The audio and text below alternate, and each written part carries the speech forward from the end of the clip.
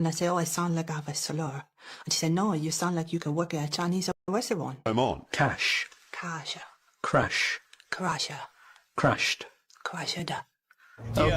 Yeah. I was sleeping, had to wake up. What's up, YouTube? Today, we'll be looking at disturbing TikToks that'll make you question reality. Before we get started, I just want to wish everyone a happy new year, 2026. Let's get it. And may everyone exceed the expectations that they set for themselves this year and reach even higher. So without further ado, welcome to Adam Strain Reacts. Let's get her done. The world is $281 trillion in debt. You are in luck. There's a parable all about this, and it's awesome. And there was a town somewhere in the middle of nowhere, and everyone owes each other money. And then one day, a traveler comes to town, and he stays in a motel. The motel has a full refund policy after 24 hours. He puts down $100 and gets a room. The motel owner, he looks at this $100 and he's like, whoa, oh my God, this is exactly how much money I owe to the baker. So he goes and pays off his debt to the baker. The baker looks at this money and he's like, well, this is exactly how much I owe to the shoemaker. And he goes to the shoemaker and pays off his debt and goes through several people until eventually someone's like, hey, I owe this amount of money to the motel owner. So he gives it to the motel owner back where it started. And then the traveler is like, hey, it's been 24 hours and I don't like it here. So he takes his money back and he leaves. Everyone has the same amount of money, but then suddenly nobody's in debt. Because money isn't real, but debt motivates people. So it's important to the economy for some reason. That's pretty interesting. I mean, really, I've always thought about this. Like, who do we owe a debt to when you're a country? And they say the International Money Fund or these, other countries. But this example sort of displays something that's very interesting. And on a more massive scale, I think something very similar to this is happening in Europe, where a lot of the countries within Europe owe money to each other that basically they'll never be able to repay. But at the same time, if you deduce the debts from everyone, it's almost like everyone ends up in the clear. So maybe I'm missing something, but yeah, I feel like it kind of makes sense that at the end of the day, it's just an idea that we have and it's not really mathematically sound. And I guess that's why the concept of usury was like, prohibited by the Christians and this and that, because I think it sort of creates a part of value of money that's unreal in a way. So let me know if I missed something. But that example, do you catch it? Does that make sense? Everyone paid each other, but at the end of the day, the same amount of money is there. And the guy took back his $10, but everyone's accounts are settled. So maybe I'm missing something. Write it down below. Keep me in the loop, and let's keep on rocking.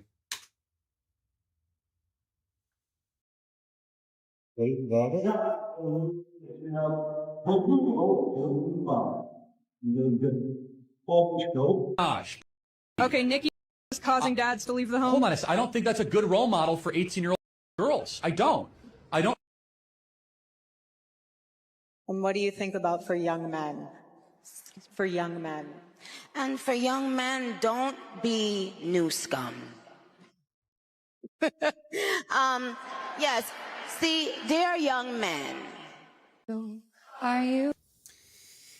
Yeah, that whole situation, I haven't really spoke about it much because I find that there's not much information and a lot of speculation.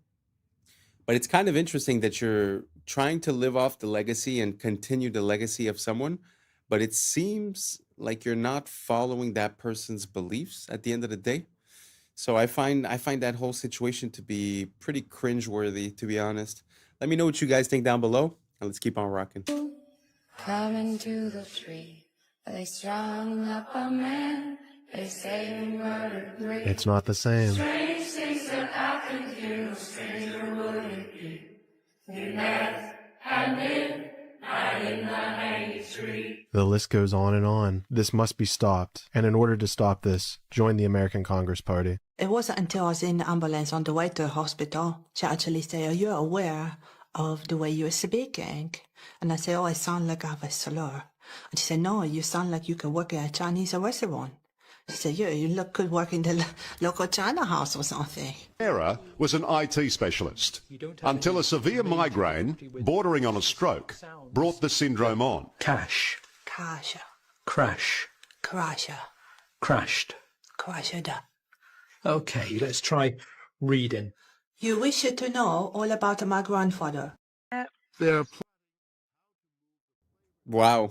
Imagine that. You get into an accident, you come back, and it's like you're speaking a different language, or at least a different accent. Never seen anything like that. If you have more of those, send me. I find that super funny. Let's keep on rocking. Plotting how to move the flavors they find in this grove to your supermarket shelf, and then on to your stomach. I can see it in a sports drink. I can see it in a water, flavored water. And I also could see it in a twist on an orange carbonated beverage. When they find something they like, they extract its flavor molecules from the fruit on the tree. Then back in the lab, they mimic Mother Nature's molecules with chemicals.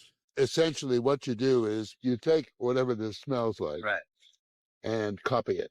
Right, exactly. And then I suppose you could, if you choose to, you could quote unquote improve on it. Exactly. Yes, we all the time.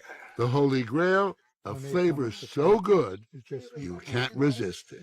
In our fruit flavors, we're talking about we want, a burst in the beginning and maybe a finish that doesn't linger too much so that you want more of it. And you don't want a long linger because you're not going to eat more of it if it lingers. Ah, so it's got to be a quick fix. And then have more. And then have more. But that suggests something else. Exactly. Which is called addiction. Exactly. You're trying to create an addictive taste. That's a good word. Or something that they want to go back for again and again. It's a good word. Shameless. Shameless. There's really a problem. And to be honest, the problem is not really them. They're the symptoms of the problem. The problem is us not seeing the value in what's natural. Thinking that you could improve on nature,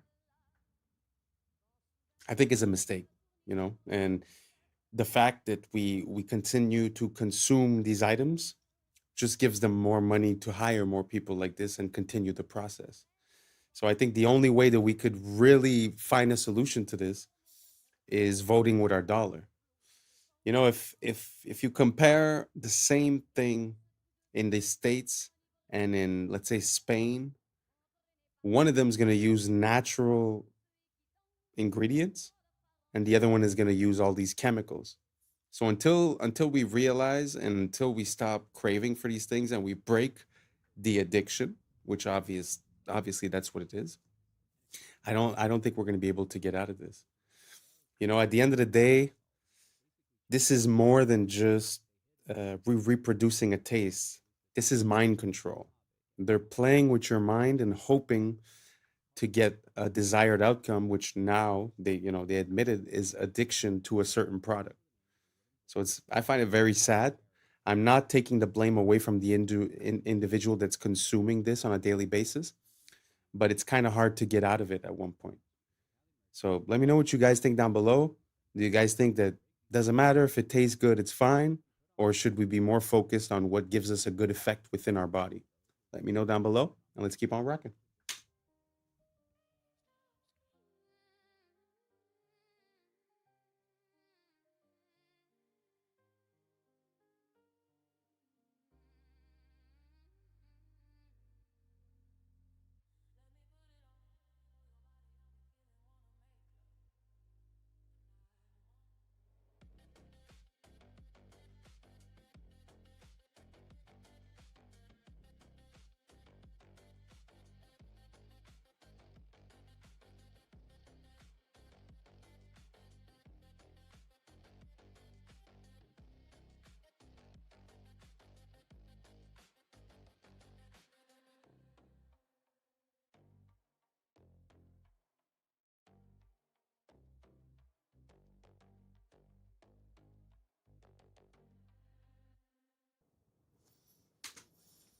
Wow.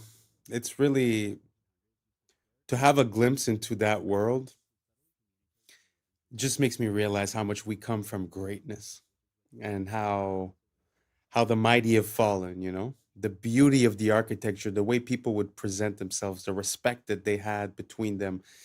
You know, just the fact of dressing properly and holding a good posture, and it's something that is so beautiful to see, and I wish we would live in that era, or at least that era could come back in one way, shape, or form.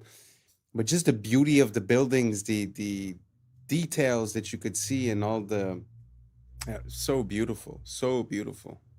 Let me know what you guys think down below, and let's keep on rocking. The reason why we use the word flirtation is because noble women in the 1700s used to flirt or wave their fans in a specific way to subtly communicate that they were interested. And if you find a way to cheat the system, you found a loophole, which is what these arrow slits and castles used to be called, which were basically cheat codes for archers because they could stay hidden while shooting arrows. And if a topic is really specific, it's a niche topic, and we call it that because a niche is a hole in the wall that was carved out to hold a specific object like a statue or a relic. And the front panel of a car is called a dashboard, but it's also the name of the wooden board that's attached to the front of a carriage, which basically protected the driver from being pelted by rocks and dirt while the horse was dashing. And bankrupt comes from the Italian word bancarrota, which means broken bench, because Italian merchants used to sell their goods on benches, and banks would literally break these benches if they didn't pay off their debt. If you put off a task, it's on the back burner, and that's because the fire and wood burning stoves was right beneath the front burners, and the heat would dissipate as it traveled to the back, so you just naturally place the slow cooking pots there. And the statues in front of ships were called figureheads, which is why we now call the leaders of a group or a company a figurehead. And we call video recordings footage because a movie's runtime used to be measured in feet. The theater cameras would literally project 1 foot of the film stock in 1 second. Isn't that all your... It's so amazing to see where things come from. One of my recent songs, I say, the etymology will teach you more than all your recent technologies. And like that's pretty much it, because we get so far into the application, we forget where things come from. And I love to dive back into the past. It makes me be able to use, the proper word at the proper time and understand what it means and where it comes from. And obviously a lot of these things get diluted, changed. And the name of that song is actually called Inverted. Our world is inverted upside down. So it's like, it's very interesting to see how words change, but also to see how we still use words that have a lot of meaning, but we've lost the meaning, but still use the application. Very interesting. Let me know what you guys think about etymology down below. Is that something you like?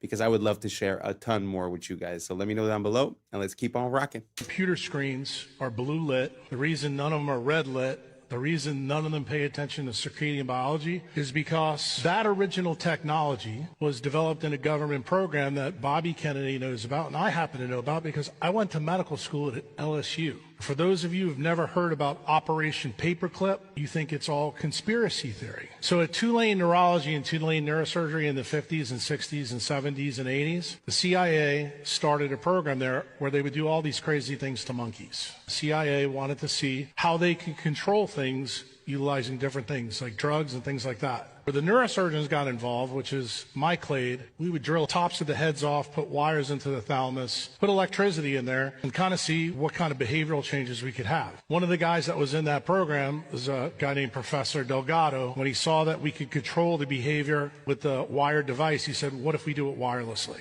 So he checked it in monkeys and checked it in bulls, and it turned out you can do it wirelessly with RFID chips and semiconductors. Then the CIA took it to the next level. They said, well, since this is electromagnetic radiation, what if we did it through light through screens? And it turns out you can. And that's the reason why all your computer screens have the frequencies they have. So why is this all important?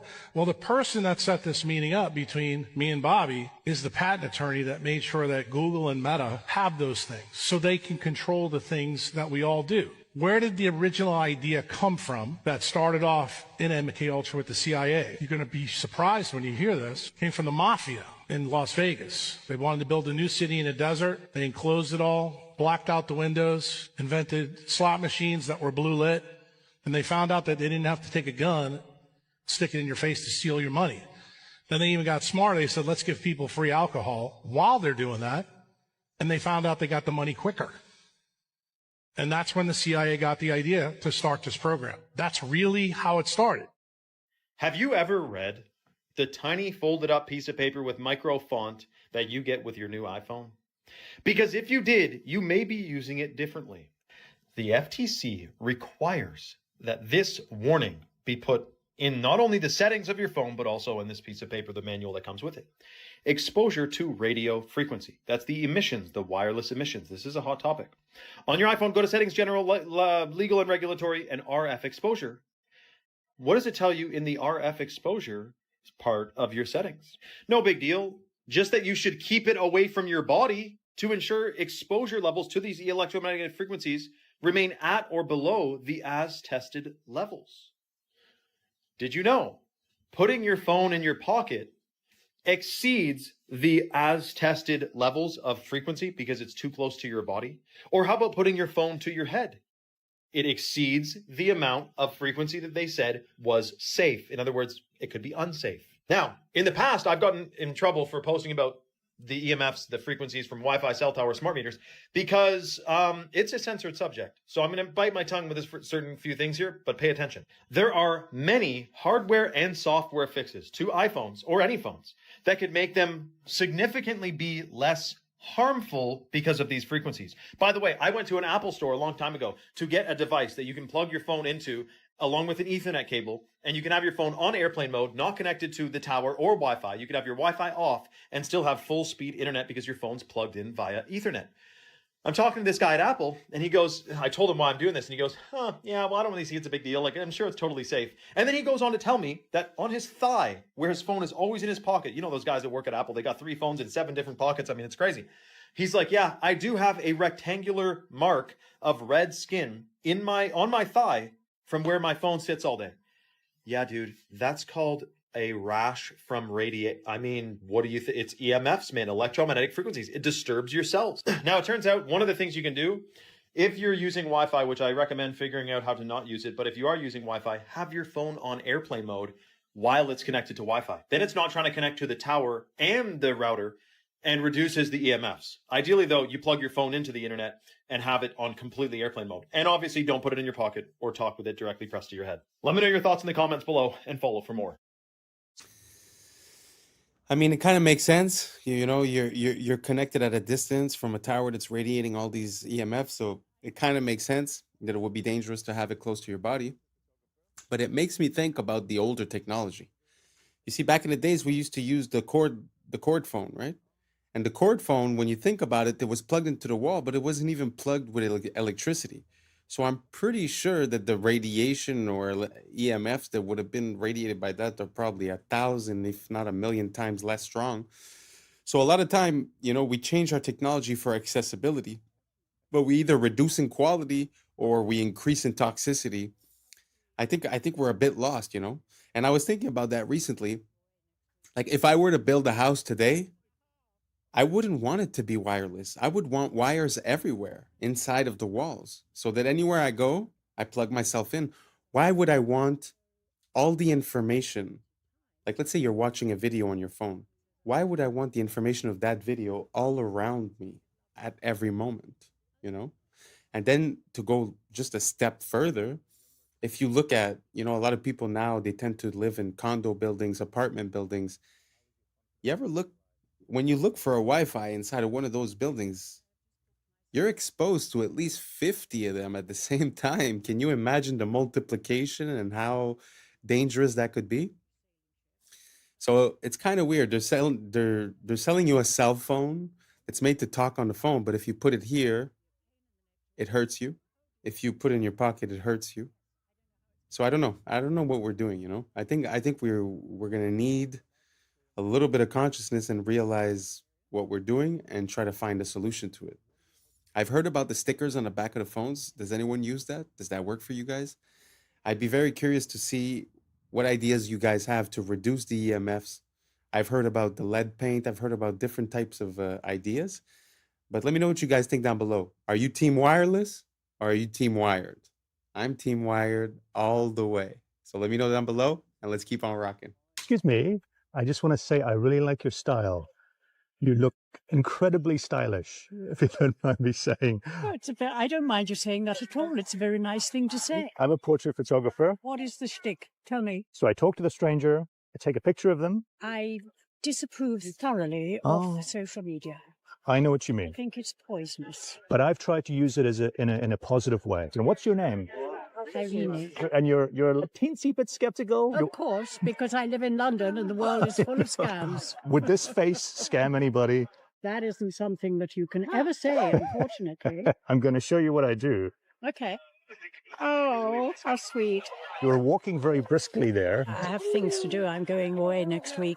I'm 88 and a half. I'm old. You're so sprightly for 88 and a half. Yes, I am. I am sprightly for my age because I make a point of doing a lot of exercise. But also, because I know I have limited time, my son says I am frenetic. So I am filling it with lovely things. It's aloneness rather than loneliness. If you could write a letter to your younger self. Don't be cautious. Go for it. I was often too cautious. How is your confidence in your life? I am up to a point. For instance, I have just booked myself this holiday. It's called Solos, the company, because they deal with people on their own, on a gullet, which is a Turkish sailing ship. And at first I was fully confident. Now I suddenly am thinking, and it's only a week away, oh my goodness, I'm going to be the oldest person there. I'm going to be a pain in the neck to everybody. And oh dear, oh dear, oh dear. Yes, I don't know how it's going to be on this boat. Getting on and getting off is going to be a problem. Hopefully this has been a nice experience for you, Irene. It's been a different experience through Kensington Gardens. And what are your hopes for the future? Long life. Which I've already had.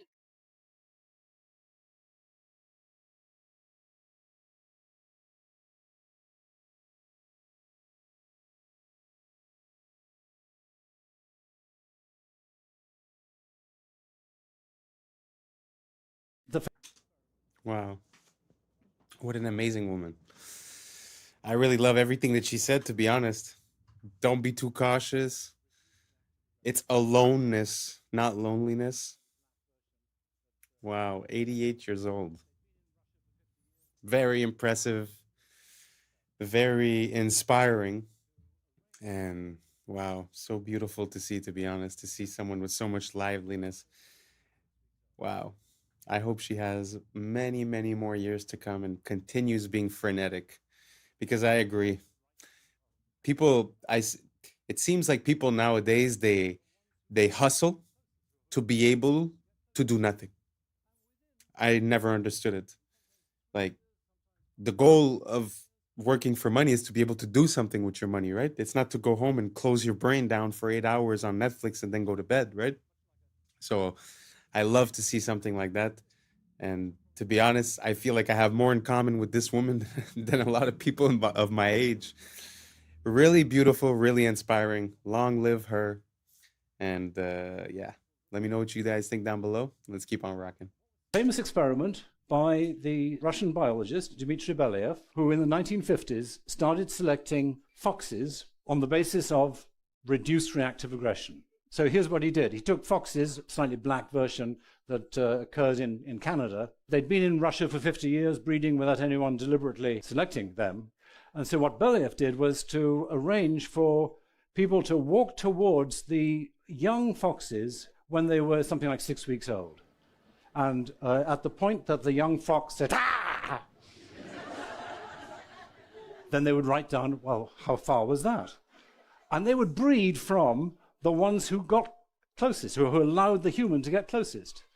And within a few years, in sometimes 3 years, sometimes 5 years, sometimes 10 years, different features that are found in domesticated animals suddenly appeared, such as these white patches. Doesn't look much like a fox anymore, does it? It looks like Fido. Floppy ears.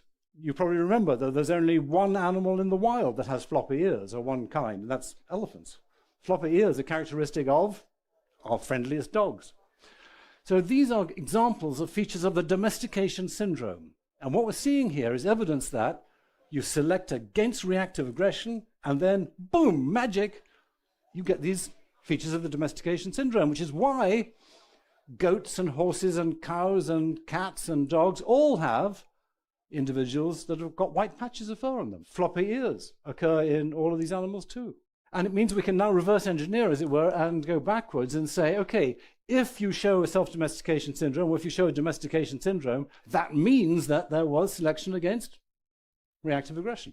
And fascinatingly, Homo sapiens, that's you and me, or most of us anyway, I think here, has key features of domesticated species as determined by archaeologists. So archaeologists working in the range of, say, 5 to 10,000 years quite often find an animal bones, and they want to know, was this a domesticated species or was it a wild version? Was it a wolf or was it already a dog by this time?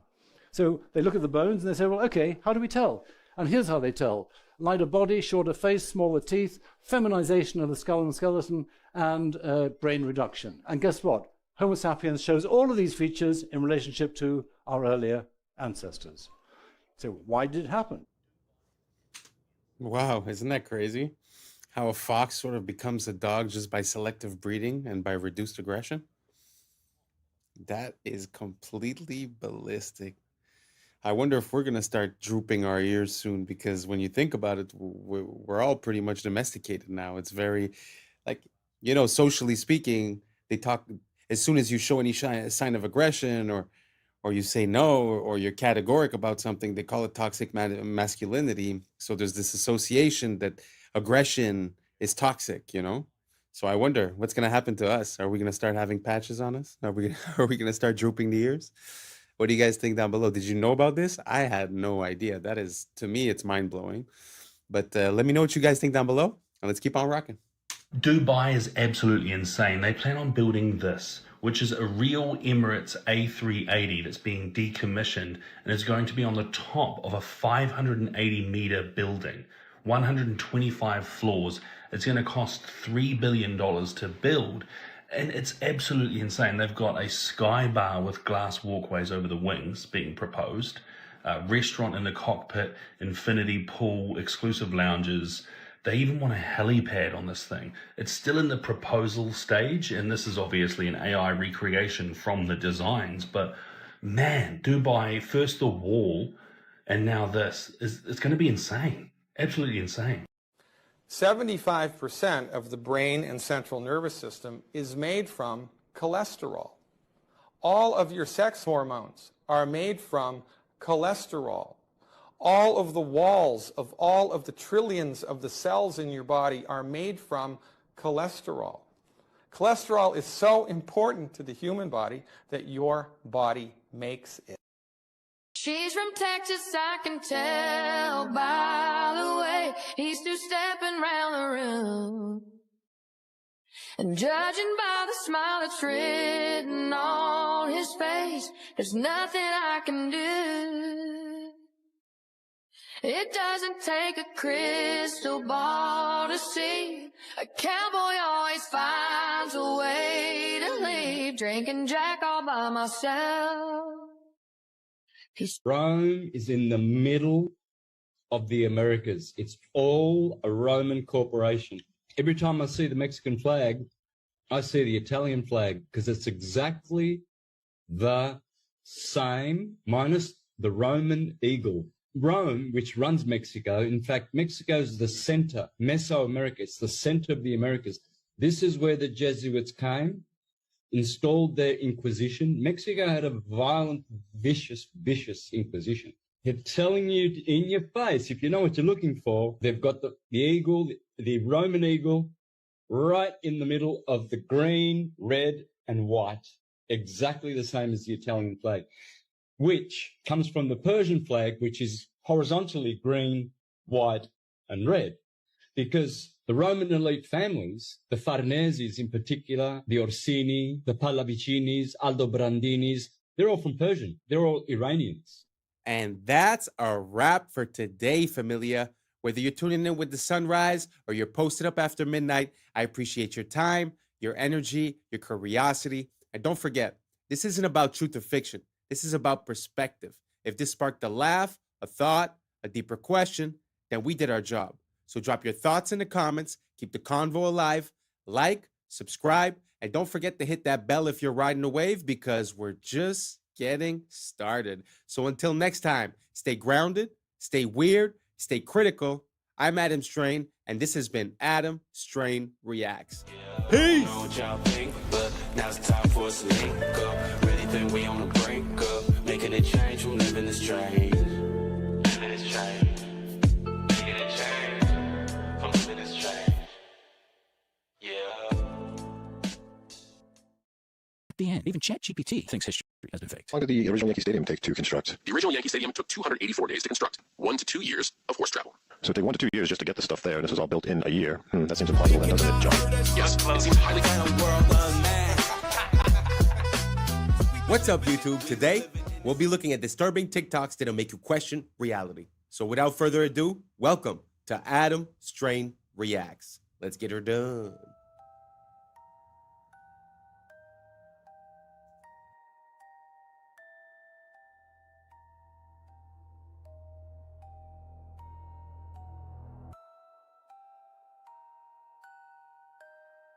Scientists just copied a fruit fly's brain into a computer, neuron by neuron.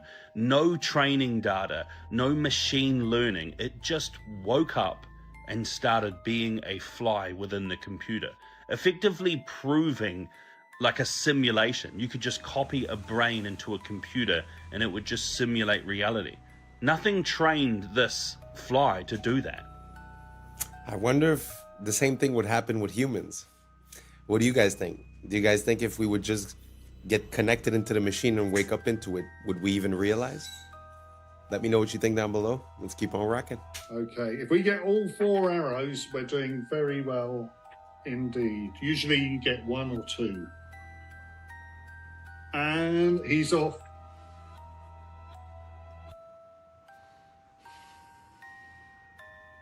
Oops, that's all right, it's all right. That's it, that's not the one he gripped. Okay. Oh, yeah, nice. Oh my goodness, look, it's stuck in the cupboard. So that's arrow number 1. Where, do you want to move it in a little closer? Are you going to stand there? That's right, that's exactly where he's firing. Can you see? Okay? Yeah, that's good.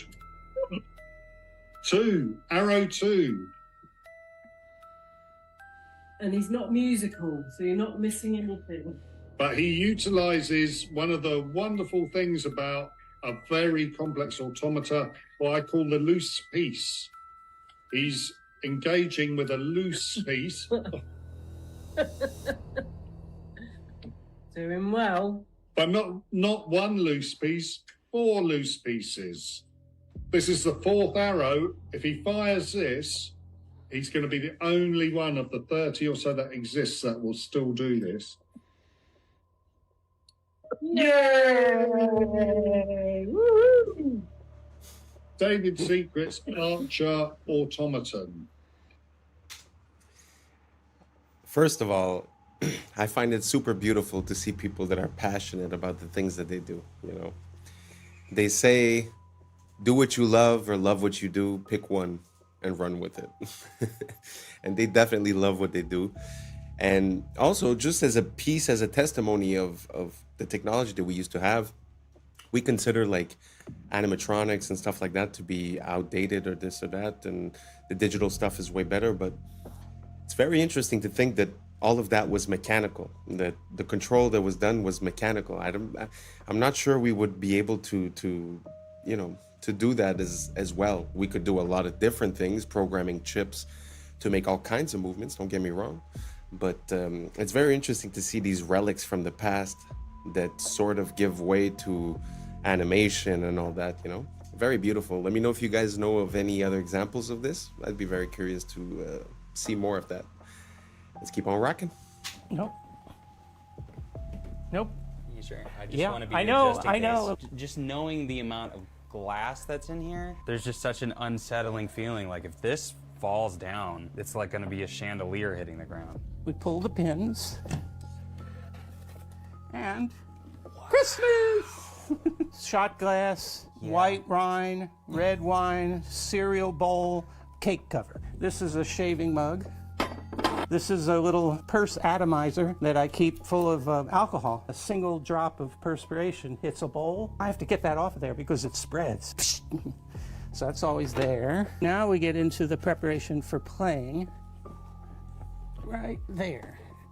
So this is a note rod. This is invented by a guy, as I remember, it was 1785, came up with the idea. Franklin painted the rims on the insides of the bowls white for each of what would be the accidentals. Get your fret markers in there. So there we go. You need to get surgically clean. Yeah, I completely scrape every surface until it starts to grab. You can feel the grab. Because if there's any oil or sweat on your fingers, Anything. it just won't work. Dead. No, Yeah. you don't have to dry. No, oh, you don't want to be dry. Don't want to be dry. And I use distilled water. Does it have to be distilled water? Yep. Everything else leaves deposits on the glass. And then we just dip some more water, and then we put it on.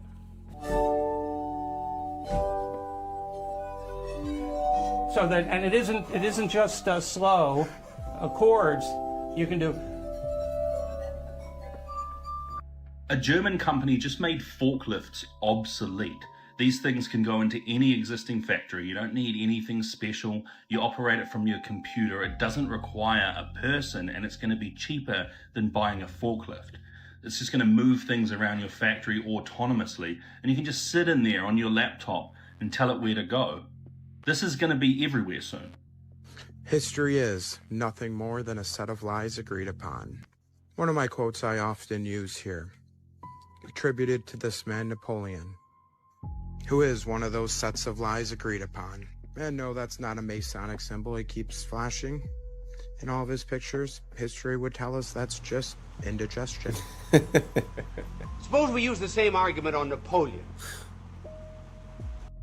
If you've ever seen the statue of Napoleon in Place Vendôme, Paris, you will notice that the word there of Napoleon is written the Apollio. Now that would mean, making this Greek, that means that he is Apollo itself. So there never really has been a Napoleon. It's all due to the sun cult of Apollo. You think you studied the history of Napoleon? Ridiculous. Who was his mother? Letizia, wasn't it? Who was the mother of Napoleon? Leto. What does Leto mean? In one language and Letizia in the other. Both joy. That's how we got the idea that Napoleon was born of a woman named Letizia from Apollo. You believe that Napoleon had 3 sisters? He did, according to a myth, but where did the myth start? Apollo had 3 sisters. Didn't Apollo have 2 wives? One was the earth, the other was the moon. Napoleon had 2. Where's the sun the major part of the day? How long is it in the sky? About 12 hours. How long did Napoleon reign supreme? 12 years. See, sun myth. He never existed. Furthermore, where is the sun strongest? In the north or the south? It's the south, isn't it? Gets weaker in the north, doesn't it? Where was Napoleon defeated? In Russia. See? Napoleon never existed. Sun cult. Think. Very interesting. I had never considered Napoleon, but I have come to this conclusion when it comes to like Plato, Socrates, all these bigger than life historical figures that sort of came up with all kinds of stuff. It almost seems like if you would go from one, like let's say the way the world is now, right? If we would go from the way the world is now to a new way, there would be stories about this world, right? So sometimes it feels like that's what we're seeing. It feels like we're seeing an attribution of the contributions of that previous generation or that previous civilization being attributed to a single person, sort of to make it easier. So you could delete all the books, release one book for whoever it is, and then all of a sudden, all the information that's missing from that civilization gets transferred. I really have no idea if you guys are following what I'm saying. I feel a bit lost just saying it. But let me know if you guys think that it's possible that some of these historical figures are actually attributions of the past without necessarily being historical figures, if that makes sense. Let's keep on rocking. The entire planet was just 3D scanned using Pokemon Go. I cannot make this up. 30 billion images. LiDAR scanned with your phone to create a digital clone of our entire world for AI. Yep, those Pokemon were not in random spots. They were in spots they wanted you to scan. Multiple people scanning the same place, different times a day, different times a year, have all just created a map that is so accurate GPS can't even come close. This would allow robots to get anywhere on Earth. Now, before we start blaming the tech companies, that was right in the terms of service that everyone agreed to. Google also did this with reCAPTCHA. You ever wonder why it was almost only images of city stuff? It wasn't ever select the image of a shirt or a fork. Google charged businesses to use this and trained its AI for free. So where are we in the life cycle of AI? Because I think we've been here before. First, we research AI. Then we perfect AI with quantum computers and stuff. Then AI perfects itself as we make it dance. Then AI enslaves humanity and makes us build its components into the earth. Then the sun throws a thunderbolt like Zeus and kills the AI demon, forcing us to go underground. When we emerge, we return to worshiping the sun like we used to. I'm only half kidding, sort of. Niantic Spatial is the company that did this. And despite its terrifying implications, I will say it, that was one of the most genius moves in human history. Pokemon. Every single textbook we got as a kid came from a Masade. By the way, McGraw-Hill, you know who started that? Ghislaine Maxwell's dad. Robert Maxwell owns, every single textbook we got as a kid came from a Mossad agent. Oh my fucking God. Yeah. Not my Texas history book. not all 11 of them.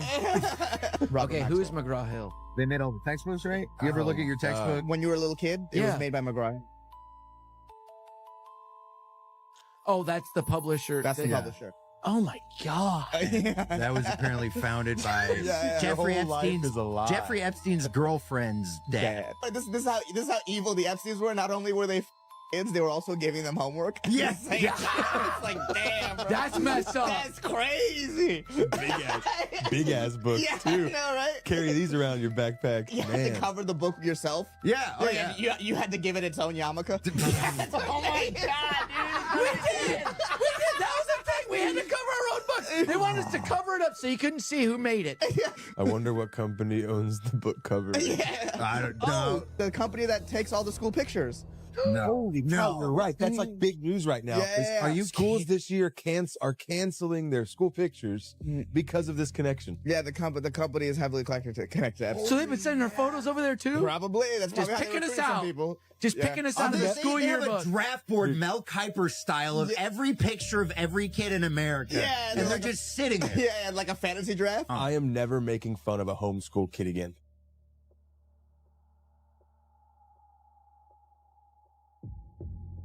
This is absolutely insane. So this Chinese student created basically a Google Earth for all the ancient artifacts that are sitting inside museums. So they were taken from their original land and he wanted to place them back where they were found. So you can go around the entire Earth and look at all the artifacts and where they were coming from, just to try and piece it together, using it as a tool to try and figure out what happened in our past. And I think it's just incredible.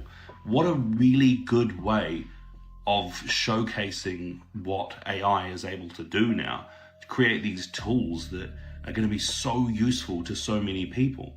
Look at that. It's showing all of those artifacts from one museum and then what it looks like to patch those over the entire globe. It's going to be a tool used by historians, and I just think it's an incredible idea, really. There was this individual, and they were asking it some logistical questions about the Yankee Stadium. At the end, even ChatGPT thinks history has been faked. How long did the original Yankee Stadium take to construct? The original Yankee Stadium took 284 days to construct. Do you want to do an estimate of the materials for this as far as granite, the limestone, marble, and iron is concerned? Yankee Stadium's total material estimate: granite, 400,000 cubic feet; limestone, 300,000 cubic feet; marble, 100,000 square feet; iron/steel, 15,000 tons; concrete, 500,000 square feet. Total estimated weight, approximately 750,000 tons. That's incredible that all that material got there with horses and donkeys. Indeed. How many times would the horses have to go back and forth, and how long would that take? So we'll say there was 500 horses, and the materials were 10 miles away. With 500 horses, 750,000 loads, and 10 miles per trip, 1,500 trips per horse, 3,750,000 horse miles. Assuming 2 trips/day, 375 to 750 days, 1 to 2 years of horse travel. So it'd take 1 to 2 years just to get this stuff there, and this is all built in a year. That seems implausible then, doesn't it, John? Yes, it seems highly unlikely that Yankee Stadium could have been built in just 1 year. The coming in 180 seconds. Let's go back to Bill Clinton. Clinton was a real estate swindler and governor, running through Arkansas via Barry Seal. This movie whitewashed the true involvement. And L.D. Brown said he facilitated human for Clinton. Clinton was the perfect puppet to throw up after Bush. He gave us the crime bill, which expanded legal human trafficking and wiped out competition. His crime at least 50 people, even Vince Foster, a childhood friend. Clinton effectively got rid of Glass-Steagall, which contributed to the 2008 collapse, causing vertical integration and the consolidation of the Telecommunications Act accelerated propaganda, which slowed the public's responses to banking crises, and the Telecoms Act gave us the dot-com bubble. The CFMA contributed to the derivatives crisis that we're currently in. Look, see? Which brought us things like the Enron scandal, investigations like that under the rug. Look.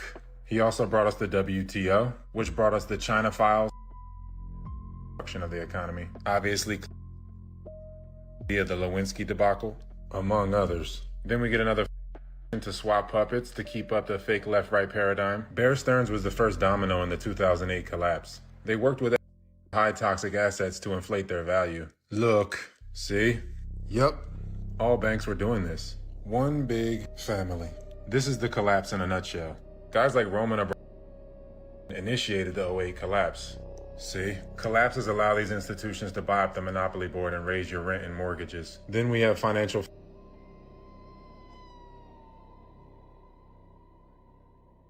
renters. They're all one company basically, and Citadel controls a large sum of the trading. Look, see? And I have to mention the drug. Every wave of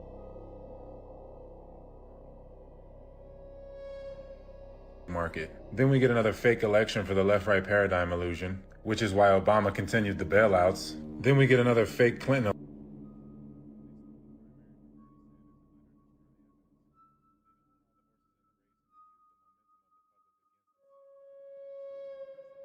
the money supply as well as Biden, which created the high interest rates. We're way worse off than 2008.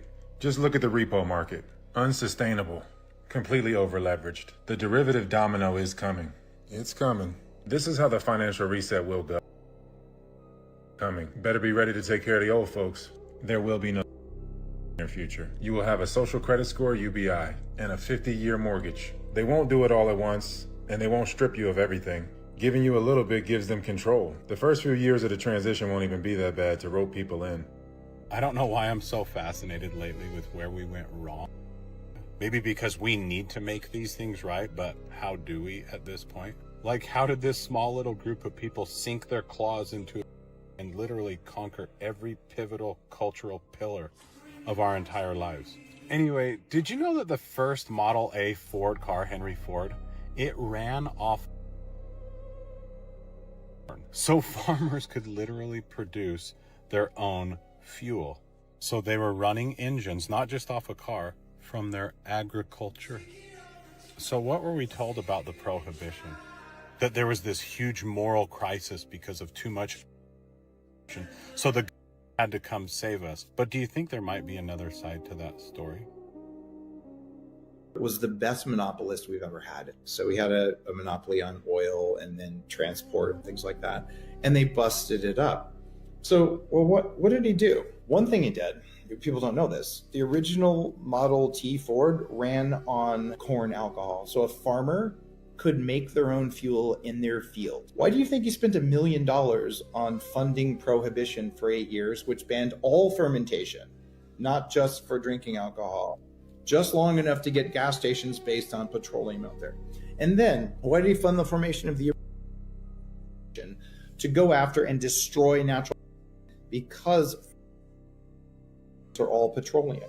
So the big were spun out of big oil companies.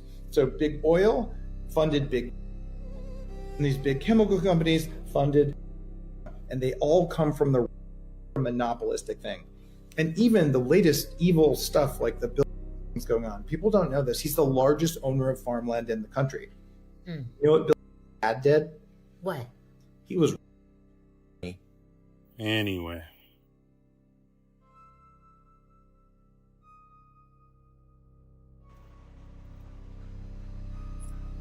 The more you know. Well, not only is nowadays petrol the basis of most of the products that we use, plastics, rubber, like he was saying, even the pills, like everything is involved with it. But further than that, if you think about it, if you had to go buy your gas, instead of going to the gas station, you would go to the farmer, then you'd probably be, buying food there as well. So not only did it create the ecosystem for the gas stations, it also created for the supermarket. Because think about it, if daily, to keep your car running, you'd be going to a farm, then you could just pick up some food while you're there, right? So like this decision and this way of operating changed a lot of our future, well, of where we are today, basically. And it put us into a place of dependence when what he's saying is that basically we were capable of making our own oil. I mean, think about it. The cause that we go into other places and start violence, most often than not, is blamed on that resource. So if we didn't need that resource, I mean, so many things would be different. So it's very interesting just to look at the history of things like the vehicle, the car. Like for an example, most big cities within the United States, because speaking of Europe is easy. You could say, oh, they're so old. But the United States, most big cities, if not all of them, had ways of moving that were, free, basically, like tram systems and stuff like that. In some cities, what they did, they bought the trams, they converted them to basically buses as we know them, and then they resold the company with the stated clause that they could never reconvert into electricity or into a tram.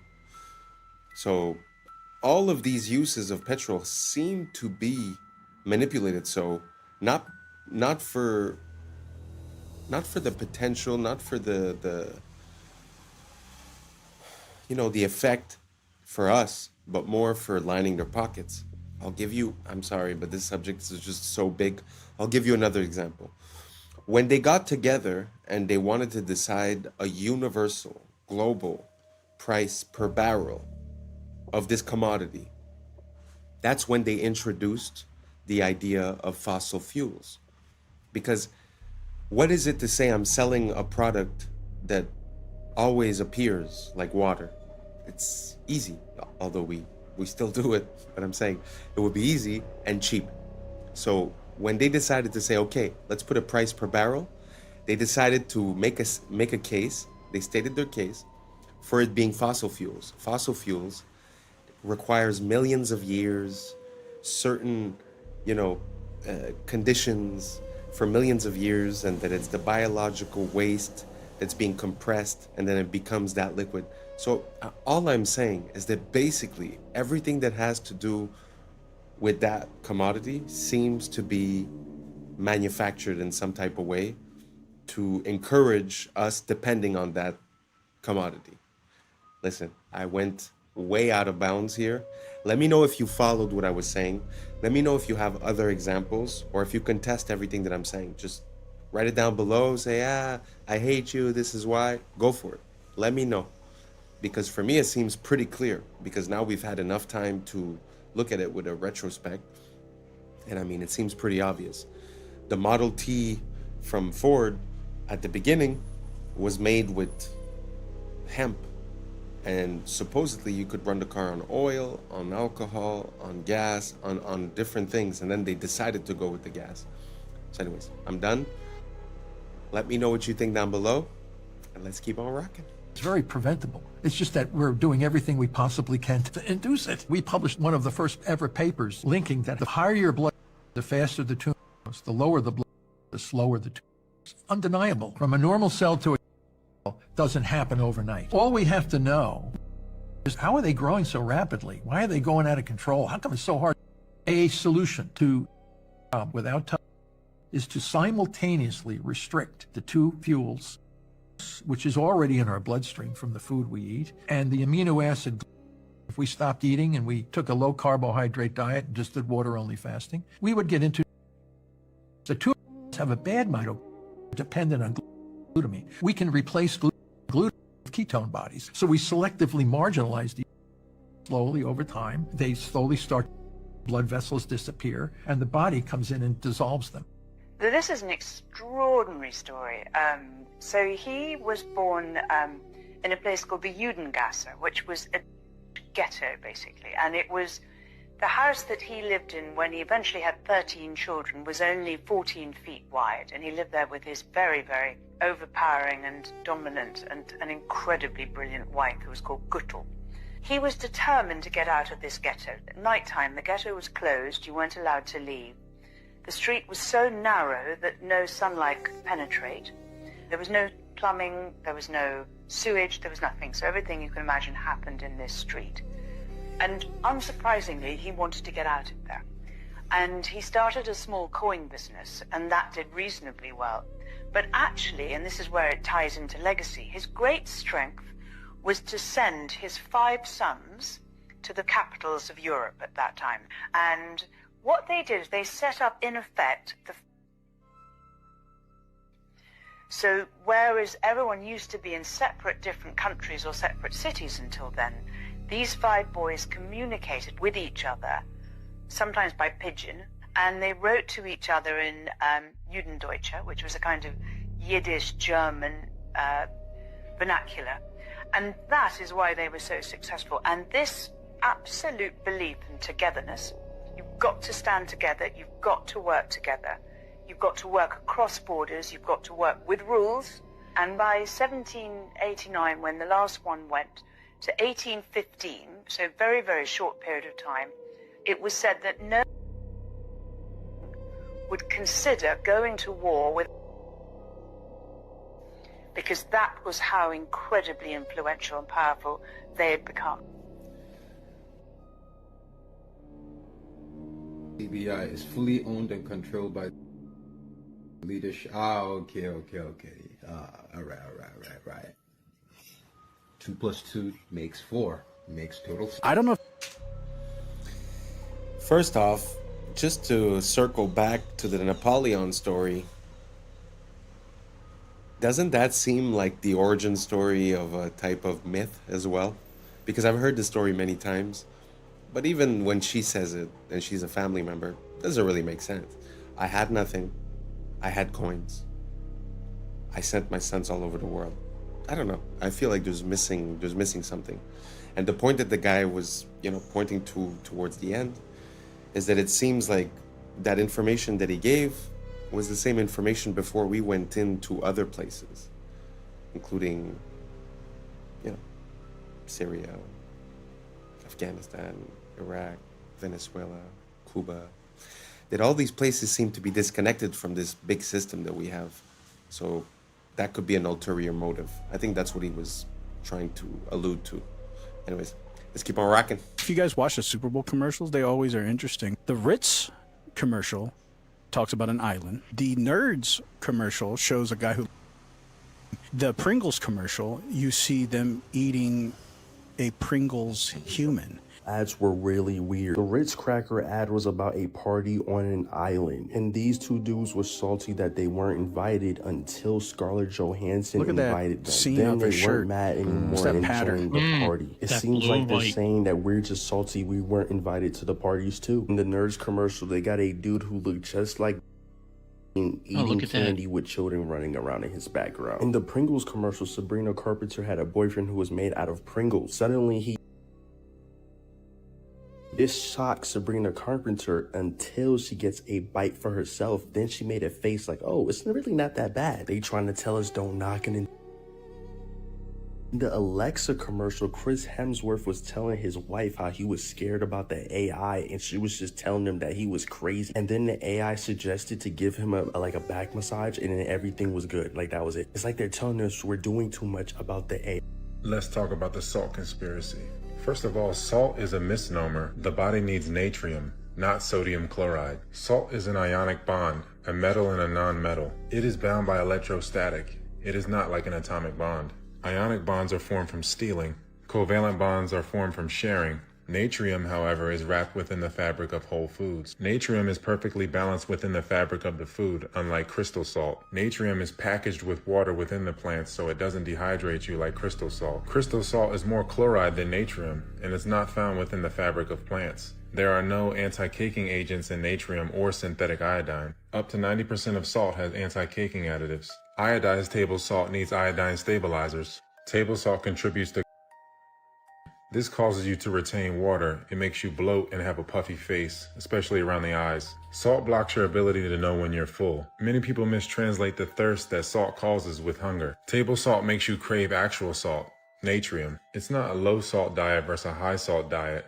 It's isolated versus holistic. Table salt causes serum osmolality, so your blood gets dehydrated and pulls moisture from the cells, causing them to malfunction. Table salt causes inflammation, cognitive impairment, and locks you in the sympathetic nervous system. Table salt pushes calcium out of your body. This interferes with the production and transfer of melanin, and thus light production as well. Salt, or salts, is the origin of the word salary. It's been a key tool for conquest. Mansa Musa was the richest man on earth because of his salt wealth.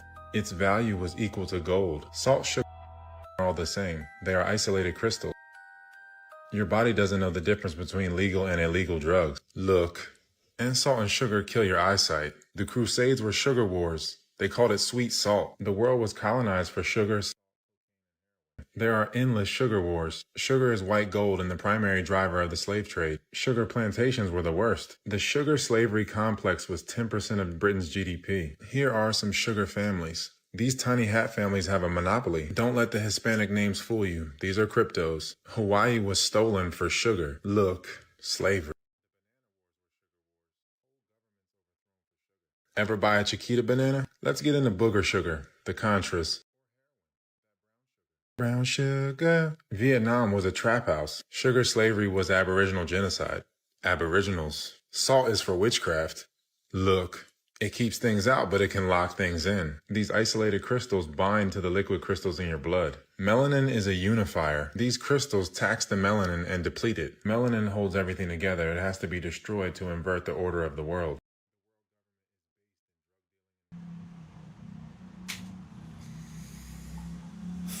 Yeah, I have to agree that the salt is a big part of it. I think that, well, basically, this is going to sound intense, but the whole world, the whole universe is made of salt, in a way. Because some of the salts, like for an example, Irish sea moss or Celtic sea salt, hold 90 plus minerals. Now, tell me what the universe or the world or you are made of, if not from the elements of the periodic table. So 90 plus of those are minerals, right?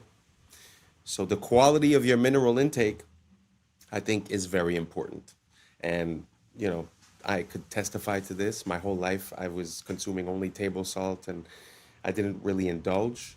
Now I live in a much hotter climate. I sweat daily and I consume a lot of salt, but it's not the same salt. It's a high quality salt.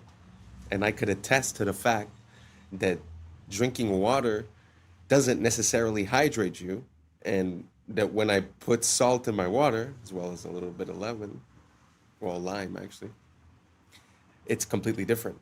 The hydration is palpable.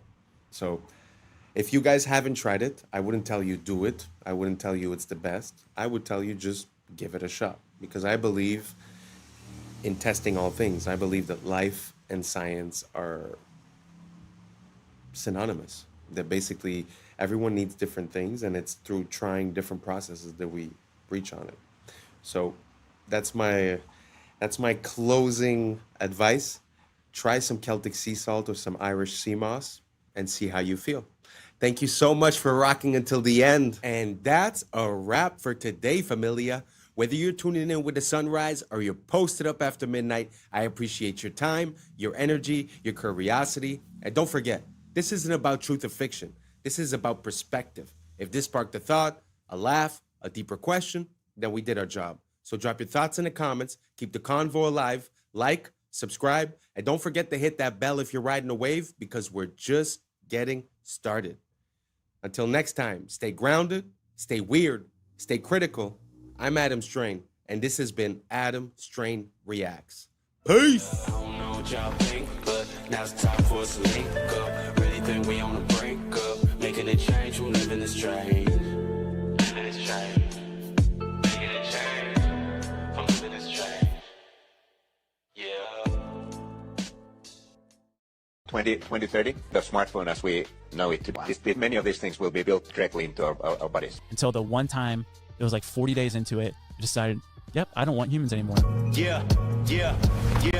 I was sleeping, had to wake up. Why? Every reason I could think of. What's up, YouTube? Today, we'll be looking at disturbing TikToks that don't make you question reality. So without further ado, welcome to Adam Strain Reacts. Let's get her done. You heard of The Sopranos? Yeah. One of the craziest theories ever about The Sopranos was the very end of the show. Because what happened, Tony Soprano walks into a diner, opens a door, walks in, and he just stares. And he looks straight. The next scene you see is him sitting in the diner, just ordering food and his family coming through. And eventually, while he's eating with his family, the screen just goes black. And it goes black for like 10 seconds. And then the show ends. Everybody's so confused, like, what happened there? Yeah, why did he call his family after? No, what it was trying to show is that he just died. Like, he got...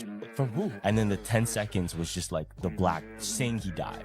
Now, the theory is, though, that when it goes black, and when in the beginning he opens the door and just stares, what he's staring at, he's looking at himself getting in front of his family. So it's a constant loop that he's actually in hell. What the? That's his hell. Yeah. I mean, yeah, our line of work, it's always out there. You probably don't even hear it when it happens, right? There's your friend in there, on the wall. Listen to us. No risk, no reward. You know Beyblades? They were actually a real thing in early Japanese history. Wait, what? Beyblades, you know, like, let it rip. Wait, but people would actually... Early century Japan, fam. Whoa. What they used to do... With rocks? No, not rocks. Buy battle. It's called a buy battle. Yeah? They would take shells that they found in the sea, and they would stuff them with sweet cakes, like pastries that they cooked.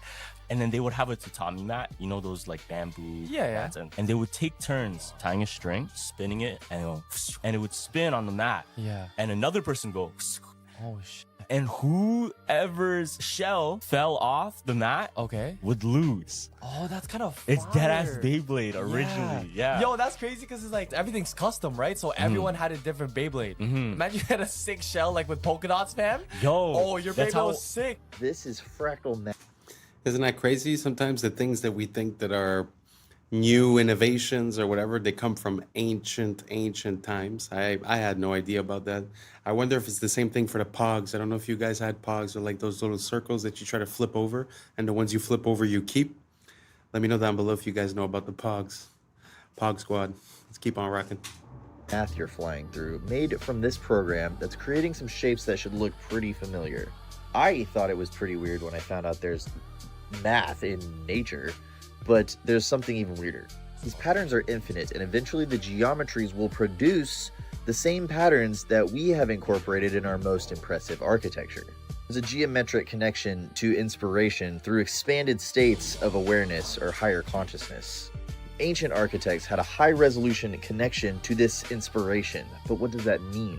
Pattern is expressed in geometry, converted into math, and then translated into art and architecture. There's no better engineer than nature, and we knew that, and then we copied it. If you walk into a Hindu temple and you look up, you'll see the same fractal architecture that is used in the particle collider. If you look at the columns, you'll see fractal geometry that's so precise, the only comparison we have is a biological motor at molecular scale. Higher consciousness is order. It must be brought down from high to earth, and something incredible happens when you do that to a human mind. As a fractal itself, it comes up from nature. As it recognizes more patterns, it expands, it rises. To transcend means to end the trance of a lower form of consciousness. Some civilizations were obsessed with this. Each time we do this, we get new software, higher resolution, better graphics. The brain is a biological antenna. The closer you get to the geometry of higher consciousness, the more your little mind resonates with the big mind. Big mind splits into little minds using filters as the senses. Our fractal friends and family experience one freeze frame of this simulation with us, and we get to experience this together. There is nothing cooler.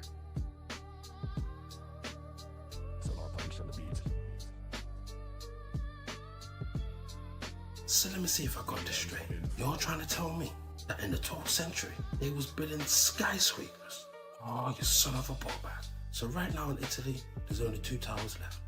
And if these towers wasn't here, I wouldn't believe. When you look at old maps of Bologna, it looks like a whole city of skyscrapers. But if you look closely, it looks like it's got a dome. Just look at the top and look at the edge. It looks like that whole city was under a dome. So much of our history has been erased and whitewashed. But the day is coming when everyone will know the truth. You Ethiopian Orthodox Jew, ain't nobody do it like you. Just to get to church, you've got to climb 8,000 feet. It doesn't matter if you can't climb, it's prayer time. So the mainstream narrative says that this church has been made from a cave out of a mountain. But your eyes are useless when your mind is blind. What you're looking at, somebody got smoked. Maybe at one point, this was ground level. But when you look inside, what do you see? The apostles, afros and everything better. So for the people that don't know anything about the Ethiopian Orthodox Jews, I'd advise you to find out more. Because as you know, our people are destroyed for lack of knowledge. It doesn't matter if you have a phone or not. The elite know exactly where and what you are doing. Remember, kids, the next time that somebody tells you the government wouldn't do that. They would. Oh, yes, they would. They know where we're at all times.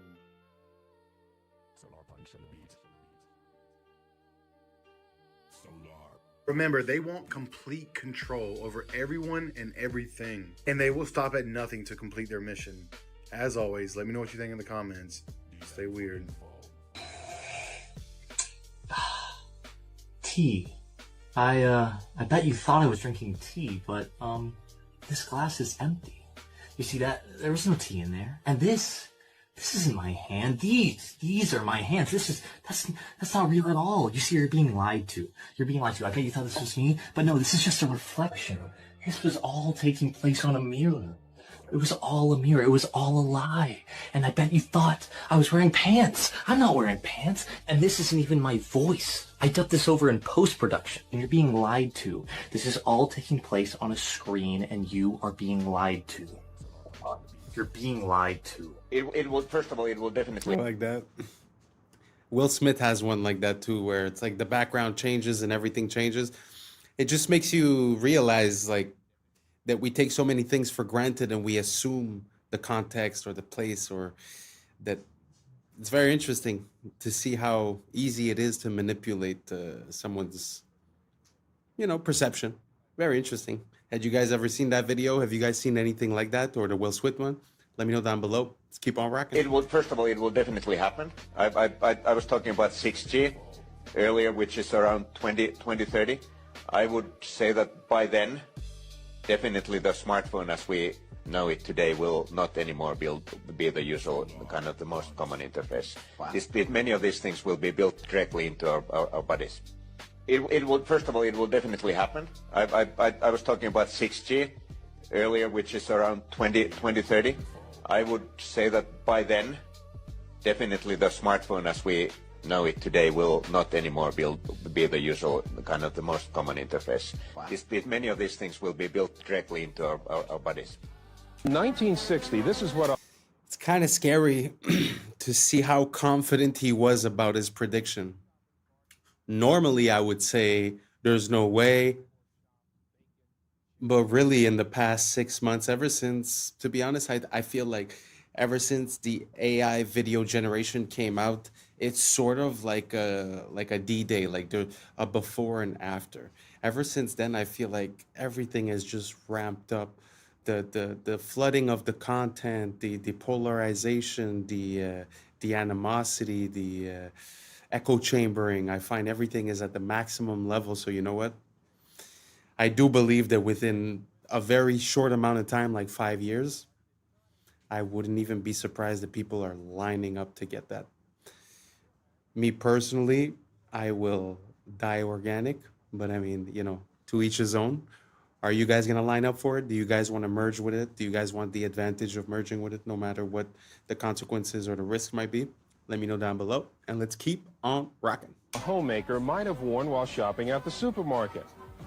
For $50, her shopping cart included rib roast of beef, hamburger, pork chops, bacon, chicken, tuna fish, a ham, a turkey, all kinds of fruits and vegetables, including 1 head of lettuce, 2 loaves of bread, and 5 pounds of coffee. In 1960, you could get a house that looked like this one for about $17,000. You might also have had a top-of-the-line Ford Thunderbird like the one in this old TV commercial for $3,700. Things changed by 1970. Remember the miniskirt. The shopping cart did not include any bacon, any ham, or a few other items, but it still had 1 head of lettuce, 2 loaves of bread, and 5 pounds of coffee. For $17,000 in 1970, you could buy about 3/4 of this new house, and the $3,700 car would not be top of the line. By 1980, the change has been dramatic and traumatic. The shopping cart is a different type and has less and less. No sirloin steak, no rib roast, no pork chops, no bacon, no chicken, no ham, no turkey, and fewer staple items. Although there is 1 head of lettuce, 2 loaves of bread, and 5 pounds of coffee. This year, your $17,000 will buy only 1/4 of that house, and this year, your $3,700 will pay for only one of the least expensive cars.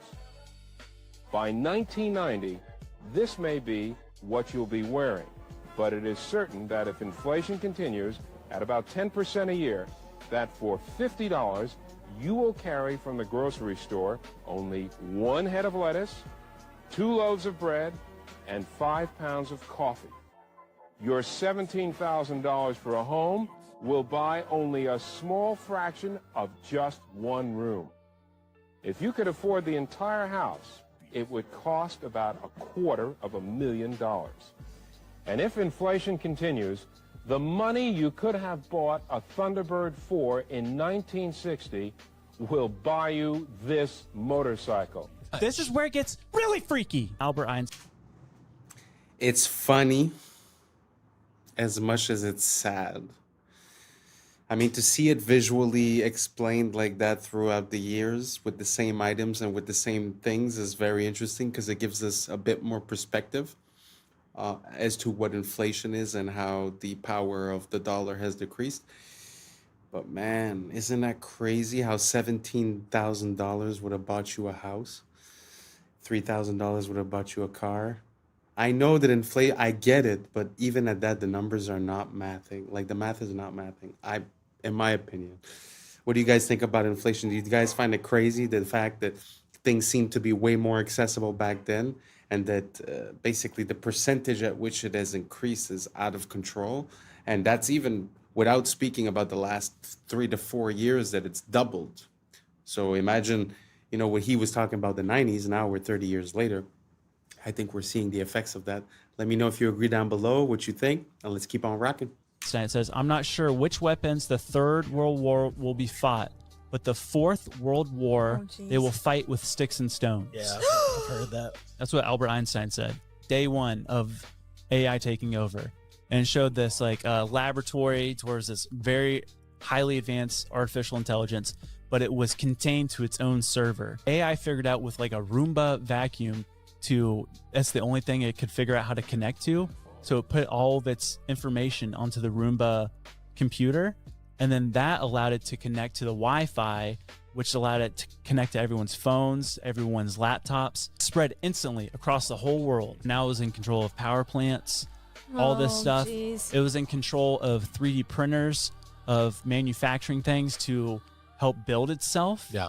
But it was doing it silently with no one knowing because it was just staying under the radar until the one time it was like 40 days into it, it decided, yep, I don't want humans anymore. These are celebrities that have died twice. First up, Nelson Mandela. So there are millions of people who believe that Nelson Mandela died in the 1980s. I'm one of those people. The thing is, he did not die until 2013. But there are people who will argue you up and down the wall that Nelson Mandela died in the 1980s. The second one is Eddie Murphy. What? So there are millions and millions of people all over the world who specifically remember Eddie Murphy died in 2013 in a snowboarding accident. And the final one is Michael Jackson. So there's no specific date with this one. Hundreds of millions of people for this one believe that Michael Jackson died somewhere in the early 2000s, maybe late 90s, and they remember it playing out exactly how it did when he actually died. So for them, it feels like they relived Michael Jackson's death Two twice. times. Oh my Yeah, God. it is the craziest thing ever. I wonder what that is then. Did you see the video of Elon Musk's kid? No. I've heard about more convincing what do they call them, Mandela effects, but no, those three for me, not at all. Do you guys remember a secondary death for any one of those? Me personally, not at all. Let me know down below if you remember any one of those, and let's keep on rocking. So his kid was on a mic. I forgot if he was on an interview or even just something for TV. Elon Musk put his kid up and he's like, oh, this is my mini-me. His kid accidentally said Elon Musk's plan out loud into the mic. Okay, mini-me here. It certainly is. Mini-me, you complete me. I started this You're getting, you have the general vibe. Yeah, before in you got the space vibe. acts and quietly just do whatever we want.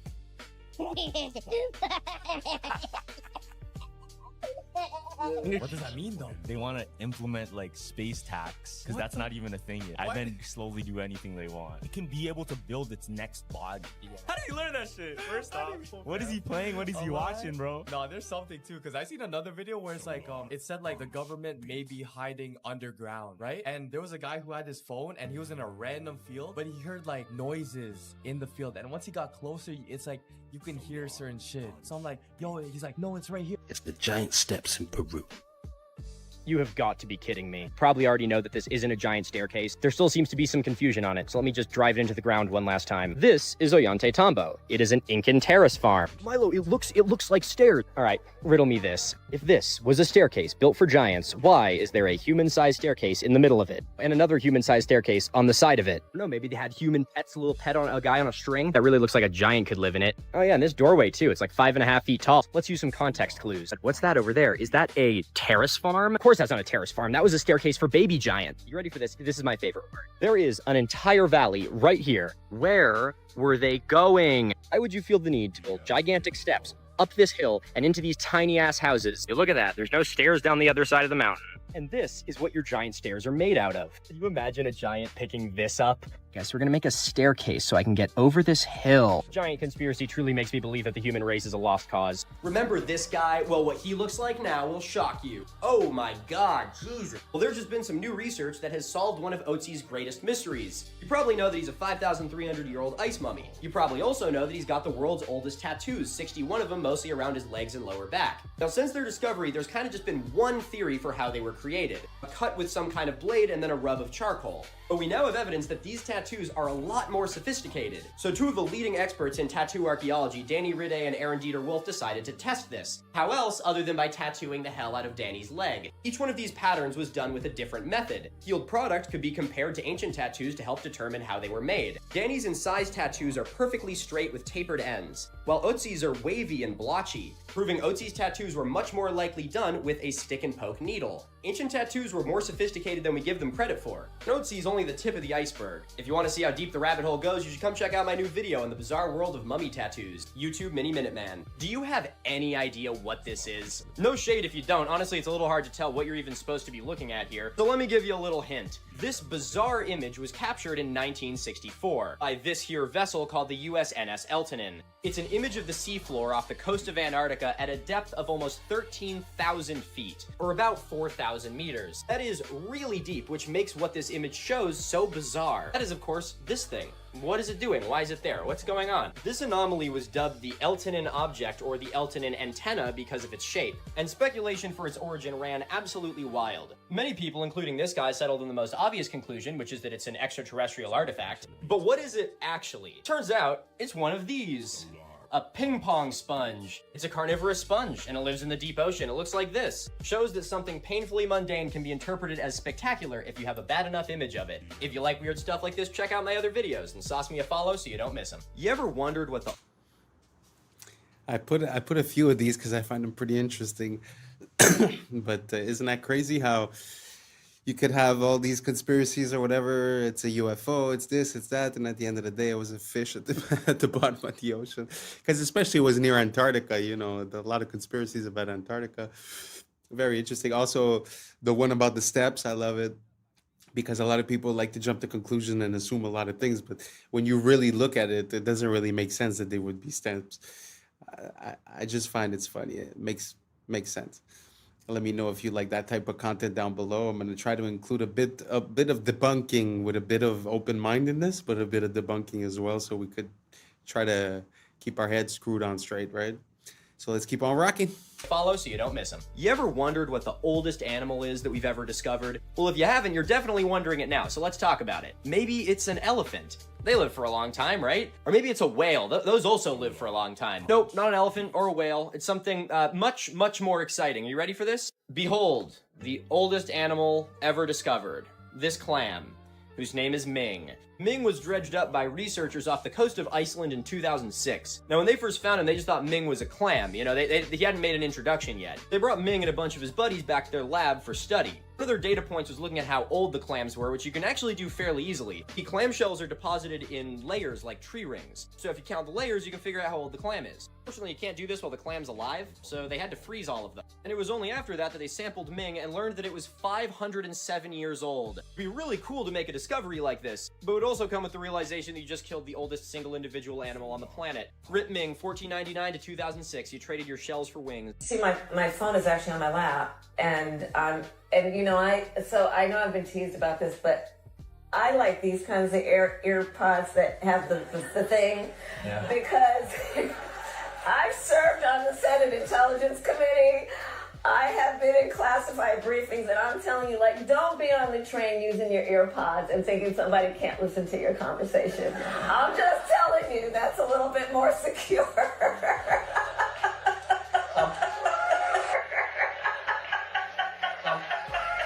So, you roll those 100 calls. Yeah. Roll those 100 calls in just a couple of. So, President Biden says he's stepping out of the campaign. I had heard about the claim that there was radioactivity coming out of the phones, but also the AirPods. But I'd never heard about that you could intercept the conversations of people at a short distance. Ooh.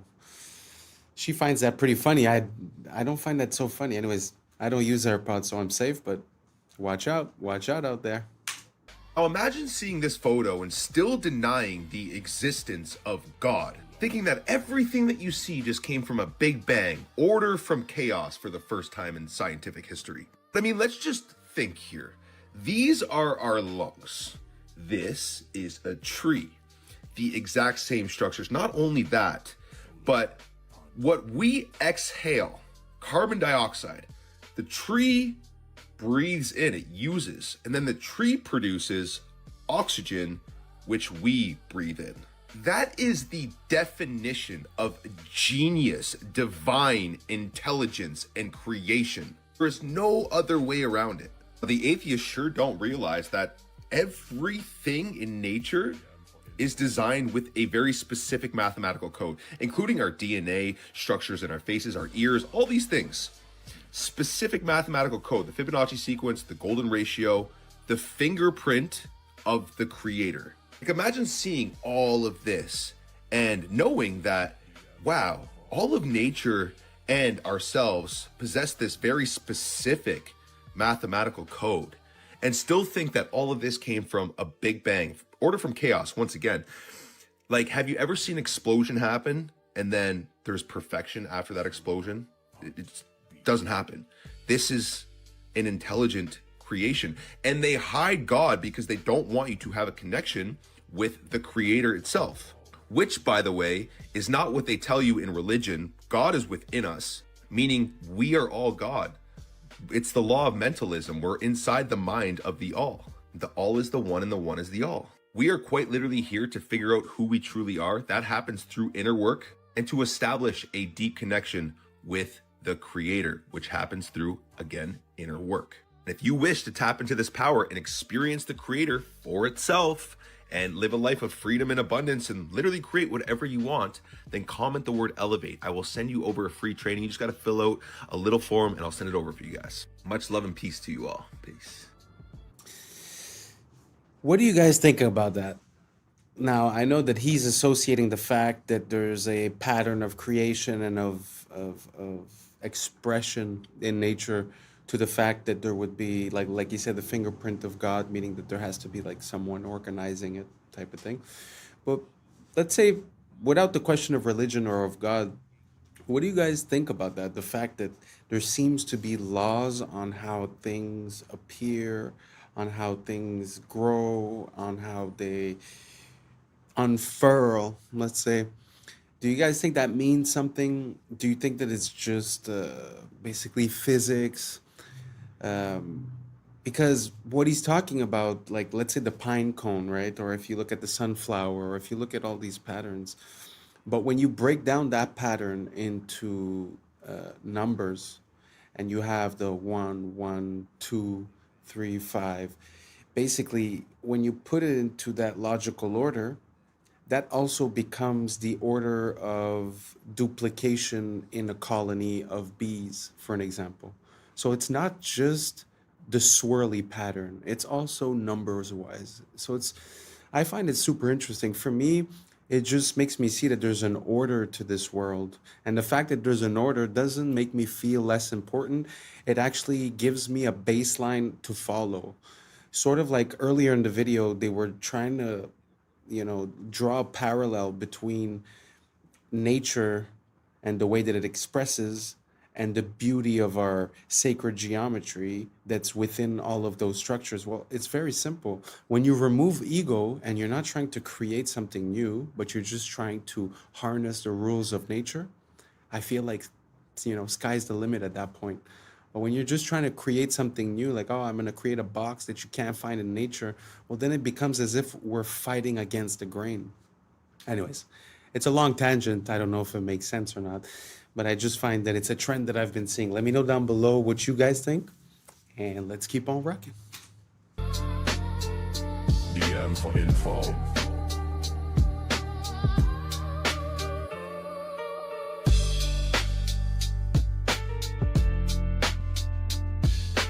Solar Punch Beat.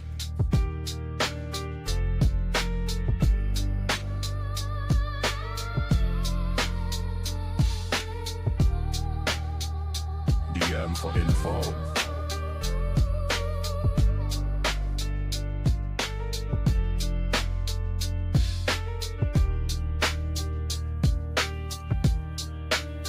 Solar Punch on the beat. Solar Punch.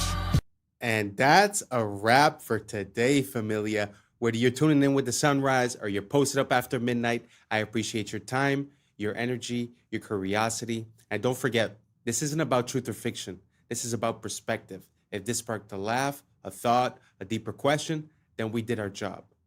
Don't forget to like, subscribe, keep the convo alive, and don't forget to hit that bell if you're riding the wave, because we're just getting started. Until next time, stay weird, stay grounded, stay critical. I'm Adam Strain, and this has been Adam Strain Reacts. Peace! Now it's time for us to link up. Really think we on a break up. Making a change from living this strange. Living this strange. Making a change.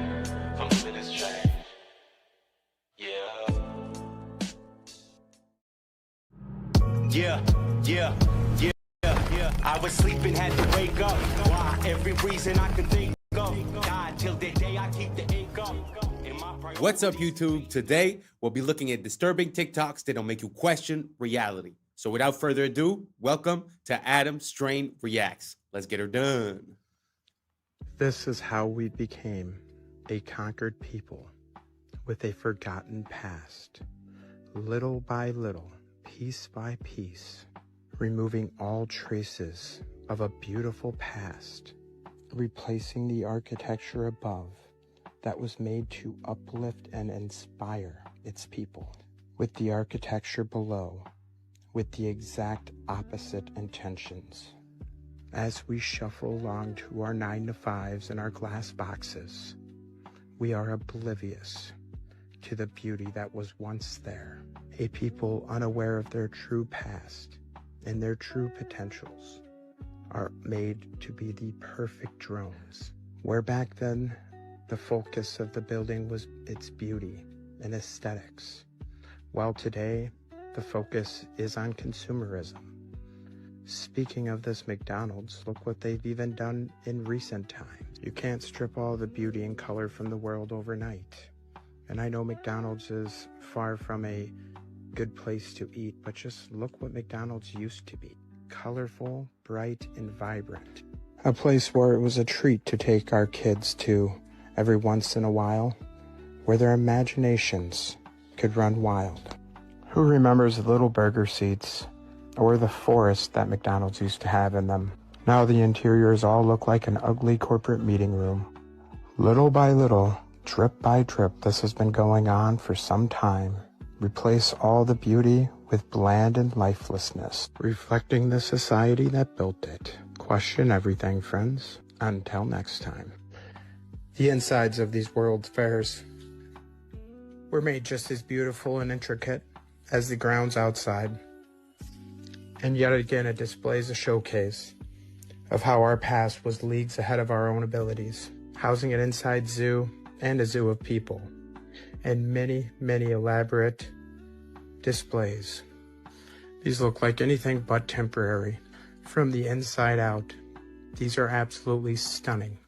I believe, if anything, these to be the fairs of the inheritors, the controllers taking over the lands of a fallen empire and showing it off, showing off all the technology and the works of the old world.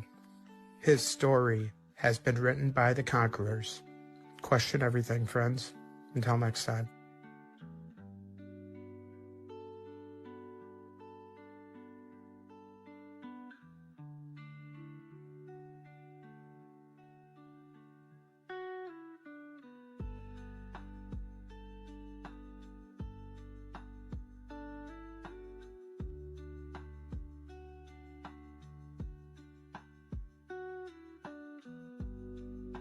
There is a physical manifestation of the millennial kingdom. If the devil was bound, you'd have a time of peace and prosperity. And then maybe you would have a time where people could create grand buildings, create grand art, music, everything.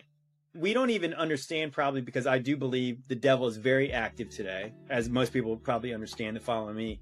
The devil, the demons, they are super active. We don't even know how many negative effects that they inflict on us all the time, because we wrestle not against flesh and blood. We don't know how much our thoughts get cloudy because of spiritual darkness around us. And then again, you put that on a macro scale, like everybody's affected by this spiritual warfare and oppression. If that was lifted, if the devil was bound and put in a pit, is that possibly that humans could do a lot more than they do now, because there was this freedom in your own mind, your headspace, to not be inflicted by these demonic beings? I think that you couldn't help but have physical results of that. So if the saints are ruling in heaven and they're doing it better than the corrupt sons of God, I believe there would be positive effects on the earth, and we'd be able to see the evidence of that. And maybe that evidence is the grand buildings, the grand cathedrals, the art, the statues and stuff. It doesn't mean that everyone was perfect on earth, but it does mean that there was an allowance for people to do more than they're doing now. Now that we know who didn't discover America, this guy right here, let's talk about who it wasn't named after. Amerigo Vespucci. Yeah, you remember that footnote in your history book that said Columbus discovered America, but they named 2 continents after this guy instead, Amerigo, or as his mama called him, Alberigo. Who names 2 continents after some guy's first name? So why did they name it that? Well, we're taught it's because this map, the 1507 Walt T. Miller map, which is the first place the New World was labeled the Americas, this combined with a letter from a Florentine bishop, a friend of Amerigo, gave credit to his friend for the discovery and the naming. But according to the Spanish, that might not be true, because Europeans didn't actually name America. It was already named that. You know, the people who already lived there, who didn't think it needed to be discovered because they were already there, they called their home America, or various spellings of such. So why did they name it that? Well, it's very likely because of this. The South Americans worshipped a god called Amaru, or Amaru Ka, a feathered serpent. And Amaru Ka to the Aztecs was Quetzalcoatl. So according to Manly P. Hall, the children of the sun adored the plumed serpent. So much so they named the whole place after him. Amaru Ka literally translates into land of the plumed serpent. So no, it wasn't named after some guy. It was named after some old serpent. This was an electric quick... Very interesting. What do you guys think about that? Because I do remember the time when I was in history class and they were teaching me about America, and they were saying that they named it after the map maker. I always found that weird. Like, why didn't they call it Columbia or something like that, right? For Columbus, or for the actual person doing the exploration and not necessarily for the map maker. I always found that weird. But with the link towards the ancient civilizations of Mexico, it actually makes a bit more sense. And it actually connects back to Tupac. Because Tupac, I think that was the plan of his name, was Tupac Amaru Shakur. So the idea, I think, is pretty close to that. They probably knew something or had lineage towards it. But what do you guys think? Do you guys think America was named after Amerigo Vespucci, or was it named after something that was already here? And regarding the videos before, with the demon possession and the beautiful buildings, I feel like demon possession is like a word that we put, but the question that that comes to my mind is more, if you compare living around those buildings the way they were built before, beautiful, ornate pieces of art, basically. Like, maybe you could call it demon possession or demon oppression, the fact of living in these cardboard boxes, because basically, let's say humans get inspired. So if I put you in a place that is beautiful, made of art, that is an expression of the beauty of this world, you might have a different thinking process. You might come with different solutions, with different thinking results. So maybe that's the whole thing. Instead of calling it demon, maybe it's just us not being at our top, at our divine, because it feels like we sort of sacrificed beauty for convenience. But my question is, a few generations down the line, what happens when, they say you're a product of your environment? What is the product of this type of environment compared to the product of a glorious, majestic, beautiful, ornate, So do you guys think that it makes a difference? Do you guys think the buildings have an effect on us? Do you guys think that whether we live in a 16 chapel or whether we live in a square box, it's the same? It's up to us. Let me know down below, and let's keep on rocking. Service station for electric-powered taxis in 1940. The fleet of taxis would just pull up, and they would quickly swap out the battery, almost like a NASCAR pit crew. It's funny, they had fleets of electric vehicles, electric taxis like this, electric trucks, so much. I went to the Museum of Science and Industry this spring in Chicago, and they had a whole wing of the history of the automobile. Not one of these electric vehicles were shown. Just the reintroduced technology from today, like the Teslas and stuff. Nothing on these electric trucks here. Nothing on these electric buses.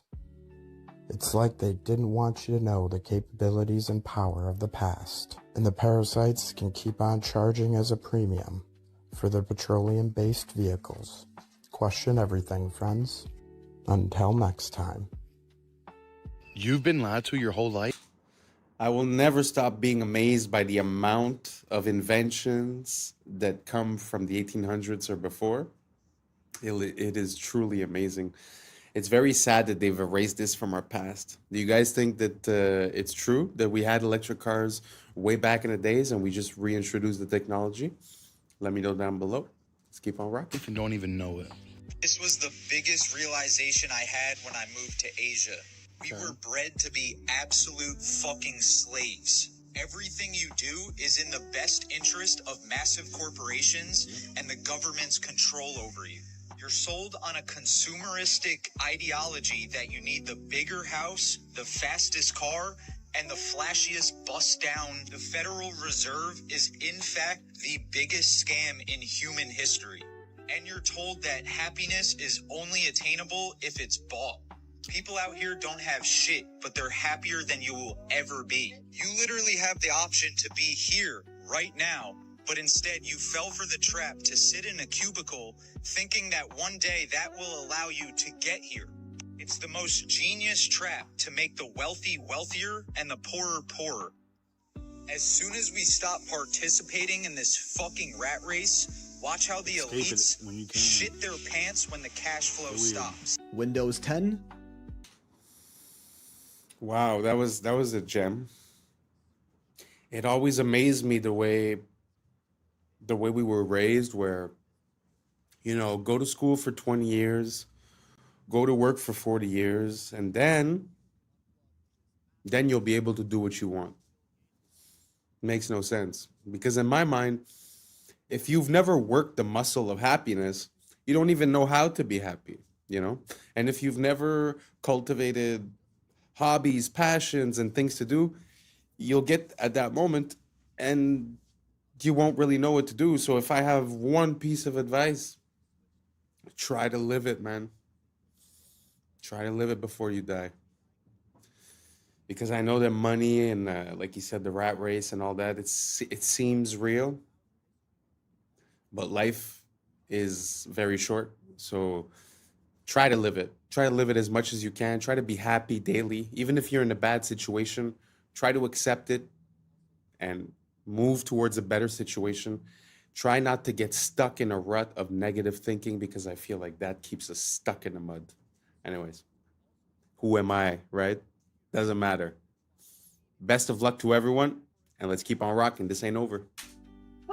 Is officially dead. And now spyware that takes screenshots of everything you do every few seconds comes built in with Windows 11. This is real. Microsoft even bragged about it, and it's some Black Mirror in real life. But there is a way you can unplug from this mass surveillance operation that Bill Gates probably doesn't want you to do. So if you're watching this anytime after October 14th, 2025, Microsoft has officially ended support for Windows 10 after 10 long and faithful years, RIP. Which doesn't mean it's not going to work anymore, but over time it's going to become more prone to incompatibility issues, viruses, and other unfixable errors, kind of forcing everyone, myself included, to switch to Windows 11, which Microsoft announced has a built-in program called Recall, powered by their AI Copilot assistant, that explicitly states it takes an image of your screen every few seconds to sort of act as a browser history, but for all of your PC activity. Yup, even your offline sessions are going to be tracked, meaning you can sort of rewind and search through everything you've ever done on your computer using AI, which is kind of cool but also kind of creepy. Microsoft claims the AI will run entirely locally, so like inside your computer, not on some remote cloud server that they have access to. And the screenshots will also be stored only on your own computer in an encrypted file. I mean, if you think you can take their word for it, sure, no judgment, but you really never know with tech giants these days. And it still does give actual hackers an easy way to access everything you've ever done on your computer. Everything. Luckily, you can opt out of this feature if you want, so be careful when installing it, as they probably hid it inside some recommended settings option that 90% of people are just going to choose. And in case you already upgraded to Windows 11, there is a way you can disable it at a root level. Here are the instructions. Screenshot it, save this video, you're welcome. Richmond's City Hall, Gothic revival, a palace of stone and glass. According to the textbooks, built in the late 1800s by men with horse carts, pulleys, and chisels. But look at the details: copper domes weighing tons, marble cut with surgical precision, spires climbing skyward. Even today, with cranes, 3D software, and billion-dollar budgets, such feats take years. And yet, the story tells us, it was done in just a few years with primitive tools. Then, the absurd twist. Many of these masterpieces were demolished after only 20 or 30 years. Declared obsolete, outdated palaces of stone gone before their time. If the goal was utility, why such grandeur? If they were truly 19th century projects, why can't we rebuild them today with all our technology? Maybe because they were never ours to begin with. Perhaps they belong to another age, adopted, rebranded, and quietly erased. Charleston, 1901 to 1902. They called it the Interstate and West Indian Exposition. Boring name, right? Puts you to sleep, sounds like nothing. But look at the pictures, what do you see? A city, not some food stands, not a few carnival rides. A city, Cotton Palace, Ivory City. Sound familiar, just like Chicago's White City. They recycle the same trick, palace this, palace that. Palaces for pigs, palaces for cotton, palaces for bee, whatever, ridiculous. And the story they tell us? They had no money, not a dime. They begged for funds, no one gave them any. And then, bam, a Spanish Renaissance city rises on 250 acres. Cotton Palace, sunken garden, auditorium, manufacturer's building, names that scream grandeur. If you're broke, you don't build an ivory city. You put up some tents and call it a day. But no, they give us a capital of marble and towers. And then the ending, failure. Only 600,000 people came, they lost money. Over $1 million spent, only 30,000 earned back. And then demolished. Every last piece except one building, the women's building. That's the history they give us. But think, so much talk about attendance, about exhibits, but nothing about construction. No photos of building crews, no scaffolding. Just poof. A city exists, and then it doesn't. So again I ask, was this really a fair? Or is it just another fake story patched together to cover these inconvenient photographs? Just when you think you've seen it all. Just by the way, these World's Fairs, I don't know if you realize, but there's more than one. I mean, it's almost every year. You know, St. Louis, Chicago, New York, they're everywhere. Paris, everywhere around the world. And funny enough, recently, I realized that they still go on today. Very interesting. I didn't know that. So if you guys want to look it up, they still go on today. So it seems like a very interesting timeline when it comes to these things. It's always the same thing, more or less. It's a short building period. Then you have the exposition, and then they destroy everything. They normally leave 1 or 2 buildings. And funny enough, everything is made to be temporary, but the buildings that they leave still stand today and are solid. So, I mean, for me, logically, it doesn't make sense. What do you guys think? Do you guys think that it's exactly what they said? I mean, because they said they built temporary cities built out of stucco, which is like drywall, basically, cement. And they just like basically make it look good. But like I said, the buildings that they left over are still there today and they're still standing strong. So for me, it causes quite an issue. What do you guys think about these World's Fair? Makes sense? Doesn't make sense? Let me know down below, and let's keep on rocking. Here's some more awesome, innovative, and a little wacky inventions from the early 1900s. Though I'm not saying this proves the existence of advanced civilizations of our past, there's already more than enough evidence presented for that. I just think these videos really show the level of ingenuity and innovation the people from this time had. A period of time before our Rockefeller-style school systems stifled any of that creativity.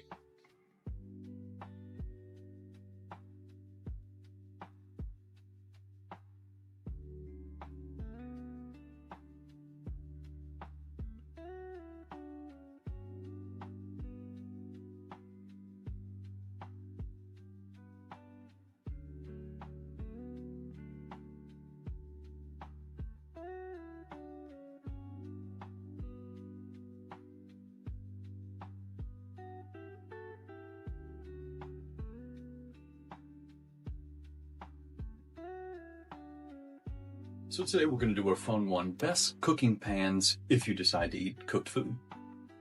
So the first one we start off with is copper tin. This was the old school way of cooking things, but they used low heat, which is an interesting way of cooking.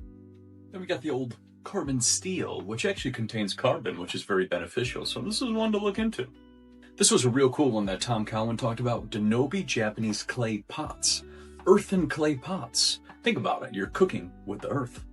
Then we got the traditional glassware, which is really cool when you get into vintage glassware and all the different types that they used to use. Then we have the old-fashioned cast iron. Not really one of my favorites because I think of all the rust. So something to think about, and how people have low iron while cooking with iron. Then we jump over to Teflon, which is backed by DuPont, the non-stick coating. Anything non-stick, throw it in the garbage. That's all that it should be. All of this is just poison, poisons birds, animals, small babies, the whole entire thing. So Teflon is a no-no. And we'll just hit on one last way, just eating raw. This is what I've been doing for about 7 months now, from the book We Want to Live by Janis. You don't got to cook anything. So these are just some options if you decide to do any cooking. America is a scam, y'all. America is a scam. You will not believe how much cheaper it is to shop in Germany than America, y'all. Y'all gotta watch this. This is actually depressing. If you are American, this is actually depressing. And is any other country in the world experiencing what America is experiencing right now? Let me know that in the comments below, y'all. This is crazy, but watch this. Today I'm gonna show you how expensive drugstore products are in Germany. Starting out with shower gel for 55 cents, deodorant for 60 cents, toothpaste for 65 cents. Oh my god, this is crazy. Period pads for $1.95. Shampoo for 65 cents. I always love to show this. 10 rolls of toilet paper for $4.95. You can find a toothbrush for 75 cents, 4 hand towels for $2.95, makeup remover for 95 cents, and it's perfume free. Hand soap for 65 cents. It's so insane. Everything is so cheap here. Let that sink in, you guys. This is the basic necessities that you need in order to get by in life. And yet America is making you put your life on the line. You have to open up a whole new credit card in order to buy basic necessities and groceries just to make it in this life. So is every other country living their own timeline? No one is playing by America's rules. So is America the only one that is dealing with these terrorists, these so-called terrorists? This is crazy. Face wash for $1.95. Also face cream for $1.95. $1.95 is a special number here. Cheapest hair mousse, $1.15. In the beginning of the year, I seen a lot of people saying that they're moving out of the United States, and I don't blame them, y'all. But something has to give. Something has to give, y'all. The shift is here. Let's continue to get it. Peace in. My brother Jay-Z, Team Rock. I know, it's just like cool information, and it's just surprising, and it's fun to see how much they're paying in Germany, but it truly makes me sad. Truly makes me sad that, you know, so many people signed up for this social contract, for this American dream, and somehow all the stipulations and all the clauses changed, but we're still stuck in the same contract, you know? I find it so sad. All these things, like he was saying, are more or less basic stuff that you need, and it's like we're getting gouged every way, shape, form, side, you know, like it feels like there's still some sort of respect for the consumer there. Now, don't get me wrong, she probably wasn't in a high class store. Maybe she was even at a dollar store type place, you know, but even at that, we don't get those types of prices whatsoever. So I find it super sad to see how we're getting treated, you know, like our social contract is null and void because everything changed, but it's like we're still stuck here getting paid the same thing, needing to buy all these things, you know. So I don't know if you guys agree with me. Let me know what you guys think. How are the prices where you live? Are they better than before? Are they worse than before? Are they like Germany? Are they more like the States? Let me know down below. Let's compare and let's keep on rocking. Adam Blackstone, Hell's Kitchen, the Most High. Good evening, godless sodomite. Kneel before your God, Babylon! Thinking me the highest paid megalomaniacal boy king in all of Babylon! You see, if you go and visit the very home of the Oscars where they hold it each year, you can see a plaque on the wall that says the Babylonian Courts. The camera shows you the stage and you see an unmistakable Tower of Babel embedded into the design. Outside of the Kodak Theater, you have the gates to Ishtar, and you have Babylonian gods put on the outside of the gates. They have the exact elephants. They have the same exact gate of Ishtar. They have the same exact Babylonian gods over the top of the gates. A lot of people come up here and they thank Jesus for this award. I want you to know that no one had less to do with this award than Jesus. He didn't help me a bit. So all I can say is, suck it, Jesus. This award is my God now. I'm thankful to the Oscar gods. The other names of the gentlemen are all gods as far as the category concerned. When you get this little golden statue, you become a star. Speaking of spiritual warfare and spiritual dimensions, 2 stories about people that have taken. That was interesting. I had never seen the occult symbology behind the Oscars. Very interesting. It's pretty obvious, huh, nowadays? I mean, of course, nowadays we're more informed and we're able to compare things and we have more pictures. Yes. But even at that, I feel like there's something. I feel like the veil is lifting. I feel like the same things that they would have said before we would have been clueless and just went with the show. And now somehow it seems like we have a bit more of what I call divine discernment. I don't know if you guys agree, but did you guys know about the Oscars and about all that symbology? All the reverence towards Ishtar, all the mentioning of Babylon, the incorporation of the Tower of Babel, even the way they speak when they talk about gods. Let me know down below, and let's keep on rocking. Salvia, truly nightmare fuel. I was in this college, this guy smoked some salvia, laid back, and all of a sudden he woke up, but he was a child, and he lived his entire life. He was a child, teenager, went through everything, got married, had kids, grew old, had to bury his wife, became a grandparent, and then died of old age, basically, and then woke up at his college where he smoked salvia, and it broke his mind. How could it not? And he was weeping because he's like, that life wasn't real. I had kids that I loved. This next story, I would say, is even scarier. Oh no. Great. This guy, also college age, smoked salvia, and he was like basically transported to where he's standing on the side of the road, and he was just standing there. Then all of a sudden he turned into a stone pillar, and he was a milestone, like a mile marker stone for 300 years. What? And he said he watched the forest change. He watched horse and buggy, and eventually turned into cars and a highway. And then after 300 years, a construction crew came and tore him down, and he woke up. Bro, you go and try to get stoned, you become one. I mean, that's what's gonna happen. I mean, like, think about claustrophobia. Like, you have a full intellectual mind, yet you're stuck like that for 300 years. Straight up terrifying. There was an altar found in Israel. Joshua's altar was excavated, and they took the spoils from it. They find this little lead tablet about that big, and they know that something's going on with this. Because of computers and where we are, they're able to read what the script says. Joshua's altar is built right at the gateway to the promised land, and it says this: cursed, cursed, cursed. Cursed of Yahweh. Cursed, cursed, cursed. So I was on a Zoom call with the archaeologist in Israel when he did the presentation on this. I threw a curveball, and I said, I understand where it is. I understand I'm going against, but this is not to the people of Israel. This cursed tablet is to the people in the land. And also, when it says Yahweh, it's the first time that Yahweh is mentioned anywhere. And the archaeologists, we got to go back to school. What are we looking at here? It's all written in Proto-Canaanite, which of course I can't read, but they can. In my opinion, this cursing is to the inhabitants of the land, which are the seed of the dragon, which are the Nephilim tribes, which were never supposed to be there. Wow. And right, it just goes like this. Yeah. It just goes like this. That's fascinating. Yeah, the more you dig, it all just connects. Y'all, look, it's $33 because she put her American Express.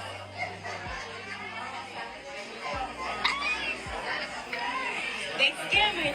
Okay, so I went through and read through Uber's terms of use, and they can actually do this. Okay, so here's what's going on. The person was trying to call an Uber in Atlanta, and they quoted her $33 when she used her American Express, but then when she switched her payment to Visa, then it became $20. Weird. Now, according to an Uber spokesperson, they say that we want to be clear that Uber's pricing tech does not set different prices for riders according to the payment type they use. But that is not what their terms of service says, okay? It says right here, quote, prices for product or menu items displayed through the services may not be the lowest price at which the product or menu items are sold. And that Uber is a, quote, personalized digital marketplace platform, meaning prices specifically tailored to you. Also, a lot of Amex cards offer an annual Uber credit. For example, this gold card offers cardholders $120 of Uber cash per year. But now some travel bloggers are reporting that Uber is also charging higher prices if you have those credits in your account. And Uber's terms of service also allows this as well. It says right here, quote, certain users may from time to time receive promotional offers and discounts that result in different amounts charged for the same or similar services of goods obtained through the use of the services. The lesson here is always read the fine print, people. Man, it feels like we're really close to a society that uses dynamic pricing.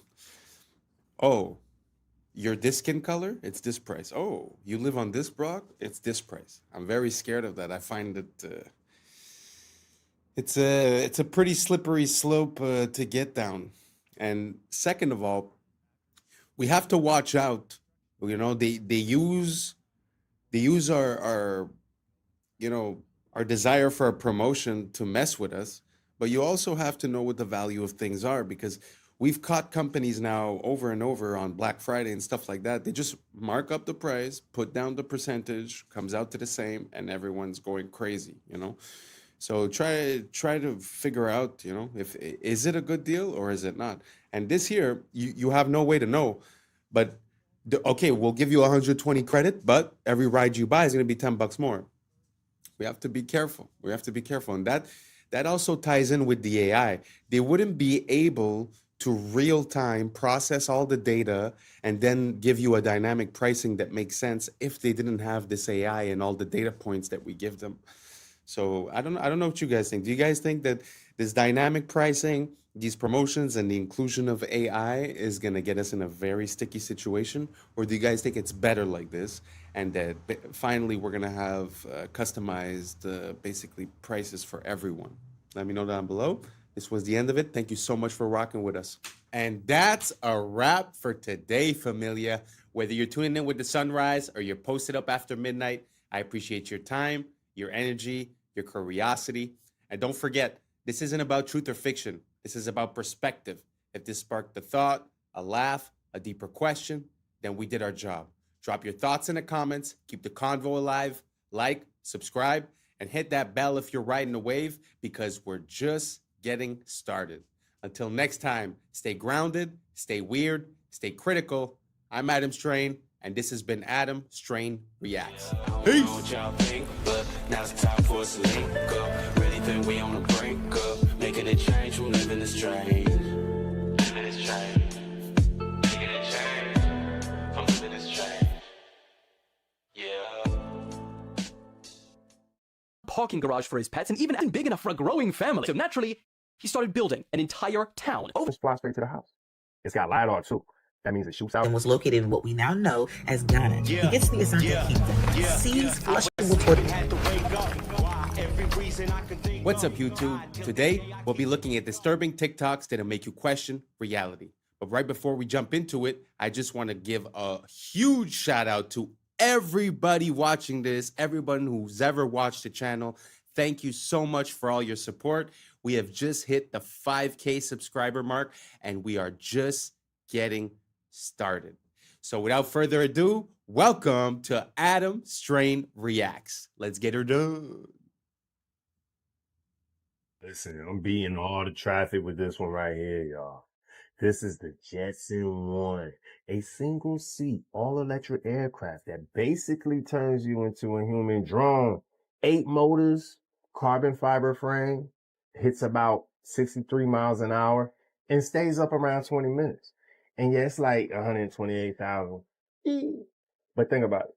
People out here drop 60K on a car, then they spend thousands more on gas, maintenance, sitting in California traffic. This, you just charge it up and fly straight to the house. It's got LiDAR too. That means it shoots out laser pulses, maps everything around you, and helps avoid obstacles in real time. Even comes with a parachute for backup.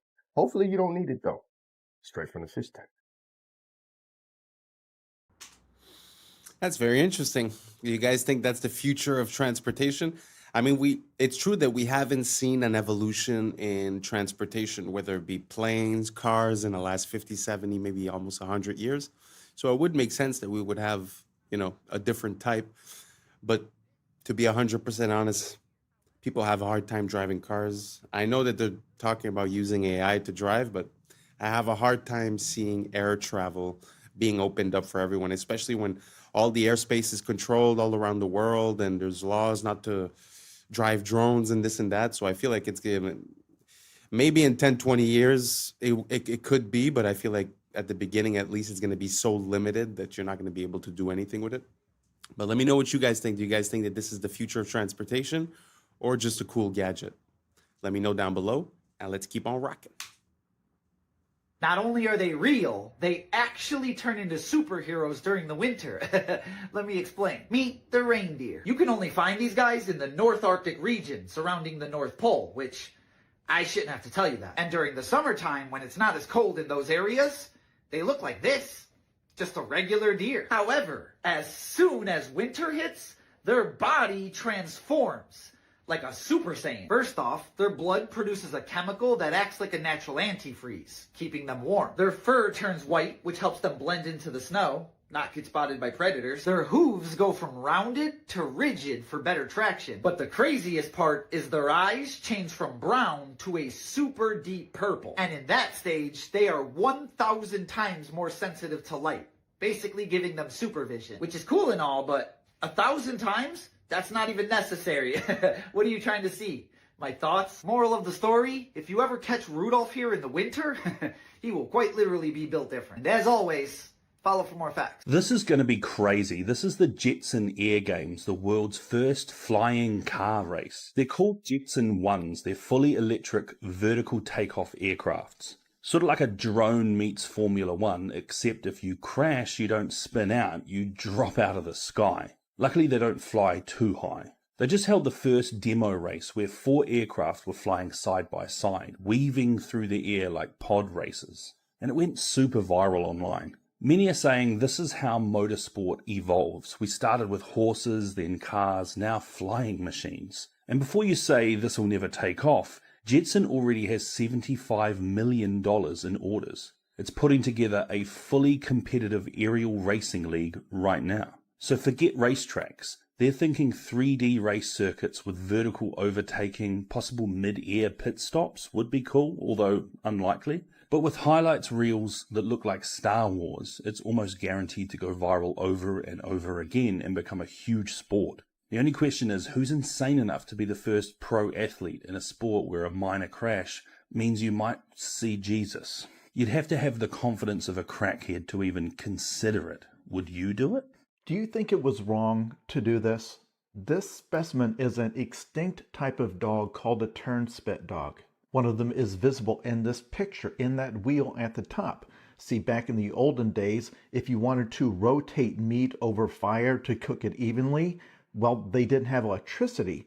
So they had this wheel, and they bred a type of dog to run in it. That is the turnspit dog.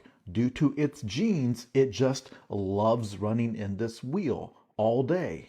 Is it morally wrong to breed a creature to do this? Again, this is a task that is hot and repetitive and strenuous, but due to our selective breeding, it presumably enjoyed doing it. In the same way that beavers love to build dams. If you bring one into your house, it will build a dam in your hallway. That's its favorite thing. If you have a pet dog that is a herding breed, if you ever take it out and let it see a herd of sheep, it will act like it is Christmas. It will run out there and start herding them.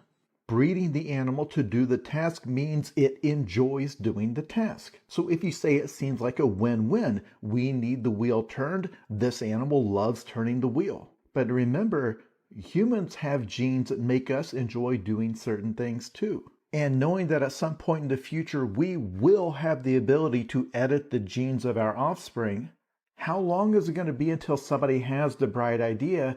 Well, you know, there's certain jobs that nobody wants to do anymore. But rather than let a robot take that job away from a person, why not just give somebody the gene that makes them love that kind of work? Because their argument is going to be, who loses in that scenario? I've made a person who just loves washing cars so much that they don't even really want to be paid very much to do it, because they enter such a blissful meditative state that they would pay to do it. And what would they buy with their money? They already get to do the one thing they enjoy.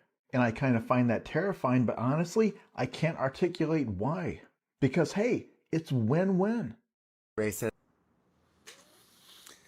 It's a very interesting mental experiment to do. I mean, first off, for the dog, I always find it super interesting how we're so unaware of all the things that used to be the normal occurrence in the past. And I find that sort of disconnects us to not repeat the same mistakes and to not know where we come from. That's first off. But second of all, I've never heard the idea of breeding or putting in a certain gene into a human for him to like his job and to sort of have that be his identity, and that the person basically is built for that job. Like he said, it's hard to articulate why it's wrong because the person is literally happy. And, you know, we call our whole American dream experiment, we call it the pursuit of happiness. So if you were able to provide that systematically, it's very interesting. So let me know what you guys think. Do you guys think it would make sense to breed the genes into people for them to like their job?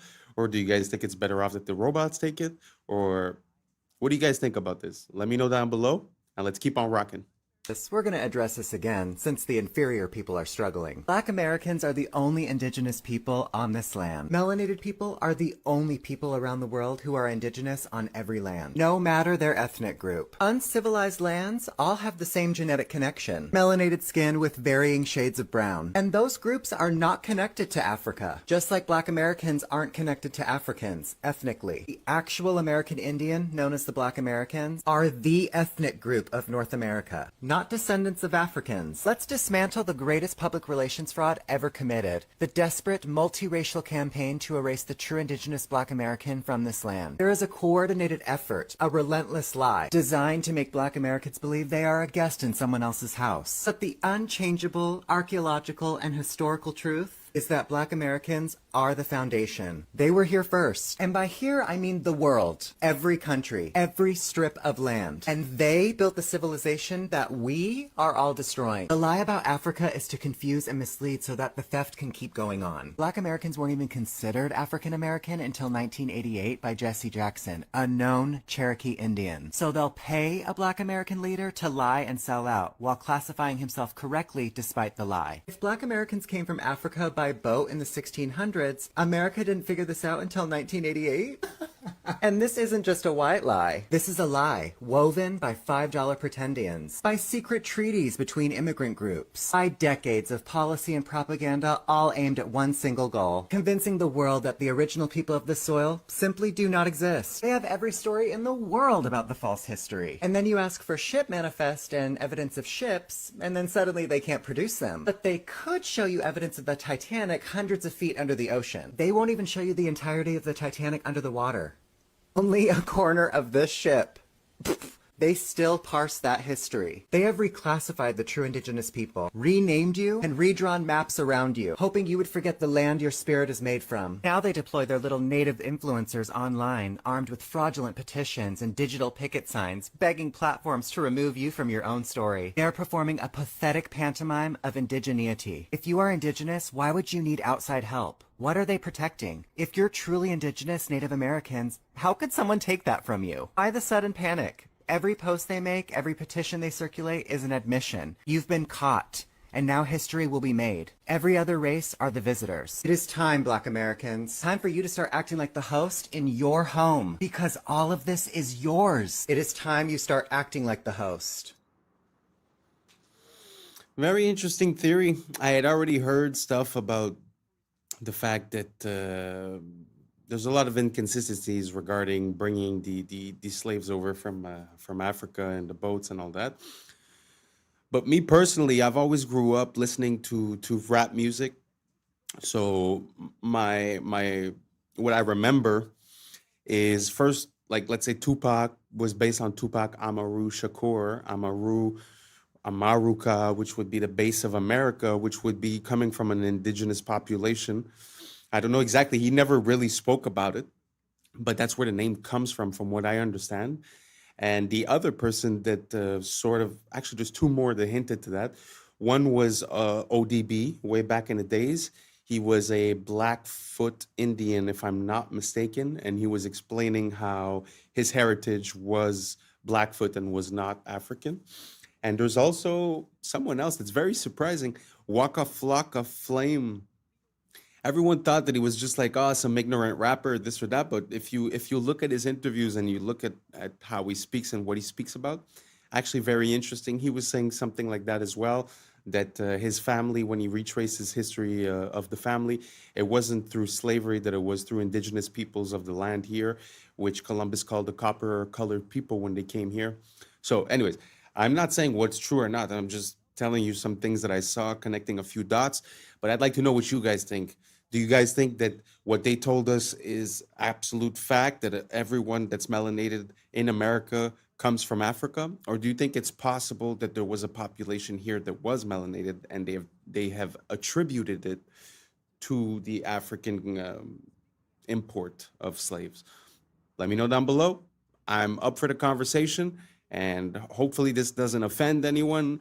The goal of this channel is to be able to talk about absolutely anything. So I'm very sorry if you feel offended. I just feel like there shouldn't be any subject that's taboo. We should be able to come together and to, yeah, build ideas together, no matter the subject. So once again, sorry if this offends you, but please leave your comments down below and let me know how you feel. Now let's keep on rocking.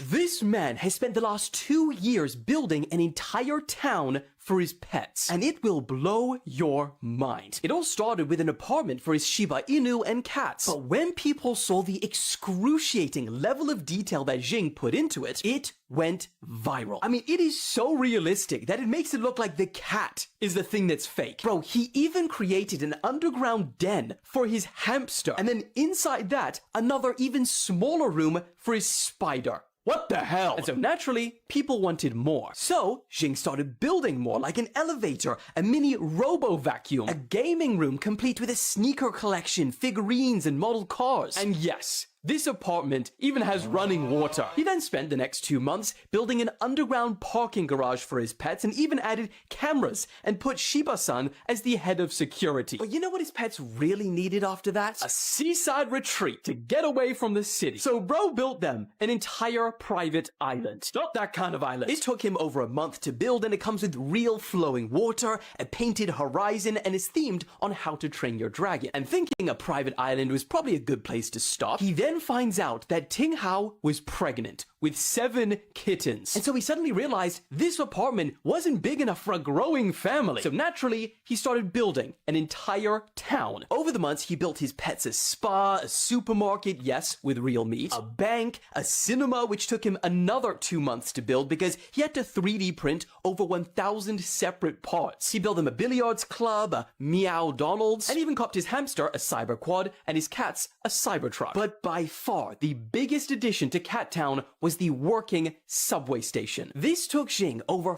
4 months to build, and some of the most challenging parts was figuring out how to open the train doors and platform doors simultaneously, and also how to create a working escalator. But of course, he achieved both of them beautifully, and today, Cat Town has affordable transportation. Now, the biggest question he gets asked all the time is why? Why spend all this time and money on your pets like this? Well, he said that it started just as a fun little idea to attract more customers to his wife's pet store, which she recently opened. But then it just spiraled out of control because he loves what he does and it makes his son happy. Wow, that is amazing. I know it's something super trivial, but I find it's always inspiring to see someone go to the max outcome of their idea, you know, like to see someone just put so much dedication and so much effort into a project, even if it's like this random thing.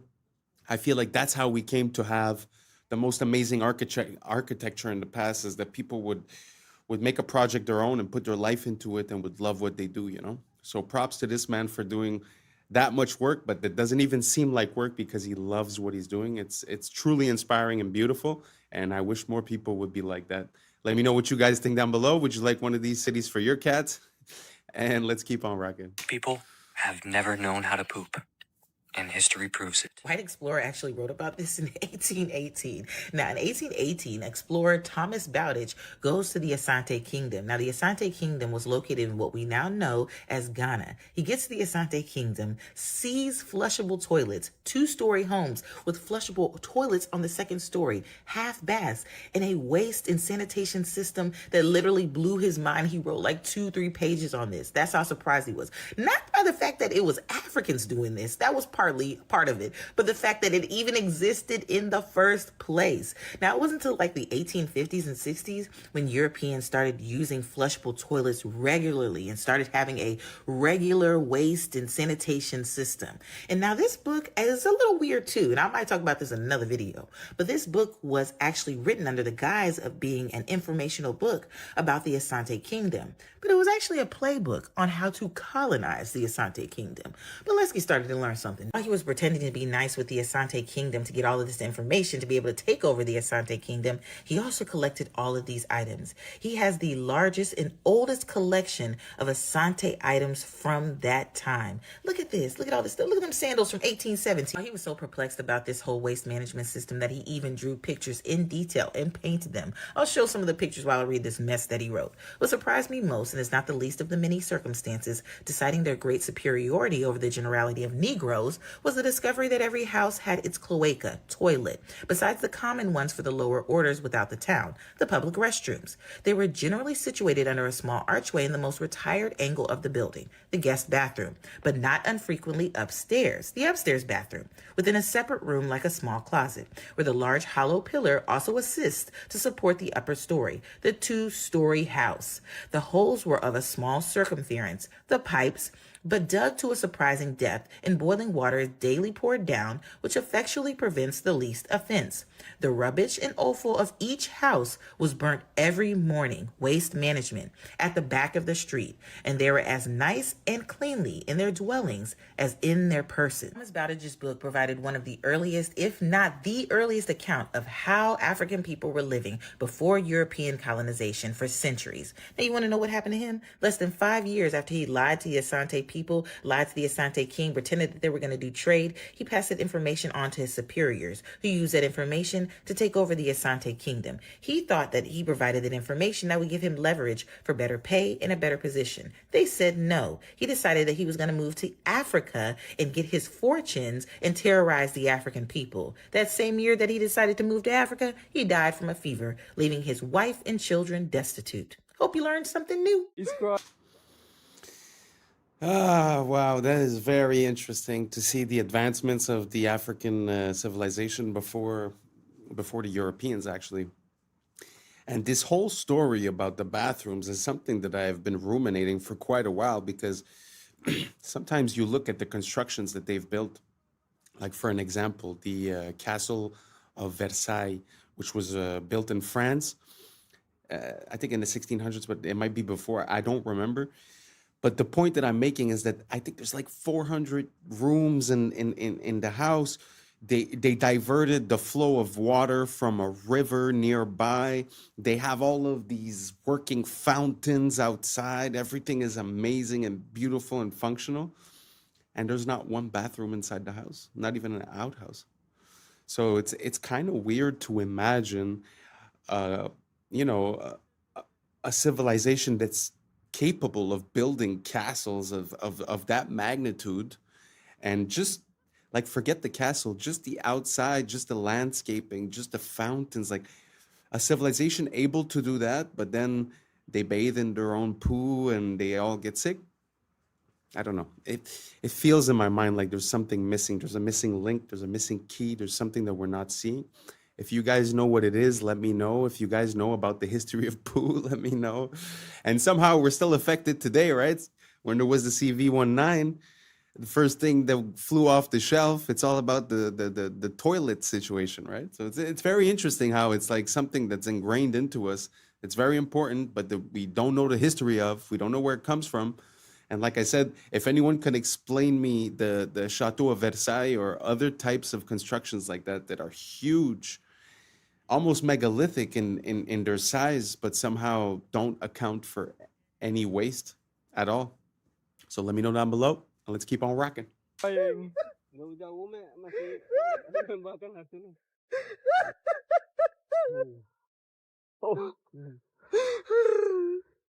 It's okay. We did it. We found it.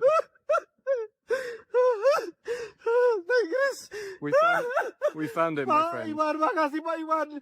Allahu Akbar, Allahu We made it. Akbar, ya Allah. We made it.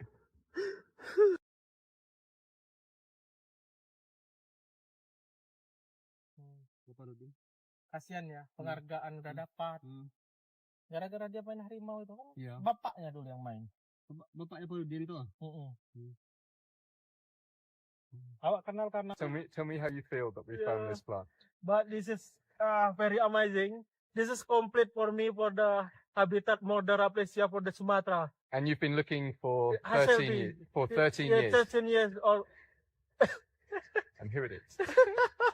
Chris, are you very lucky, Chris? I'm very lucky. Ah. I'm the luckiest guy alive.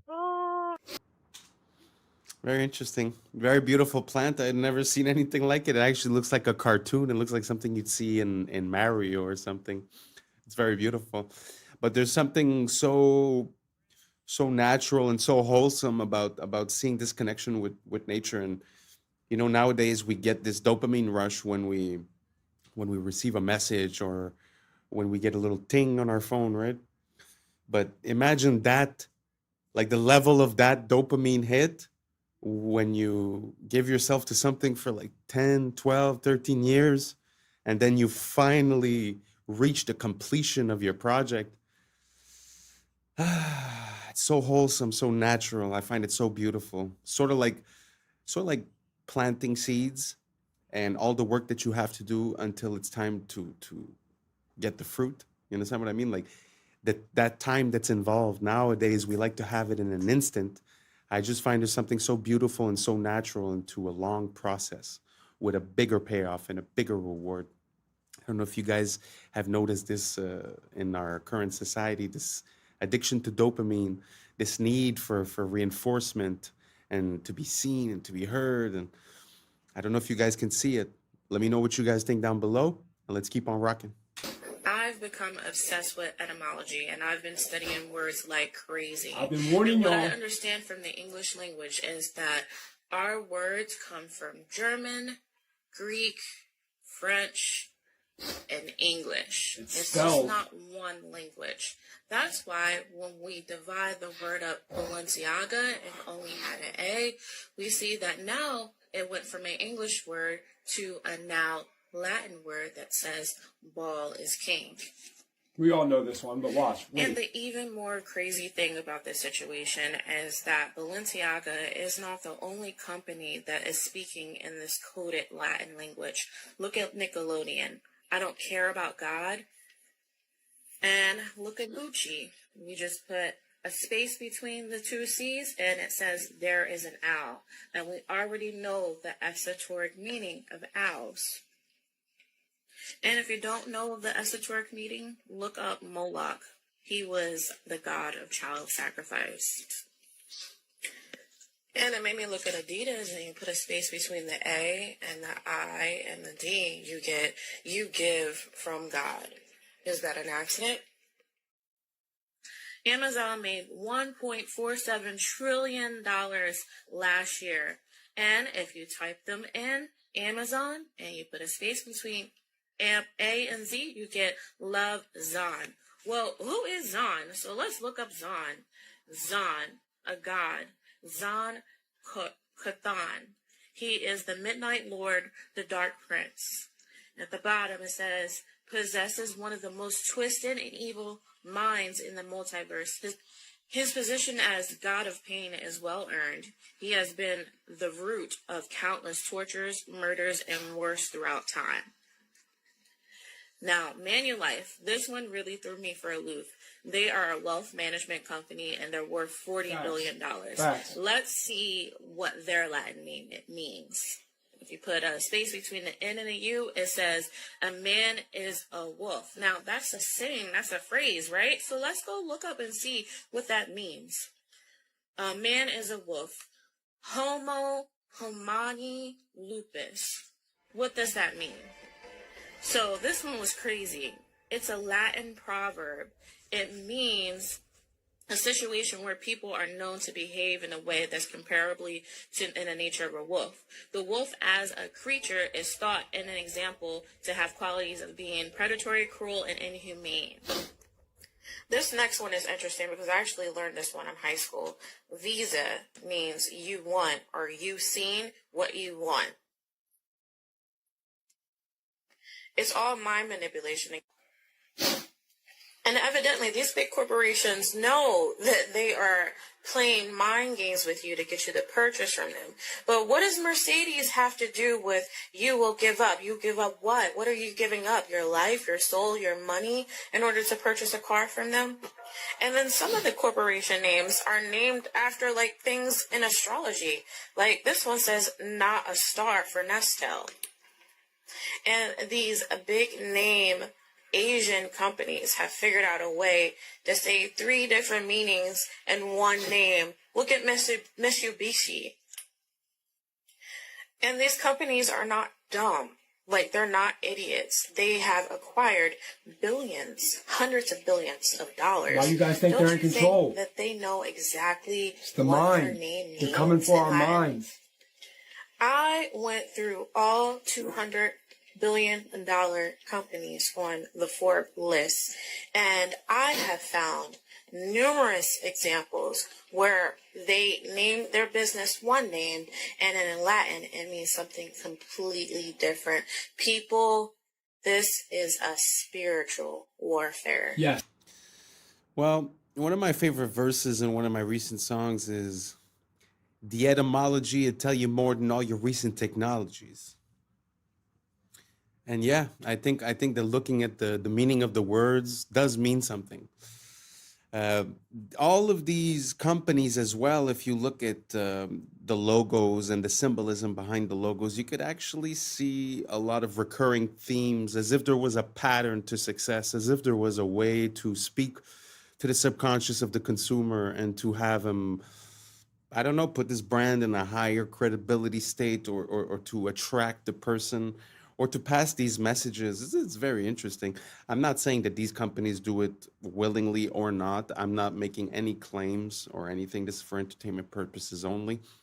But do you guys see that? Do you guys see that spelling, the words, the etymology? It's as if it's double speak, as if they're saying one thing, but it means another thing. I don't know if you've ever heard of double speak. I'll put some more of that in the next couple of videos. Anyways, let me know what you think down below. And I think we reached the end. Thank you so much for being here with me. And once again, thank you so much for the 5K subscribers. We're just getting started. We will not kick our feet up. This is just the beginning. But thank you so much for being here since the start. And we're about to hit the roof because the sky's the limit. Let's get her done. And that's a wrap for today, familia. Whether you're tuning in with the sunrise or you're posted up after midnight, I appreciate your time, your energy, your curiosity. And don't forget, this isn't about truth or fiction. This is about perspective. If this sparked a thought, a laugh, a deeper question, then we did our job. So drop your thoughts in the comments. Keep the convo alive. Like, subscribe. Don't forget to hit that bell if you're riding a wave, because we're just getting started. Until next time, stay grounded, stay weird, stay critical. I'm Adam Strain, and this has been Adam Strain Reacts. Peace! I don't know what y'all think, but now's the time for us to link up. Really think we on the brink up, making a change, we living this strange. Living this strange. Making a change, I'm living this strange. Yeah. We very well could be in a matrix. This is a computer that I have built in Minecraft. just a simple calculator. This is a full computer. And you can use Holly Weird to scare people into believing that if they don't comply, they're going to get because nukes are fake. Yeah. I was sleeping, had to wake up. Why? Every reason I can think. What's up, YouTube? Today, we'll be looking at disturbing TikToks that'll make you question reality. So without further ado, welcome to Adam Strain Reacts. Let's get her done. SpongeBob was created to entertain all of the kids that Jeffrey Epstein took to his island. No. SpongeBob's license plate, if you put the address into Google Maps, it takes you to Jeffrey Epstein's island, Little St. James. No, it's actually real. Oh, dead ass. Yeah, like, oh my goodness, fam. That's like, it'll take you to Jeffrey Epstein's island, fam. Not SpongeBob. And then think about it. Who lives in a manila under the sea? Are you ready, kids? That's the first thing they say. And they show one island on the water. The Nickelodeon symbol is literally the island as well. I didn't know about Why would that. you go to that island? Stop it. Why would you go to that island? You know that song? Shit. Now some niggas that went to that island. Why the fuck would you go to that island? Wait, why does he have two clip-on mics? One for backup, maybe? Wait.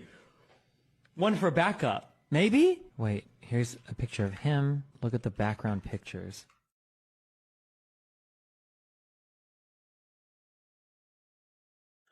Wait. I can't tell if I'm mind myself. Maybe it's just low resolution?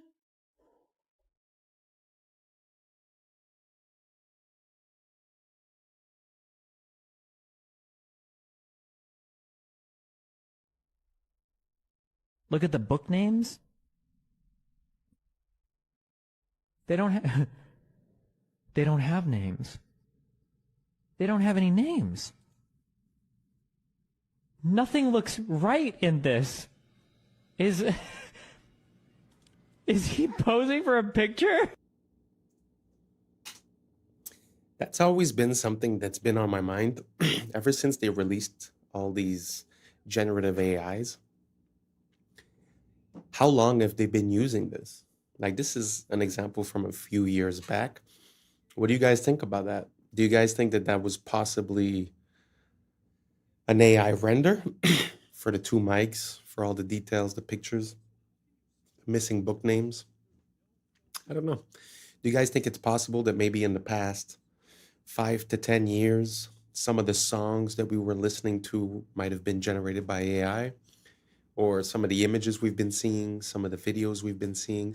Because we know that deep fake has been around for maybe, I don't know, 10 years, maybe 5 at least. So do you guys think there's a certain level of possibility? Because they do say that whatever technology is released to the people, the military normally is 10, 20 years ahead. It happened that way for the internet, for Bluetooth, for all these protocols that basically they were using, and then they found, I guess, an advantage to start rolling it out to the people, like creating an information grid, like being able to monitor what people think and do. So I don't know. Do you guys think it's possible that maybe they've been using AI way before they rolled it out to us?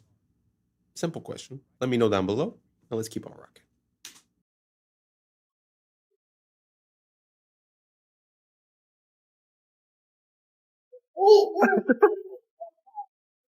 They would stage TNT right there, big TMT demonstrations to scare the people into believing in nukes. It's funny because when you look up an atom, go to Google and look up an atom. Look up the photo of an atom. Oh, wait, there isn't a photo. So how can you split the atom if there's no photo of the atom? Well, you can make up things. You can draw pictures of mushroom clouds, and you can use Holly Weird to scare people into believing that if they don't comply, they're going to get because nukes are fake. You didn't know that all that stuff you saw on television was all made by Holly Weird? That's what it is. All fake. And let me just show you a little picture right here. Nukes were so fake that what happened was when nukes were going off, buildings were still standing. That's what it is. See that right there? Let me just zoom right in there. Buildings were still perfectly standing, and all the trees were all perfectly still there. Japan was with napalm and mustard gas. That's what they did. There were no nukes. Nukes is just so that they can invade different countries and then bring their banking. That's what the nuke is. You know, they're always talking about those weapons of mass destruction. Remember that? 9/11, we got to invade those 7 countries and then bring our bank. That's the nuke. If the very interesting. I've went down that rabbit hole. And if you look at just the official story of how we came along to create rockets, it was through JPL, Jet Propulsion Laboratory, or Jack Parsons. There's a show called, I think it's Strange Angel, that shows you, a Hollywood adaptation of that story. So it's openly admitted that he was part of a, let's say, a Satanist cult type of thing. And there's a story that says when they were making the tests for these bombs, they were basically doing a ritual. I think it was called Babylon Rising. I'm not exactly sure what the name was, but I think that's what it was. And they had this metal thing that they put underneath, and they thought that with the radiation, maybe they could. The idea is to create a homunculus, which is a very old, ancient idea that comes from the Hebrew tradition of basically simulating the way God gave life to Adam, which was through earth, and then he put breath inside of him. So the idea is to sort of do the same type of thing and create I don't know if it would be a human, but to create life out of earth, and in this case, breath would be radiation, right? And also, if you look at, for an example, the classic pictures that we have of the usage of nukes is Hiroshima. Is it Hiroshima? I think so. So basically, when you look at the picture, it looks like a huge mushroom cloud. But when you inspect it a bit further, you sort of see that there are two different plumes of smoke that are connected together. Now, that being said, like he said in the video, when you compare somewhere that was hit by nukes and a place that was firebombed, it's pretty much the same destruction that you see. So it's very interesting when they've used this method to create fear for so many years, and it got ingrained into us. But when you really start looking at the details, it's kind of interesting. One of the ways where I'm able to tell if something makes sense or not is the repetition, because basically when humans are able to do something, they keep on doing it. So there's a few things that we've done once or twice or 3 or 4 or 5 times, let's say, in a small amount of time. And since then, we haven't done it again. One good example of that is going to the moon, which, funny enough, requires the same rocket technology created by JPL, Werner von Braun, which was brought in by Operation Paperclip from the NAZIs that got brought in. So they basically took all the scientists and they put them into high positions. So there's definitely a lot to look into when it comes to that.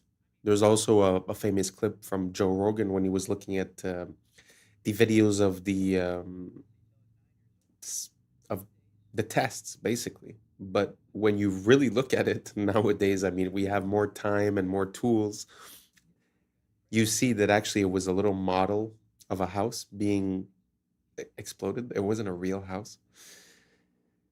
So I don't know. There's a lot of questions for me when it comes to that, because again, it's linked to fear.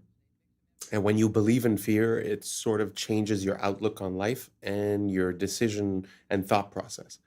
So imagine if most of the things they made us fear were actually non-existent. What would that mean for us? And what would that change? Simple question. Let me know down below. And let's keep on rocking. If one were to disappear tomorrow, these cave spiders could go on living for thousands of years, completely in the dark. If you go right to the border of Greece and Albania, you head down this dark cave and then you wade through chest-high water for about 50 meters, you find something really strange. This thick, spongy substance that is everywhere. It spans 100 square meters, and if you look closely, you find that it's teeming with 100,000 spiders. This is the world's largest spider web. But what's strange is that this cave is in complete darkness. There is no sun, so no photosynthesis, and no plants or any other traditional sources of food. So how can these spiders survive? Well, things get even weirder when scientists looked at the kinds of spiders. They found two species, one bigger one and one smaller one. Usually, the bigger one eats the smaller one, but here they were living in harmony. So what was going on? Well, they found the answer to both of these questions when they looked at the walls of the cave, which was covered in this white slime. When they put this slime under the microscope, they realized there were sulfur-eating bacteria there, which were feeding off the high sulfur concentrations in the rock. And cave flies would then eat that slime. And so you got millions of cave flies, which ended up creating this near infinite buffet for the spiders. So much so that the bigger spiders stopped eating the smaller ones and just focused on catching fly instead. So here's this fully self-sustained ecosystem that's not powered by the sun, but based on sulfur. So the strange case of the cook pine trees. These trees always tilt by 855 degrees toward the equator, regardless of where on Earth they are growing. What's interesting is the farther they are from the equator, the more they lean. This strange phenomenon is studied globally, though its exact cause remains a mystery.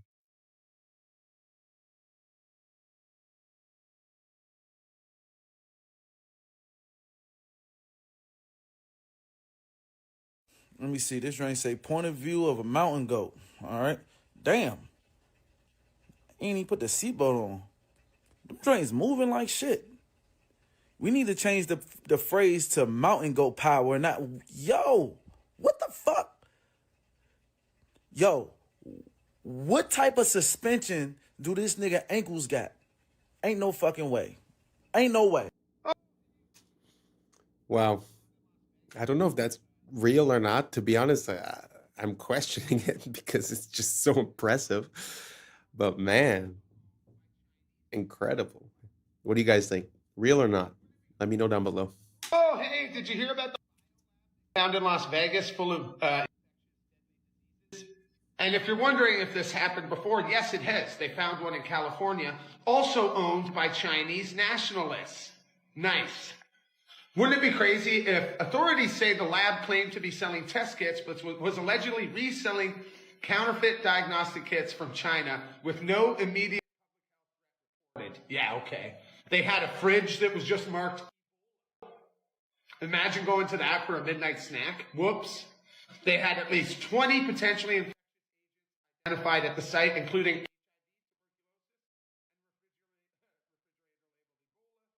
And yeah, it was, residents owned by Chinese nationalists. That's great. That's great stuff. I smell another coming. I mean... When I was a kid, we didn't have electricity until I was 9 years old. In those days, all the grannies used wood stoves. They didn't have electric stoves. And when Grandma had cravings, she had pica and cravings. Are you pregnant? You have cravings? No, I just have cravings. She'd take a spoon, go out in the backyard and eat clay and dirt. Kids will eat dirt when they have cravings. They would use wood ashes.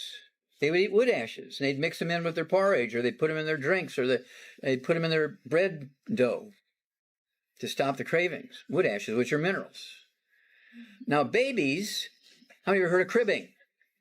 Okay, babies would chew on the rail of the cribs when they were missing those minerals and have cravings, and so they started putting fiberglass and plastic shields on the rails to prevent cribbing. Wow, I never heard of that. Does anybody have a grandma or something and has heard the similar thing? And it's very interesting regarding the kids. I mean, if they were cribbing due to instinct and a lack of minerals, isn't it funny that our solution is to put some chemical product on top to protect it? We're so upside down. Anyways, all that being said, try to get your mineral game on point. Because in my mind, the whole periodic table is basically minerals. So a lot of people are deficient in a lot of minerals. And I think that creates some of these habits that we see. So try to look into it. Anyways, let's keep on rocking. Seeing this guy who created a computer on Minecraft, which further solidifies the fact that we very well could be in a matrix. This is the computer that I have built in Minecraft. And 6 months ago, I would have never anticipated how massive of an undertaking this would have been to complete. But 6 months later, this computer is reaching the final stages of its construction. So far, I have programmed the Fibonacci sequence to run on this computer. However, I want to take this much further. This isn't just a simple calculator. This is a full computer, fully programmable with machine code and soon assembly. The data registers are 32 bits. The RAM can store 256 lines of code that is stored in the 2 kilobytes of RAM. The CPU has 16 registers, a multiplication accelerator, and a division and modulo accelerator. All of this runs on vanilla Minecraft. Mods are only used to increase the performance of my computer that is running this monstrosity. Wow. What does that mean?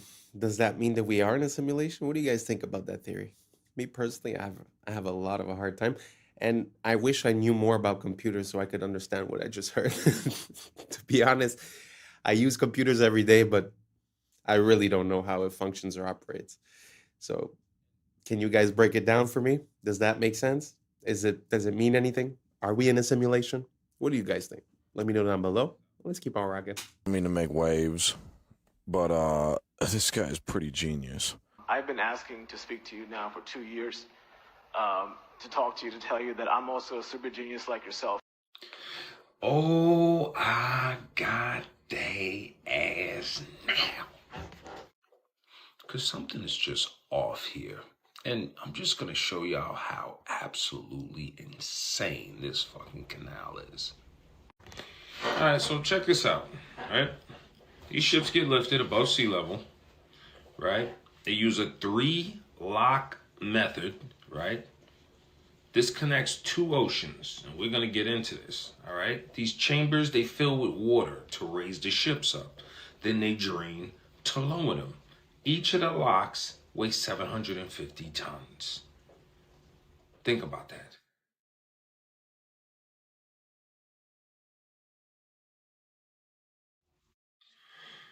Panama Canal officially opened in 1914. 1914. Look down here. U.S. took over the project in 1904. This was after, quote unquote, the French supposedly attempted to. But as the French attempted to build this Panama Canal, 20,000 of them died from yellow fever and malaria and all kinds of shit because you're down in the jungle and you got a dry season and they got a wet season. So the conditions are horrible. As you can see here, French company attempted. Look, malaria, yellow fever, resulting in high worker mortality. I looked at these construction photos and they weren't really very convincing. The whiteout over here and the train. These guys are supposedly excavating what it is you just now saw.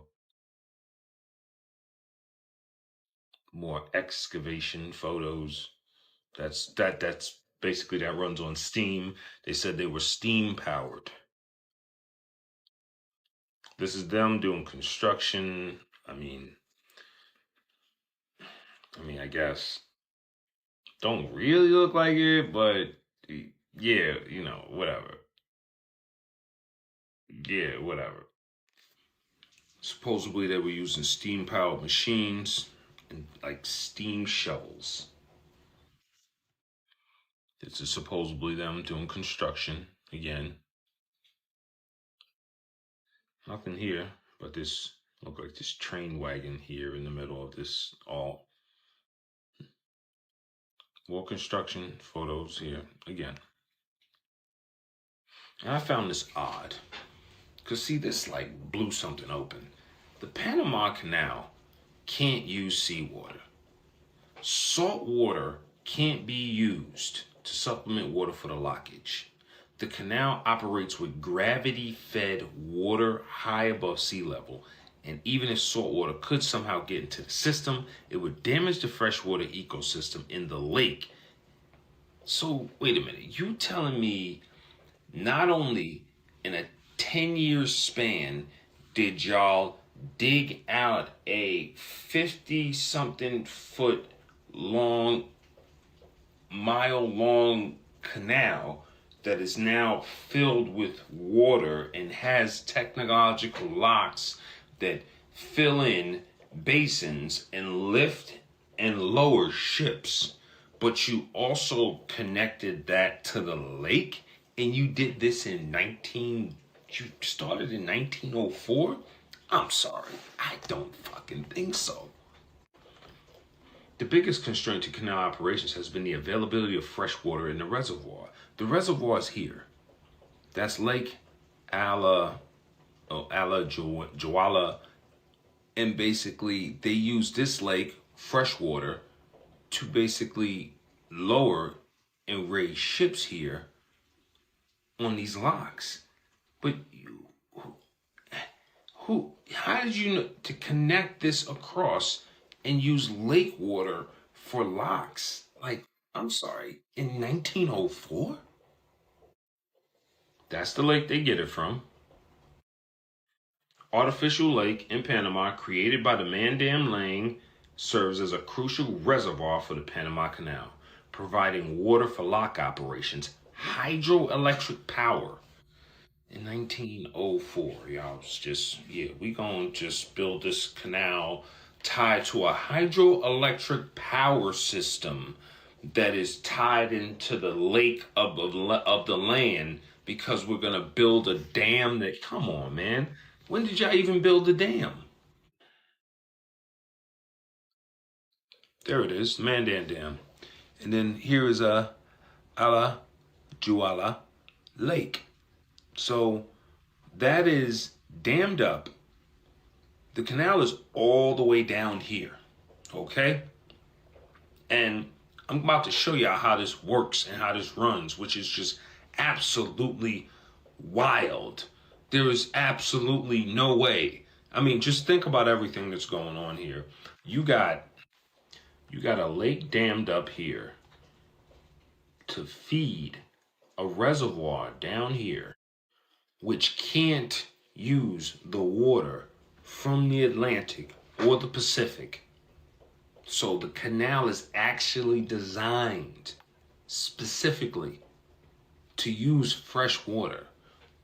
Where do you think this fresh water is coming from? Yeah, I know where it's coming from. Let's take a peek. Think about this. 1904. These people are building a canal. Look at this. Look at this ship. Look at the size of these locks. These are 750 tons, these locks. 750 tons. Look at this. It's going to fill out with water. Watch. Builds up, raises it up, puts it on a whole new level. What? Raises it up. Raises it up. Only using fresh water, look, from the lake. Look, and goes across the lake. It's going across the lake. It gets to the other side, lowers it. Look. What? Pete, look. Y'all did this in 1904. 750-ton locks using the water from the lake to move ships across from an... I'm pretty sure y'all see my issue here. You got a gravity-fed water lock ship moving system you're building in 1904 inside of the water with 750-ton locks. This is 50 miles long right here. You designed all of this in 1904 using the water from the lake? Look, it requires 52 million gallons of fresh water per ship. I'm pretty sure y'all probably thought it was using ocean water. Y'all ain't know it was using fresh water. Where you get fresh water from? You get it from trees. This is a tree that was cut down, and that's why water is just pumping out of here endlessly. As you can see, nothing is feeding this. It's just a body of water that's feeding the canal. And this is the main source of water for the people of Panama. This source of water right here is basically an ancient tree. This is tree water that is still being pumped out. That's where the fresh water is coming from. Fresh water, man-made, Gatun Lake, fed by Jacques River to operate its locks lifting. Gatun Lake, the primary source, an artificial freshwater lake created by damming the Jagris River. Look, fresh water, again, fed by rivers and rainforests, allowing ships to be... Rivers and rainforests, ancient tree. And just to show you what that looks like, you see how that's number 2, 3, 4, 5, 6, 7, 8, 9, 10? Boom, that's what the gradient looks like as you go across. See? And done. First, there's about 40 miles of rough terrain between them. And then there's the added bonus that the Pacific Ocean has a higher sea level than the Atlantic. So how do you go about connecting two oceans that sit at different heights? Well, you see this specialized system of locks and gates? It basically functions as an elevator, where the changing water level raises and lowers vessels at will. The gates are as tall as a 7-story building. They weigh an average of 690 tons, and they are open or closed by a hydraulic system in less than 2 minutes. Downright elegant in its design, the canal... They ain't build this, but when the mind's blind, the eyes... Wow. So much wrong with that somehow. Okay, where to start? Not only was that a crazy building technique project, right? But even before starting the canal, you needed to have that lake. That lake needed a dam to be created.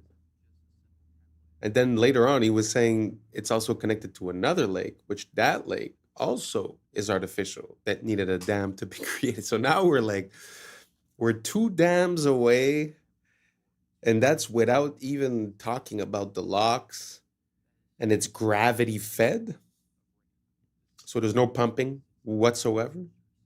And I have a question as towards those hydraulic locks. Like, how is hydraulics from 1904 closing a 700-ton door in less than 2 minutes? I don't know, man. There's really something beyond our capabilities. Although I must say that one of the secrets, I think, in this whole process is that to be able to show us some construction pictures, they revealed to us that they were using steam in a high capacity. Now, whether they built it or not, a whole other question. Whether they built the dam or not, a whole other question. But I think that's what's missing, you know? I feel like the same way they tried to take away the Zeppelins and the airships because they were presenting us with different technologies like the plane and the car and the combustion, I feel like it's the same thing going on there. That basically we have a hard time to envision how we built these buildings and these town halls and all these things. But what if it's because they were using a technology that we don't even know about? Because I've seen some stuff about in the, I don't know if it was the 1800s or the end of the 1700s, but that they were using these steam operated like self-carving machines. So basically they had a machine where they would put the block and then it would just pass and carve out until they had, like, let's say a pillar. So they would set it up so it would make a pillar so they could bring rock after rock after rock and get the same pillar getting done. But this is something that I find we don't see much about. We don't see much about the potential of steam, when in reality, like, this blows my mind, but basically steam is what we use to do most of our energy production. So there's places that they don't use hydroelectricity, that they use refineries and basically the gas or the dirty gas out of there to boil water, which is the same exact technique in a way, the result, is the nuclear power plant. So basically, a nuclear power plant is just a glorified water boiler. And through the pressure and the steam from the boiling, then they're able to canal it through turbines or whatever and get it activated. So basically, still today, we're running on steam. So steam seems to be like one of the most abundant resources, obviously, because it runs on water, but also one of the most powerful. And we're still using it today. So I find that that's a little secret. Now, coming back to the Panama Canal, I have no idea how that was done in 1904. To be honest, the size of that project and even just the idea and the application and the doors and the hydraulics and the artificial and the gravity powered, man. So let me know what you guys think down below. Do you have any more building pictures or any more plans or any more regarding the Panama Canal or any other canal? Because there's also other canals, the Suez, even smaller canals. Sometimes when you look at the time frame and you look at the way that they built it, it's hard to believe, it's hard to understand. So let me know what you guys think down below. And thank you so much for walking with us. We've reached the end. And that's a wrap for today, familia. Whether you're tuning in with the sunrise or you're posted up after midnight, I appreciate your time, your energy, your curiosity. And don't forget, this isn't about truth or fiction. This is about perspective. If this sparked a thought, a laugh, a deeper question, then we did our job.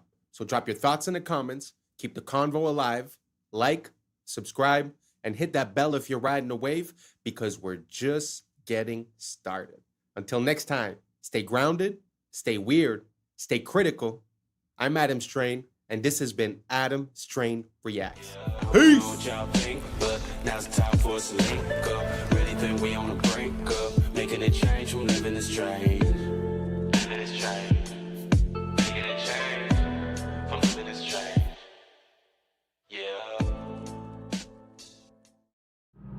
Yeah. Yeah. I was sleeping, had to wake up. Why? Every reason I can think of. God, till the day I keep the ink up.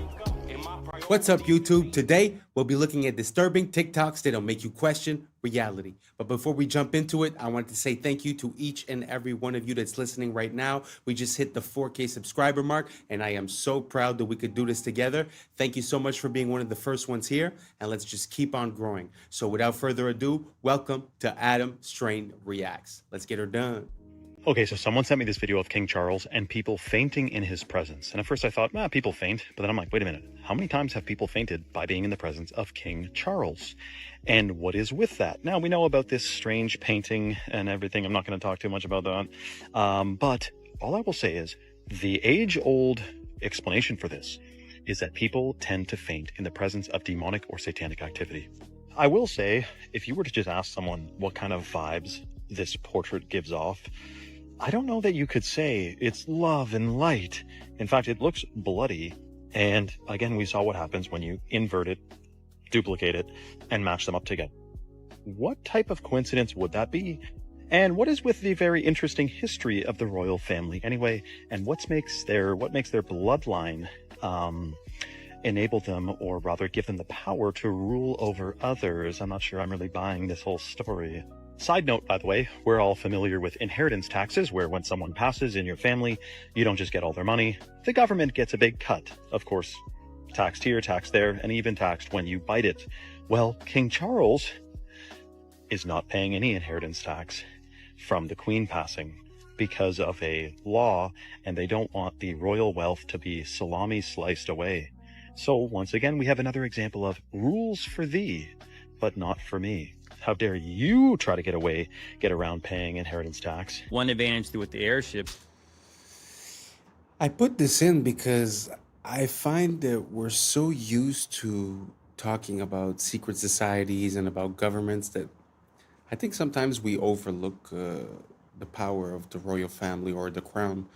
Because if you think back at a few years ago when there was the COVID, when you think about it, the Commonwealth countries were the worst ones, were the ones that were on the front of taking people's rights away. So, Australia, England, Canada. So when you think about it, there's kind of a correlation. So I know that it's not something that's very popular, but I'm going to start looking into a bit more the connections between the royal family and what goes on in the world. Do you guys see a link between the royal family? Do you guys think it's overlooked, or do you guys see a lot of that maybe I don't see it? Let me know down below, and let's keep on rocking. Is the fact that you wouldn't need a runway. You know, they could dock these things, and that's why people start to look at some of these old buildings and some of these towers. Were they meant for docking an airship, and then they would get into the building from the ship? What they try to show you with modern blimps is you have this big old balloon thing, and then you have like this tiny little carriage under it. Most of the structure of the blimp is just where gas is at. And then you have like a tiny little cockpit that everyone rides in.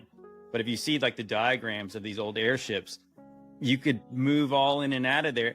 You could imagine would be like a floating cruise ship. So as soon as you get on, you kick your feet up, you go get something to eat, and you go hang out and have a cocktail if that's your deal. And then you can kind of hang out and look out the window and see all the cool stuff. It seems like a more elegant, more sophisticated way to travel. I would be all about that life. Yeah, because you imagine if you were just going, okay, we're going to fly across America, go from New York to LA, and you're not in a rush because part of the journey is actually, this is fun. Yeah. But traveling's not like that today. But we're the advanced ones. The government of Turkey claims they have found the grave of Noah. This is a normal human thumb bone. Underneath is a giant human thumb bone. This was found right near Mount Ararat in Turkey. People say 1 man and 3 boys could not build a boat that big. Oh, you didn't see those boys. Hey, Bubba, bring me that tree, would you? There's a jawbone in a hotel in Turkey on display right now, 6.5 inches across the TMJs. Any one of you could put your head inside and rattle it back and forth inside the jawbone. The legend in Guam is that giant people built the latte stones there. Who is moving these giant rocks anyway? That's a camel in front of it for scale, folks. In Wasaki, Wisconsin, 100 years ago, giant skeletons were found in a burial mound. One of the skulls was 3 times the size of ordinary humans. In Walkertown, Indiana, 8 giants ranging from 8 to 9 feet long, all wearing heavy copper armor, were found. Through the bungling of the diggers and the disinterest of the museum establishment, the discoveries were scattered and lost. The Smithsonian has been very active in hiding discoveries about giants because it goes against the evolution theory. See, evolution says we started off tiny and we're getting bigger and better and stronger and smarter.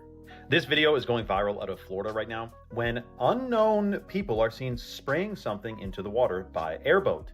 And there's other clips of it in the Everglades as well, and people are wondering what the sand dam's going on. Until a man captured a truck that was going to the department or the depot where they fill up these containers on these boats. A truck was carrying some goods, the Florida Fish and Wildlife Conservation. And if you look closely, you see in the back of this truck on the trailer are some boxes. And if you look closely at the boxes, it's Roundup Custom, which is actually called Dicot. It's a form, it's from Roundup, it's the same company. And it's one of the most toxic chemicals known to man. Now, this guy is exposing, that's the one who captured the video. Turns out they're spraying this to try to get rid of an invasive plant. But the problem is that it also literally destroys almost every other creature in the water, right? So we have fish floating up, we have turtles floating up upside down, rotting. It's totally destructive, but of course it's for your safety. It's for conservation. We're not trying to intentionally poison the food, air, and water supply to destroy the natural world, to rebel against the natural world and against who created this world. No, it's for your safety, you fool. Absolutely insane. You have to do a deep dive onto this stuff. It's called Dicot, and they're spraying it all over the place, again, because they want you safe. And if you think otherwise, you might be a conspiracy tinfoil hat nutter. Roundup, the same company who made, well, no big deal, a couple different chemical agents during world wars. Let's just say that. Spread the word. We got to wake people up to this. Otherwise, it's a very unfortunate future where our whole situation is, well, polluted significantly, put it that way. Recently, there's also been many sinkholes that have appeared everywhere. So I don't know if you saw in China, there was a sinkhole, and going back to the hollow earth theory, how In China, they found in the sinkhole a forest with trees and species that we would have seen in like 200 years. Oh, so Yeah. it opened it up. Exactly. So look, and there's more. So there's one in Detroit. A guy got his car stuck in a fat sinkhole, like one filled with water. He didn't even know it was there. Lower Nazareth, there was one in a farm field, right? New York, and even places like Turkey and Wait, how is this not on the news? Is this on I don't know. It's not on the news. It's literally on, like, you have to search for it. Damn. So there was a ski resort in Russia that had a big one too. Yeah. And so I have a theory that since there's all these sinkholes, that means there's evidence of cities and tunnels underground, and that they've expanded so much that the land that we're on right now is sinking into those. Oh, and you know why it connects to the aliens? Because those tunnels are for the upcoming alien attack. Like, people have been planning this to exit out. But it's been exposing itself. Like, the world has been exposing itself because they're expanding it way So too like big. the Hollow Earth theory, how the advanced civilization is under us? Yeah. Have you ever thought about why structures in Europe, Asia, and even America share the same distinctive features? Not forgetting that they also seem to be constructed with methods far too advanced for their supposed time periods. It raises the question, is our historical timeline accurate, or has it been completely fabricated to hide something, or were they all built by the same architect? This is where it gets crazy. There was a colossal empire named Tartaria that was a highly advanced civilization with technology and knowledge far beyond even our current time. They have even been credited with the construction of the Great Wall of China. But it gets even more unsettling. What if the dates on these buildings are wrong? Imagine if that number 1 wasn't a 1 at all. Our history could be off by 1,000 years. The current timeline is a lie. In the late 1800s and early 1900s, they held events called World's Fairs to use as cover-ups to demolish our advanced past. Many recount that these structures were wiped out days after the events. This was evidence of a global civilization, a civilization whose roots could be traced all the way back to ancient Egypt. And this is really cool. So check this. This is a I'm not too sure about calling it Tartaria, and I'm not pronouncing myself on what was, especially when I don't know what is right now. But what do you guys think about the fact that in different places around the world, we really do find similar structures, whether it be the megalithic structures or whether it be like what we would call Greco-Roman, which we find some in Japan, we find some all over the place. Do you guys think that it would be possible that at one point there was like a harmony, or that there was a moment where everything was shared, or that the capabilities were more than what we believed, or that, I don't know, like a lost moment in time? Do you guys think that's possible? How do we explain all of these structures, or the World's Fairs, or all of these elements are easy to explain one at a time? But when we take the magnitude of how many of these events and how many of these, for an example, World's Fairs, fires, constructions, the cities being built, the canals being built, the undergrounds, the metros, there's so many, right? So is it possible that at one moment, either we lost our memory, we lost contact, or that there was a moment where everyone was together and that we were building the same type of way everywhere? Let me know down below. I'm just curious. To be honest, I don't really have an opinion. I just find that the timeline that's pronounced to us seems to have some flaws.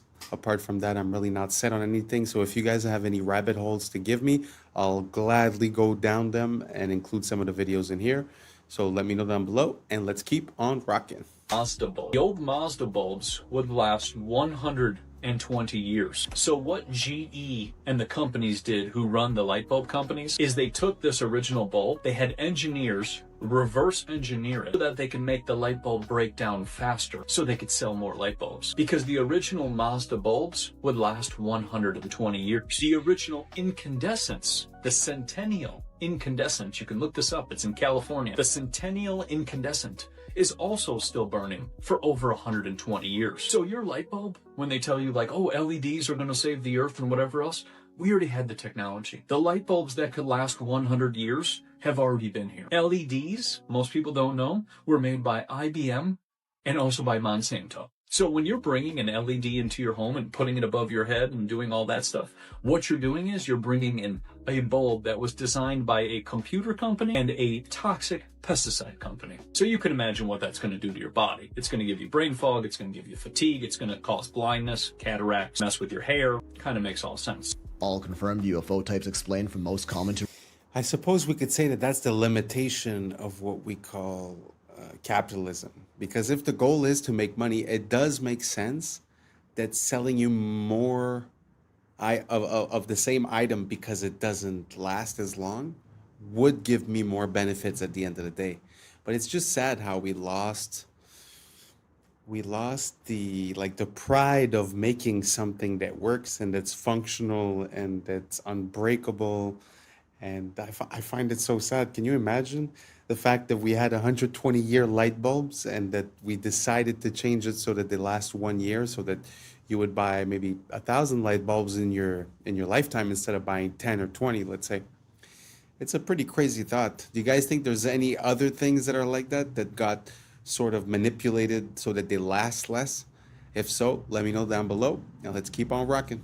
Rarest. First up, we got the classic saucer UFOs brought to mainstream attention in the 1940s after the infamous Roswell, New Mexico UFO crash. Back when they were actually called UFOs, you know, unidentified flying objects. For decades, this was the signature UFO style that everyone knew and talked about, but was mostly mocked and downplayed until the government kinda told us they're actually real in 2020. Shaped like a disc with smooth edges, oftentimes glowing and occasionally with a dome top. Cigar-shaped UAPs are elongated cylindrical craft, often tapering at the ends. In recent times, the terminology was officially updated to UAPs, unidentified aerial phenomena, which was changed once again to unidentified anomalous phenomena when they realized they could also go underwater, no longer making them aerial. What makes cigar UAPs so interesting is their lack of any visible wings, fins, or other appendages typically found on flying craft, and is what really made us realize how impressive the non-visible propulsion systems that power UAPs really are. These have been popping up in our skies more lately, like those orb-shaped UFOs everyone's been talking about, or spherical UAPs, near perfect spheres, typically on the smaller side, seen flying very fast with erratic movements and no visible propulsion system. Can either appear metallic or sometimes slightly glowing, leading people to believe some of these may even be trans-dimensional. Oftentimes spotted around military bases and have even been noted to merge or split into multiple orbs. Large, silent, and most often black or dark in color, triangle UFOs are usually seen with lights either in front or on their sides. One of the most well-documented mass UFO sightings happened in 1990 over Belgium, where hundreds of civilians and police officers reported countless triangle UFOs in the sky. Chevron or boomerang UFOs are similar to the triangle ones but have a more pronounced V shape. They also have lights along their supposed wings and have usually been spotted flying at lower altitudes. Egg-shaped are kinda like our sphere UFOs, somewhat elongated but not quite to the extent of a cigar UAP. These are most commonly cited by the military, one of which they famously refer to as the Tic-Tac UAP, moving extremely fast and erratically, and have been seen to pass through large bodies of water without slowing down, showing off their true capability. Diamond-shaped UAPs are much less common than what we've discussed so far. They typically feature some sort of central light or collection of lights and are often seen rotating, moving, or even morphing in midair. Box-shaped UAPs are sort of like the diamond ones, except feature a more distinct rectangular shape with straight edges and perfect corners. They don't rotate and morph as often as the diamonds, but can occasionally be seen with what appear to be windows and sometimes even glowing. Fireball UAPs are an interesting breed, a rare type of orb, typically orange and violently flickering, giving the appearance of a burning flame. Transcending the notion of being mere objects, the fireball truly is a phenomenon, often seen far away and moving very slowly, occasionally bursting out a pulse or sometimes even appearing green. Speculated to be trans-dimensional, these aren't as common as the rest on most social media platforms. Organic-shaped are most notably portrayed by the infamous jellyfish UAP caught on camera in the Middle East. This one looks like a collection of indistinguishable parts, no concrete form and moving slower than the others but at a steady, consistent pace. Has also been noted to go underwater. The organic-shaped UAP is among the rarest, with some reports documenting shape-shifting abilities and sudden drops in temperature.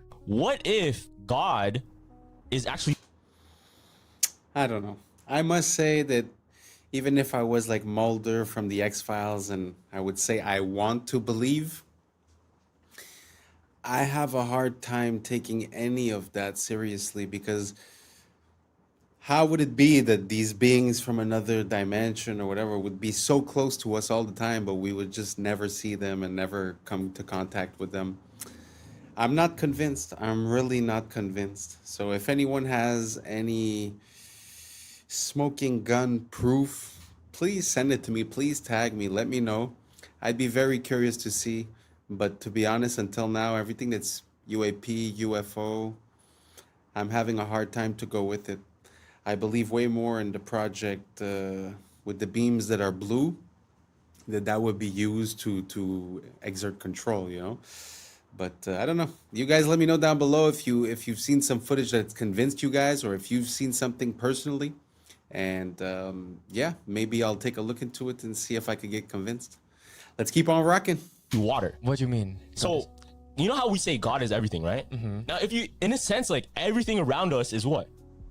There's water. There's water in the air that we can't see. Yeah. There's water inside you. There's water inside me. Yeah. There's water in every single thing that lives. Right? Yeah. Now, when there's a lack of water, if you look at a desert, if you look at a wasteland, right? Yeah. What is there? Usually death. Oh. Death because lack of water. Yeah. And it's very hot. Like, Damn. hell. And now, check this out. In the Bible, Yeah. when Jesus said he was tempted by the devil, where was he? In the desert? In the desert.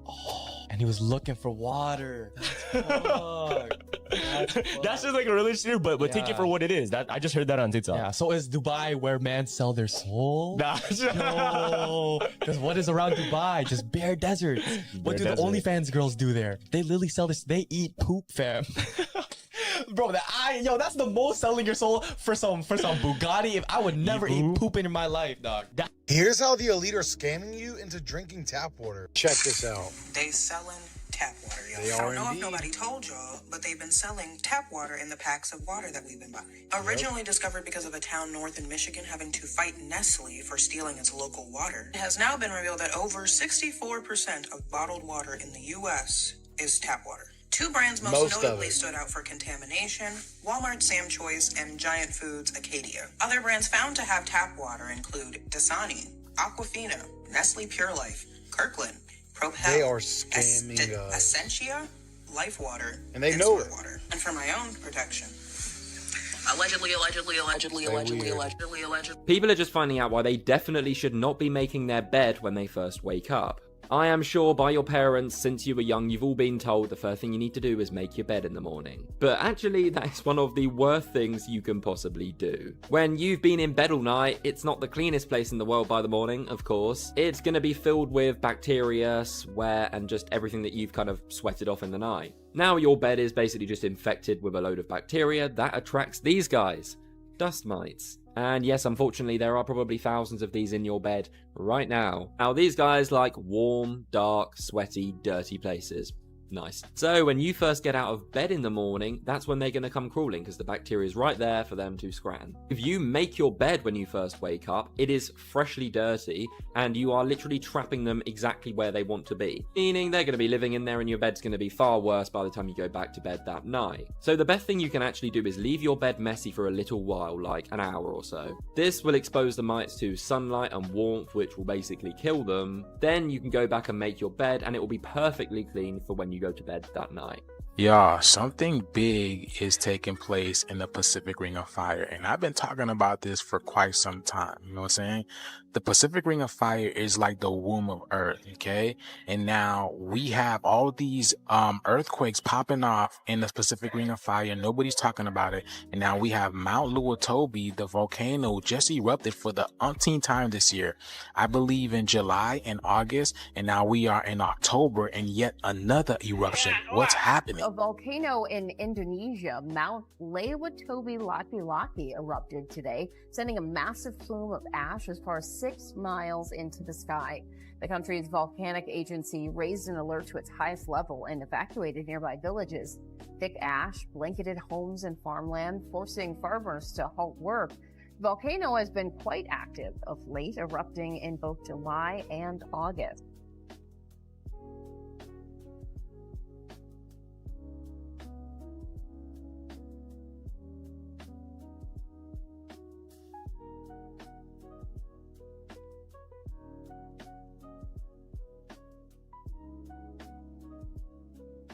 Okay, this video is going viral right now on Twitter because people can't believe the words coming out of this guy's freaking mouth. This is the godfather of AI, getting a Nobel Peace Prize but issuing a shocking warning about AI. Some of this doesn't even make sense. Listen to this. Your Majesties, Your Royal Highnesses, Excellencies, dear laureates, ladies and gentlemen. This year, the Nobel Committees in Physics and Chemistry have recognized the dramatic progress being made in a new form of artificial intelligence that uses artificial neural networks to learn how to solve difficult computational problems. This new form of AI excels at modeling human intuition rather than human reasoning, and it will enable us to create highly intelligent and knowledgeable assistants who will increase productivity in almost all industries. If the benefits of the increased productivity can be shared equally, it will be a wonderful advance for all humanity. Unfortunately, the rapid progress in AI comes with many short-term risks. It has already created divisive echo chambers by offering people content that makes them indignant. It is already being used by authoritarian governments for massive surveillance and by cybercriminals for phishing attacks. In the near future, AI may be used to create terrible new viruses and horrendous lethal weapons that decide by themselves who to kill or maim. All of these short-term risks require urgent and forceful attention from governments and international organizations. Okay, so we have the same situation with Elon Musk. He talks about how AI is the greatest threat to humanity, and he continues to pioneer AI technology, human implantable brain microchips, and all this. So we got this guy talking to a bunch of seniors about AI, like they really maybe know what's going on. I doubt it. And he's saying, be careful, this will create new viruses and basically destroy humanity. So we're at the part of the movie where it's like, should we shut it down then? Dude, this AI thing is 100% part of the plan to eventually enslave humanity through digital control. The bars of this prison are invisible. They're intended to be invisible because then there's less pushback. You think you're free, we think we're free, but we're in a prison without bars, and it's a very shocking situation, and they're about to ramp up the security with AI, digital ID, and this currencies, digital currencies. But I can tell you this, I have full faith we will win. This is a plot against humanity. Humanity will absolutely prevail. I have 100% faith. I'm not even being positive, like, ooh, I hope we win. It's already done. It is already done. We have already won 100%. Comment for more for part 2. Follow for more. And let me know your thoughts in the comments below, man. What the same damn is with this? Mr. Jones and Mr. Krempler were neighbors. They each had $3,000. With his money, Mr. Jones bought himself a $3,000 car. With his money, Mr. Krempler bought himself a new refrigerator, a new range, a new washer, a new dryer, a record player, 2 new television sets, and a brand new Volkswagen.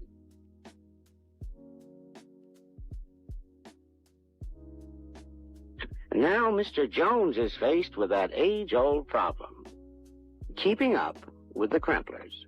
Have you been down the lead paint rabbit hole? Isn't that crazy? To imagine how much you could do with a few $1,000s back in the days. I know they were paid less, I understand, but I still feel like it's not proportional, you know? And when you compare a house that was like maybe $10,000 less than 100 years ago, and that now we're talking about $650,000, I don't think it's proportional. I think they had it better off back in the days when it comes to the comparison between the buying power and the capability of having like a house and a car and this and that. Because even when you think about it, all the sitcoms from the 90s, well, not all of them, but most of them, or like The Simpsons and stuff like that, the father and the mother, most often not, didn't have that high paying jobs. Often the mother would stay at home and the husband was doing a trivial job, but somehow, you know, he was worked at a factory or worked as a mailman or stuff like that. And somehow would still have a house, you know, a family, have a car. I feel like nowadays it's just not like that anymore. It's not like you could work at McDonald's and have a family and everything's fine and you're gonna have a house. No, you're gonna be paying for rent. It's gonna be way different. Do you guys think times have changed, that the value of money has changed and our buying power has changed as well? Or do you guys think that it's more or less the same? It's just proportional? Let me know down below and let's keep on rocking. I think we're close to the end on this one. Because it may have been banned for a completely different reason than many think. Did they really ban lead paint because it was toxic? Or because it blocked their signals? Think about it. For decades, every home was coated in lead paint. Thick, durable, insulating. Then suddenly, governments worldwide decided it was dangerous. But here's what they don't tell you. Lead is a natural shield against radiation and electromagnetic frequencies. In other words, radio waves can't penetrate it. Before the ban, your walls literally acted like armor. No TV signals, no radio frequencies, no wireless anything could pass through. And then, right as wireless communication exploded, radio, television, early radar, the health panic began. Convenient timing, right? They told us it was about safety, but the studies linking lead paint to poisoning? Most came from industrial smelting, not house paint. The numbers never added up. But what did add up was control. Because once the lead came off the walls, the signals went in. Every home became a receiver. Every person became a node in a connected network. Was lead paint banned to protect you or to make sure they could finally reach inside your home? Okay, so the crazy part about this, by the way, is we had Xfinity, a Wi-Fi company, has a new feature called Wi-Fi Motion. And they can use, if your Wi-Fi is on in your home, you can use it as a motion detecting device to know if someone's in your home when they're not supposed to be, or just detect motion in general. And we know that we're using the one side of the internet or of a Wi-Fi signal, but there's another side to it. There's another door, you could say. We're using the front door. There's a back door to it. And I'm talking the same way with frequencies from cell towers as well. We're talking about a sophisticated surveillance system that is wireless, that can see everything that's going on. Now, what would happen, do you think, if they were spraying on us in the sky nano sensors that interacted with the frequencies? Picture a hologram, a desk, you got a big desk and it's a hologram of a real-time battle. Think of Star Wars when they're watching the battlefield on a hologram, seeing it in real time. Let's just say that was based on something that you can do if you have a bajillion sensors and frequencies blanketing the area. It's surveillance, dude. You know what? It kind of makes sense, with all the signals that we're sending from the Wi-Fi to the sonar, the AM, the FM, all the military frequencies, the CB, the radios.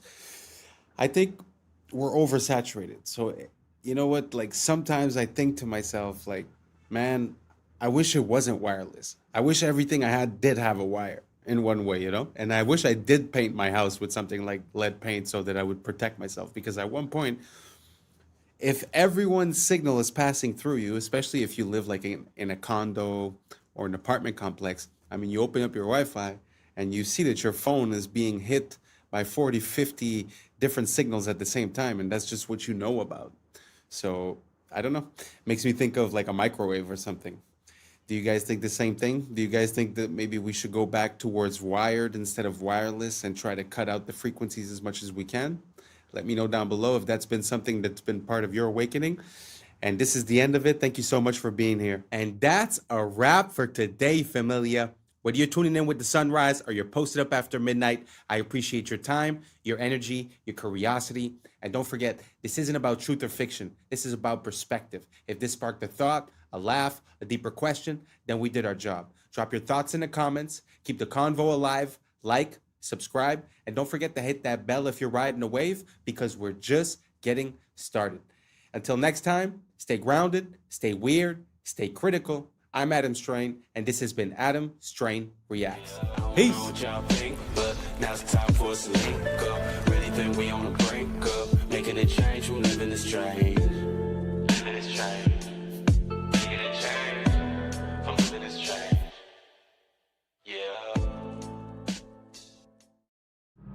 Yeah. I was sleeping, had to wake up. Why? Every reason I could think of. God, till the day I keep the ink up. What's up, YouTube? Today, We will be looking at disturbing TikToks that'll make you question reality. But before we jump into it, I wanted to send a quick shout out to Jaden Robson listening up there in Canada. Thank you so much for being a listener. So without further ado, welcome to Adam Strain Reacts. Let's get her done. It's funny, like even like the story of Isaac Newton. So how did he discover gravity? Well, of course, he was sitting under a tree and an apple hit him on the head. Children, can I explain to you this? He already knew things fell down. Everybody knows things fall to the ground. That is not how he came up with the theory of gravity. The apple is symbolic of the tree. Once again, the tree of knowledge and good and evil. If you actually look up the old Apple logos, the very first ones, it's literally Isaac Newton sitting under the tree. So what did they change that logo to? An apple with a bite out of it. You guys understand what that means? Do you remember when they sold the first Apple computer and it was $666.66? Do you think these are coincidences? Like, no, that is what they're telling you without telling you. What if I told you the reason you feel temptations for certain things and certain sins is very specific to what you're supposed to do? Before continuing, I wanted to warn you guys their phones were being spied on. Click on this icon, then more. If you see it, delete it immediately. So if you have the urge to smoke or damage your lungs, it's because your voice was made to worship. The enemy's trying to silence you that was meant to praise. If you have crippling self-doubt or insecurity, it's because you're meant to lead and inspire. If you weren't dangerous to darkness, it wouldn't try to mute your confidence. If you have constant distraction and procrastination, it's because you carry strategy, vision, and ideas from heaven. The enemy delays you because he can't stop you. Only you can. Now, this one's gonna hit a lot of people. Okay. If you have an addiction to lust or pornography, it's because you carry a deep capacity for intimacy, covenant, and healing. Perverting love is how Satan prevents true restoration. That's true. Crazy. Yeah. If you have fear of rejection or abandonment, it's because you carry a spirit of belonging and reconciliation. You were made to gather the outcasts.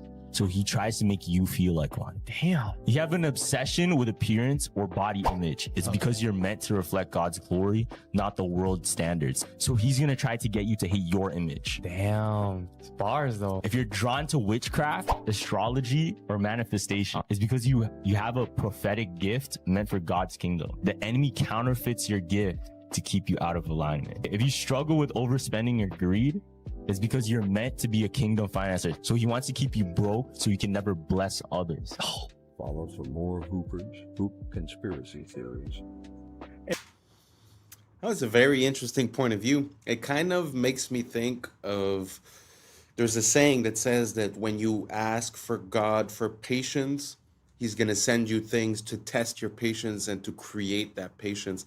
It just seems like the reverse perspective from the point of view of the devil, but it seems like the same entity or the same pattern where you're going to be tested in the disciplines in which you must excel. So it's very interesting. Do you guys see that parallel within this? Do you guys think it makes sense? Do you see yourself as one of these archetypes? And if so, let me know down below which one.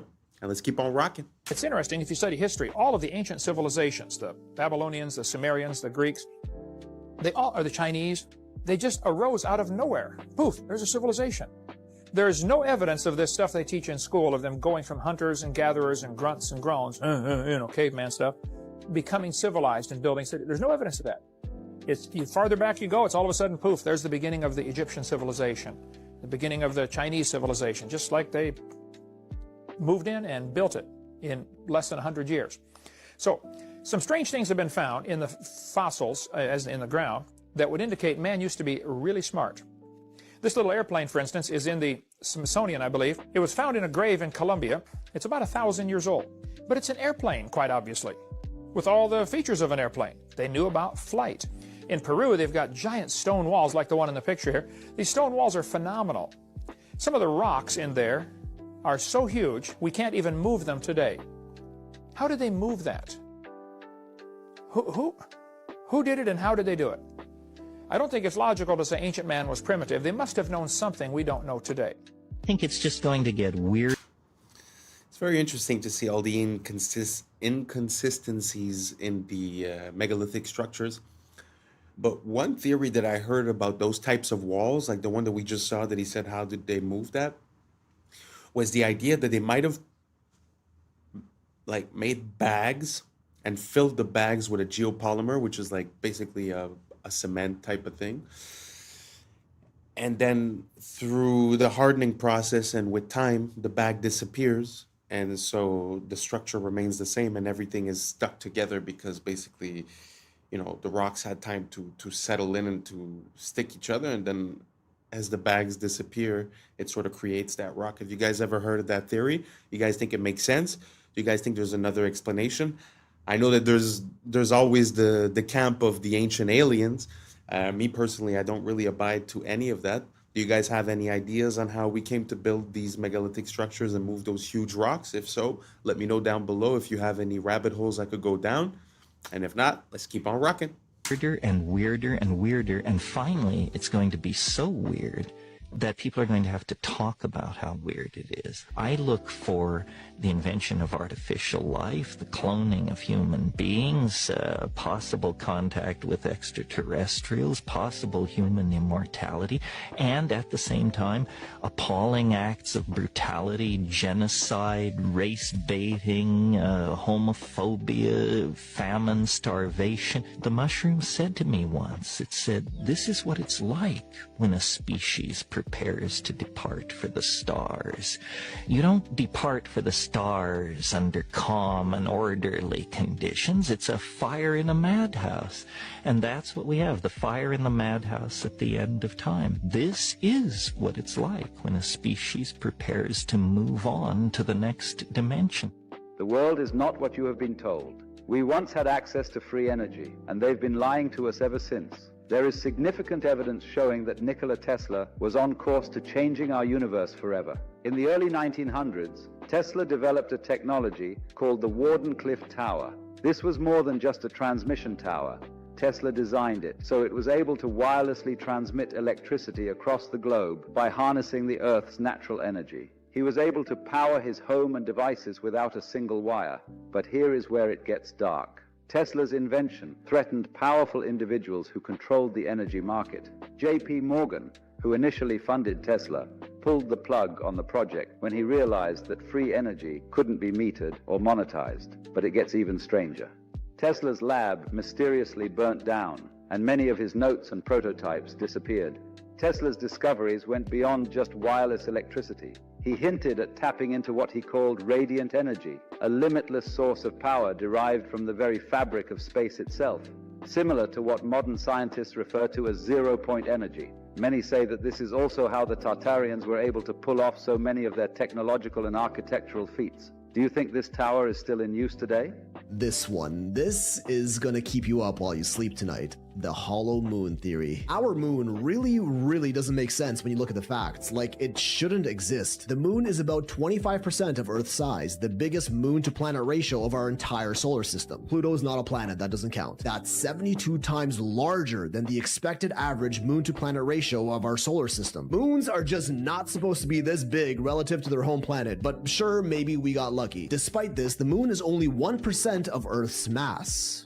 1%, meaning it is way lighter than it's expected to be, and we really don't even know why. Unless, of course, the moon is either extremely porous like a sponge or a hollow shell. When looking at this data, NASA's own Dr. Gordon McDonald even said himself it would seem that the moon is more like a hollow than a homogeneous sphere. But oh, that's just the tip, and we ain't stopping. Our moon's orbit is way closer than that of any of the other over 400 moons in our solar system, and also has a near perfectly circular orbital path. We don't see this on any other planet, which all have moons with wildly eccentric orbits. Our moon also coincidentally appears as the exact same size as the sun in our sky. Despite our sun having a diameter 400 times larger than the moon just so happens to be exactly 400 times closer to us, defying all odds of randomness, but is officially deemed just a cosmic coincidence. The moon also happens to be tidally locked with our planet, meaning its rotational period is the same as its orbital period around the Earth, which is why the same side is always facing us. This one is not so much a coincidence, as tidally locked moons are actually fairly common in our solar system. But it would also be the perfect excuse for the moon to always look the same in our sky and for us to never see what's on the other side, like an all-seeing eye that never ceases surveillance of our planet. We don't even know for sure how our moon even got there in the first place. The most common explanation is that the early Earth collided with a massive protoplanet called Theia about 4.5 billion years ago, which was thought to be roughly the size of Mars, and the impact caused the resulting debris to coalesce and eventually form the moon. This is known as the giant impact theory. There's also the fission hypothesis, where an early molten Earth was spinning so fast that a part of it got ejected out into space and became the moon. The capture theory, implying the moon just drifted by Earth and was captured by its gravity. And the accretion theory, suggesting that as the early Earth was forming in its accretion disk, a part of that disk clumped together to become the moon. But when studying rock samples from the surface of the moon, we find out that none of these theories quite make any sense, with other NASA scientists like Dr. Robin Brett further quoted as saying, "It seems much easier to explain the non-existence of the moon than its existence. Like on Earth, the newest rocks are on the surface, and the deeper we go, the older the rocks get, as we would naturally expect to be the case. On the moon, it's the other way around. Soil samples from the moon confirm that older rocks are on the surface, and they get younger the deeper we go. The only time we ever see this inverse relationship of rock layer depth to rock age on Earth is through human interaction, like drilling, digging holes, and boring tunnels. Did the same thing happen on the moon? If the moon was hollowed out from the inside, this older inner rock would be brought up to the surface, and this observation would make sense. The lunar crust is also thinner on the side of the moon facing the Earth and thicker on the dark side of the moon, and researchers still have no idea why. The moon doesn't have a magnetic field, much the same as other planets' moons, but strangely, moon rock samples are strongly magnetized. Craters on the moon are all virtually the same depth, no matter how big or small they are. On Earth, bigger craters naturally go much deeper than smaller ones, as the impact was greater. Not on the moon, almost like there's a solid layer underneath preventing the crater from going too deep. Moon rocks are also much older than the oldest rocks on Earth by millions of years, blowing the fission hypothesis and accretion theory out of the water. The moon contains traces of uranium-236, a radioactive isotope that doesn't occur naturally on Earth, but rather through the highly complicated scientific process of nuclear fission, something that only an intelligent species is capable of. Zirconium, chromium, and titanium are all relatively rare Earth metals, but are somehow quite abundant on the moon. Those three elements are also some of the most durable and corrosive resistant that we know of, perfect for building a massive structure. And they've even done quantifiable experiments that tell us that's exactly what the moon might be. When Apollo 12 was leaving the moon's orbit, they intentionally dropped their lunar lander down to the surface. When it crashed, seismic measurements showed that the moon reverberated and rang like a bell for an hour. They did not expect this. Only hollow objects are expected to reverb like this, especially with something as small as a lunar lander. During Apollo 13, they tested that again with a much larger object, dropping a spent Saturn V booster rocket that impacted the lunar surface. This time, the moon rang for 3 hours, with vibrations going as deep as 32 kilometers beneath the surface, and even got faster the deeper they got. This doesn't happen on Earth, or even solid objects for that matter, and again is only expected to occur on something hollow. Beneath Istanbul.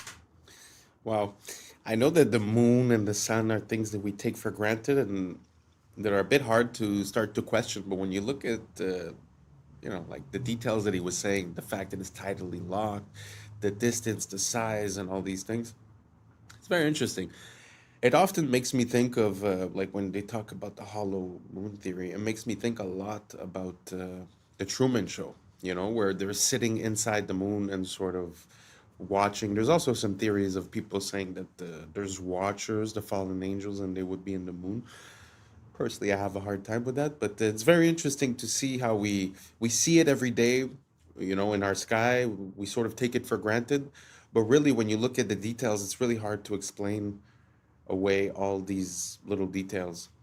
Was there anything that we were missing in that list? Let me know down below. The moon is one of the things that amazes me. In this whole rabbit hole conspiracy, I find the moon is something that's very, very interesting to look into because it has theoretically nothing to do with human intervention. So when you're able to see something that doesn't seem to fit, but that is also natural, I find that super interesting. So if anyone has any more information about any anomalies regarding the moon, let me know down below, and let's keep on rocking. Tunnels stretch for miles. Some connect directly to the Hagia Sophia, others to underground cisterns, chambers, vaults that feel less like cellars and more like cities.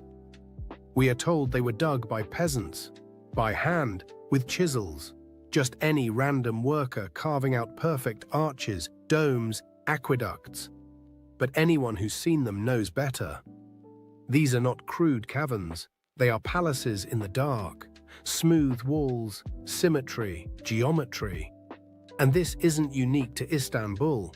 From Edinburgh to Cappadocia, from Poland to Mexico, underground cities repeat the same pattern. As if a civilization once lived below the surface, and we've been taught to call it myth. In Puebla, Mexico, locals whispered about tunnels. Stories passed down for centuries, only to be mocked as fairy tales. Until 2015, when workers accidentally broke through. Suddenly, myth became fact. 10 kilometers of engineered tunnels, some wide enough for carriages, connecting forts and churches. Forgotten so completely, entire generations believed they never existed. Nearby, at Cholula, a hill rises topped by a Catholic church. But scan beneath and you find the largest pyramid on Earth. By volume, a pyramid crowned with a new religion, a cover-up carved into the landscape. So tell me, when a pyramid is called a hill and tunnels are dismissed as legend, what else has been buried, renamed, paved over? Were the tunnels truly forgotten, or were they deliberately erased? This place is the weirdest place ever. Ever. I will die on that hill. You get there and you think this is the only one of these things. There are 12 perfectly carved buildings that are into the mountain. And just like in India, you cannot make a mistake, and there are none, like it was laser carved, which is ironic because these guys made it. We don't know who originally built it. We don't know where all the rubble from carving this stuff went, and we don't know what tool they used. All we have are clues from other ancient quarries like Japan. The oldest stuff on this planet uses whatever tool that was. The Inca call this style Hanampacha. You can see the stuff on Machu Picchu and Al-Aqsa Mosque, the Dome of the Rock, the most holy place on Earth, right up the street from the oldest parts of Jordan where Petra is. This makes Petra nearly impossible to accurately date. This building was carved at the same time as this building, allegedly. The place is so heavily eroded, I had to put a line on every man-made cut on this part of the mountain. We don't know what this was. What was that used for? Even at the treasury, how do we know that this is not just a really eroded that? And here's why we don't know. Because under the main part, the treasury, there is a 2-story we don't know under it. Only 15% of this place has been excavated. You can still see the ones that haven't, but did you see the one up here? There's hundreds of these. I haven't even talked about the mysterious stuff. Jordan is an incredible place to visit. I make these videos because the more attention these sites get, the more they excavate. Punch the share button. Tell them we want to dig more. Descend beneath Europe's churches and cathedrals. What do you find? Bones, thousands of them. Catacombs where human remains are arranged into geometric patterns, floral motifs, even walls of skulls. Official history explains it neatly. A practical way to store bodies when cemeteries overflowed. But pause. Does that explain the artistry, the deliberate design, the way skulls form archways and ribs frame altars? Or is there something ritualistic here, something we're not meant to understand? The dead aren't just buried under the old world, they support it. They become part of its architecture. Why? What were these people remembering or honoring when they built monuments on top of fields of bone? 2 miles below Antarctica. Of course, we don't really know that much about Antarctica. It's a little bit strange, a little bit creepy. We know about the pyramid, like this is 100% true, and that strange like island similar to the island. Now, this is Lake Vostok, great picture I know. It's a hidden lake in Antarctica. In 2024, researchers were searching this lake. I mean, it was actually frozen in ice for like 200 years. They use sonar and scans to basically scan underneath the lake and under the ground in this entire area. Now, they discovered living bacteria, completely unknown to be able to survive in these conditions, but also completely unknown to science. Like, they had never seen these type of bacteria before, ever. These organisms surviving with no oxygen, no sunlight, and they don't even have any DNA to match anything on Earth's database that scientists have ever found. So scientists are saying this is the closest thing we could probably ever have to actual aliens. Not like an alien from a movie coming down from space, but something that we've never seen before and is completely unique. But there's a far scarier part, unfortunately. They found never seen before shapes and man-made structures 1,300 feet along the bottom of the sea. And the mission abruptly ended and no one's been allowed back since. So what the hell is going on? Okay, you have got to see this video that China just released of a rocket launch they did. This looks like a boat skimming across the top of water, but in fact it's allegedly something going into space. Listen to this freaking video. China recently released footage of the Tianzhao 9 scraping upon the firmament. Now, that statement that I just made, you probably think that I'm a little bit crazy, but just look at the comparison. The top video is literally a boat driving around on the water, and the ripple effects that it's creating is looking just like what the Tianzhao 9 is creating while it's flying around in the heavens above. Yeah, so Tianzhao quite literally translates to heavenly ship, and 9 is associated with the polarity in a torus field, Nikola Tesla's 369. It's really complex stuff. I honestly don't fully understand it, but 9 is the polarity, which would be Polaris in the torus field that we live on, called Earth. Yeah, so the rocket is scraping on the firmament, and they're quite literally telling us with the name of the ship itself. And if you don't believe me, literally look at the trajectory of the rocket. It's following an arched trajectory. The reason they may be hiding from us the truth about the nature of our reality and space and all that is because if we weren't on a spinning ball that came from a giant explosion called the Big Bang, then we were definitely created. That would throw apart the whole Darwinism, would be decimated. Darwinism wouldn't exist. Evolution wouldn't exist. No one would be talking about it. If we were on a different, let's just say, in a different realm, put it that way, than flying on a spinning ball. I mean, it's just true. So that's why they're hiding potentials of this. And listen, forget everything I just said. Just know NASA is to deceive. NASA is, you got to dig into the whole history of them and how much they get caught lying and their green screens in their swimming pools and their training grounds and all that. It's absolutely shocking. It's riddled with inconsistencies. There is something being hidden from us 100%, and we shouldn't trust this agency that's been caught lying on telling us the nature of our reality and what we live on in galaxies and all that. So keep your head vigilant. We'll discuss more about this. Comment for part 2 and follow for more. I can't really approve the whole message, but what I can say is for the budget that NASA has had for the past forever, the past 70 years, which, if I'm not mistaken, revolves around $50 million a day, then I find that the information that they give us is very lacking. You know, like, we went to the moon, we put down flags, but yet we can't have any pictures of the flags. That's without saying that we never went back to the moon. So many things lacking. Even the pictures that they sent us, supposedly 3i Atlas was pictured by amateur people. It wasn't given us to us by NASA. There's a lot of, like he was saying, the training in the water pools, the CGI, the blue screens.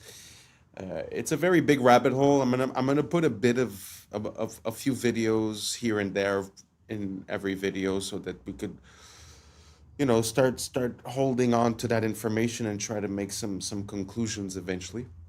What do you guys think about NASA, space exploration, the Big Bang? Do you guys think that the official narrative makes sense and that there's really nothing that we should be questioning? Or do you guys think that for $52 million a day or whatnot, NASA is not really cutting it, not really making the world a better place, not really giving us valid information? Let me know down below, and let's keep on rocking. You feel tense. Nobody makes you feel upset. You always decide how you're going to feel. Blame is the core of all negative emotions. When you stop blaming, you cut down the negative emotion tree. You cut it off, you kill it, and all the negative emotions die simultaneously. The conscious mind can only hold one thought at a time. It's the thought that the conscious mind holds that determines how the emotions will react, how the subconscious mind will react. Since it can only hold one thought at a time, what you do is you knock out the thought that is causing the negative emotion, the blame thought, and you replace it with this affirmation: I am responsible. This is the most powerful, positive affirmation you can use, because the instant that you say, I am responsible, you exert complete control over your emotional life. The instant you say, I am responsible, suddenly you are back in the driver's seat. A lot of y'all think it's just only McDonald's, but it's Burger King too. Check this out. Tell me why the fuck this thing just fell out of my Burger King and is now fucking moving on its own. What in the actual fuck? Y'all, what is that? What is that? I have never seen this thing in my actual life. What is that? Why does it move like a balloon with water in it? It doesn't even have a head. Where is the head? Burger King. Welcome to Burger King, home of the Whopper. Come inside and let us serve you. Have it your way. I'm glad you all could make it. Are you ready for your daily feeding? Lunchtime has arrived. Once you try this burger, you will not be able to resist the craving for more. People always wonder, how do we get so much beef to feed all of these people? You love it. You need it. Come get some now. Look at you. You can't resist my food. You love it. Every greasy bite. Goodbye for now. And it's crazy how people see these videos and they still go back to these places. So if they don't have enough meat for the food, what are they feeding you? Because what is that? It's a headless type of worm, bacteria, virus. I have no idea what it is. Let me know down in the comments below what this is, y'all. The shift is here. Y'all need to change our diet. Let's continue to get it. Peace out. And that's a wrap for today, familia. Whether you're tuning in with the sunrise or you're posted up after midnight, I appreciate your time, your energy, your curiosity. And don't forget, this isn't about truth or fiction. This is about perspective. If this sparked a thought, a laugh, a deeper question, then we did our job. Drop your thoughts in the comments. Keep the convo alive. Like, subscribe, and don't forget to hit that bell if you're riding the wave, because we're just getting started. Until next time, stay grounded, stay weird, stay critical. I'm Adam Strain, and this has been Adam Strain Reacts. Peace. But now it's time for us to link up. Really think we on the brink up. Making a change from living this strange. Living this strange. Making a change from living this strange.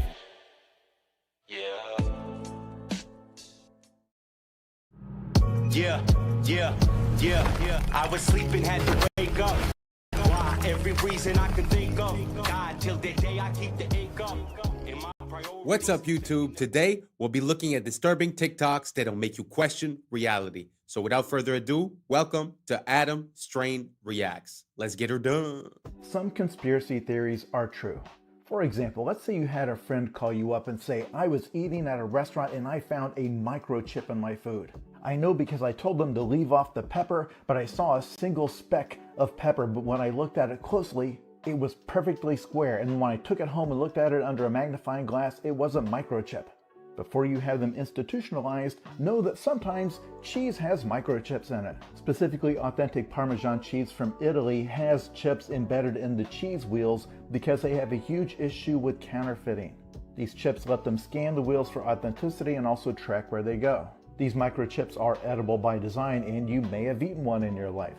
Likewise, let's say that same friend says their printer is encoding secret messages in documents, that they keep finding these microscopic specks that they thought were just flaws in the print head or something. But once again, when they looked at them under their magnifying glass, they found a pattern, and they're certain that the pattern has meaning. What your friend has discovered are printer tracking dots. Many printers, we don't know which ones, use tiny, basically invisible dots.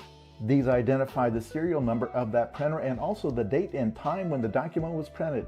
Printer manufacturers actually did this for 20 years in secret before the public found out in 2004. But for example, if documents were leaked from a government agency, these dots help them identify which printer they came from.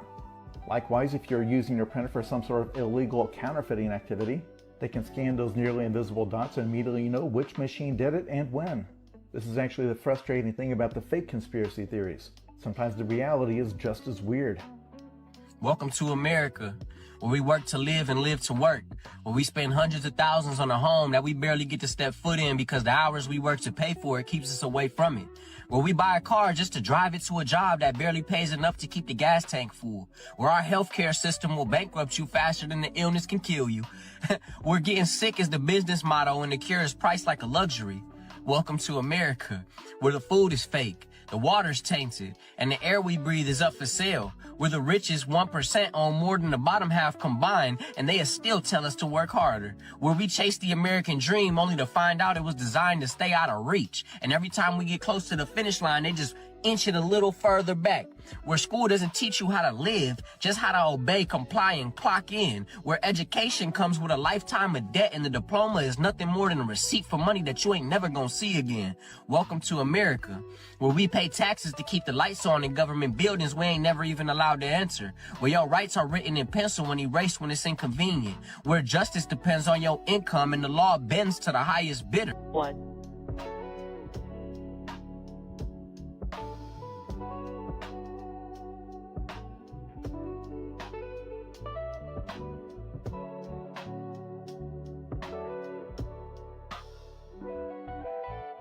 Liftoff. The crew is in orbit, traveling at nearly 17,000 miles an hour.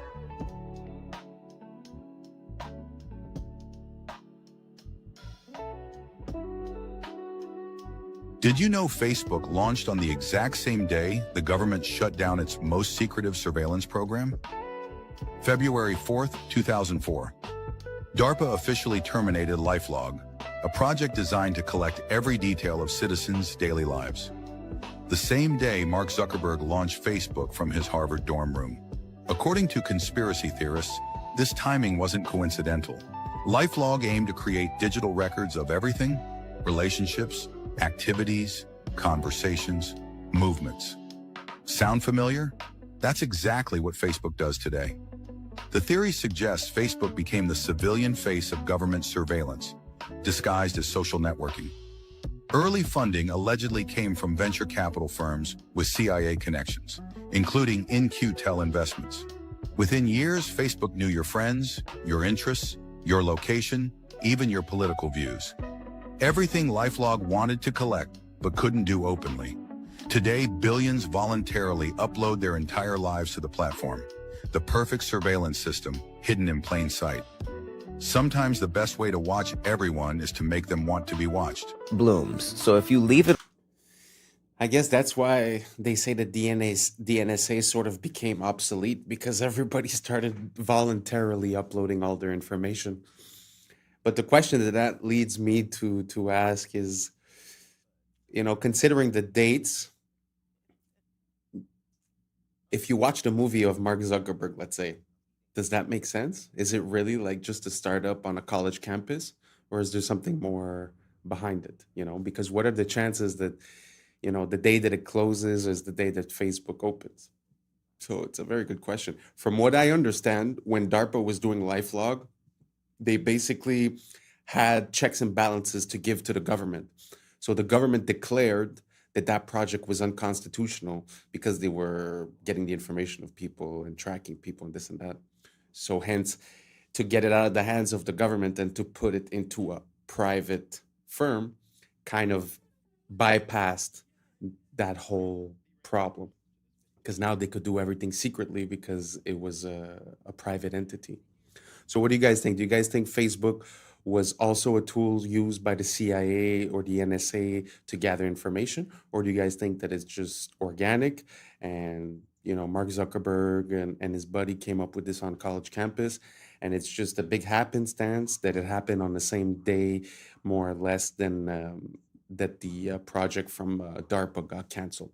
Let me know down below. I'm very curious to see what you guys think about it. And let's keep on rocking. Alone, it blooms. These are broccoli. They're flowers. Did you know that? They're immature flower buds. They're like flower eggs. Unborn flowers. Look at this lady down here. She said, I'm eating unborn flowers.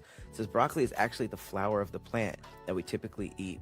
What we typically eat are immature flower buds. If left unharvested, these tight green clusters will eventually bloom into small yellow flowers. This is broccoli.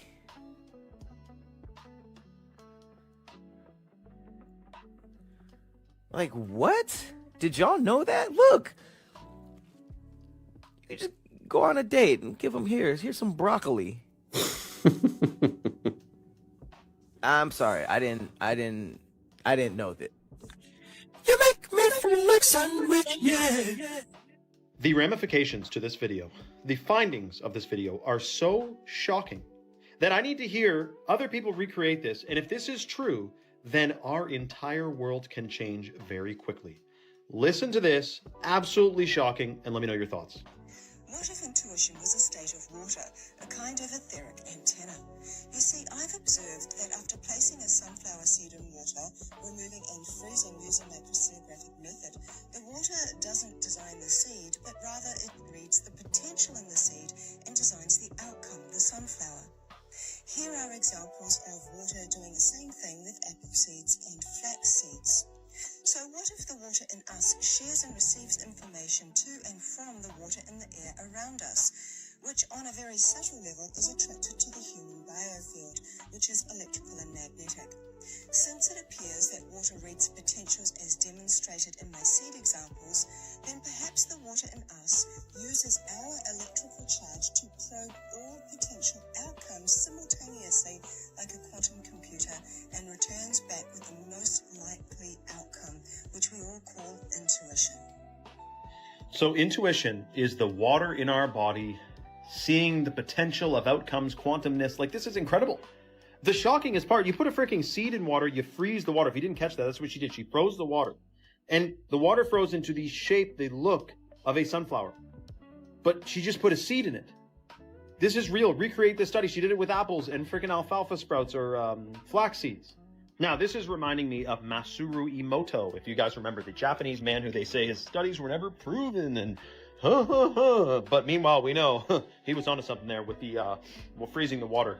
Plus the snowflake thing too. I mean, water is, from my understanding and research, actually conscious. It's not this inanimate thing. It has its own consciousness. It's self-organizing, and it has memory. It retains memory. So there's a lot to water that we know nothing about, which we were never told. But I'm sure if this woman knows about it, if I know about it, how could you tell me that deep underground military bases with limitless budgets and boards of the most brilliant scientists in the world are just unaware that water has these incredible properties and powers? What is happening now to solidify that it's coming? Well, it happened in Vietnam. Sorry, my mind's a bit blown. Do you guys think that's real? What implications does that have? I mean, the fact that you could put the seed in the water and it's going to project the image of the grown plant.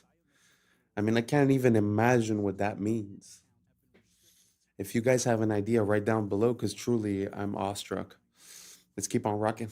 Vietnam. 86 million people have no longer access to their banks because they refuse to comply with biometrical standards for digital identification. Denial by default. As of September 1st, 2025, banks across Vietnam are closing accounts deemed non-compliant to new biometric rules. Authorities estimate over 86 million accounts have been restricted.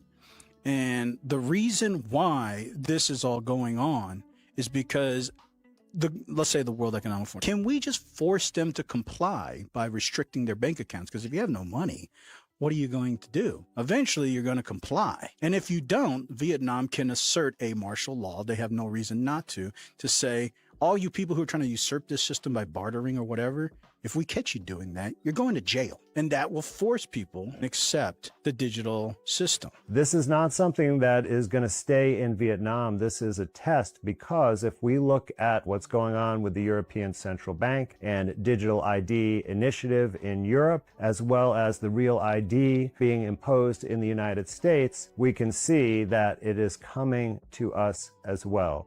That's where it gets confusing. Right. So, what do you guys think about the digital ID? Do you guys think that it's the natural progression of things, or do you guys think that this is a whole other level of control, tracking, data harvesting, and etc.? Right? Let me know down below, and let's keep on rocking. the real problem, the question is the Van Allen radiation belts. Now, the people that say that it's easy to go through the Van Allen radiation belts will tell you that it's a donut. It's not like covering the entire sphere of Earth evenly, that there's openings at the top and the bottom. Is this correct? Well, yeah, but then they would have to launch at the North Pole or South Pole, where it's not possible to launch because of the temperatures. That's the only way you could do it, to get through those holes? That's right. According to NASA's own flight plan, they went directly through the center. That's why they launched in southern Florida, to be close to the equator. Okay, so what they would say is that it's not that dangerous, and it's just like being exposed to a few x-rays, and that the people were shielded. Well, go to Sabrel.com and watch a latest clip about it. But you're right there, so I just want to give you the opportunity. I'm just saying, what they would say to you. The clip there is of Kelly Smith. He's an employee at NASA, explaining something that most people don't know, which is above the Earth, starting at about 1,000 miles and extending about 30,000 miles, is a huge band of radiation that astronauts would have to go through to the moon and through again back. First, he says it's dangerous, meaning deadly, and then he says that the technology for an astronaut to go through it to the moon and back and survive has yet to be invented.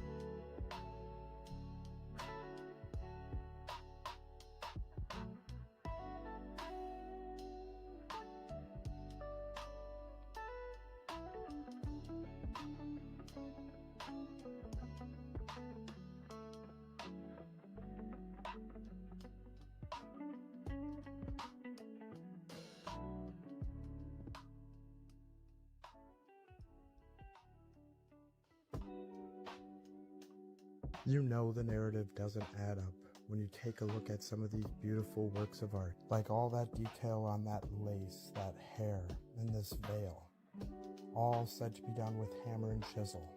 They are not just beautiful works of art, timeless pieces, they are impossible given the historic timeline we were told, because we don't make anything close to that detail and that beautiful like they did hundreds of thousands of years ago. And just look at the tools we need to recreate it today.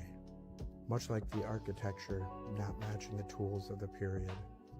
The same goes for the beautiful works of art from the old world. And everything seems so backwards. Our art has regressed. Our buildings are nothing more than boxes. This next video breaks down how we need robots and tools to help us replicate the beauty of the old world. A monumental block of marble about the size of a railway car, 200,000 pounds of flawless Carrara stone. You're going to move this block out of here? We are going to move this big boy out of here. How? There are going to be a couple of cranes and a huge truck to lift it. A feat not possible in Michelangelo's time, but then neither was this. Meet Robo, one of the brigade of robots taking over sculpture. We watched as Leonardo da Vinci's trademark hat was adjusted, not with a hammer and chisel, but a 13-foot zinc alloy arm. and a spinning diamond-crusted finger. Water jets kept Leonardo cool. This was a week's work for Robo, with another 2 to go.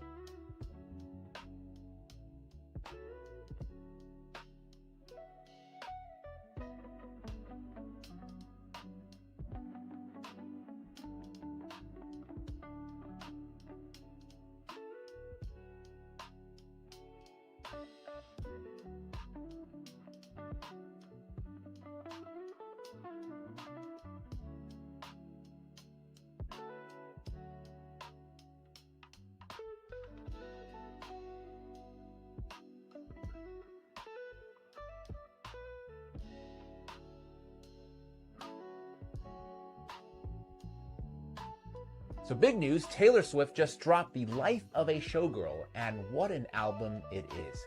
Her fiance Travis Kelce says it's banger after banger. USA Today says she's shaken off the gloom of the tortured poets department and returned with playful pop and sharp one-liners. The New York Times frames it as Taylor hungry to move on, less about feuds and more about her future, though not without some side-eye at her past. The Guardian wasn't as impressed, though, saying that the whole thing feels a little bit rushed, akin to how romantic bliss doesn't fuel the same fire as heartbreak. Billboard magazine describes it as bangers for adults, not another 1989, but mature, sharp, and still packed with hooks.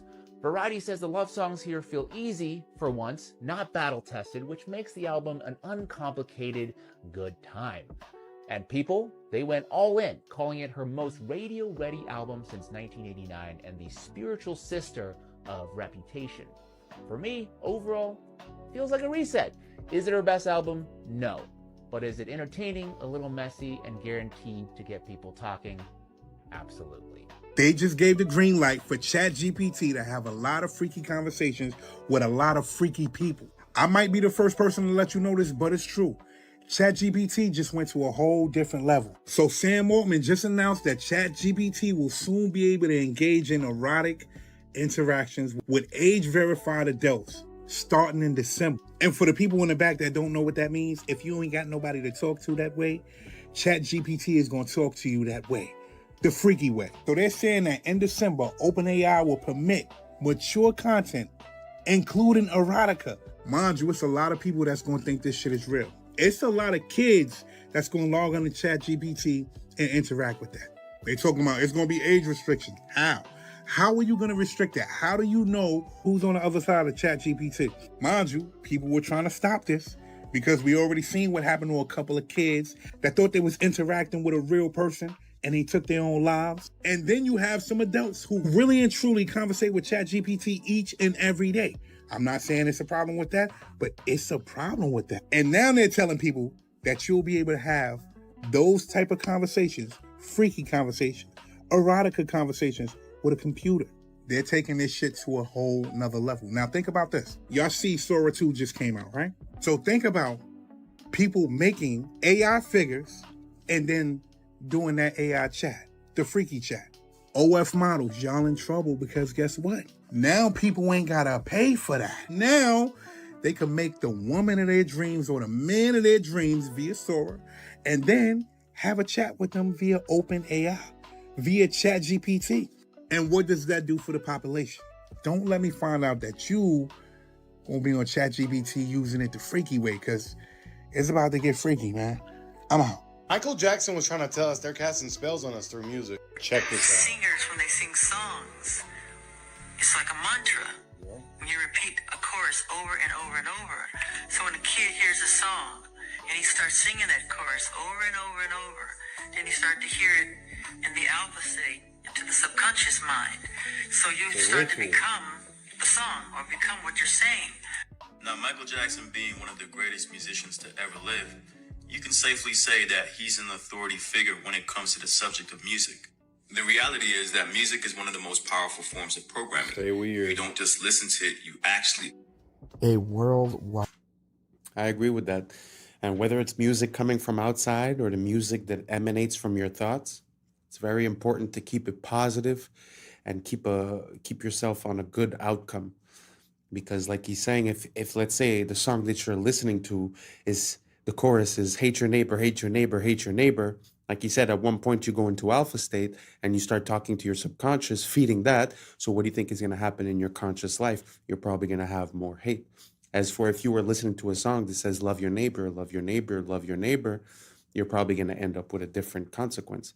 It's the same thing with your choice of words.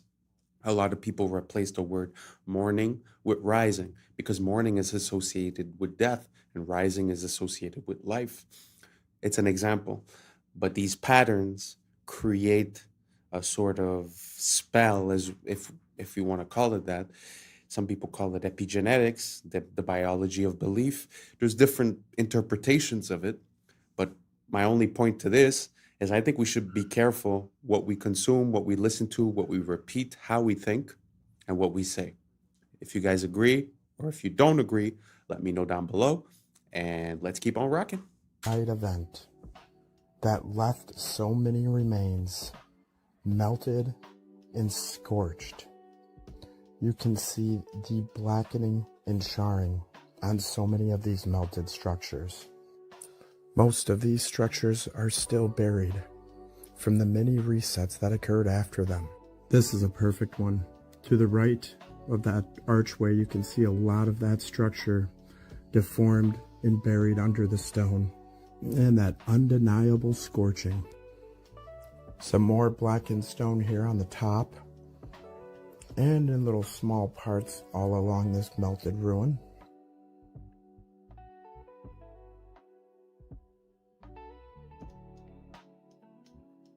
Our eyes are useless when our minds have been made to be blind. Most people will never connect the dots because they never see the extent of the melting.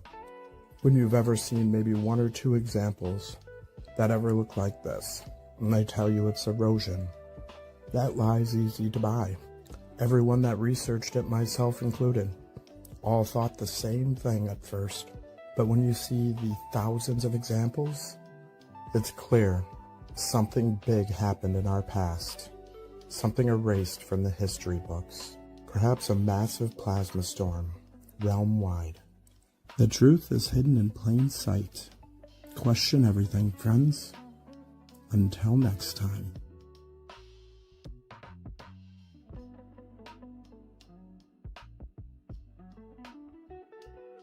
And that's a wrap for today, familia. Whether you're tuning in with the sunrise or you're posted up after midnight, I appreciate your time, your energy, your curiosity. And remember, this isn't about truth or fiction. This is about perspective. If this sparked a thought, a laugh, a deeper question, then we did our job. Drop your thoughts in the comments. Keep the convo alive. Like, subscribe. Don't forget to hit that bell if you're riding a wave because we're just getting started. Until next time, stay grounded, stay weird, stay critical. I'm Adam Strain, and this has been Adam Strain Reacts. Peace. Now it's time for us to link up. Really think we on the brink up. Making a change from living this strange. Living this change. Making a change from living this change.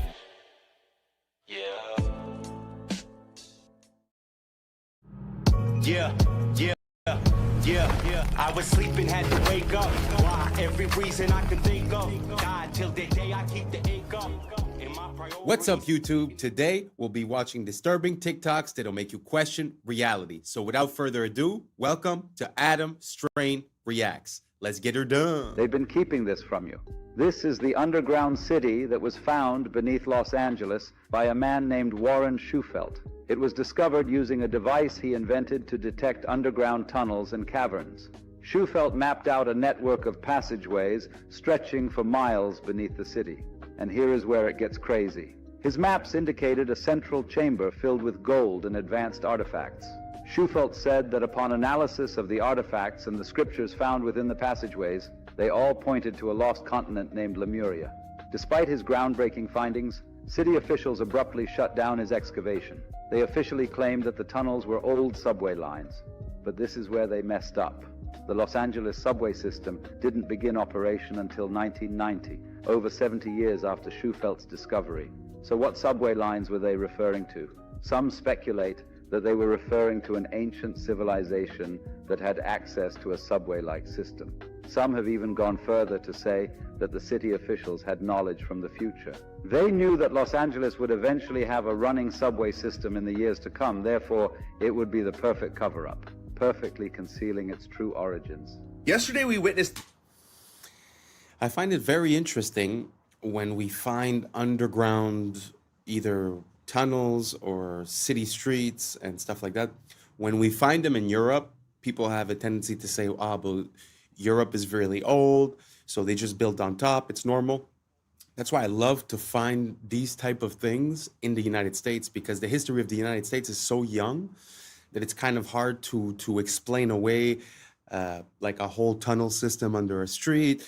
You know, if you compare that to Paris, like the catacombs, you could say, it was in the 1600s, so they had a lot of time, this and that. But when it comes to the United States, like you see, the timelines are a bit off, and it's kind of hard to explain away. So what do you guys think about that railroad? Do you guys think that there was something below Los Angeles before the metro stations? Or do you think that maybe they got their wires crossed and they just made a mistake? Because I do know that New York has level upon level upon level upon level, probably 6-7 levels deep, one for gas, one for water. I think I've already mentioned this, but what do you guys think about this? Do you guys think that there's a system and that there was something there before? Or do you guys think that maybe we just made a mistake? Let me know down below. Let's keep on rocking. The heist of the century, where a group of thieves disguised as construction workers using this hoist ladder broke into the Louvre Museum in Paris and got away with hundreds of millions of dollars worth of items. Yeah, this is the same museum that the Mona Lisa is also kept. Now, this is being called a national disaster for all of France. Some of these items that were stolen were worn amongst kings and queens and royalty. One of these items was worn by Napoleon III's wife and contained over 2,000 diamonds. Here are some of the items that were all stolen, and authorities don't even know. They can't even put a price on some of these, items, because they're so old, they're so antique, they're so unique. And what we know is they got in and out within 7 minutes with chainsaws, cut the windows, got in, cut all the, display boxes, and got out within 7 minutes and left on mopeds, because in France, the traffic is crazy. So they were just able to, maneuver their way out easily. The authorities are saying if they're not caught within a week, all of these items are going to be gone. Now, I find it very interesting that the governments have been screwing the people for so long. And what I'm seeing right here is the people start to fight back. This was professionally done, guys. In and out in 7 minutes. That is crazy. Where's all the security and everything? It was done Sunday morning at 9:30 a.m. in broad daylight. Let me know what you guys think about this in the comments down below. Don't forget to like, share, and follow for more hidden truth. Peace and love. Everybody is complaining about exploding watermelons. Here is the video. Walmart watermelons exploding everywhere.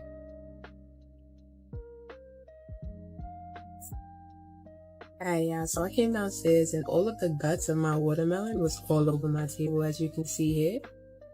Here it is again. The inside looks crazy. It really looks like it is a man-made watermelon. It doesn't look like...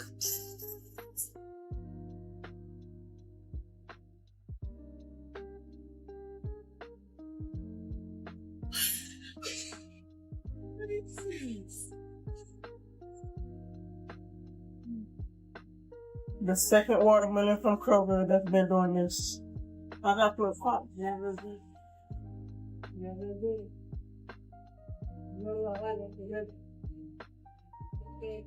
And what's on by Kroger.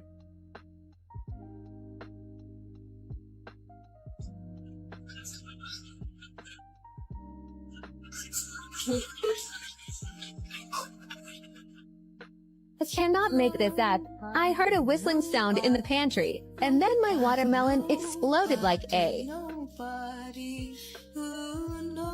Do you really believe what they tell you? Have you heard of the orphan trains? It was a covert operation to repopulate and reshape the American Midwest. This is as dark and scary as it sounds. Between 1854 and 1929, the United States was experiencing massive waves of immigration that was flooding into urban areas. There was a need to spread the population more evenly across the country, not only to alleviate the overcrowded cities, but also to exert control over areas in America.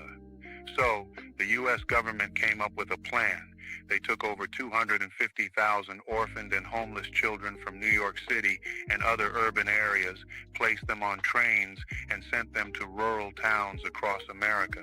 This plan was sold to the public as giving these children a fresh start, but the reality was much darker and more complex. Many of these children simply vanished. Over 100,000 children disappeared as soon as they stepped onto those trains.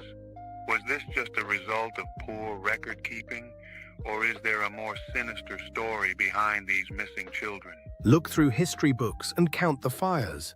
Libraries, cathedrals, palaces, hotels, always burning. Coincidence or strategy? Paris, London, Chicago, San Francisco, all scarred by great fires in the 1800s. After the flames, ornate structures vanish. And what replaces them?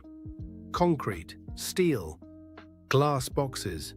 Even in 2022, Easter Island's sacred landscape burned, shortly after reopening to tourists. Always fire, always loss. Fire doesn't just consume wood, fire erases memory. In the ashes, you can write a new story. And maybe that's the point. Destruction as a reset button.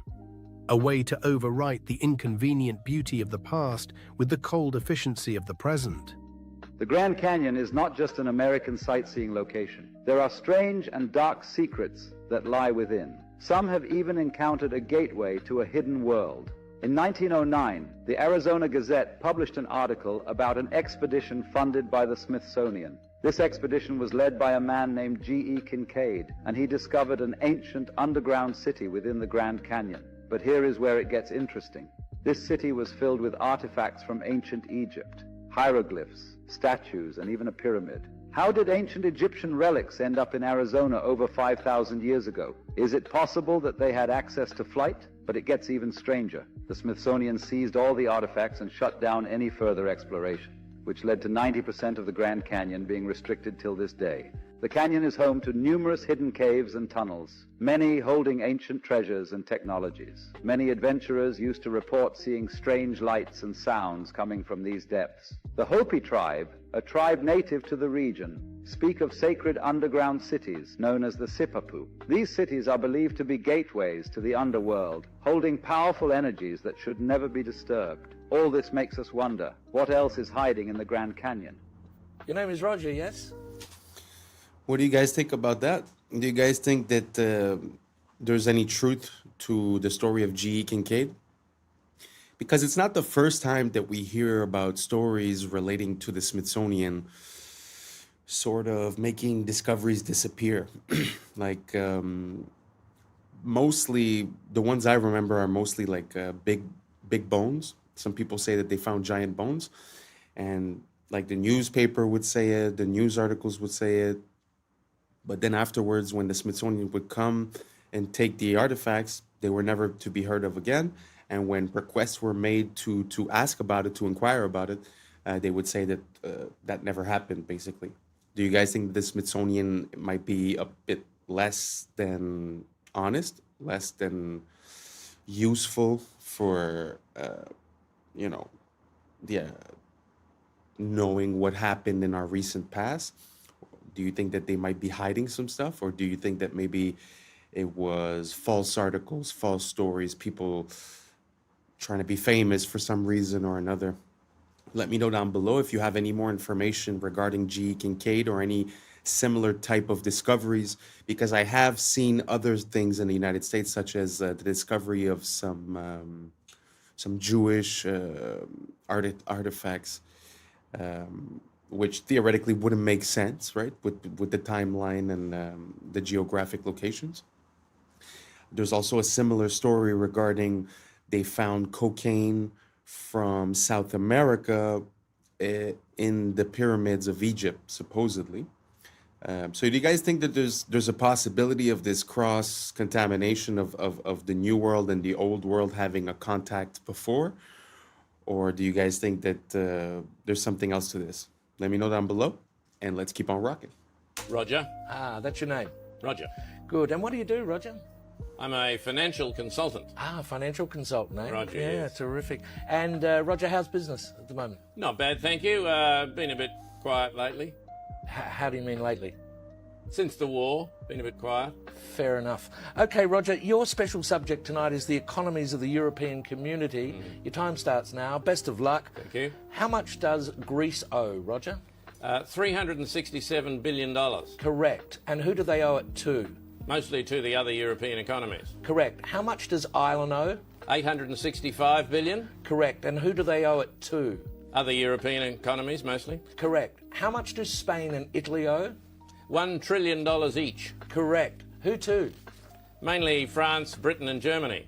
Correct. And how are Germany, France and Britain going, Roger? Well, they're struggling a bit, aren't they? Correct. Why? Because they've lent all these vast amounts of money to other European economies that can't possibly pay them back. Correct. So what are they going to do? They're going to have to bail them out. Correct. Where are they getting the money to do that, Roger? That's a good question. I don't know the answer to that one. How much does Portugal owe? Hang on a minute. What was the answer to that earlier question? Just keep answering the questions, Roger. Where is Portugal going to get the money it owes to Germany if Germany can't get back the money that it lent to Italy? Just a minute. What was the answer to the previous question? The question was, how can broke economies lend money to other broke economies who haven't got any money because they can't pay back the money the broke economy lent to the other broke economy and shouldn't have lent it to them in the first place because the broke economy can't pay it back? You're wasting very valuable time, Roger. How much money does Spain owe to Italy? $41 billion, but where are they going to get it? Correct. What does Italy owe to Spain? $27 billion, but they haven't got it. They're broke. Correct. How can they pay each other if neither of them has any money? They're going to get a bailout, aren't they? Correct. And where's the money coming from for the bailout? That's what I'm asking you. Correct. Why are people selling the European currency and buying the US dollar? Because the US economy is so much stronger than the European economy. Correct. Why is that, Roger? Because it's owned by China. Correct. And very well done. And after that round, you've lost $1 million. I've lost $1 million. I thought you said well done. Yes, well done. You've only lost $1 million. That's an extraordinary performance, Roger. I've only lost $1 million. Very well done. And that's quite good, is it? Oh, it's excellent. Sell everything immediately. Quickly. Wow. Like, money rules our life, but when you really break it down, it's kind of funny. Like, it doesn't really make sense. Like he was saying, like, all the countries owe money to themselves, but they can't pay it back. It's kind of ridiculous. At the end of the day, no one's going to get paid, and no one's the wiser, right? So it just feels like some of these big companies that have shell companies, and the only goal is to, like, keep the money moving, right? And as the money keeps moving, everything's fine at the end of the day. Feels like that's what we're seeing, but on a massive scale, as if they're fudging the numbers, hoping that no one realizes. But I mean, at one point, this bubble will have to pop, no? Or we're just going to artificially inflate it forever? I don't know. You guys let me know. It's not like this is financial advice or I'm an advisor or nothing. This is just pure common sense. How do you pay back something you don't have? How do you lend something you don't have? Who do you sell it to? Who do you give it back to?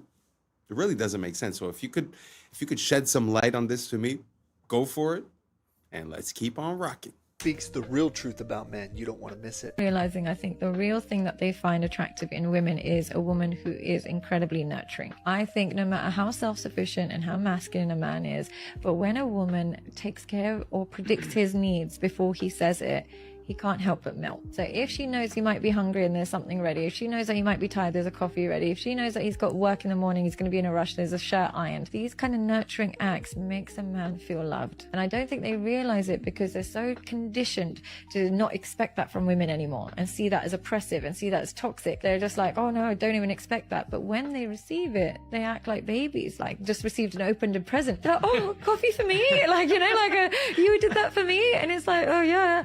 And I think they don't realize that that is actually their universal love Men language. are very simple. We're not complicated. We're just looking for a good, godly woman that wants to be with us and take care of us and be for us. And if you agree, type amen. It was a prank. They got a doctor to wake him up and tell him, you're waking up from a 12-year coma. You've been in a coma for the past 10 years. Well, all right. One of their friends got arrested because they were driving drunk and they were passed out. Okay. Because they got into like an accident, hit like a sign But they were or whatever. actually drunk. Yeah, they were drunk driving. So what they did, since he was so knocked out, they put him in a hospital, like simulated hospital room. Okay. They got a doctor to wake him up and tell him, you're waking up from a 12-year coma. Can you hear me? You're in the hospital. You're going to be fine. You're going to be just fine. Wow. Look at you. You just woke up. And he's like, what? What happened? Some time ago, you decided you was drinking. You was out drinking, and you decided to drive, and there was an accident. This accident took place back in 2013. Ms. McKay, this is 2023. You've been in a coma for the past 10 years. All right. They've been contacted. They're on their way. But you're going to be taken care of. You're going to be all right. Make sure. Let me check on my colleague. Make sure he's in here. He's going to help you better make a transition from where you've been to where you need to be. It's all right. Just try to relax. And then another doctor came in and started slapping him. That's why you don't drink and drive. That's why you don't drink and drive. Close your eyes. You feel this? You feel that? A little bit. Feel that? Feel that? Feel that? All right. You feel that? Yeah. Feel that? You feel that? Yeah. Dude, look. You're 5 feet you out. 5 feet you out. Wait, did y'all forget about that South? I don't know who they got the right to do that from, because theoretically that guy should be going to jail, right? But man, people do need consequences to their actions. Like, this is a weird situation, but I'm sure he's gonna think about it twice before he drinks and drives again. Sorry, I just found that super funny. Let's keep on rocking. Antarctic magnetic anomaly. Well, listen to this, y'all. Check this out. All right, I don't really even know how to put this, but does anyone know anything about this massive energy wave that seems to be emanating from Antarctica? There's a video going around as of yesterday, October 12th, showing this powerful, huge circular pulse of energy, this wave that seems to be stemming from Antarctica, stretching like allegedly 6,000 miles north over Australia. It looks insanely powerful, and it is very odd, and I am trying to get more information. I mean, some people say it's just a glitch. Some people say it's some sort of pressure system. Others are convinced it's something else entirely.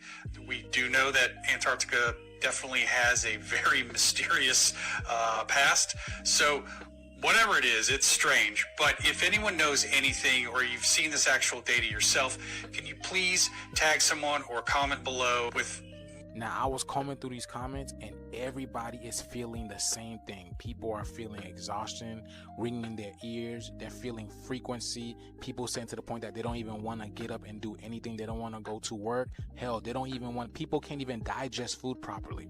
Now, as you guys may know, we are going through an ascension process, and the planet is splitting. There's a 3D shift and a 5D shift. It's all about frequency, all right? And I go into depth of why people are experiencing this. If you guys want to check it out, here's my Instagram, Conscious Juice. Here's the link over here, the link tree, and click on it, and then the Patreon link should pop up. And it's the very first video, okay? I go into detail on why this is happening and why people are experiencing the ringing in the ears and all about this, okay? Go check it out, y'all. But I've been telling y'all, this is all part of the shift, and it's here. They feel it. They see it. Let's continue to get it. Peace in. Breaking news. What do you guys think about that?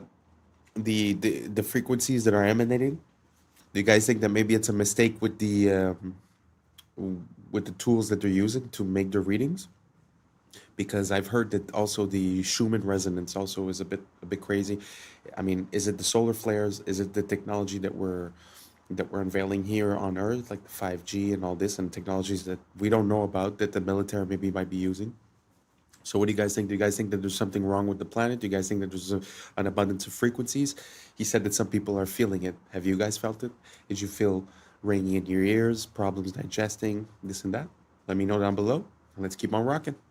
A man named Noah in Ghana is building an Ark of Doom. It has become a hot topic across the country after claiming that what happened during the biblical days of Noah is about to happen again. According to him, starting December 25, 2025, a heavy rain will fall continuously for 3 years, flooding the entire world. He says God revealed it to him, and he has already begun building an ark to prepare for what's coming.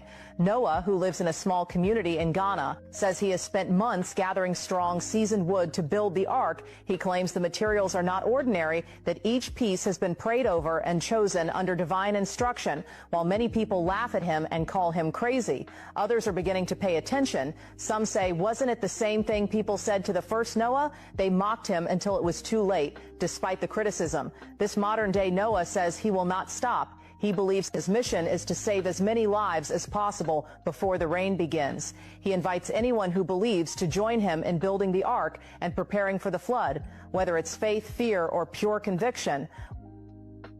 This drives me nuts. Not gonna lie. That's Angkor Wat, and that's something that we use every day. About 10 years ago, Angkor Wat was scanned with LiDAR to remove the trees and see what's underneath them. When they did that, these appeared. Let me put this into perspective. Angkor Wat is the biggest temple on Earth. 7 Angkor Wats could fit comfortably in whatever that is. That squiggly geometry is used by your credit card and your festival wristband, and Walmart when it tries to stop you from stealing stuff. These are RFID chips. They don't need power, but they couple with an antenna sending a signal, which is crazy because Angkor Wat's aligned to a star. It also has the exact geometry of a camera sensor that converts light to electricity. The only difference is scale. And the temple has the geometry of a timekeeping oscillator, which is exactly what it does using the sun. The towers are shaped like the signal coming out of your phone when it connects to a tower. A cross-section of these towers is the same geometry as a corrugated horn antenna. The shape of a computer chip is functional, not aesthetic. That's because they're meant to manipulate electrical vibrations. Well, between the ionosphere and the ground is a current called the global electric circuit. This seems like too many coincidences, which is why about 80% of my research is focused on this exact topic. And on Sunday, I'm doing a live stream. Latest research, how it works, the role of sound in these things. Any purchase of the birthday bundle or the mastery suite will get you a free pass into the inner grid where I will be hosting that talk. You want to go? You should go. Don't make it weird. It's not clingy if we both want it. Now let's get into... That's very interesting. What do you guys think about the correlation between ancient sites and modern electronics? Do you think one is inspired by the other, or the other is inspired by the one? Meaning that did we recognize these patterns and then incorporate them in our technology? Or did we just create the technology and then, hey, look, this looks like that? I don't know. If anyone knows, let me know down below.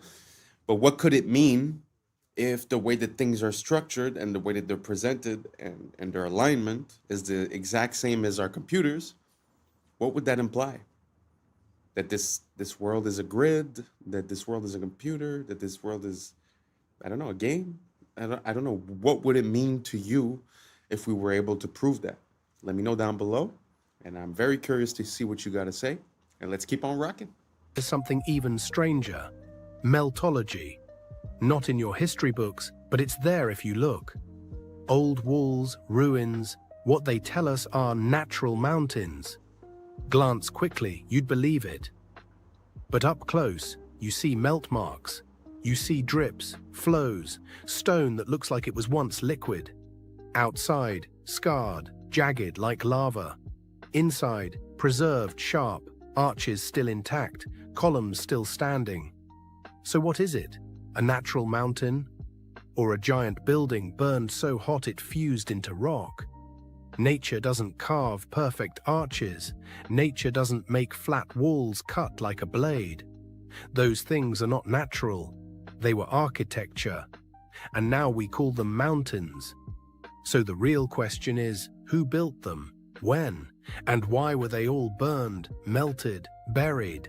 1923, these local authorities that were sided with the USSR, they come into this Ukrainian village and they tried to get the people in this village to sign a petition to basically get rid of the church. What it was met with was everyone protested it. And they're like, get out of here. We're never signing that. We're never shutting down our church. And so the authorities left, but they left and they were really mad. And right outside the village, there was this giant wooden cross, the metal figure of Jesus on it. One of these police officers, they struck the side of Jesus on the cross, instantly started pouring out out blood. What? Freaked them out. They ran away from it. Word spread real quick. And by that evening, over 30,000 Christians in Ukraine gathered around this cross and were praying. For weeks, these soldiers, they kept on trying to remove the cross. And they said that they were not able to because they felt an invisible force pushing them away. Wow. And this Jewish doctor, he's like, I just want to see this. And so he goes and collects a sample, tests it, and he's like, it's blood. Oh my gosh. There's blood pouring out from the side of Christ. The USSR, they're heavily persecuting the Christians, so like a lot of people were like turning away from the church. Yeah. But it basically rallied them back up, at least for a short time. And then the USSR came in, they were finally able to tear down the cross, and then they outlawed and destroyed all crosses within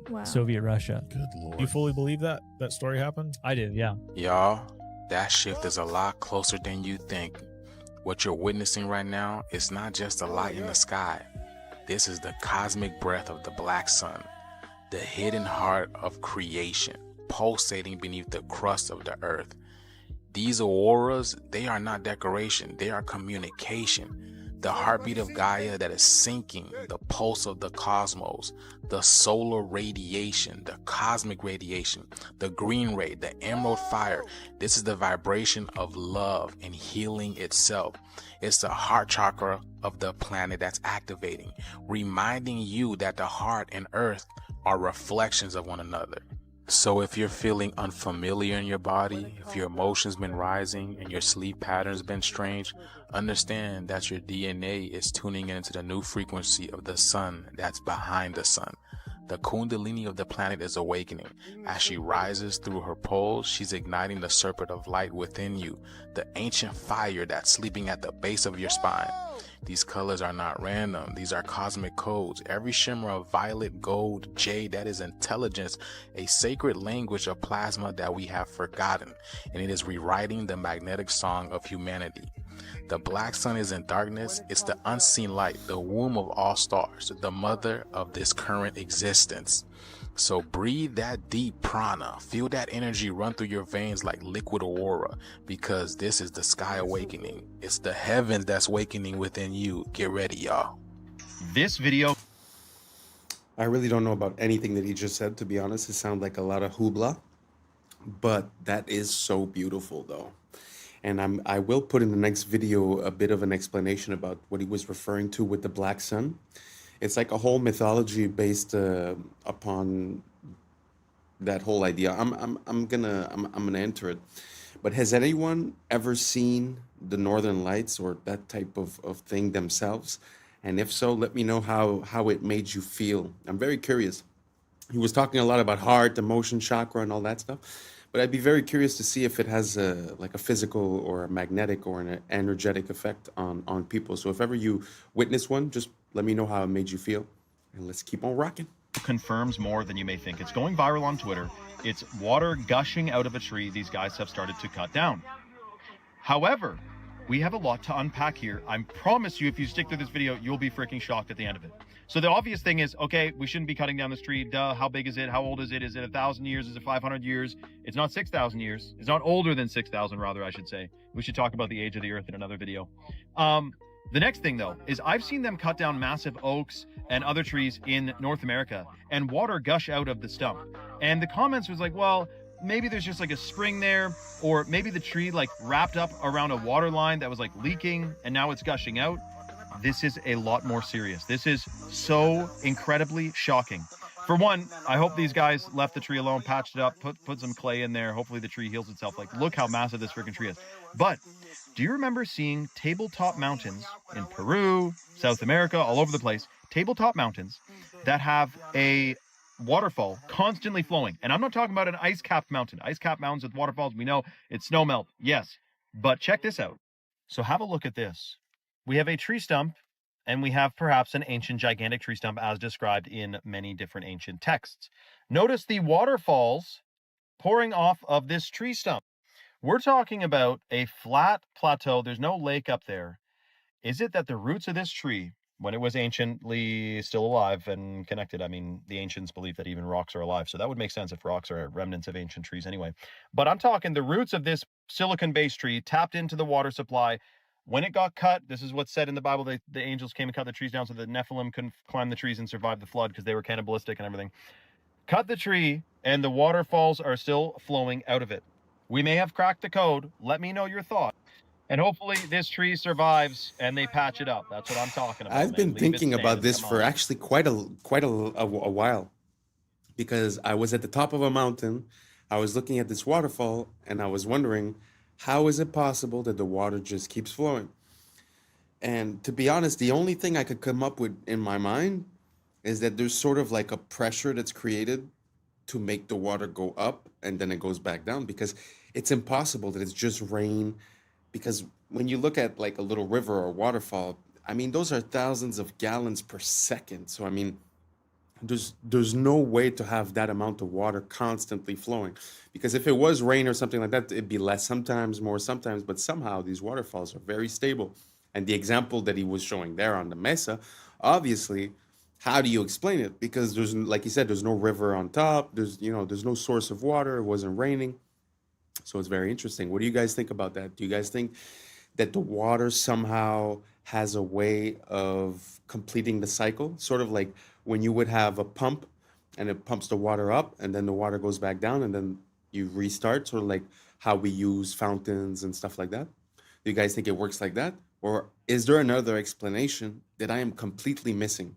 So if you have an idea, just let me know down below, because it's been something that's been in my mind for a little while. So I'd be very curious if you could help me out. Thank you so much. I appreciate you being with us today.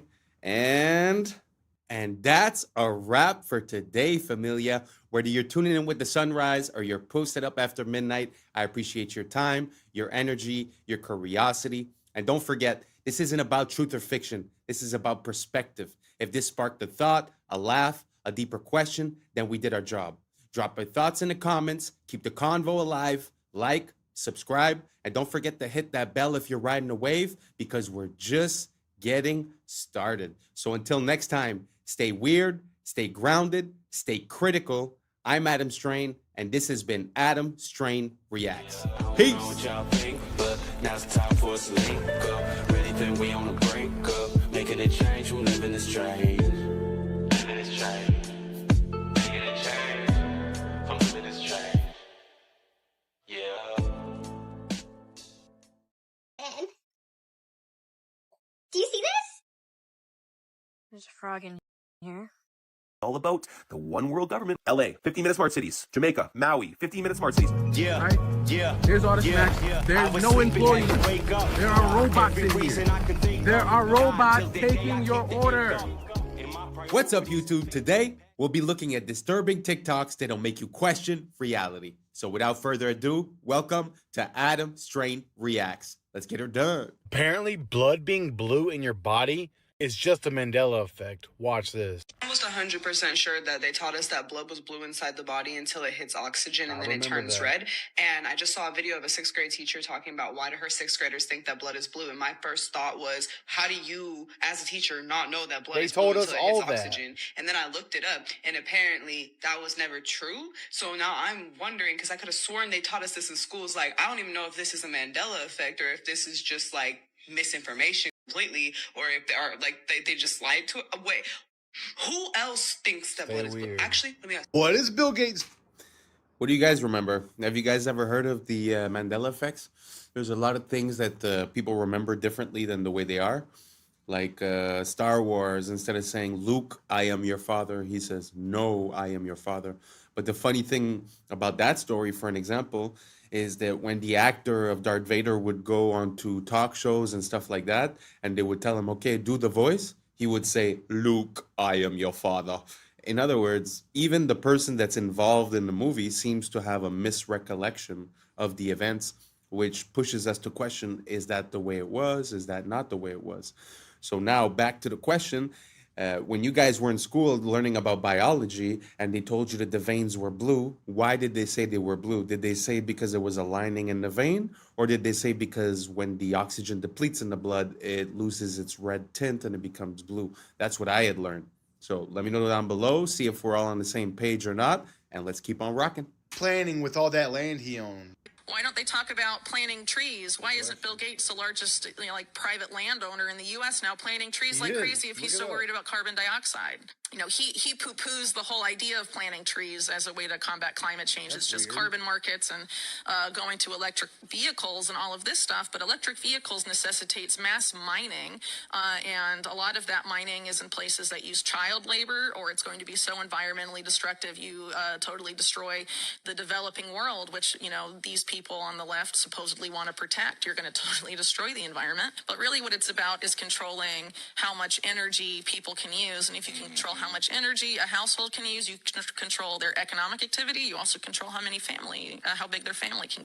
It's fear-driven to get people to accept policies they otherwise wouldn't accept because they're told this cataclysmic event is just down the line. Trust us, again, is the conclusion of that. The Illuminati are literally pricing humans out of existence. Wow, childhood was great. I'm excited for a bright future. 9/11. What?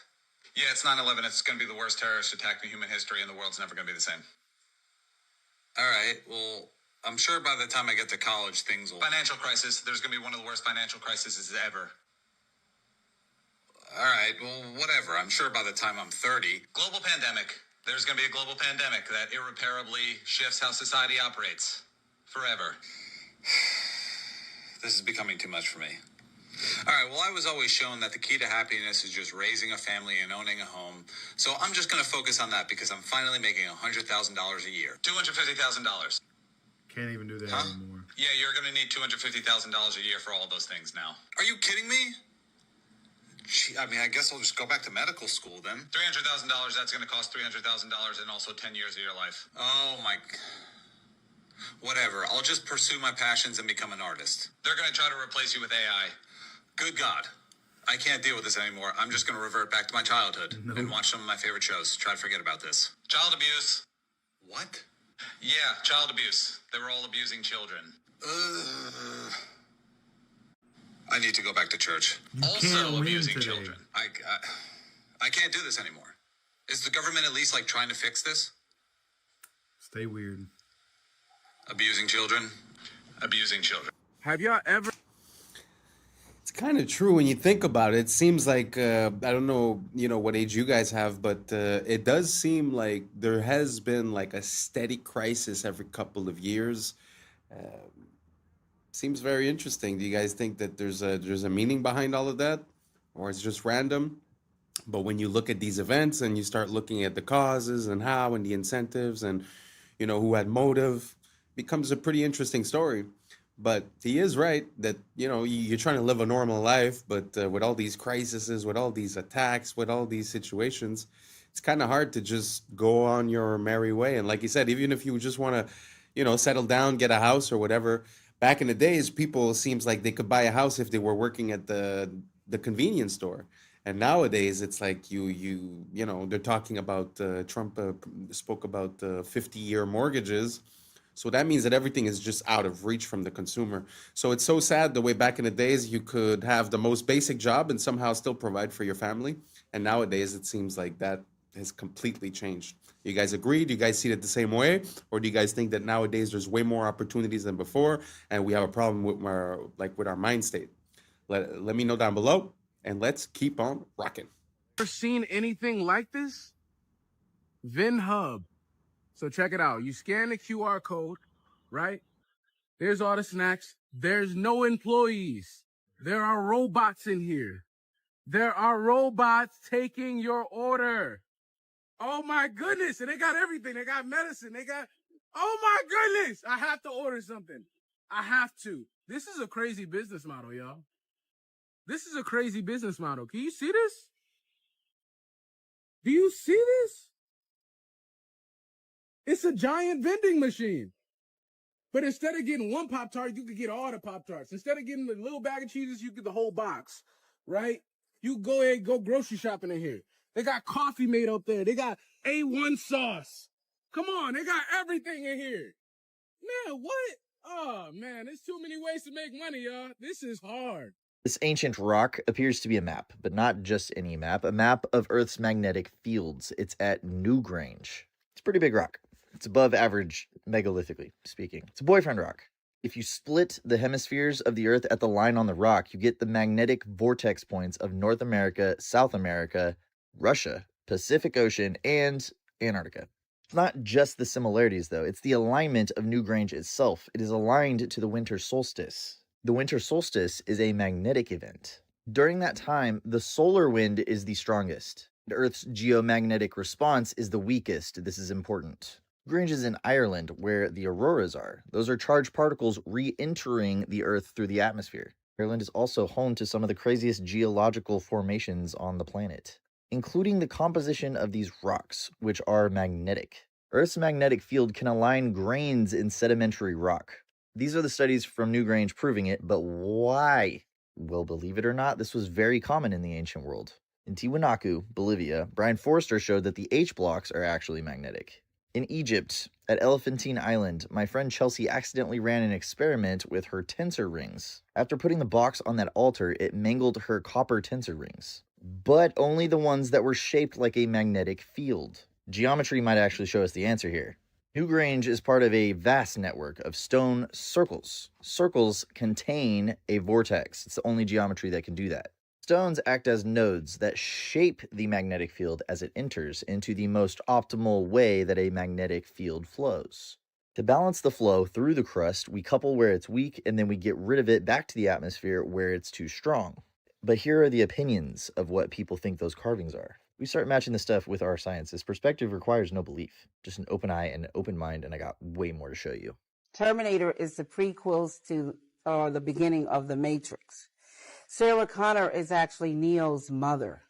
So JC, John Connor's Jesus Christ, grows up to be Neo, one and the same in The Matrix. The Matrix is in the future. The Terminator is the past. It's time travel, past, present, and future time travel. It's the second coming of the Christ, the evolutions of consciousness, man versus the machine. So the machines, the Terminator machines, hear that a child is going to be born that's going to terminate them in the future when they oppress man. So see, it's a man versus the machine. It's God's children versus man's children, which was technology. So man versus nature. Exactly. So the Terminator has to time travel to the past because they know it's Sarah Connor, and they have to kill her, terminate her, so she won't have the baby. And Kyle Reese, he comes from the future to protect her, and he inadvertently gets her pregnant. And he has to go back to the future. And so it's the Immaculate Conception, because now she's pregnant and she fell in love with a man, but did it really happen? Did he exist? And then this child, when you see the three Terminators, the boy, and then the man child, subconsciously, he doesn't know why the Terminator is trying to kill him until he's hidden out in the city, in the Matrix, the future. When he reaches 30 years of age, the rebellion, reloaded, revolution starts.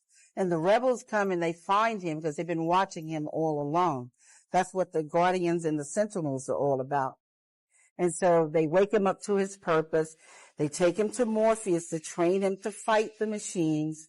They take him to the Oracle because of the prophecy. So this is the whole epic story. It's an epic. If someone could please explain to me. Incredible. When I learned that, it kind of blew my mind. So the connection between Terminator and The Matrix, did you guys know about that? I find it adds a layer of complexity and intensity to that story. Like she said, past, present, future, the second coming of Christ. I know, we always think these are movies and it's science fiction and this and that. Did you guys have any idea of the implications and the connection between these two movies? I find that amazing. Amazing. I don't know if I could get a hold of that book. I don't know if it exists because I think she just wrote this, like she wrote an idea and then they made a script out of it, but I don't know if the book truly exists. I'd like to get my hands on that. So let me know down below if you guys knew about the connection between The Matrix and the Terminator and what you think about the story that she was saying. And let's keep on rocking. That would be great. Normally don't make hot coffees, normally make iced coffees, but the weather's getting colder. Was feeling a little frisky this morning. I had bought this specifically to make hot coffee. I had not opened it yet. Expiration date is March 2025. Like, we're rocking, right? I go to undo the top and take the thing off and pour it in. Do you see this? There's a frog in here.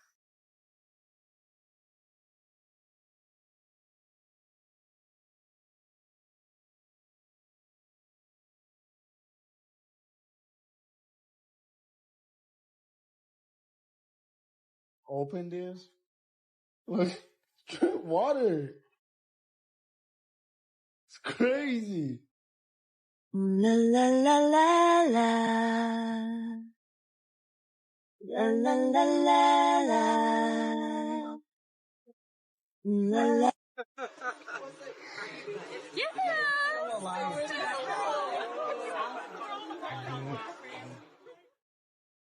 Guys, why is there letters on my Olive Garden breadstick?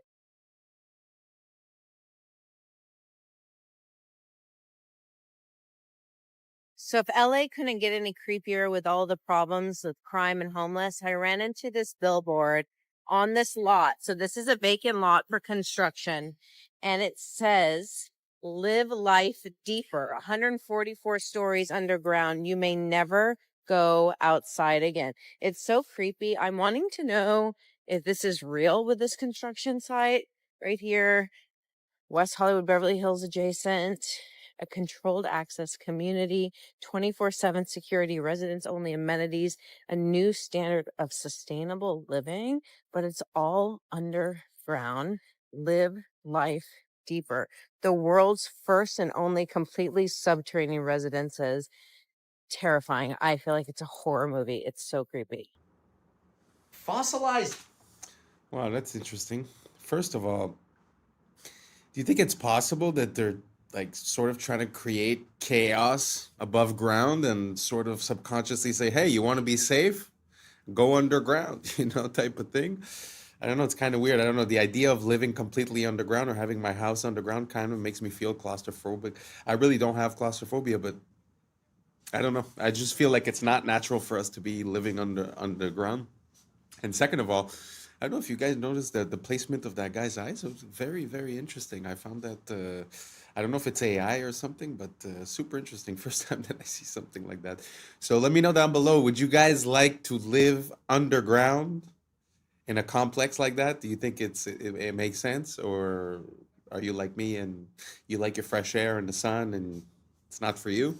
Let me know down below and let's keep on rocking. Cowboy boot? That is the most insane thing I've read all day, but I am curious, what's the story here? Allegedly, this bad boy was found in a creek in Texas. So these guys, Carl and Don, were like, look, it's the fossilized leg of a cowboy. Well, that's a bit of a leap in logic. Why would they go and do a thing like that? Well, that's because Carl and Don are young Earth creationists. So since fossils run against the grain of what their ideology is, they need to find a way to undermine them. So they use this boot to say, look, fossils can form very quickly, and therefore all of geology is a lie. So many things wrong with this that it's actually incredible. Probably the most important, bone's not fossilized. When bone fossilizes, it turns to stone. This is just normal bone. It's not fossilized at all. They claim that this stone that it's in is 40 million years old, which it isn't. See, this is limestone. It breaks down in water, and then when the water evaporates, it leaves behind the stone again. So maybe the parent material is 40 million years old, but this sure isn't. And then why has nothing happened to the boot? Why did the boot not fossilize? It's just leather. You expect something unique to happen to the boot after 40 million years or some shit? We don't even know if this is human. I mean, that's a huge bone. And finally, if it is, why the fuck are y'all holding on to it? Even if there's a tiny chance this is actually from a person, don't you think it should be in like a forensics lab instead of being used to promote your weird, anti-science ideologies? So I don't know, maybe this is chill for them. If you think this is crazy, you should come check out my video debunking a young Earth creationist textbook. Come check it out, YouTube channel Mini Minute Man. Here we go. I put this in because I've seen that picture and that story a few times by people trying to negate the timeline, let's say. And they were saying that was basically petrified, but when something is petrified, like he said, it changes the composition into something that's more crystalline, the crystalline structure. And so he is right in a way that that's not really proof, because when you think about it, the leather didn't even have time to change. So pushes me to another question. How is it possible that this man's leg and skin got replaced by limestone? I guess that would be the part that I don't really understand. But I just put this in there because sometimes I see it used as proof positive that basically the timeline is off. And, you have to be honest on both sides. So I like to see one side and the other one. And that's why I presented it here. Now let's keep on rocking. Oh, again, the Philippines was just hit with a massive typhoon. And you know what's interesting about all this? Again, this was another place that they proposed to build smart cities. These 15-minute cities of the future connected to digital IDs and electric cars, and you can't leave. This is all about the one world government, one world control. LA, 15-minute smart cities. Jamaica, 15-minute smart cities. Maui, 15-minute smart cities, all get hit with natural disasters. Now, why is it that every time these future utopias are announced in these places, they all get hit with these natural disasters? Don't you find this quite odd? Are you putting the pieces of the puzzle together like I am and seeing a direct correlation here? A common theme, if you will, wiping out current foundation to build new foundation. First destruction and then reconstruction. And what's going to rise from the ashes, guys? Surveillance grids, digital IDs, and centralized control, all under the disguised name of innovation. Now, the real ones can all see through the storm. We know what's really happening behind the closed doors. Our world is being purposely dismantled piece by piece by the psychopath globalists at the top. And the more people that wake up to this, the faster we're going to take these people down and actually build a beautiful new world for ourselves. So stay woke. Peace and love. This video is from San Francisco. A stamped brick with ARR, and we know that what used to be there said T, car. It's TCARR. Look at this. Huh. You can see that there are still fully intact bricks in what is otherwise fully melted. Like that one right there. Mm-hmm. What is that? Much of it is melted beyond recognition, but That's a what lot it of is. it, like this, is still obviously a wall. Now, how old is this tree? Right. How long ago did this happen? That's in San Francisco. I gotta go check it out. Yes, definitely. You all need brick, to. Get the and drone. It's all melted down like as if it was candle wax hit with a blowtorch. That is what that looks like, dude. Rolling down channels. Holy Channels of mackerel. melted bricks. Like right there. Look at that.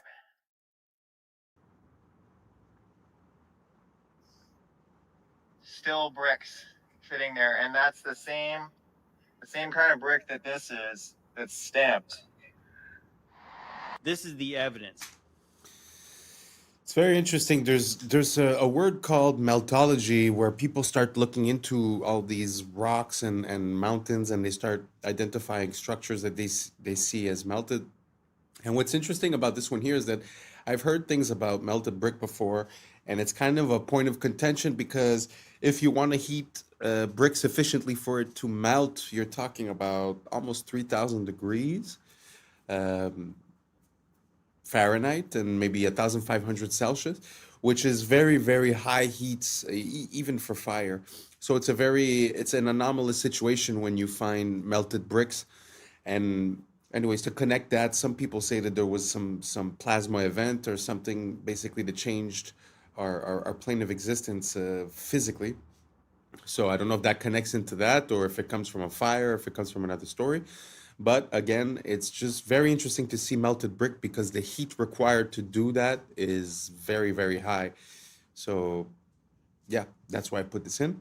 And let's keep on rocking. Because there is a case of partial preservation of what was there. You know, because if you didn't find the bricks, you didn't see the little details of bricks in there, somebody would just say, oh, well, wind and water did this over 1 million years, right? They would say, oh, it was 15 billion years caused rocks to look like this. No, it took about probably 10 seconds of like the hottest thing you could possibly imagine, just burning something, and it literally melted like a candle melts. That's what you see there. Like, what happened in our recent past? I think it's very fascinating.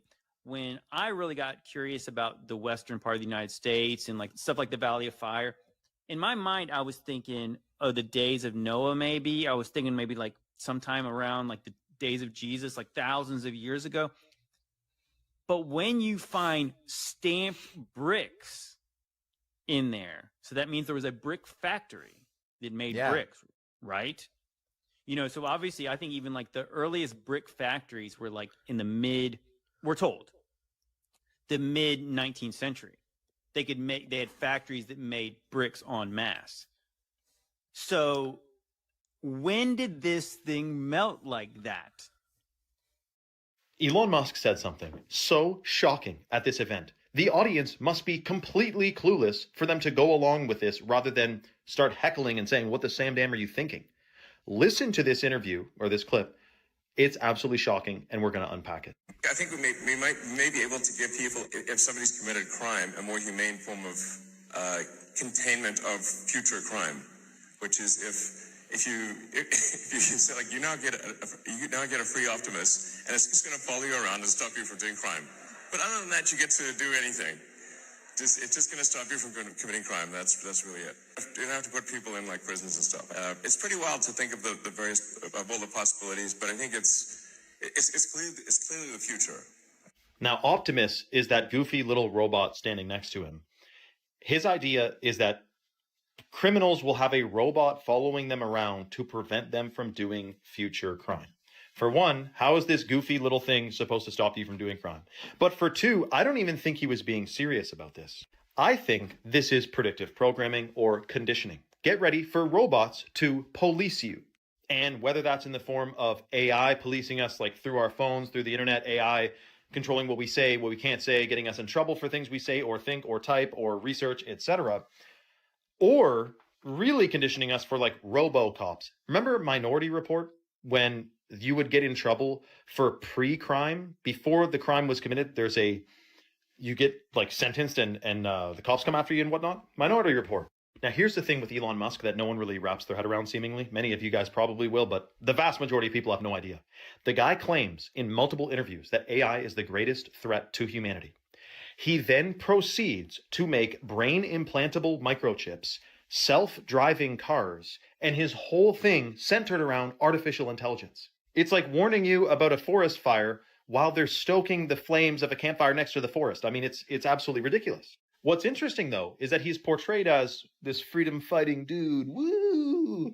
Brain implantable microchips. What don't you understand about that? And the selling point is that it's going to make you superhuman, or it's going to help people who like can't use their arms. But if we put a brain microchip in there, they'll be able to move their arms again. It's going to be good for humanity. No, it will not make you superhuman. Merging with artificial intelligence will make you inhuman. You will no longer be fully human if you merge with AI, which is the plan, the mark of the beast. Let me know your thoughts in the comments below and follow for more. I'll admit, within the first few seconds of this video, you're going to go, I'm not so sure about that, man. But tell me if you think all of this in totality could be a coincidence, because I'm thinking it's more of a stretch to think this is a stretch. It's clearly happening and it's in your face. Watch this. The world might actually be run by demons. At almost every major city, there is symbolism for Lucifer. The United Nations headquarters is located at 666 United Nations Plaza, where there is tons of demonic symbolism such as this end times beast. In the Bible, it says 200 fallen angels descended at Mount Hermon, and the UN just happens to have a base there. The craziest part is that at a city called Astana, a city that's been purposely hidden from us, there's a massive pyramid, much like the one on the money that controls our entire world. And inside this pyramid, there's 200 perfectly aligned chairs. It's almost like the 200 angels that fell have a secret base where they make their plans. At this same city, there is another torch that represents Lucifer. This evil symbolism even stretches to CERN, a government research facility which has a statue of Shiva, the destroyer of worlds outside of it. So the 666 Plaza thing is true. The Mount Hermon thing is true. The Lucifer being the light bearer is true. The 200 chairs, that's legit. So that's only the tip of the iceberg. There used to be a website that is now scrubbed from the internet. I cannot find it. If one of you guys is a real techie, find this out for me. There's a website that showed the distances between certain buildings, like the Pyramids of Giza to the Basel, Switzerland World Bank, the International Monetary Fund, is exactly like 6,666 kilometers apart. And the One World Trade Center is exactly 666 miles from the Statue of Liberty, whatever, not saying that exact, but it was a website compiling all these shocking distances that happen to line up with 666s, and they're like significant, buildings in the White House and all that. Now remember also the Washington Monument. Go and convert the height of the Washington Monument from feet to inches and check out that numerical value and tell me, whoopsie daisy coincidence. Something shocking is going on in our world today, guys and girls and everyone else. And we're a part of it. We got born into this power struggle that's happening where it's good versus evil. What side are you on? Probably you're on the same side as me. I mean, it's a big club and we're not in it, right? Anyway, let me know your thoughts in the comments below and follow for more. So what do you guys think about all that symbolism? You think it's possible that it's just a coincidence? Or do you guys think it's a trope? It's like an archetype that they're using to I don't know, steer us or create a certain pattern in our mind? Do you guys think there's a meaning, or do you guys think it's random? Let me know down below.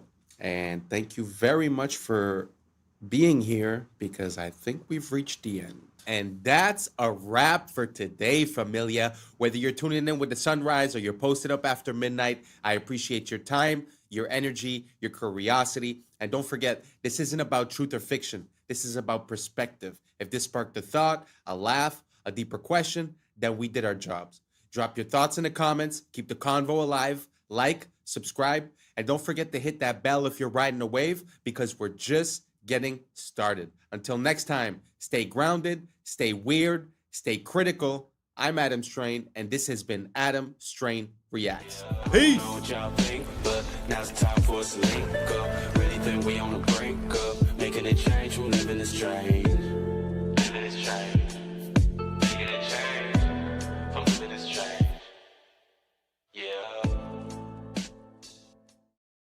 Artemis mission are literal actors. You can see that this one. Be able to find so many mistakes and glitches. Shadow from her hand that were appearing on the main character. Artemis Project all mysteriously showed up or disappeared. Let that say it. Look closer.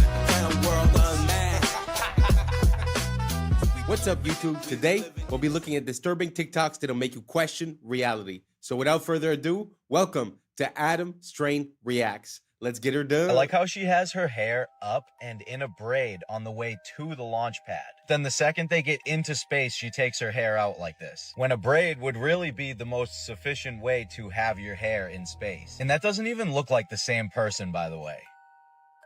Any female that's ever allegedly been in space, they have never tied their hair up. I wonder why that is. It's because that's the easiest way to sell you on the fact that there's no gravity. It doesn't make sense. Your hair would be tied up. And what the hell is all that? Are you kidding? The state of this would not even be acceptable for your average residential electrician.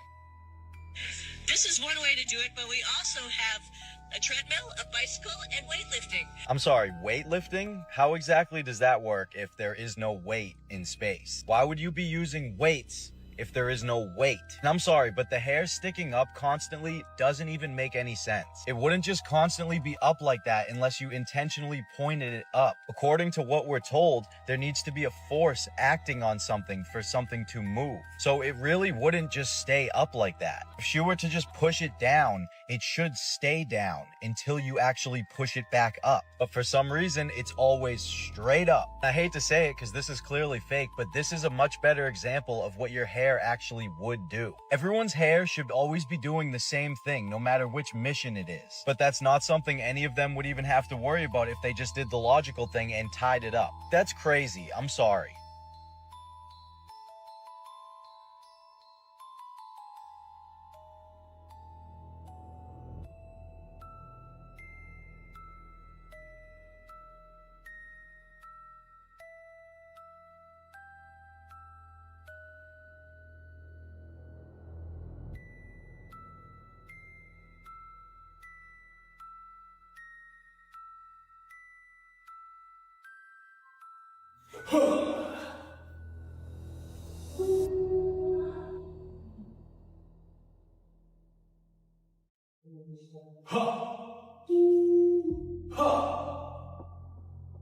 For America and a waiting world, integrity is 5. What is that? The end of a paper towel tube? They're like looking out the end of a paper towel and turning the light on and off.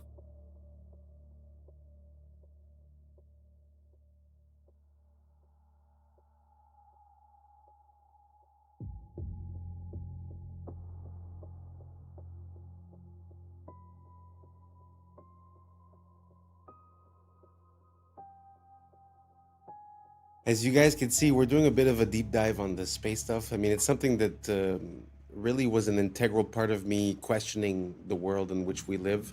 And for me, it was satellites. When I started searching for that, it started bringing me to so many different questions and different pieces of how things work, and it didn't really make sense.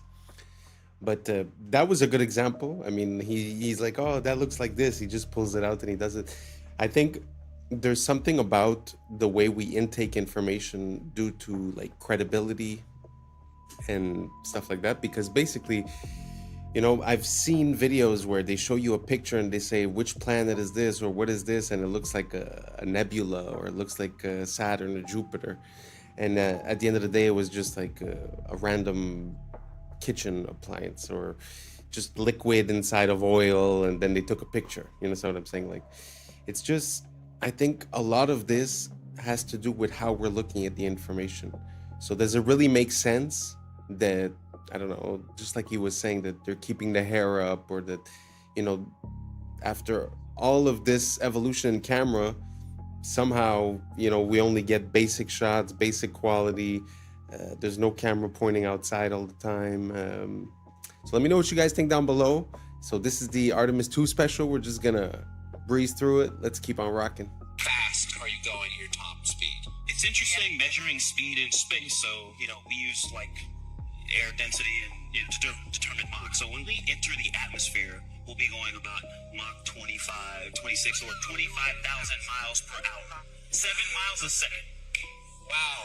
He said entering the atmosphere at 25,000 miles per hour, 7 miles a second. So what they tell us is that the atmosphere starts about 62 miles up, what they call the Kármán line. You understand too that they tell us asteroids that we can view from Earth also move at about 25,000 miles per hour. So this tiny little pod about 6 feet across enters the atmosphere only 62 miles up, moving the same speed as an asteroid, which by the way is the same speed as escape velocity, which is required to leave the atmosphere. So if they were coming in at that speed, only 62 miles up, they would hit the ground in about 8 seconds. Oh, but I forgot, they had parachutes, because you'd be able to stop an asteroid with a couple of parachutes, right? Oh, and I also forgot you can film something 60 miles away that's going 25,000. I keep seeing people say, oh, well, the air actually slows them down to about 300 miles per hour. Okay, so even if we went with that dumbass logic, 25,000 miles per hour to 300 miles an hour in just a couple of seconds. Remember, it would have to happen in just a couple of seconds because you only even have 8 seconds before you're at the ground. So basically an e-brake from 25,000 with humans inside. That would be even more extreme than going 500 miles an hour directly into a brick wall. This is about 5,000 miles per hour. Think about 5 times faster than that. 7 miles a second.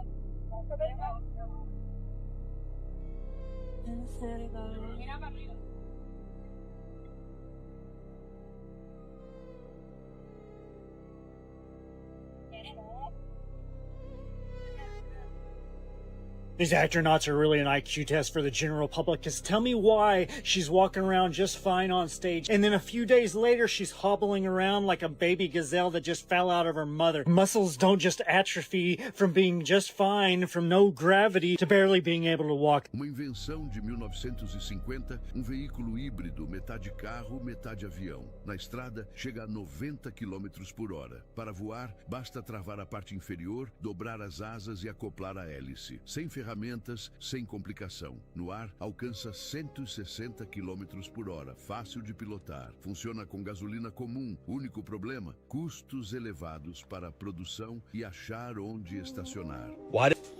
It's the first time I see that contraption, a car plane. So awesome. I don't know what language it was. I think it was Portuguese, but they were saying that it runs on car fuel. It's normal. The only problem is that it costed expensive to build. But imagine that you just take off a piece and then you could drive, and they put on another piece, you could fly. That's awesome. If you guys have any more of those, send them over. I like seeing variations of the car that never got to see the light of day, because it helps us see what the process is behind the scenes about what product is allowed to reach us and what is not and why. Very interesting. Anyways, let's keep on rocking. They have such a clean shave the entire trip. Like, I shaved, I think, 2 days ago. This was the Artemis crew on the way to the launch pad. This was them on day 8 after circling the moon and returning home. Look at their faces. Not once did they even have a 5 o'clock shadow. They had the cleanest shave I've ever seen in my life every single day. And okay, maybe they just shaved in space every single day, twice a day. Is it even safe to shave in space? Never mind have your hair flying all over the place. Loose hair is not safe in a spaceship. It is considered a hazard and is actively managed, not allowed to float freely. Stray hairs can be trapped in sensitive equipment, clog critical air filters, or be inhaled or get into astronauts' eyes. Astronauts typically keep hair short or tied back. I've never seen a woman's hair in space tied up. 100% of the time, it is out. You already know why that is. On average, it is normal to lose 50, 100, or 150 hairs from your head per day. So they were gone for 10 days, so times 3 minus this guy because he doesn't have any hair. Thousands and thousands of hairs would be all over the place. They state themselves can be very dangerous to the equipment. This is them when they got back after the 10th day, and their facial hair is the exact same as when they left. 12 of the scientists, engineers that worked on the Artemis project all mysteriously showed up or disappeared. There's a story that caught our attention. We're talking about a number of U.S. scientists, some connected to very sensitive research, who have or disappeared. Let that sink in. So, they're acting again. I guess they came together and tried to blackmail them for some money. Otherwise, we're gonna tell them how we did the trick. And now they tricked, and they did. If you in on the motherfucking hustle, stay in on the hustle, I guess the more to that story is. Don't jump ship too late, because the hustle gonna continue. You're gonna be maggot food. 2 of the astronauts on the Artemis mission are literal actors. You can see that this one was in Fallout and this one was in Mad Max. Why would they hire actors to go to the moon?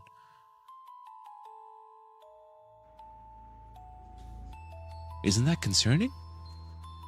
I mean, it's a small detail. Don't get me wrong. It's not like it blows the lid off of everything. But what are the chances?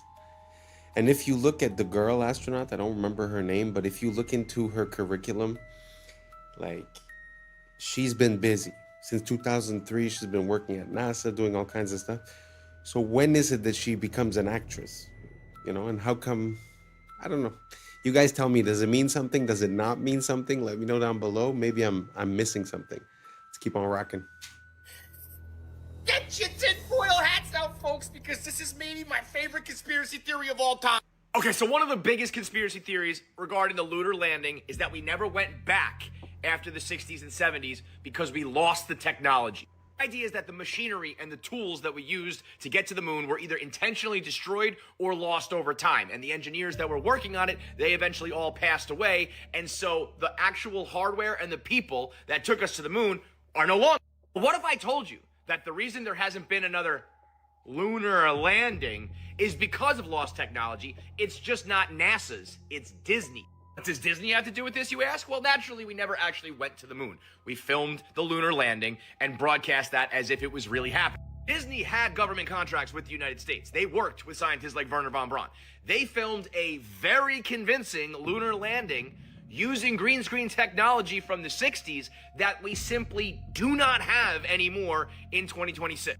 Listen to this guy talking about the Disney Prism that allowed them to film unbelievable scenes like this one in Mary Poppins that is simply lost forever. Instead of a blue screen or a green screen, they used what was sometimes called a yellow screen. It was a very specific spectrum of yellow made from a low-pressure sodium vapor light that puts out one wavelength of light. Because it's just one wavelength, you can actually block just that one wavelength or let just that one wavelength go through. So the magic of the sodium vapor process is they used a beam splitter prism so that the light that comes through the lens gets split onto two strips of film at the same time. And that's exactly what you need to get your map. What's kind of magical about it is that you can block that one wavelength of yellow without messing up all of the other colors. In that scene, there's no matte lines. He's motion blurring, he's dancing around. The compositing is impeccable. Yeah, it's perfect. You couldn't have gotten such great blur over the alpha channel with a green screen or a blue screen. To join two pieces of glass and then have layers of material with different indices of refraction, it's a very custom job, and it would probably cost tens of thousands of dollars at a minimum. Apparently there were 3 of these ever made, and also we don't know where any of these prisms are today. So we did lose the technology. It just has nothing to do with rockets and shuttles. It has everything to do with green screens and prisms. Disney had this flawless yellow screen prism technology that allowed them to film Mary Poppins' lace transparent hat, or Dick Van Dyke's blurring movement when he dances, or throwing salt all over the place. So all that technology was perfect for a lunar landing where you're stepping on rocks and there's moon dust and the black background with the red, white, and blue. And once those prisms were lost or destroyed, we didn't have the technology to film another lunar landing the last 60 years. You're telling me we can't remake these prisms? He said it costs tens of thousands of dollars. Just buy 1 billion of them. We can send people to the moon, but we can't rebuild this cube? Forget about the lunar landing. I just want to see movies made this way. In today, wow, it was the first time that I've ever heard anything about that, and I've been looking into this for quite a long time. But have you guys ever heard of this lost technology? That's pretty crazy. I mean, to have the capability of doing just the masking or just the coloring and to have it perfectly split, I mean, that's a revolution for the 60s, never mind today. So yeah, very interesting. I had no idea. I had heard the idea that Disney was involved in the filming. But anyways, what do you guys think? I don't think I've ever asked you guys, so I want to know. I'm curious. Are you on team we landed on the moon in 69 up to 72, 73, and then afterwards we've never been back? Or do you think there was some trickery or fakery and an ulterior motive or reason for the reason that we haven't been back? Let me know down below, and let's keep on rocking. This video is showing you guys what the sun looks like up close with an ND5 foil solar filter, which allows us to be able to see through the brightness of the sunlight to actually see the shape of the sun, its texture, what it looks like. And I'm going to show you 3 different views from 3 different days, and you're going to see that the sun always looks the same, always has these same little spots on it, which I'll get to here in a second. Let's get zoomed in. There we go. Now you see these little black, look like little black dots on the sun.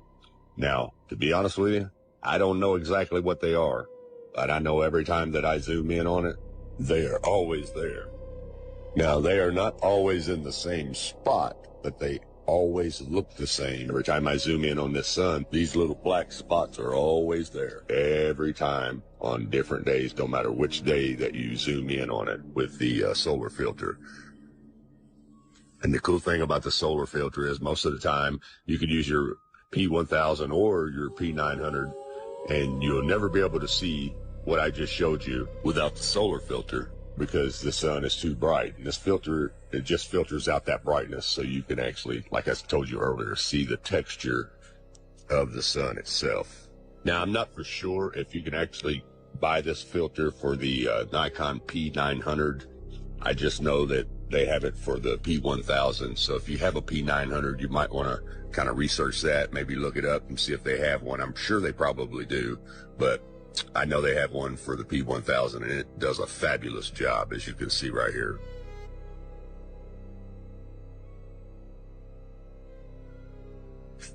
Now you're getting ready to see those little black holes, those little black dots again, just as I showed you on the first day. They're always there, which tells me that this is not a big ball of fire like they tell us that it is. That's a bunch of bull crap. You don't see a big ball of fire anywhere on this. It just looks like a big light bulb with some bugs stuck to it. Not to mention the fact that I shouldn't be able to zoom in on this at all with a camera. It's supposedly 93 million miles away. Think about that. 93 million miles away. Trust me, there is no camera in the world that can see 93 million miles away. But anyway, it's a little shaky there. Sorry about that, guys.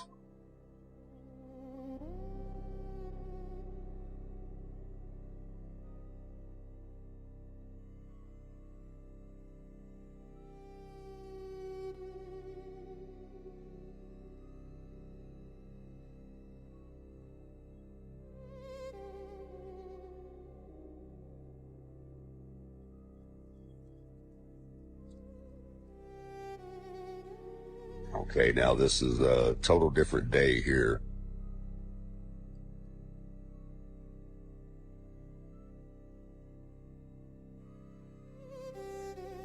There was some humidity on this day, so I didn't actually get the orange look or the yellow look. It actually had a white look to it, but you can see those black dots or little black holes are there on day 3 also. Well, you see the atmospheric reaction kind of blurring there over them, but they're definitely there. I don't know what that is, but it's something.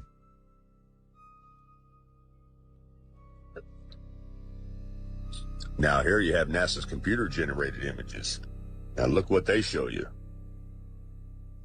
They show you this big old ball of fire with looks like lava and fire shooting out of it, which is all cartoon images. CGI, people. Looks nothing like what I just showed you in real time with a real camera with a real solar filter. Looks nothing like this NASA cartoon bullcrap.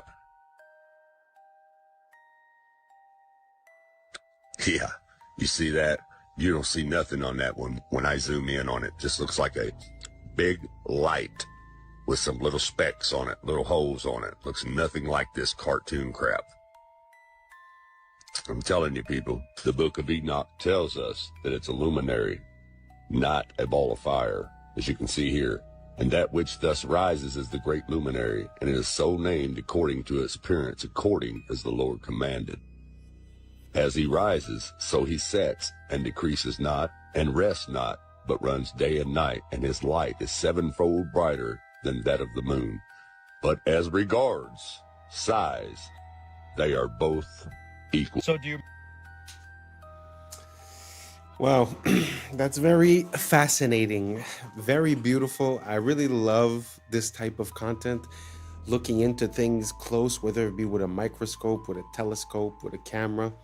I find there's so much detail and grain to this world that sometimes, like you were saying at the end, they show us a CGI representation, but does that even match reality at all? It's a very good question, but I found that super interesting. If you guys never seen, I'll try to get some videos, but also sometimes they zoom into stars and you could see this vibration and it looks like a cymatic pattern. It doesn't really look like a solid object neither. Very interesting to look at this world when you're looking in closely. Anyways, let's keep on rocking. Remember this guy right here? Of course you do. He was the main character in the newest space movie. But I just want to take a second to look at the stars on this thing. And why is he still carrying it? See the stars? 1, 2, 3, 4, 5.5 stars. You see this little half star? So take a look at it right here after he spins it, which is all they actually did was play with a plush toy the entire time. You see how you can see the 5 stars, but where's the half a star? How come the half a star isn't there anymore? Watch it as it comes around. 5 stars. You clearly saw 5.5 stars. Where is that half a star? How come it's not there? But maybe if they didn't focus so much on spinning microphones and plush toys and actually showed us the moon, Earth, or what space looks like, then we wouldn't be able to find so many mistakes and glitches. Now, I just want to look at one more thing from our main character here. See right here how there's a shadow from her hand? Well, there should also be a shadow from the toy, but there isn't one. You see, she brings her hand back. There's the shadow. Takes it away. No shadow. So why isn't the toy giving off a shadow when her hand is in the same exact spot giving off a shadow? We don't even have to talk about the words that were appearing on the main character either. We've already talked about that. I mean, they were all interesting, but has anyone seen a debunking about the last one that he just showed? The one with the letters going through? Because if you think about it, it would make sense if they're using a blue screen and the little plush toy is blue. So let me know if that's been debunked, because that's a pretty good one. What do you guys think? You guys think it's what do they call it? Augmented reality, where they use 3D modeling in real time? Or do you guys think that it's just a mistake of lighting or in our mind? Or let me know what you think down below. Let's keep on rocking.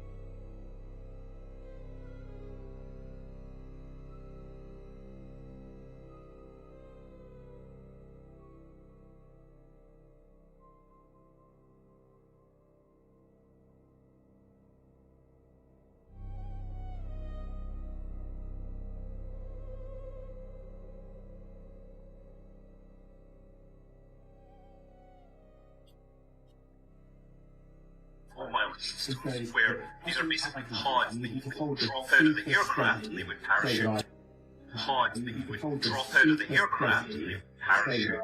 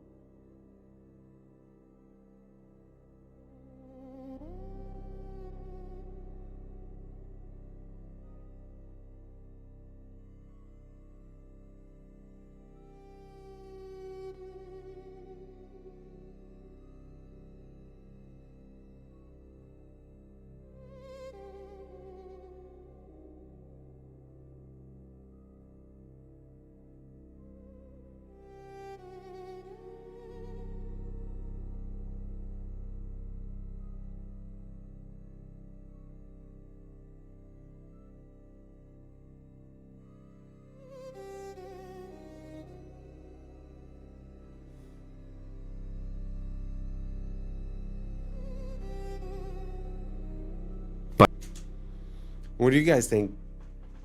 Do you think it's possible that they just dropped the pod off from a plane instead of it reappearing? Or do you guys think that's just a coincidence, the fact that that plane has that capability and was passing over on the same date towards the same area?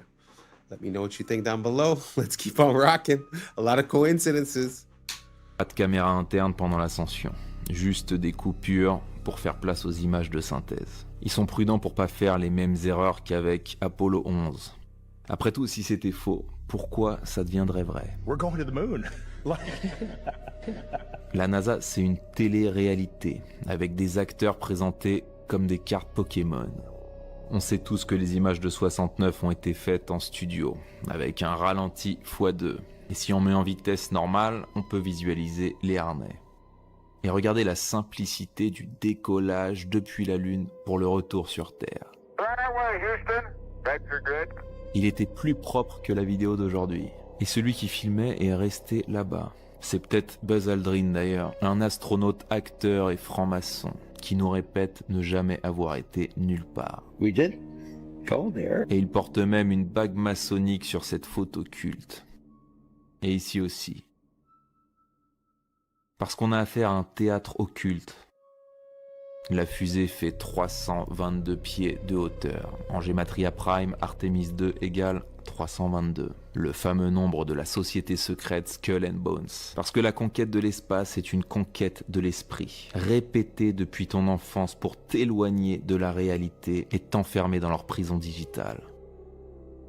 Do you know that Christina Koch was actually a character in Mad Max in 2015? Yeah, NASA astronaut Christina Koch appeared as one of the Vuvolini in the 2015 Mad Max Fury Road. And then just 10 years later, she's going to the moon. What an exciting life, huh? Apparently, she's only even been an astronaut for only 13 years. And she completed her candidate training in 2015, the same year that she was filming to be in a movie. Yeah, the 2 of the 4 American astronauts that are on that flight, they're right out of central casting. They're right out of central casting. Let's not forget about the words appearing on the stuffed animal and then him quickly moving it out of the way. Let's not forget about how the bag phased directly through Buddy's ear right here. Minutes before the Artemis 2 crew traveled. And what the hell is he even doing? Let's not forget the vanishing red dot. Terrible quality video, even though you couldn't take a bad quality video nowadays, even if you tried. 1995 digital camera. Video from inside the ship from the entire 10-day trip, except for when they're free falling at 25,000 miles per hour. No close-up shots either. They're making sure they're keeping their distance for some reason. None of this is melting, even though this fucking ship would be hotter than lava. A crew going up and touching the ship and their hands are somehow not burning off. Here's a little bonus clip from a separate team of dumbasses. Why did the ball fall straight to the floor if they're in space?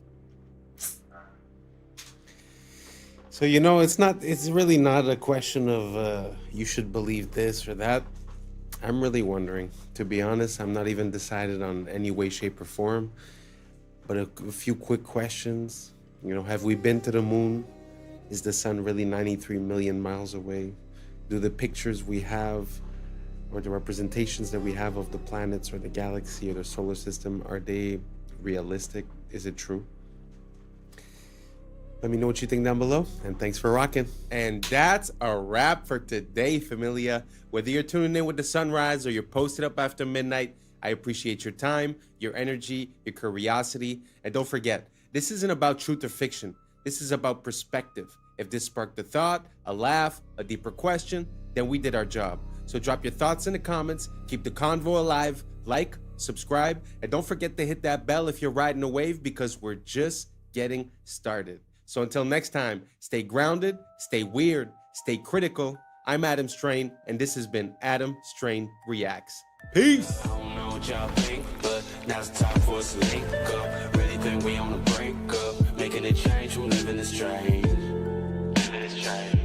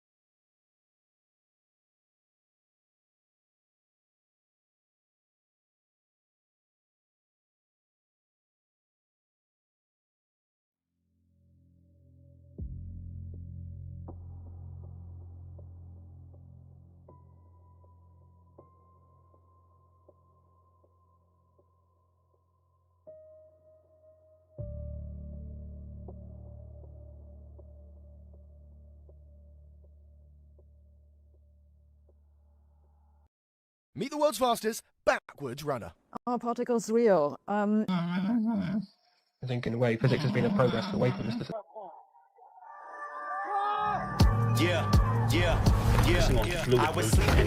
is the best I've seen.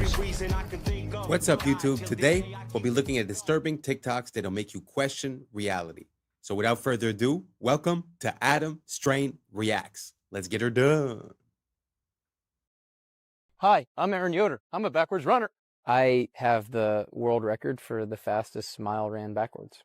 My fastest backwards smile time is 5 minutes and 54 seconds.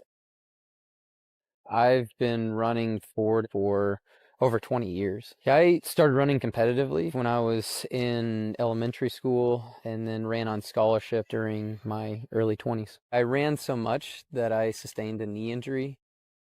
My doctor told me to stop running, and I really didn't want to stop, so I knew I had to make some sort of change. Retro running or backwards running is where you're literally just running in reverse, and there's no impact on my knee. I run backwards everywhere. I run backwards on the treadmill, I run backwards on the track, and also out on country roads. Backwards running feels great on my knee. I don't feel anything, which is a reason why I really enjoy it. Look how advanced these robots out of China are at the moment. They've just taught them advanced kung fu and martial arts. They're focusing on fluid movement, and this is the best I've seen so far. Like, look how well this thing moves, jumping, doing flips in the air. It's just everything. It's the most advanced kung fu I've seen in a robot so far. These things are scary, but also, is it a good idea to teach these robots kung fu? Ugh. So what do you guys think? Do you guys think that the more innovation we have towards these robots, the better it is? Do you guys think that these are autonomous robots, or they're being controlled by someone and copying the movements? At the same time, if they could copy the movement once, I suppose they'd be able to copy it again. So does this scare you, or do you find it just impressive? Do you think that it makes sense for us to continue in this direction? Let me know down below, and let's keep on rocking. This is amazing. This is the future of weeding. No toxic sprays, no harsh chemicals in the soil. Just lasers, precision light, managing weeds, protecting the crop, and keeping the soil alive.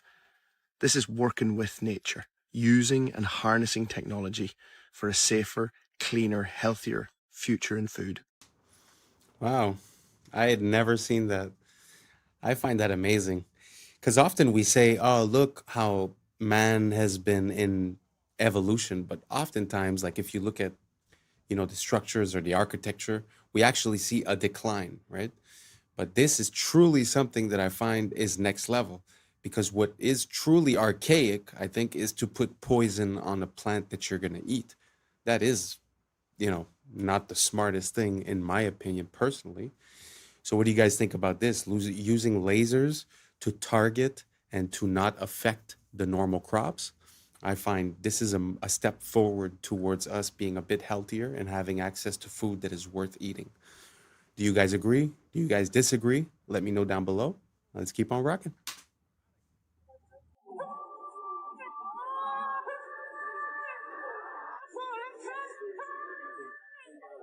Oh, God.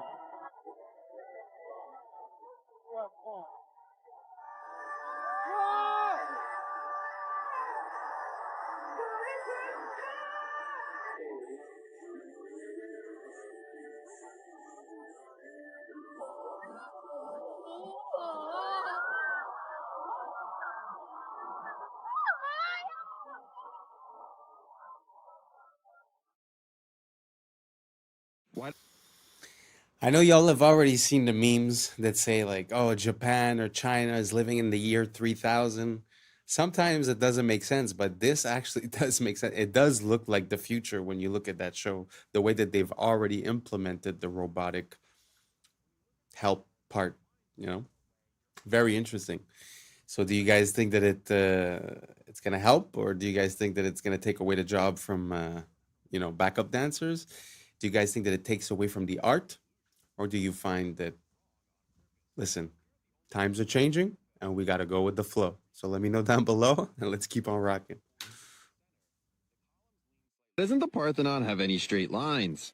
It turns out the problem wasn't bad construction. When the Parthenon was built in 432 BC, the Greeks had spent decades perfecting the design and used the most calculated advanced mathematics to calculate every measurement down to the millimeter. But they discovered a problem with perfection. When you look at straight horizontal lines from far away, your eye tricks you to think that the lines sag inward. The Greeks realized that if they built the Parthenon with straight lines, the entire structure would look warped from a distance and it would ruin how it looked. So how did the Greeks fix the optical illusion? They fixed it by building it wrong on purpose. I'm here at the only full-scale replica in Nashville, Tennessee, where you can see that the base of the temple rises about 4 inches in the center.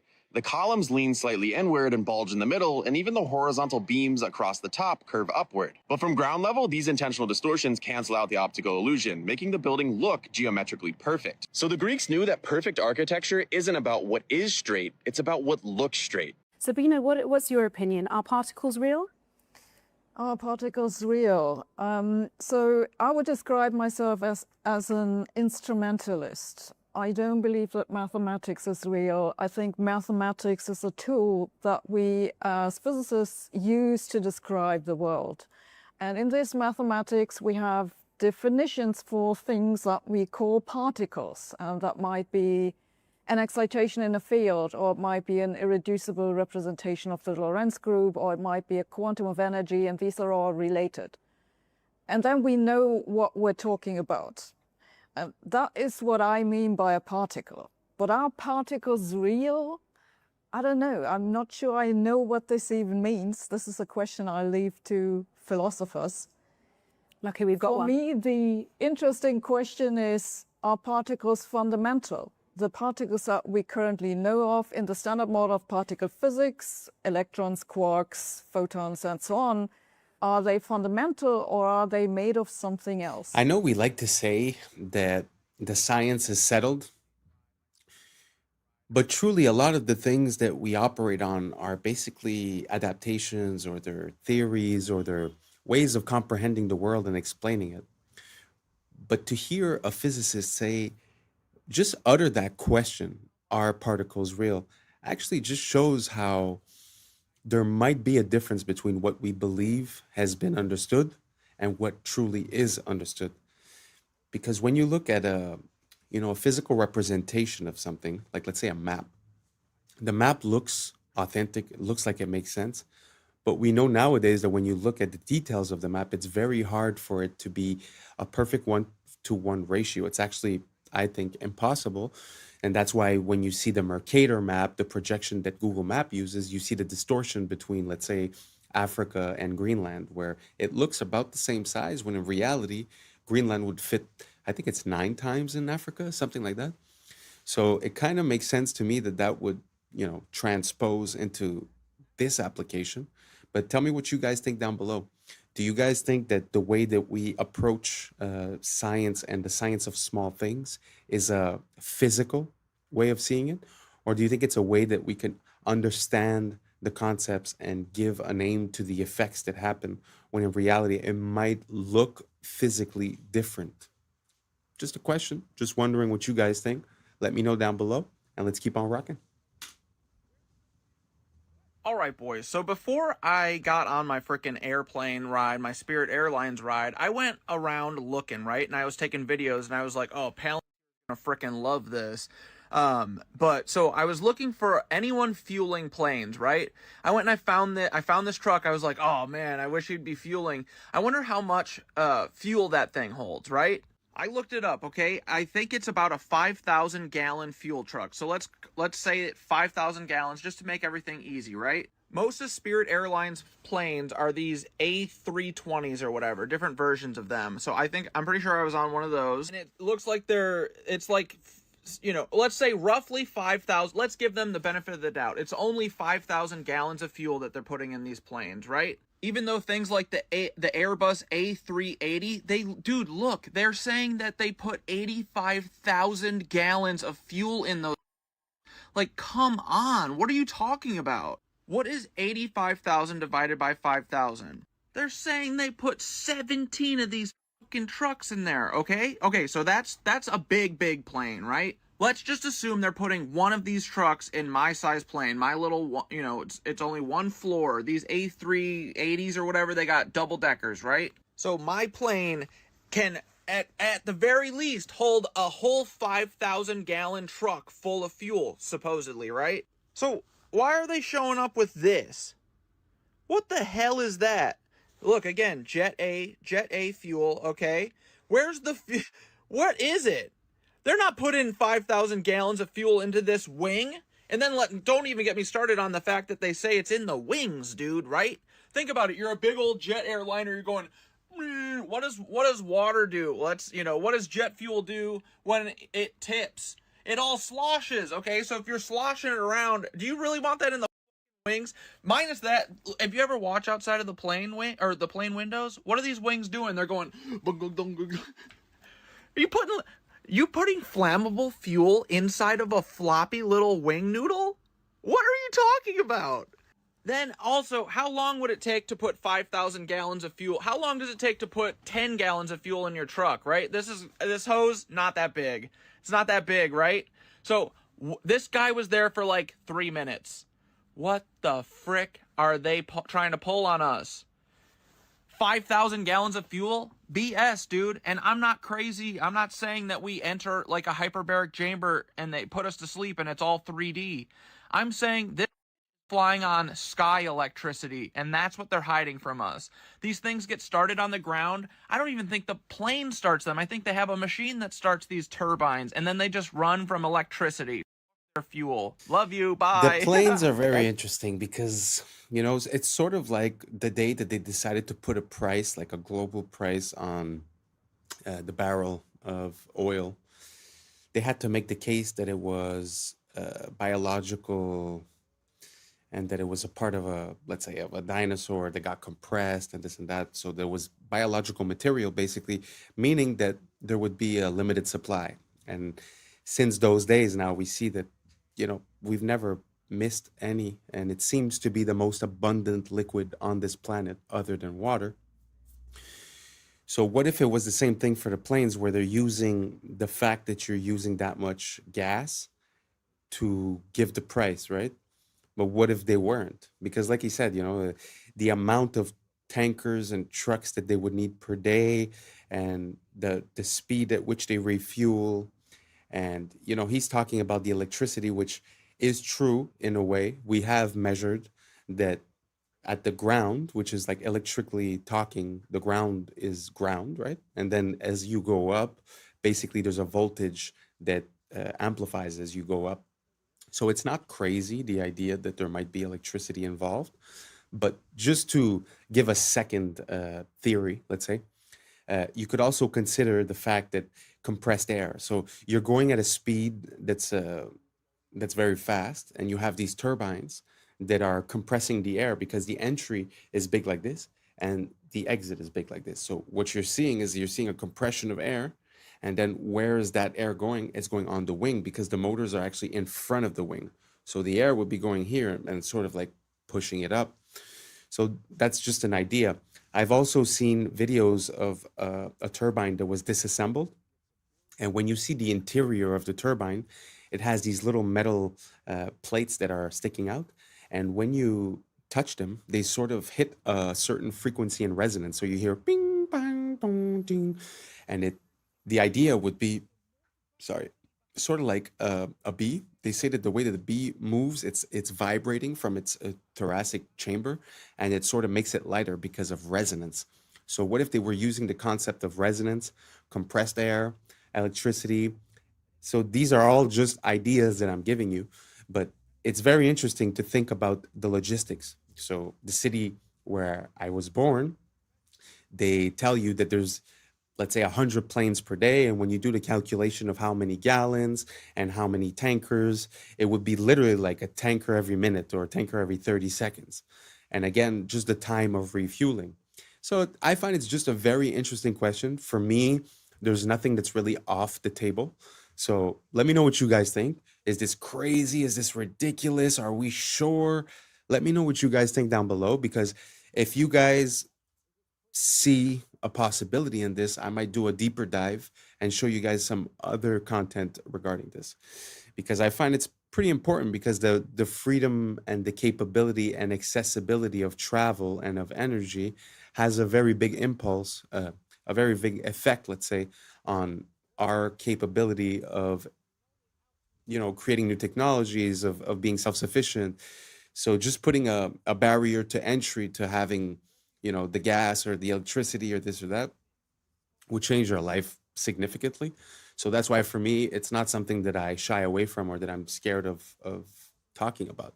So let me know if you guys think down below if it's a possibility that there would be some other technology, and that would be the reason that they took the Zeppelins away, the balloons that used to fly, because it was too accessible, too easy, right?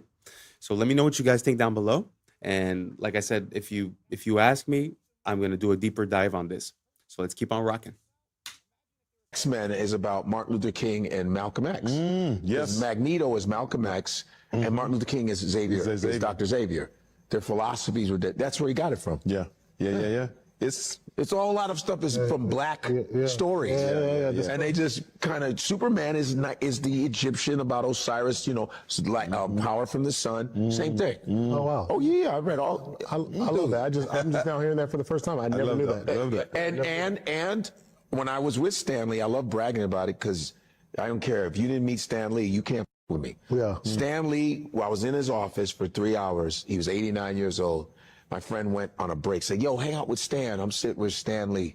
I said, like, what the fuck? He goes, Godfrey, I want to show you something here. You see this picture of Wesley Snipes?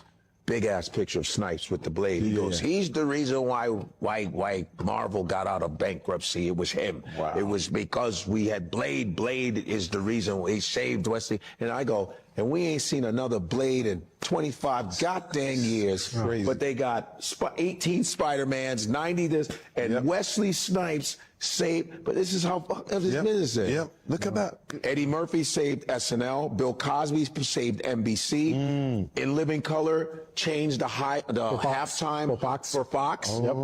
Michael Jackson saved the halftime of Super Bowl in 1993. Still the most watched Super Bowl of all time. Black people sell. Super Bowl halftime.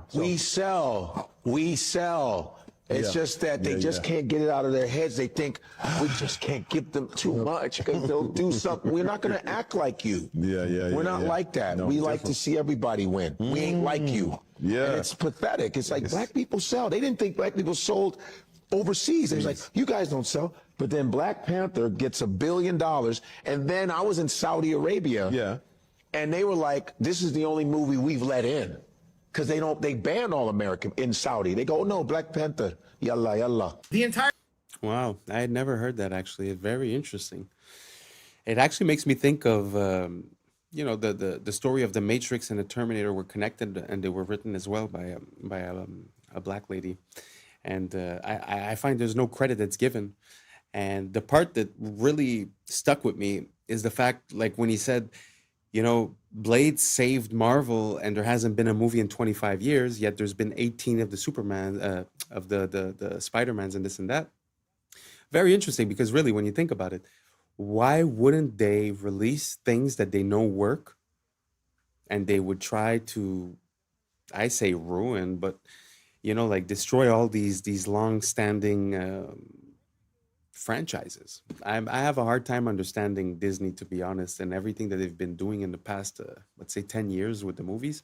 Like personally, I grew up and it was a very big thing, Star Wars. Like it was the, you know, the original movies, and it was a super big thing.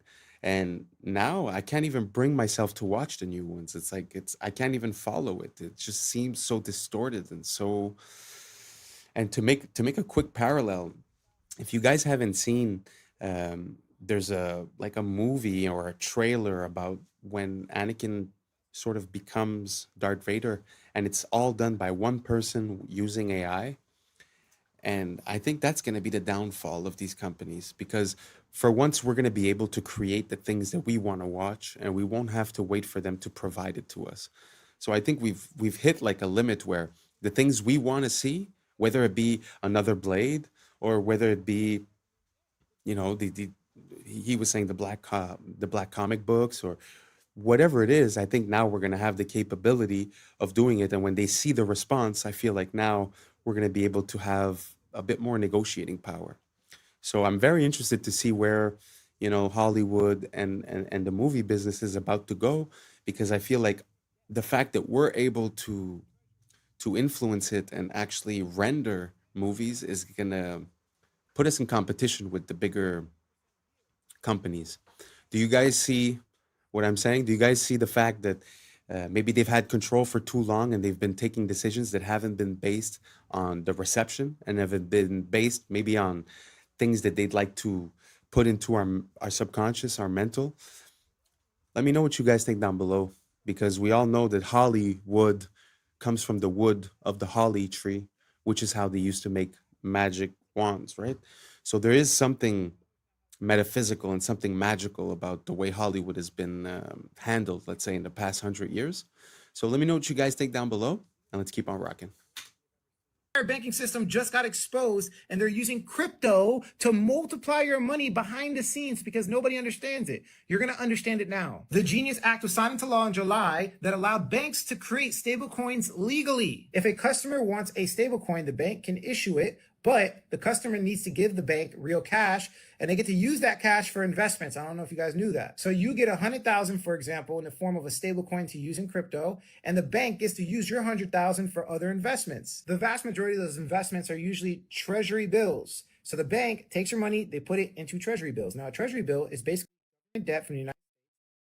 Will pay back that 100 grand and interest to the original investor. And the original investor in this case is the bank. So the treasury bills may be sold as purchase securities for repurchase agreements. The fine print exposes everything. They can use the treasury bills for repurchase agreements. So here's a stable coin. Here's the real $100,000 cash. It gets put into.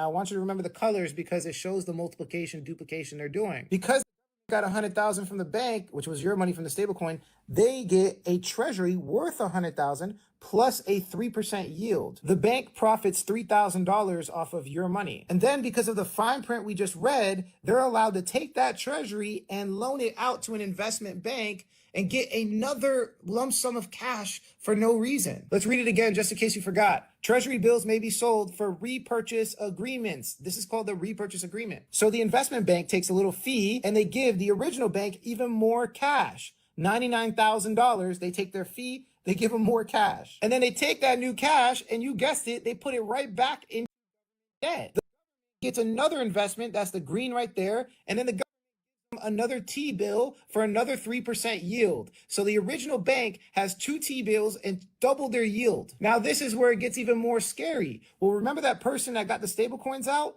Imagine if they were colluding with the bank and they decided to take that stable coin and put it right back into debt in the form of tokenized treasuries. Right now in crypto, you can buy tokenized debt. Yeah, there's a token version of everything I explained up there, and you can get the 3% yield. So now it has three lump sums from that original $100,000, and you thought it was over. Well, if you invest in tokenized debt, they give you a token worth your dollar amount. Right now, it's called USYC for one of the funds. Binance offers loans against USYC right now. So on that original 100,000, you could take a 70% loan, and then you guessed it, put it right back into debt. The original $100,000 now has 4 forms of yield. Everybody's waiting for the to inject liquidity into the market, but they're already doing it through stablecoin multiplication. And we are going to have the greatest bull run we have ever seen in human history. It's going to be similar to the 2008 bubble. Wow, that was a lot of information. Gee whiz.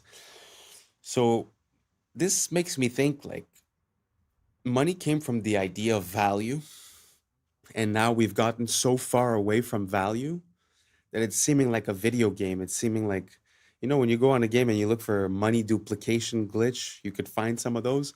Seems like that's what's going on. So you're buying it, and then they're reinvesting it, but they're also buying treasury, which is debt, which we end up paying at the end of the day. And again, they could re-lend it, re-put the assets and start the circle again. So yeah, it feels like banks have been given basically a blank check. And that's without speaking that in the days of the COVID a couple of years ago, they went, fractional reserve spending means I have $100. Normally it was I have to keep $10 and I could lend out $90. Now it's zero. So meaning they could have $0 and lend out $1 billion and no one's none the wiser. So I don't see how this changes anything in the way that there's really no value behind bank money. But at the same time, I'm seeing what he's saying where it's involved with the treasuries. So it's like a cycle that's over and over again. It makes me think like the way like when you get a mortgage, the bank is like doubly insured. It's insured with your assets. It's also insured with an insurance company and your insurance company. So they're actually triple protected. It seems the same way. It's like they're 10 times protected and us, we have to pay for everything. So I don't know. I don't know where we're going with this because it just seems like the more they win, the more they devalue, but the more they devalue, the more the crash is about to come, right? Unless they are artificially inflate. And so I guess that's what he meant at the end with the bull run. So everyone's going to feel like they're winning when actually the disparity between the people winning and the people at the bottom are going to be so much bigger. So I don't know if I caught all of this. Maybe I'm probably missing some parts. So if you have any information to give and share, don't hesitate, write it down below. I'm still learning about all of these subjects. This is why I'm here. This is why I made the channel. So we could collaborate and we could, we could collaborate on ideas and build better ideas together. So let me know what you guys think down below. Do you have a wallet? Do you keep it on a cold storage? Do you keep it on the exchanges? I'm going to put some more crypto stuff in the next videos. So please don't hesitate, write down below and let's keep on rocking. How were we allowed to be fooled for so long? And no, I'm not talking about this beautiful architecture here, saying it was built by horse and buggy. I'm talking about Timu, Han Solo, and Chewbacca here. Hawkins was a literal puppet on that world stage. Did you know, before Hawkins had his fancy little computer, he had a translator talk for him? I think, in a way, physics has been a progress away from mysticism towards a rational understanding of the universe. Stephen, when did you first realize you wanted to be a physicist? Oh, I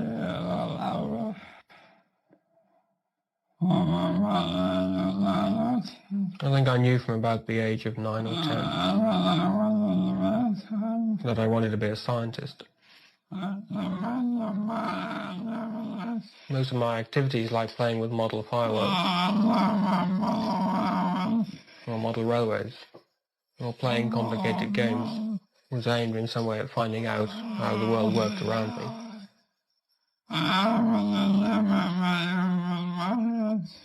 I was never very good with my hands, so my models did not work very well. But I was always interested in models that I could control. And I think that nowadays I have translated that into studying physics. Because in a way, if you understand the universe, then you have control of it. I don't know. I gotta say, that interviewer was pretty solid to not break out in laughter, to be honest. I would have been laughing for sure. What do you guys think? Do you guys think that it's real? Or do you guys think that it's possible that he was a puppet? What easier puppet could you have than one that talks with a computer box? You know, that was before that time. But do you think he was translating? Do you think maybe he knew it ahead of time, right? Who knows? But do you think it's possible that, you know, some of these scientific role models might be, you know, government plans or, you know, to control the public opinion or to get us to stray away from God? Or, I mean, there's so many reasons, right? So I don't know.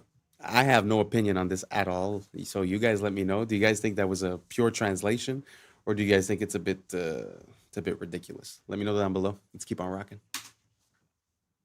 a Gen Z person might get recruited is, let's just use you as an example. Somebody comes up and says, hey man, I love your podcast. And they say, I have a serious question for you though. Would you consider yourself a patriot? Now I've got you locked into identity. And then I say, well, I have an offer for you, but before I show you anything, I just want you to say yes or no. Would you be willing to entertain the offer? And it might be uncomfortable. Stage one is I show you all of your browsing history, captures from your webcams on all of your phones and computers of you doing the most you could ever possibly imagine. And I'd say, I like your podcast. I think you're doing a great job, and I want to protect you. I want to keep all this from the public eye. We also want to give you $20,000 a month. So now you feel like you chose all of this. I told you it was going to be stressful, and you agreed to it. If you say yes, the reason that you're doing this on your podcast is for your country, because you're not going to call yourself compromised. We have this thing called cognitive dissonance that keeps our brain from thinking I'm a bad person. Even though you're being asked to silence people, not have certain people on the show, leave something out of your podcast, you're telling yourself, and whoever's your handler is telling you this is for the greater good, and you kept Americans safe by doing that. And you'll tell yourself that, and you'll feel good about it. What happens if I say no? Well, damn. So that's how the CIA recruits. Well, I'm going to go ahead and spill the beans so they can't ever recruit me. With me, there's nothing compromising that you could find. It's just nothing but porn. What? Y'all going to shame me? No. All you're going to see is big is 2. Ebony Baddies 3. You're just gonna see the webcam. This is gonna be my 2 heads. Just you can't shame the shameless for real. So yeah, what? I'm rubbing a one off to Skin Diamond. Shit, I ain't got shame. Skin Diamond is. Also, a special shout out to Lexi Love. Thank you for following me. You and I, we had an amazing Thanksgiving day. It was the greatest 3, you, me, and Pamela. It was dope. So to whoever's watching this, an agent assigned to me, I know you're don't be watching nothing stupid. I don't do nothing but regular good old. So can't shame me shameless. That was pretty dope. But it gives you a little bit of a perspective, you know. Sometimes we wonder why people act a certain way, and we don't really understand why people change their attitudes, especially when they're in the limelight. It's so easy to corrupt someone. It's so easy. I mean, that's without threatening their family or this or that, right? So very easy. So be careful who you believe in. Try not to have too many idols. Try not to put people on a pedestal. We're all human. We're all the same. Well, I mean, most of us, don't get me wrong. What do you guys think? Would you be compromised? Are you scared to be exposed? That's not a good look, you know? If you're scared to be exposed, maybe you should, you know, comport yourself in a way where you don't live with shame, you know? So, anyways, very interesting. Let me know what you guys think down below. Would you be easily corruptible if they made you that offer? Do you have things to hide? Let us know down below. I know you won't, but you can. And that's a wrap for today, familia. Whether you're tuning in with the sunrise or you're posted up after midnight, I appreciate your time, your energy, your curiosity. And don't forget, this isn't about truth or fiction. This is about perspective. If this sparked a laugh, a thought, a deeper question, then we did our job. So drop your thoughts in the comments, keep the convo alive, like, subscribe, and hit that bell if you're riding a wave, because we're just getting started. Until next time, stay grounded, stay weird, stay critical. I'm Adam Strain, and this has been Adam Strain Reacts. Peace.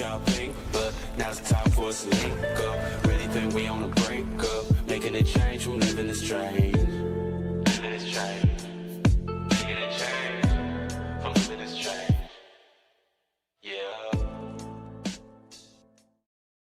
Like what, for example? I had no idea how many people were like actively getting into like rich that I happen to know personally. In Hollywood? Oh, yeah. The mice lost intellectual behaviors, and scientists still extrapolate this model to humans on What's up, YouTube? Today, we'll be looking at disturbing TikToks that'll make you question reality. So without further ado, welcome to Adam Strain Reacts. Let's get her done. This is crazy. I read this morning that Orion took 42 minutes and 50 seconds to pass by the far side of the moon. And the total runtime of the Pink Floyd album, Dark Side of the Moon, is also 42 minutes and 50 seconds. Yeah. What is it the universe says about coincidences? They're never so lazy.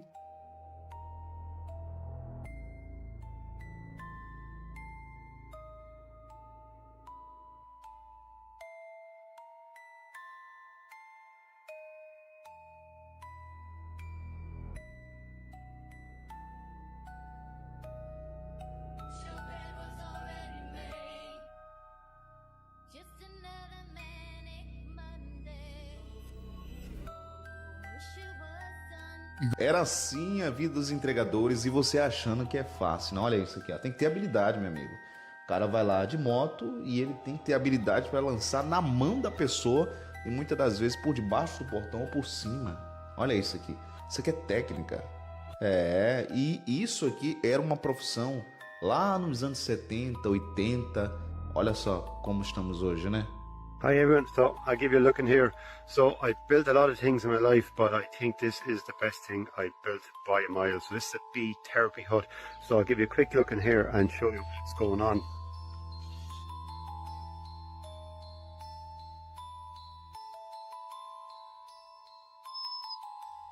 So in here now, underneath this is the bee bed, and underneath this there's 3 hives. There's about 150,000 bees in there, and then just down here at the end I have another hive. It's an observation hive. I'll just give you a quick look here.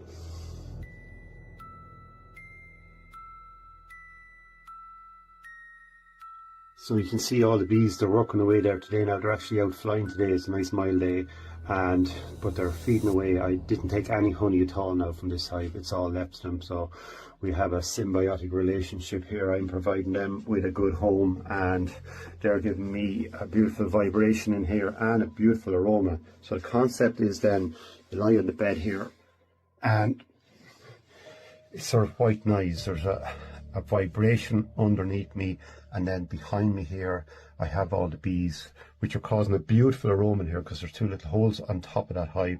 So there's a beautiful smell of propolis and beeswax, and it's just amazing. So the concept is, this is called apitherapy. So they reckon 5 minutes here is equal to a night's sleep. Well, all I can tell you is from mine, like 5 minutes, 15 minutes, but it's just absolutely amazing. It's lovely to have somewhere like this in your life that you go to, that you're picking up really good energy. When I leave here, I leave feeling good. So I know when I come back here, there's a good feeling left behind me. And we know water holds memory. So there's a lot of moisture in the air and in the timber and in the structure. So it contains the memory. And yeah, so feeling good. You go back and remember little things that were odd, and you can put it together and come up with some bad answers. And I do. Like what, for example? I had no idea how many people were like actively getting into like rich that I happen to know personally. In Hollywood? Oh, yeah. I'm not going to say who it is on here, but I'll tell you after. But when I heard this, I was like, what? Do you ever kiss your 38-year-old? No. Are you sure? Put Carl Rob Reiner kiss and, oh, here we go. Hold the back of their... No, they don't. That's weird, Go down, hand holding. Oh, it happened again. Yeah, there's multiple. Look at that. My God, dude. Yeah, it's not one picture, dude. They do this all the time. I've been very fortunate in family. In my first marriage, I had 2 lovely daughters. Girls are such sweet-smelling. Yeah, that's true. Wonderful things. Mm-hmm. I can still remember when they would be so clean and their hair done, their starched dresses, and how when they would, the dresses would come up and what? He's talking about his daughters? They're just totally beautiful things, and I was happy. I was lucky with my girls in that they never had the problems that sometimes. Who is this guy? Not that my daughters didn't Gene have their Roddenberry? own What's his? Yeah, who is the he? The creator of Star Trek? This is the creator of Star Trek? Yeah, the beloved creator of Star Trek. Oh my God. A guy Did you know this, Steve? I did not. Yeah. That was me. God. I'm not particularly genius in any way. This is anyone should notice if they feel like noticing it. Yo, I didn't know there was a till last year. Do you understand? Why the wouldn't I know that until just recently? Because it's effective. We're worse than North Korea as far as propaganda, 100%. So building. It was a C. There was and that 2 trillion of that is missing, they can't account for. Julian was telling me that he thinks that when they built it. Of course it would have been. He's right about that. Not only that, Julian told me that he thinks. And he's always told me that. The day I met him, he was talking about. telling me. Dude, he's worse. Ben is worse than that, but Julian's on. And Julian's not a guy that will jump over to where I'm at automatically. So that's a thing that he personally noticed that stuck with him. Those are the things to really follow. When something sticks, like just jokes I remember people had that were like, did you ever notice jokes? But they're then you realize and now a lot of jokes are coming true. It's really upsetting. I don't know if you guys know about Gene Roddenberry, but basically Star Trek is, a lot of people say it was like a plan towards where technology was going. You see the first AIs, you see the first tablets, you see the first transparent screens, all kinds of stuff. But it's kind of weird when you start looking at what these people believe. Like we saw the interview of that guy. It's the same thing with like space travel and rocket engineering. There was Jack Parsons. It always seems like the forefront of technology is in some way, shape, or form associated with these weird beliefs or attitudes. I don't know if you guys get the drift that I'm saying. If you have other examples, please let me know. But let's keep on rocking.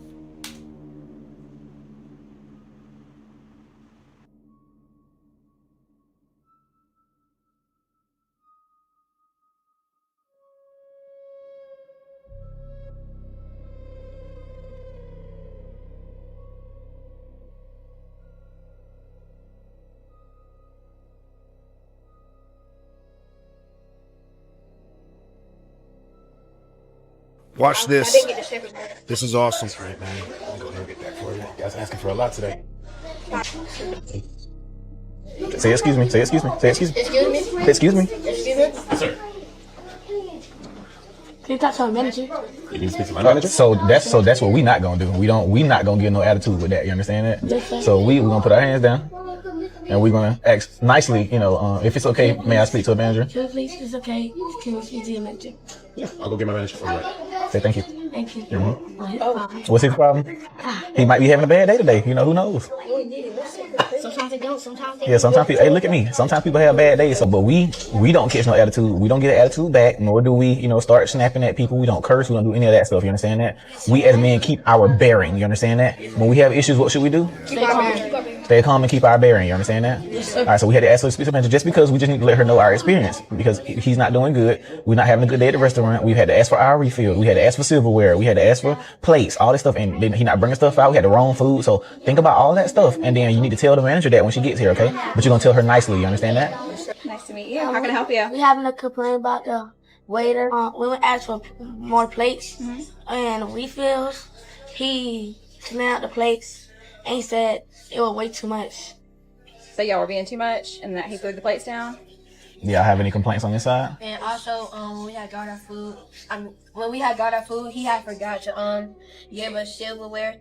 And then when he did give us our silverware, he forgot to give him a spoon. So, and he forgot my order and he placed just rice on my plate. Okay. Did we get your food corrected already? Yes, ma'am. We did? Okay. I apologize for our server's attitude towards you guys. That's unacceptable. I will go have a talk with him and hopefully we can get things cleared up. Is there anything else I can do? No, ma'am. You sure? Yes, ma'am. How's everything going? Good. All right, I just want to come out and apologize. My manager spoke to me. I was having a really bad morning, guys. Hit something on my car, and I took it out on y'all. That was all me. I apologize. Thank you guys for bringing it up. It won't happen again. How's your meal, though? Is everything else going okay? Yes, sir. Awesome, man. Well, if y'all need anything, just give me a little holler, all right? All right. So this is what we want to do here before we ask for the check. What did he say was going on his day? He had something going on with his car. He had something going on with his car, right? Yes, so sir. what's something we can do? Ask him, is it okay to pray for him? Is it okay to pray for you? Of course, man. I would actually very much appreciate that. All right, cool. So you want to say a prayer for him? Father God, thank you for our day. Thank you for our server. And thank you for having him to get things fixed with his car. And again, we thank you for him. In Jesus' name we pray. Amen. Amen. All right. All right. I appreciate that, man. That made me feel so much better, dude. All right, now what we need? Can we get a check? That is a man raising up children the way they should go. I think, to be honest, kind of gets me emotional. I know it's probably staged or whatever, but it's more about what it represents. And I feel like a lot of the kids, they have access to information, but they don't necessarily have access to a good teacher. And to see that in action, and to see how sometimes, kids might act a certain way just by reflex, and just having someone there to guide the situation is beautiful. It's a beautiful thing, and men, more than anyone else, need to be, like he said, calm and unbearing, of their emotions and of their attitudes. So I find it such a beautiful thing, and I think it's a bit lacking these days. I don't know, maybe it's just an impression I have. Let me know what you guys think down below. Do you think this guy went too far, or do you guys think that it makes sense to teach your kids something like this? Let me know down below, and let's keep on I rocking. think I just found a connection between the Georgia Guidestones, resets, and an experiment done in the 70s on rats. So my bad, it was on mice, not rats. So this was a man-made mouse utopia called Universe 25. It started with 4 males and 4 females. The colony peaked at 2,200, and from their decline to extinction. Once a tipping point was reached, the mice lost intellectual behaviors, and scientists still extrapolate this model to humans on Earth. So the Universe 25 experiment was one of the most terrifying experiments in the history of science. Through the behavior of a colony of mice is an attempt by scientists to explain human societies. The idea of Universe 25 came from the American scientist John Calhoun, who created an ideal world in which hundreds of mice would live and reproduce. More specifically, Calhoun built the so-called paradise of mice, a specially designed space where rodents had abundance of food and water, as well as a large living space. In the beginning, he placed 4 pairs of mice that in short time began to reproduce, resulting in their population growth rapidly.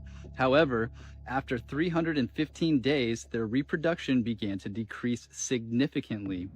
When the number of rodents reached 600, a hierarchy was formed between them and the so-called wrenches. This is what appeared. The larger rodents began to attack the group, with the result that many males began to collapse psychologically. As a result, the females did not protect themselves and in turn became aggressive towards their young.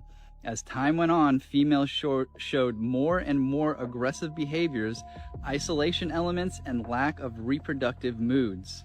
There was a low birth rate and at the same time an increase in mortality in younger rodents.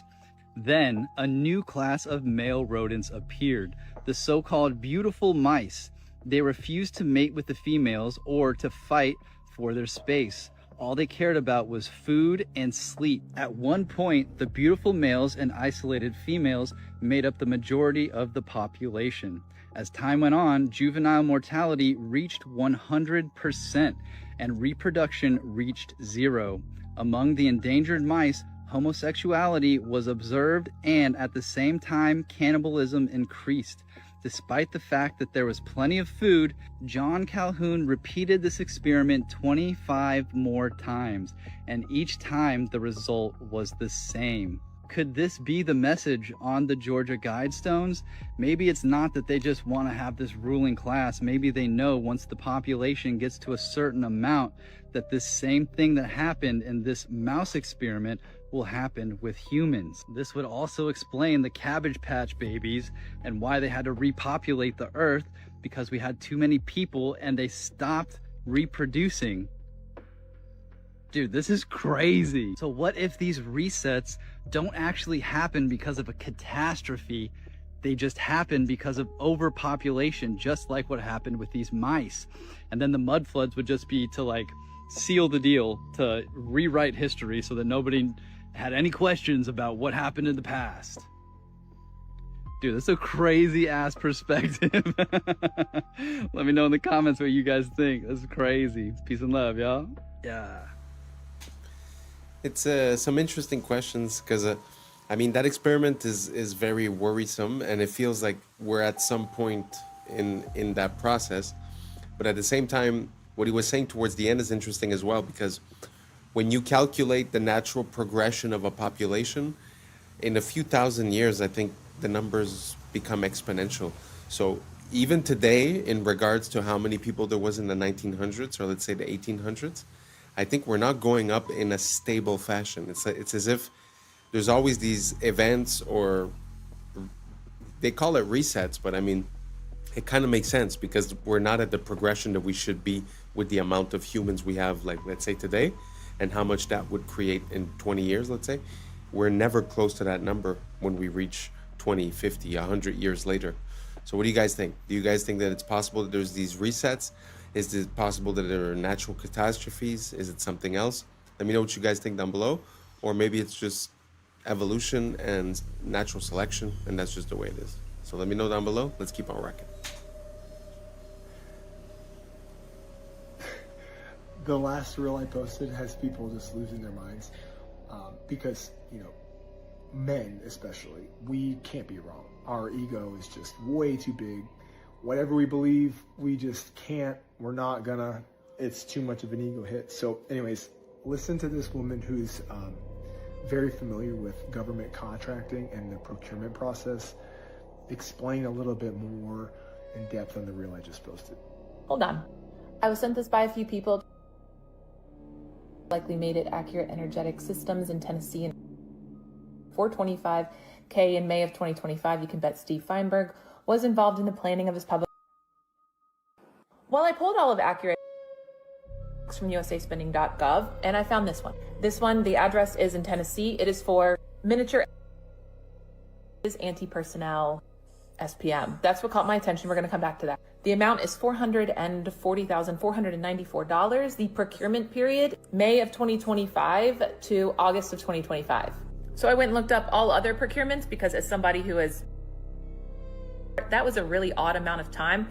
None of Accurate procurements were less than a year, except for this one, because that's not how they procure things.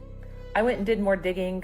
The contract was signed on April 22nd, 2025. A lot of weird things about this procurement. It was a simplified acquisition process, meaning did it quickly, and it was one bidder. They did not put it under any of the IDVs, which are the vehicles that they have for all the other hundreds of tens of millions of dollars that AES had with them. It gets worse. These devices are made for and the XS anti-personnel they're put on people. If you want to get darker, Steve Feinberg, our deputy SecDev, well, his old company, Cerebus, owns the company, I forget the name of it, that trains the special on these. He's the one who put protecting the blue and white country in his priorities as the same as protecting America. So you have a procurement that was signed April 22nd and started May 1st, ended August for tiny devices. Forgot to mention that the plant that the address is at did a month after, and everyone in that. So, I don't know, Cersei, what do you think? Huh? What do you think? Yeah, I totally agree. Day 6 of Artemis 2, and the logic just broke. These images are the exact same. One's day and one's night, but if you look at the top, these images are the exact same. And look at the live feed, and watch his eye. Ready for it? Watch, watch, watch, watch, watch. And the shrimp soak back up the water.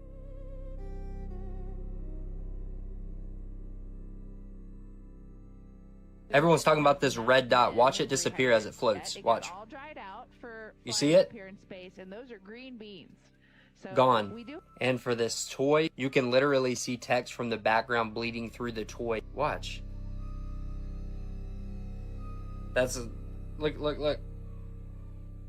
And then he moves it. Why didn't he just leave it there? The crew of the Artemis 2 has captured some incredible views of Earth. Ils ont utilisé les mêmes nuages sur les deux images. C'est censé être l'Afrique, de jour et de nuit, avec exactement le même angle. Donc environ 12 heures plus tard. Et les nuages n'ont pas bougé. Parce que ce ne sont pas des photos, ce sont des images de synthèse, comme toutes les images du globe. Alors soit la NBC s'est trompée dans la sélection du graphiste, soit c'est intentionnel pour nous tester, comme c'est marqué sur ce reel de la NASA. Et pourquoi on nous montre la Terre au compte-gouttes? Pourquoi ne pas tout filmer? Pensez-y 2 secondes. Un parachutiste revient avec des centaines de photos. GoPro accroché au casque, caméra 360 à la main, vidéo 8K, 120 images par seconde. Mais quand il s'agit d'Artemis, on retourne dans les années 70, avec des images floues, saccadées, 4 images par seconde, comme si la NASA n'avait pas le budget pour un GoPro à 400 $. Ils ont perdu la technologie et l'ont jamais retrouvé. Et quand ils font un live, c'est prise fixe, sans hublot. Dès qu'ils pensent que ça ne tourne plus, on les voit attendre les instructions d'une personne en coulisses. Et oui, n'oubliez pas qu'ils sont en studio. Pour éviter de vous montrer la vue, ils vont détourner votre attention en vous parlant de problèmes de toilette. Ou alors jouer avec leur mascotte, qu'ils appellent ZGI. Peut-être un indice pour CGI. Donc à ce point-là, si vous croyez encore à ce spectacle, il est grand temps de faire un travail de déprogrammation. I think you already seen, so we don't have to explain it anymore. Pitfall trap, you fall into the pit, spikes underneath the pit, and then... Okay. First trap, second trap, you got a seesaw trap. You know how a seesaw work, right? Swing on this side, the other side goes up, so you falls down. The spike will goes back when you try to stand up. Yes. Standing style. This one, on and down. It's a fish trap. So this fish trap came from the idea of the actual fish trap. You see, the river flows, and when the fish follow the river, goes into the box, and the fish, when in the box, cannot escape the box because they are too big to fit through the gaps here. So, fish trap, same apply, but opposite side. So, you swim in the river. You swim in a flooded area. You have your leg fell down. And when your legs fell down, you stab the spike here. And when you try to pull your leg out, that's what happens. Okay. The next one is the armpit trap. Armpit trap, you fall right into the middle. If your hands, like momentum, like this will go straight into your armpits. Not a good idea. This one here is go for your chest. Oh, relax. Go for your back. If you fall this way, chest and back. But if you fall this way, both sides. Very painful. This one, well, this it just hits you everywhere. It just go for all of your body because this one spin. So bottom, top to the bottom, you get. This one's over here. One's a little bit tricky. So, when you fall into the trap, you shoot the spikes out. It goes straight into. This trap is called sticking trap because of that reason. Because it's stick. This one is a door trap. See, you. Usually, they activate the door like this. So when you knock the door, no one answers, so you kick it open or you open the door. You open the door, this whole thing flies out. Yeah. And when you have good reflex, try to catch it. See the problem? Bottom still swing forward. So there you go. Not just that, these traps also have a very special design to it. If you look at the spikes, you can see that it's fish hooks, which means that when it goes in, it doesn't go out easy. So when you pull, so here is the part of the. You see, when a wounded soldier goes back home, they tell stories, and when the people hear the story, no one support the war. So what happens if you don't have people supporting the war and go to war anymore? Well, them to go. You see, the problem about is 19-year-old kids to go here, away from their family, friends, loved ones, with this. And the enemy that they are shooting at is not even better. They are kids who has the only thing to do is defending their country. You could. Wow. I had no idea about all those traps, but can you imagine you are the superpower of the world at that moment? For whatever reason or the other, you're like, okay, Vietnam, you're gonna get it. And somehow, through making holes, I mean, you have tanks, fighter jets, and through making a few holes with a few spikes, you somehow end up winning. I cannot imagine the rage of the Americans in that situation. Interesting story. If you guys have any more like that, pass them along. Let's keep on rocking. Drink like literally 50 bottles of water in plastic bottles, and you'll have less microplastics than 1 cup of coffee. The cup thing creeps me out. Like, I didn't realize the cup thing until like about a year ago. The microplastic load that you get from putting hot coffee into that paper, aka plastic cup, because if you know the paper is coated in plastic. Yeah, the only reason the paper as is of recently, I'm aware. Yes, but I the was not. microplastic load that you drink from that is astronomical. You could drink like literally 50 bottles of water in plastic bottles, and you'll have less microplastics than 1 cup of coffee. Well, I didn't realize it was that bad. It's bad. And that's a wrap for today, familia. Whether you're tuning in with the sunrise or you're posted up after midnight, I appreciate your time, your energy, your curiosity. And don't forget, this isn't about truth or fiction. This is about perspective. If this sparked a thought, a laugh, a deeper question, then we did our job. So drop your thoughts in the comments, keep the convo alive, like, subscribe, and don't forget to hit that bell if you're riding a wave, because we're just getting started. Until next time, stay grounded, stay weird, stay critical. I'm Adam Strain, and this has been Adam Strain Reacts. Peace! I don't know what y'all think, but now's the time for us to link up. Really think we on a break up, making a change from living this train. Living this train.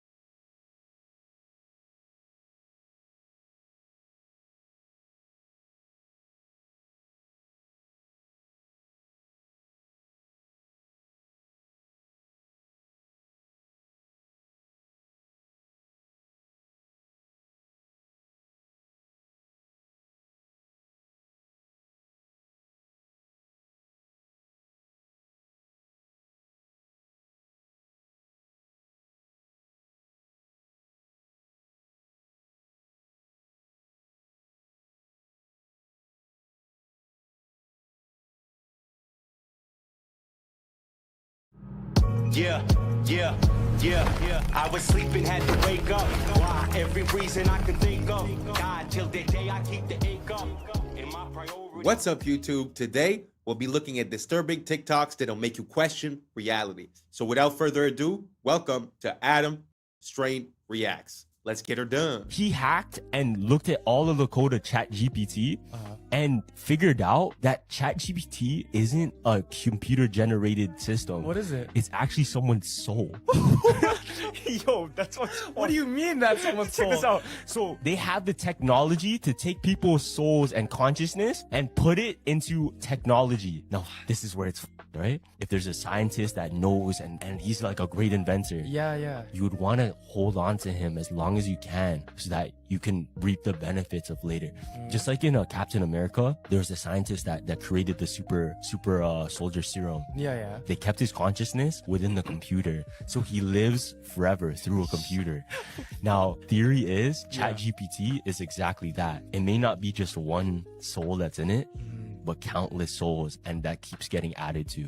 I'm a builder, and whenever I talk about these Tartarian buildings, my wife has to remind me to bring up the logistics. Talk about just how impossible it is to move stones of these size, especially without power tools. With little more than horse and buggy technology, they constructed all this, we're told. And yet, as a builder, I just have to call bullshit. All my fellow builders who have built anything also call bullshit. This is our repertoire. This is what we have to work with. Awesome diamond tip tools with infinite power. We can go to Home Depot and buy custom cut lumber of whatever we want. And we don't do much better than this. Like, sorry guys, this would pass inspection in most counties. And it really doesn't make sense that our buildings are so shitty when the old ones were so magnificent. You can say craftsmanship and pride and hard work, but I don't think so. This is a stone fucking palace, guys. And I'm sorry, this is not good enough proof that you built it. What is that motherfucker doing right there? No way we caught this fella working on this building. It's so dumb. Rather, I think that little fella built it as much as this artist built this one right here. This is all fake history. And I think the biggest truth they're trying to hide from us is that we're post-apocalyptic. We were more advanced once upon a time, and this is not, in fact, the high watermark. We are squatting in structures we did not build. Obviously, none of our structures look like this anymore. They look like dog shit. And it's no offense, again, as a builder, I'm not trying to shit on anyone. But just case in point, here is the Elks Temple in Tacoma, Washington. It has the same hanging fruit basket motif as the Capitol building. This is just where the men of Tacoma get together and talk about their civil duties, right? A wealthy boys club of all the best men in town. And this is what they built. But this is what they built in Olympia. They weren't able to found one here. They had to build it themselves. And it's an absolute testament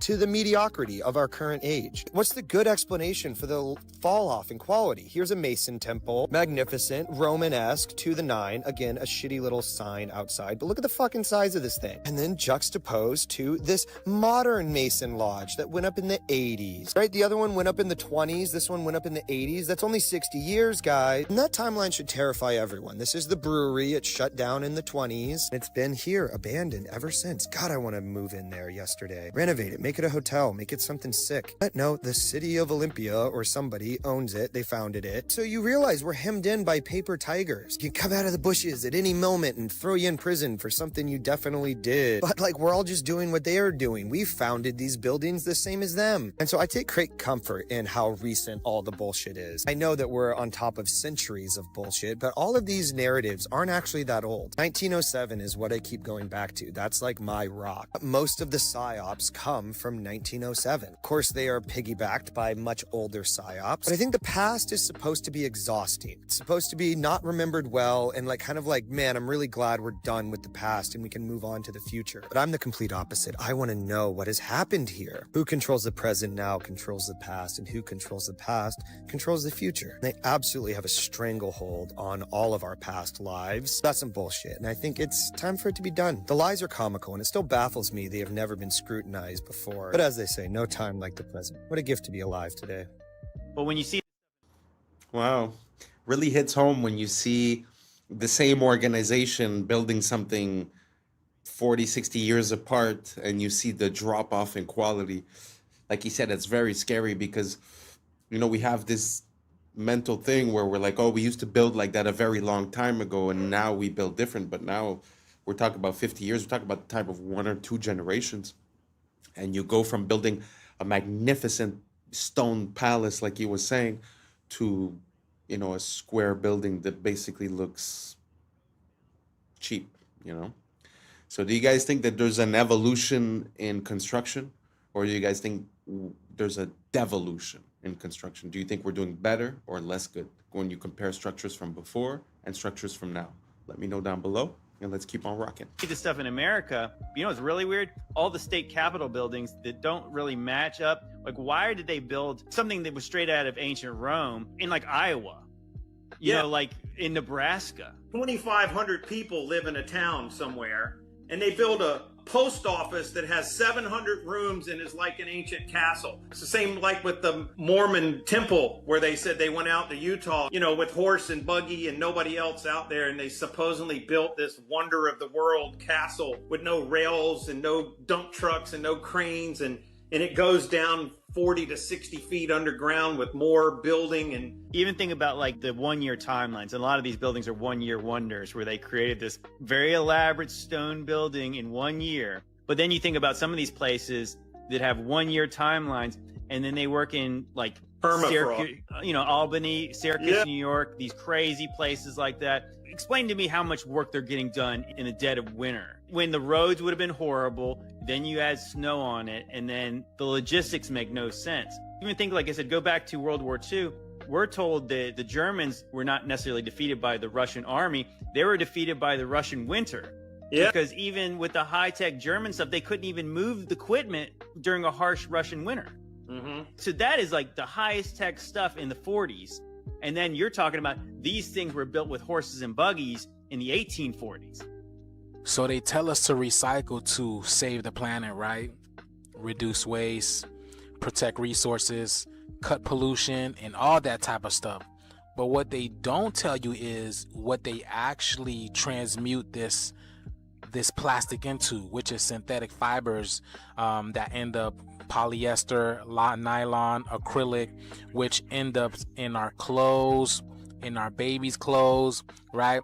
And then these things end up in our skin, because when we wash it and all this type of stuff, it turns into microplastics, and microplastics has the ability to enter our skin, because our skin is the biggest organ. And now we have this stuff inside of our lungs, our kidneys, our bloodstream.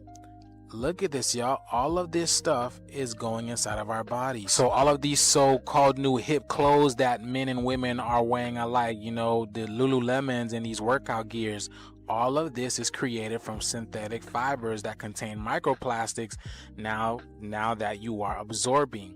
And this thing is hurting you on an energetic level, because this makes your biofield weaker. This is not about saving the planet at all. This is about keeping humanity looping through an artificial ecosystem. We are divine beings. Divine beings need to wear cotton, hemp, linen, bamboo, and all these things that actually help strengthen your bio. That's why they make these new clothes look appealing to the other sex, because they want you to buy this, but it's hurting you on an energetic level. Have you guys seen this 60-minute interview with financial journalist Andrew Sorkin? These two people go into detail about how we're getting ready to see a crash very soon, but they don't explain when or how fast it's going to happen. But I want you to pay attention to the details, y'all. Pay attention. Check this out. Do you think that we will have a crash or not? The answer is we will have a crash. I just can't tell you when, and I can't tell you how deep. But I can assure you, unfortunately, I wish I wasn't saying this, we will have a crash. I know you guys see it. And I know there's no way in hell that that lady that's sitting right across from him did not see it. And then she proceeds with the interview. She proceeds to ask him that question. And there was a little lag. Maybe she was trying to tell him about it. But why would they continue the interview? Do y'all see that? And then even her, she doesn't look normal either. Is it me, or does this lady look like some type of gray? Do you guys see the resemblance over here? Look at this, y'all. And they told us, right, these gray beings were created by the reptilian beings as stewards. Like, they're the ones that go and do the dirty work for the reptilians.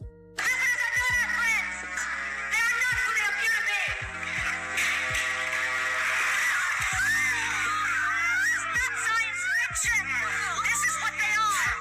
Shut up.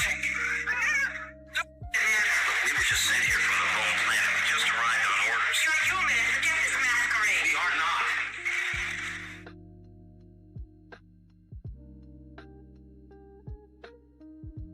See, that's what I'm saying, man. You have no idea who these people are. Your neighbors, your friends, you have no idea.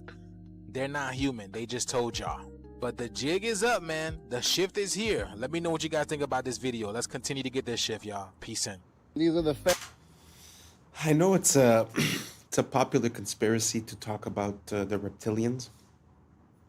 I feel like the idea of the reptilians, I don't think it's a physical thing. I think it's an archetype, because the stem of our brain, the bottom of our brain, is called the reptilian brain. So theoretically, to operate on reptilian principles would be to operate on lower conscious levels, if that makes sense. So I have a feeling like we're looking to confirm this physical attribute of being, a reptilian. But I think it's more of a metaphor. It's more of the fact of being like, what is a reptile? A reptile is cold-blooded, A reptile is like an animal, instinctual. So I don't know what you guys think about that. Do you guys believe in reptilians? Do you guys have any proof that you think would sway me to your side? Or do you believe, like me, that it might be more of a metaphysical or a metaphorical thing? Let me know down below, and let's keep on rocking. Next, we are here at Chick-fil-A. And people want to know, does Chick-fil-A have the warning signs? They sure do, right there. We go. Warning, certain foods that are sold or served here can expose you to chemicals including acrylamide and many of the fried or baked foods, mercury in the fish, which is known to the state of California and cause effects and other reproductive harm. Now, the acrylamide ain't bad. It's all the other chemicals they're not telling you about. Yep, Chick-fil-A. Finally got their ass, because a lot of these stores, they don't have the warning sign, or they might have it in the drive-thru. But this is one of the first ones I done seen right there on the door. And these are the facts. Damn Chick-fil-A. Project Iceworm. Project Iceworm. Cold War era. U.S. and Russia did a lot of weird things during the Cold War era. There's an ice sheet over Greenland, and it's taller than any building in New York City. Here comes the United States of America. They made a deal with Greenland, like, hey, can we just basically occupy this couple tens of thousands of miles in the northern part of Greenland? And they're like, yeah, sure. They had this genius idea. We're just going to bore giant tunnels into the ice, put buildings inside of there. Their goal was to set up 600 nuclear missiles underground in the ice in Greenland. What they did not account for is that this ice sheet over Greenland constantly moves. They ended up pulling out and just abandoning the whole site. During this stay, they did drill into the ice, and they hit the ancient floor of Greenland. Wow! And they collected soil samples, and they brought it up, and they just forgot about it for years. And then in 2019, somebody's like, what are those jars? Oh, they're from the 60s when we went to Greenland and found ancient Earth? Let's study it. The conclusion that they found was that this ice sheet over Greenland is not millions of years old, much younger than that, and it's actually melting at a rapid pace. At Project Iceworm, they had dumped tons and tons of nuclear waste into the ice, thinking that it would be there for millions of years. And now they're saying this nuclear waste will be in our ocean in 70 to 100 years. Somebody go clean it up right now. They've tried. Listen, if there's a hole for a tunnel, we just make a big vacuum at the top that covers and suctions to the top. Suck it all up! And shoot it into space. Yes! Walk through the oldest part of any city. You'll notice the clues if you know where to look. Cathedrals with spires so tall and carvings so detailed they seem impossible without modern tools. Star-shaped fortresses, perfectly symmetrical, as if designed from the sky itself.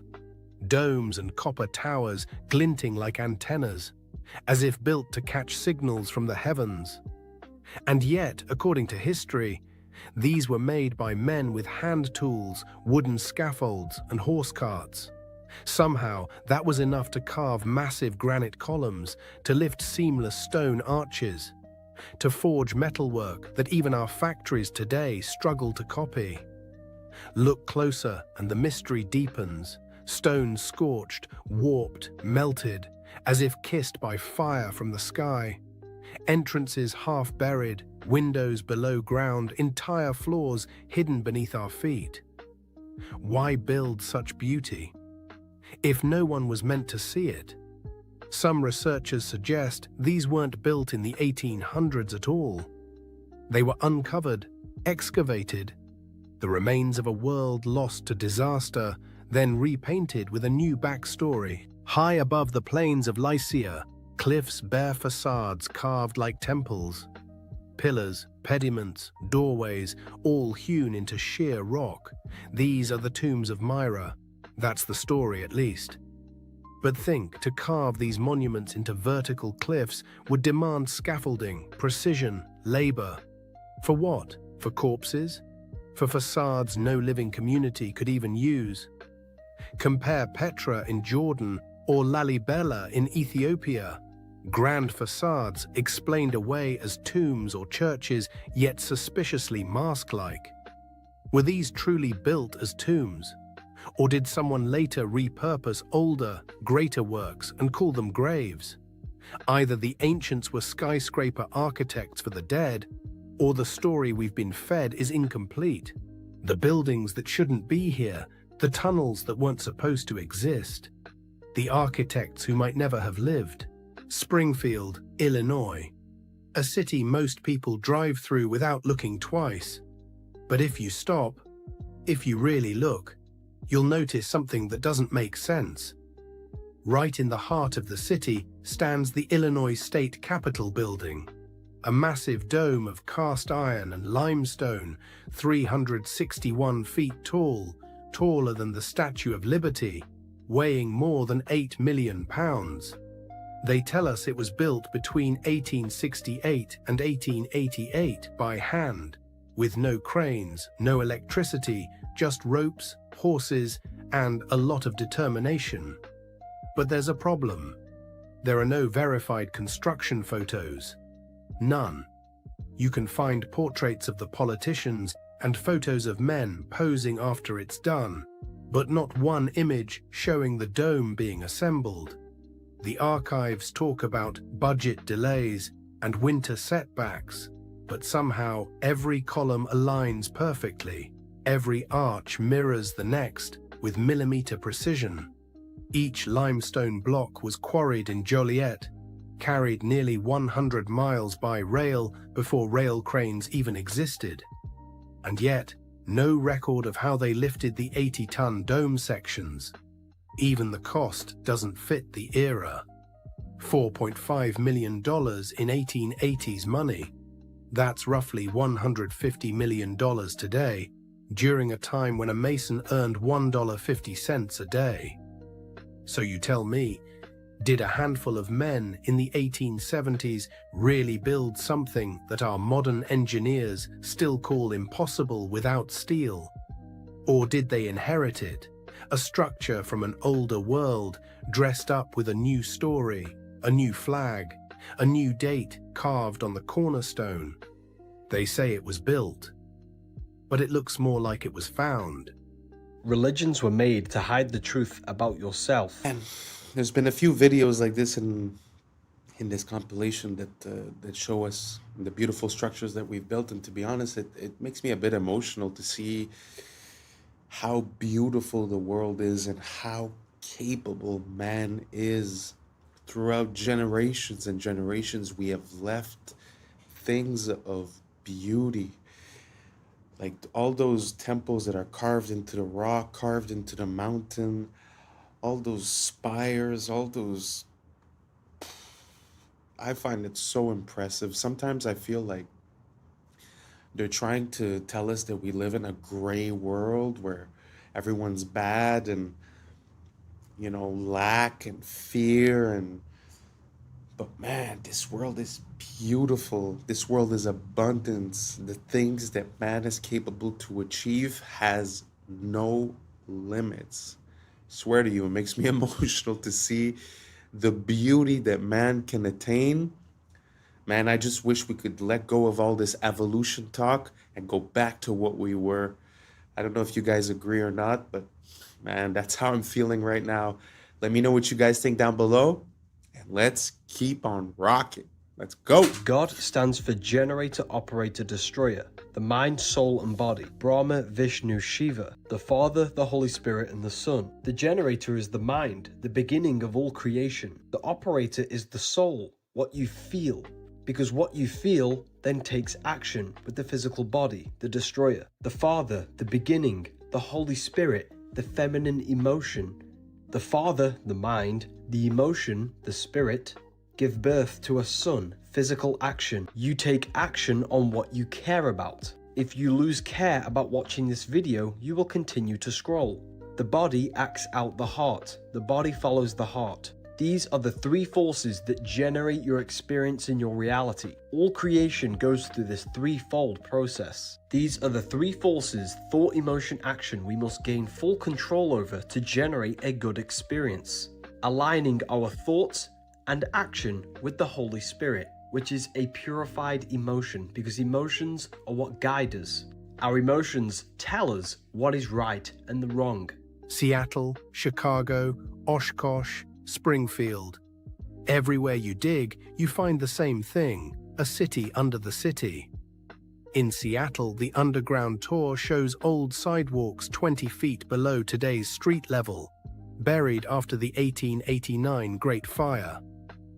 In Chicago, entire blocks were lifted 4 to 14 feet between 1856 and 1875 to install sewers, and now you can still see doors half buried in brick. In Oshkosh, Wisconsin, old walls were found under Main Street in 1931, stone foundations for unknown buildings. And here, in Springfield, walk around the Capitol Avenue area, and you'll see window arches below the current sidewalk line. Whole floors buried under new pavement. They say it's urban development, but the more you study the pattern, the clearer it gets. We're not building new cities, we're reclaiming old ones. Each foundation is just the roof of what came before. History isn't linear, it's layered, like sediment, like memory. Maybe we didn't start from nothing. Maybe we started from someone else's ruin. Quiet music builds, ambient piano. They tell us we're living in the modern age, but maybe we're just walking on rooftops of a forgotten world, pretending we built it. Engineered human meat.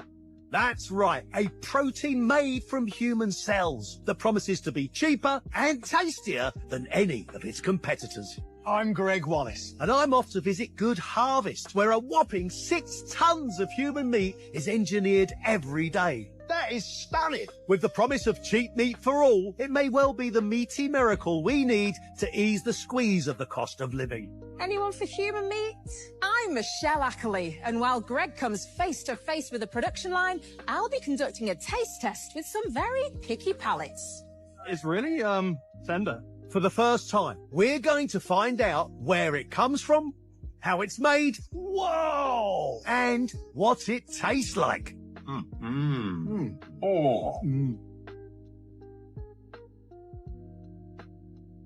Did you know Africa is actually way bigger than the world makes it look? The maps we usually see are based on something called the Mercator projection, a method that tries to flatten the round Earth into a 2D surface, and in doing so it totally distorts the actual size of continents. For example, Greenland and Africa look similar in size on most maps, but in reality, Africa is 14 times larger than Greenland. In fact, Greenland is even smaller than just one African country, DR Congo. Now let's talk about Russia. On maps, it looks massive, almost larger than Africa. But here's the truth. You could fit Russia inside Africa, twice. And that's not all. The US, China, India, Japan, and all of Europe, they can all fit inside Africa at the same time.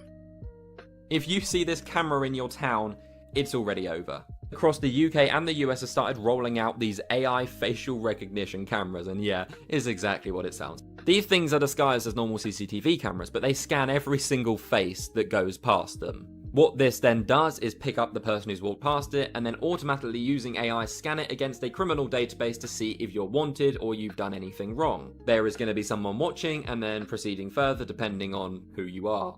Now, I'm not really sure how far this goes, like if I didn't pay a speeding ticket, are the police then going to come and jump on me? Or is it just for like actual criminals? Because I guess that's kind of smart. It is extremely clever though. They are scanning the photos of your face against a criminal database, your social media profiles, like the whole of the internet. It's insane.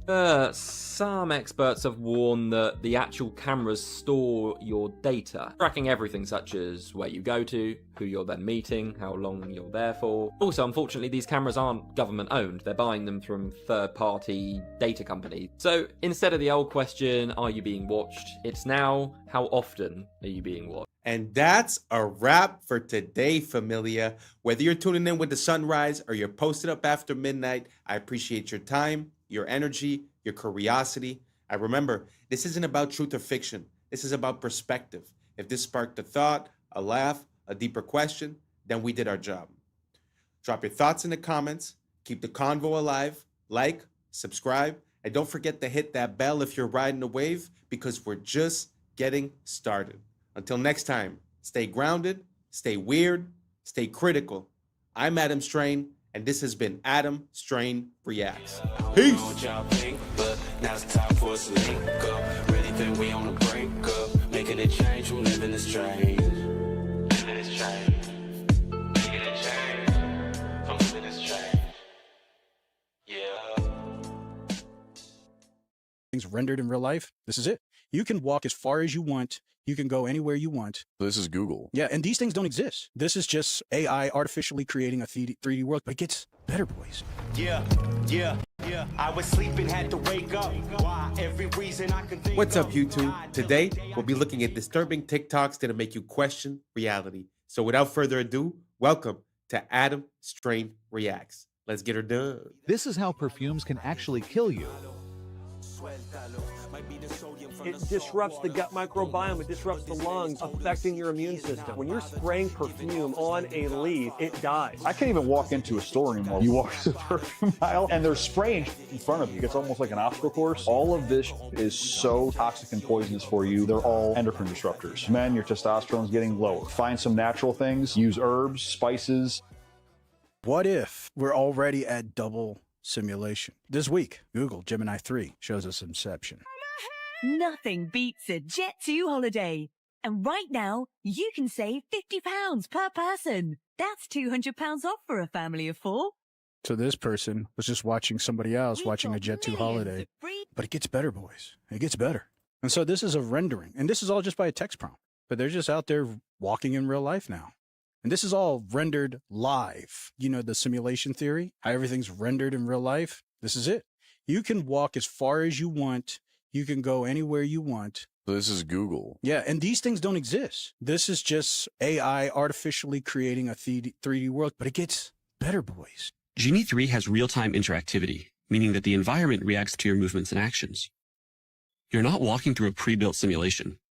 Everything you see here is being generated live as you explore it. And Genie 3 enables promptable events, so you can add new events into your world on the fly. Something like another person, or transportation. Live. Oh, you just type it in and it shows up. Or even something totally unexpected. You can generate worlds with distinct geographies, historical settings, fictional environments, and even other characters. Worlds can help with embodied research, training robotic agents before working in the real world. We're excited to see how Genie 3's world simulation. Wow. I mean, in my mind, that's a game changer intensely. Because imagine if what you render, you could interact with it and that it auto-generates. That means you could sort of live in, you know, like your GTA type of map, right? So you live within that map, because I always had a hard time to understand how they would get everyone into the metaverse. Basically, you know, because the whole shift, like if you look at the investments towards Facebook and all that, was put towards the metaverse quite a while ago, and I had a hard time to imagine how they could get us all to go live in this simulated reality, because we're already sharing a space in this world, right? But this little advancement makes me see the whole potential of it, because while you could live in a Lord of the Rings type of universe, GTA map, you know, or someone lives actually in the GTA map, or someone else lives in Thailand or whatever. It could be anywhere.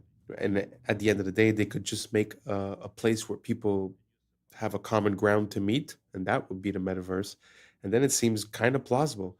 When people are having a bad deal or having a hard time making ends meet, so why not live in the digital world? I don't know if you guys seen the movie Ready Player One. I think that's sort of like a prototype of the idea that's going to be rendered. And we all see that, in the past couple of years, it's like our money's worth less. If it just feels like, all the faith in the systems has eroded. The media no longer medias, the food no longer foods, the math ain't mathin'. I don't know if you guys get it, but I mean, it just seems like everything not only doesn't serve its purpose, but actually serves its opposite purpose. So, anyways, all that to say that this invention is pretty breathtaking. The fact that you create an environment that auto generates afterwards means you could spend the whole day inside of one prompt and then just adding in elements and stuff. Crazy potential. If you guys see any other ideas, any potential like that, or any other groundbreaking advancements in the AI space, let me know down below. I'm always down to check it out. Let's keep on rocking.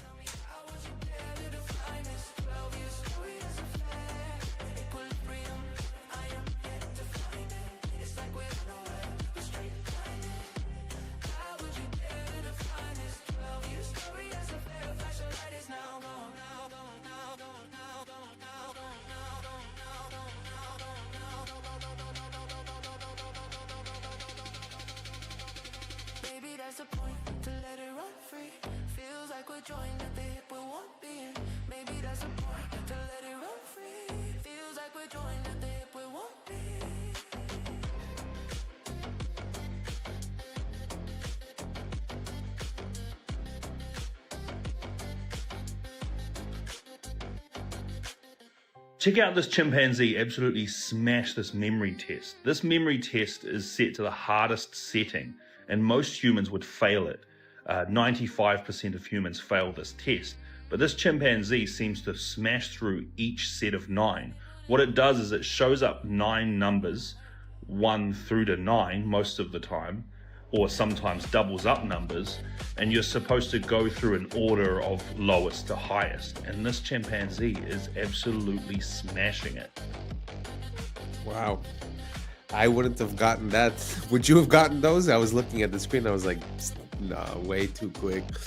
Isn't that crazy though, how we underestimate, animals and their intelligence? I mean, it might not be the same type of intelligence, but I've heard similar things when it comes to dolphins, whales, elephants, bigger animals. They have these capabilities that are very, very impressive. If you guys have any other example, let me know down below. Let's keep on rocking.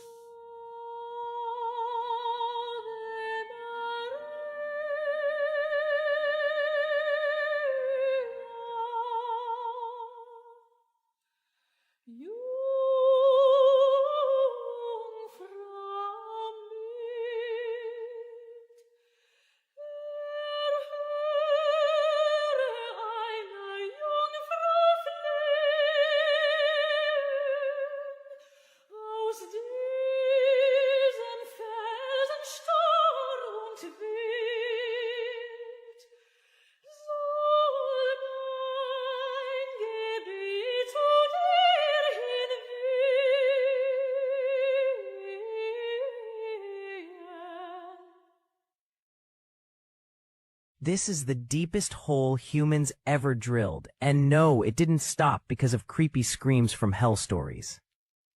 Russia's Kola super deep borehole, over 12 kilometers straight down, deeper than Mount Everest, is tall.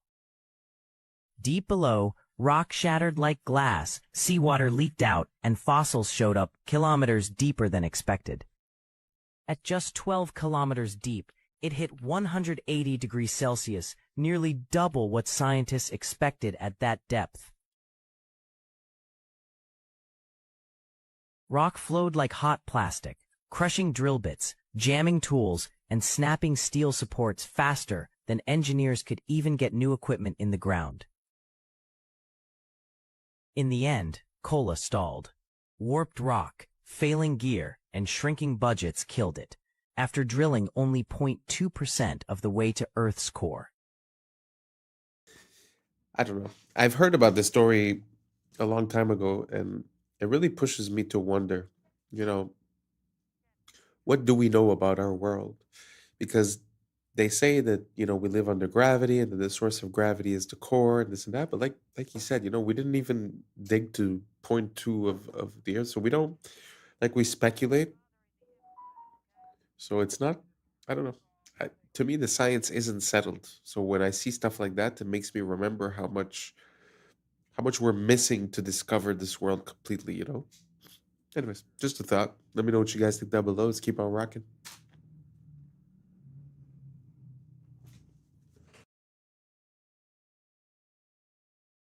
Jet, picture up, Symbolism.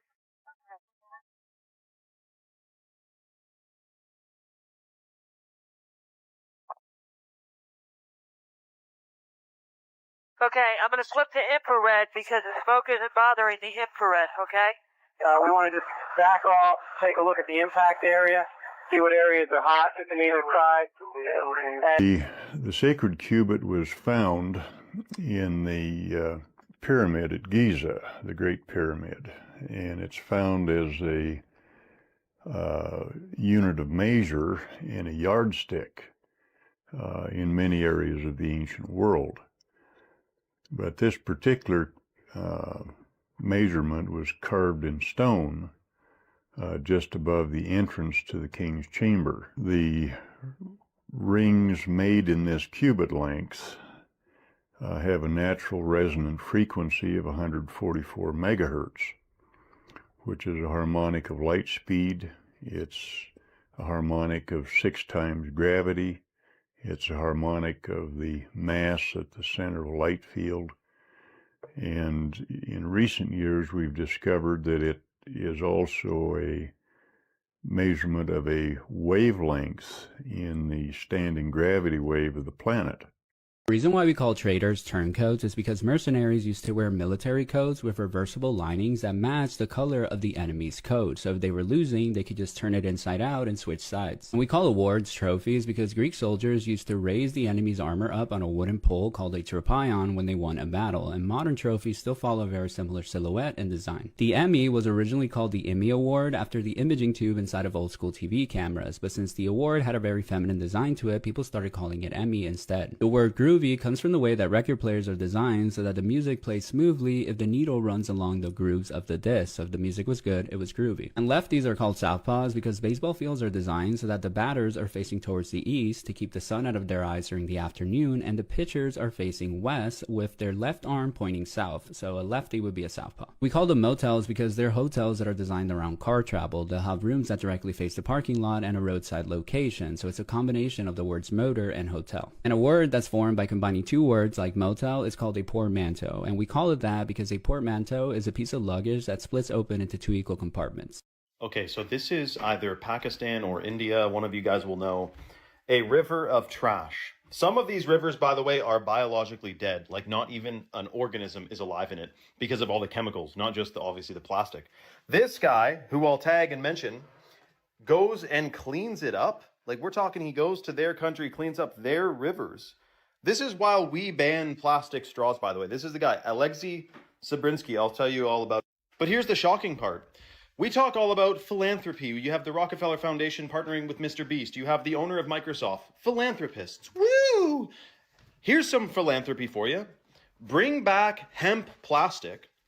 And side note, dismantle Monsanto and the corporations that are trying to control the world food supply and release the free energy patents. Otherwise, everything else is fake. I don't care what philanthropy they think they're doing until they release the free energy patents and the technologies they're hiding from us and start actually using hemp plastic. It literally is a few policies away. If I was in control, man, slickety split, we'd have policies out the yin yang, clean water, clean food, clean healthy, no microplastics, no toxins. But seemingly, there's an intentional plan to do the opposite of that. I'm not smarter than Rockefeller. I mean, of course, they know these things. It's part of the plan. Let me know your thoughts in the comments below and follow for more. Shout out to this freaking legend cleaning up freaking dirty river water. Wow. Props to him for doing something for nature and for the earth and something that he's passionate about.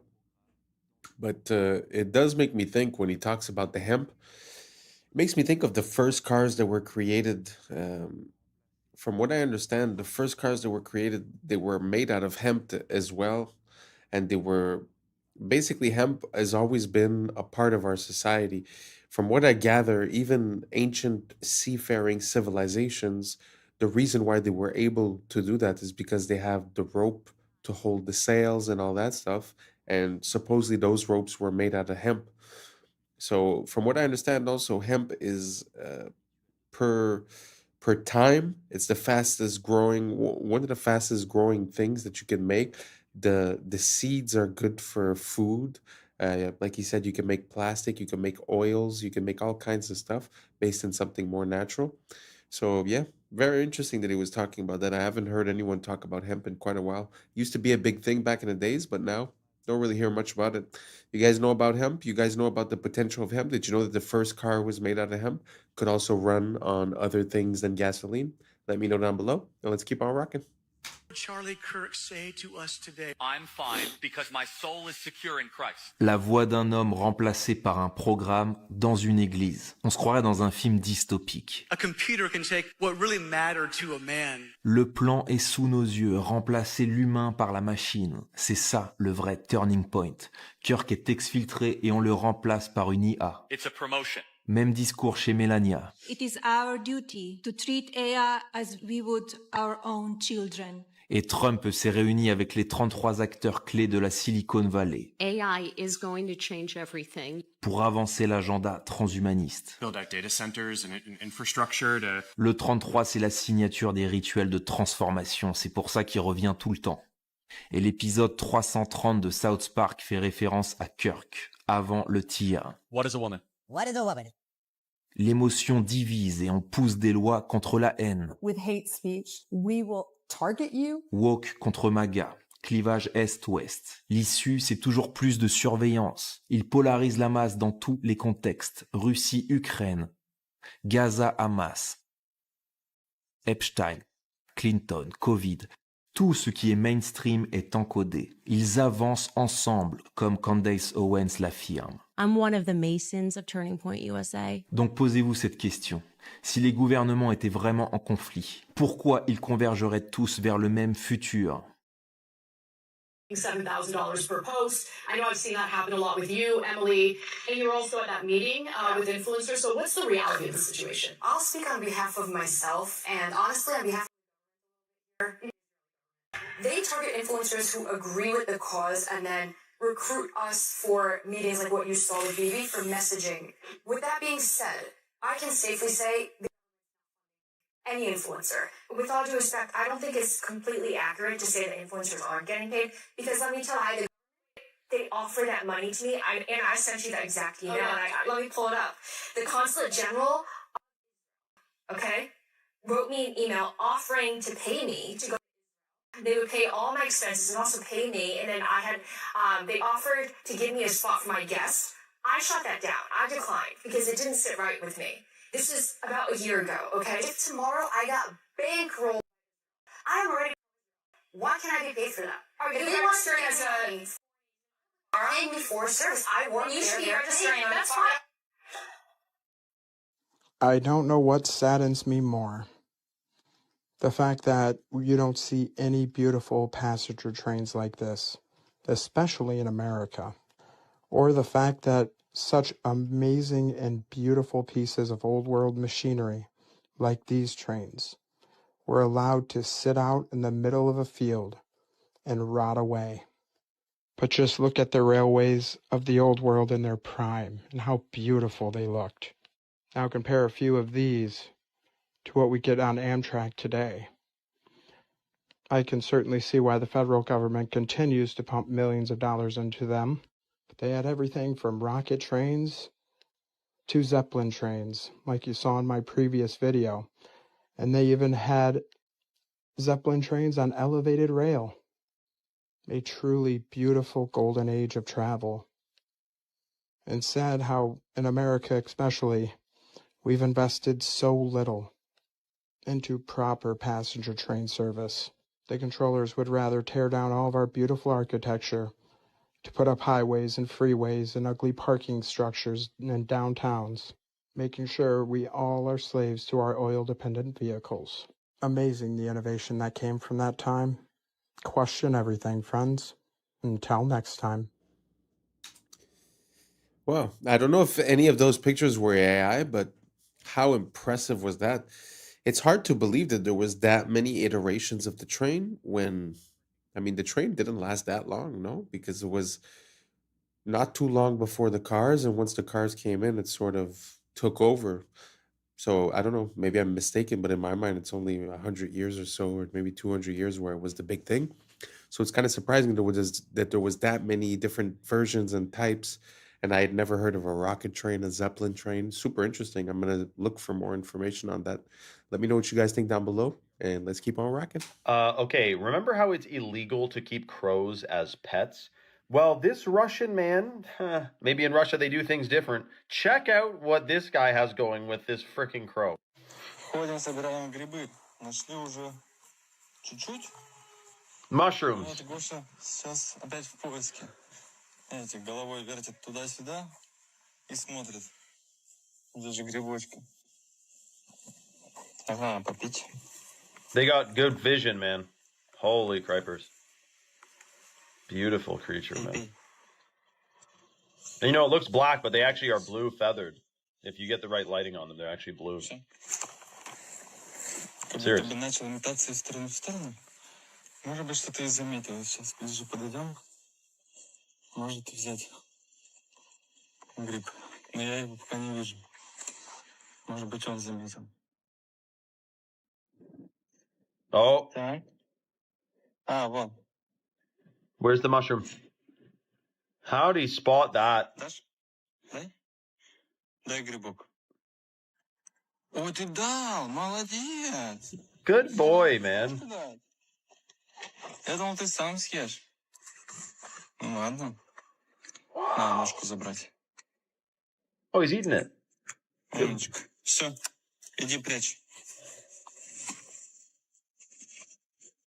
Wow. So the trick is, if you have a bill, you can put money in your hand and have seeds in your hand. And you teach a bunch of crows to bite the money first, and then you open your hand and give them seeds. You're training them to bring you money. You can do this, but you're not supposed to keep them as pets. But it's not like dolphins, where you're literally not even allowed to interact with them outside of an approved, like SeaWorld. At least crows, you can, befriend them, but you cannot keep them as pets.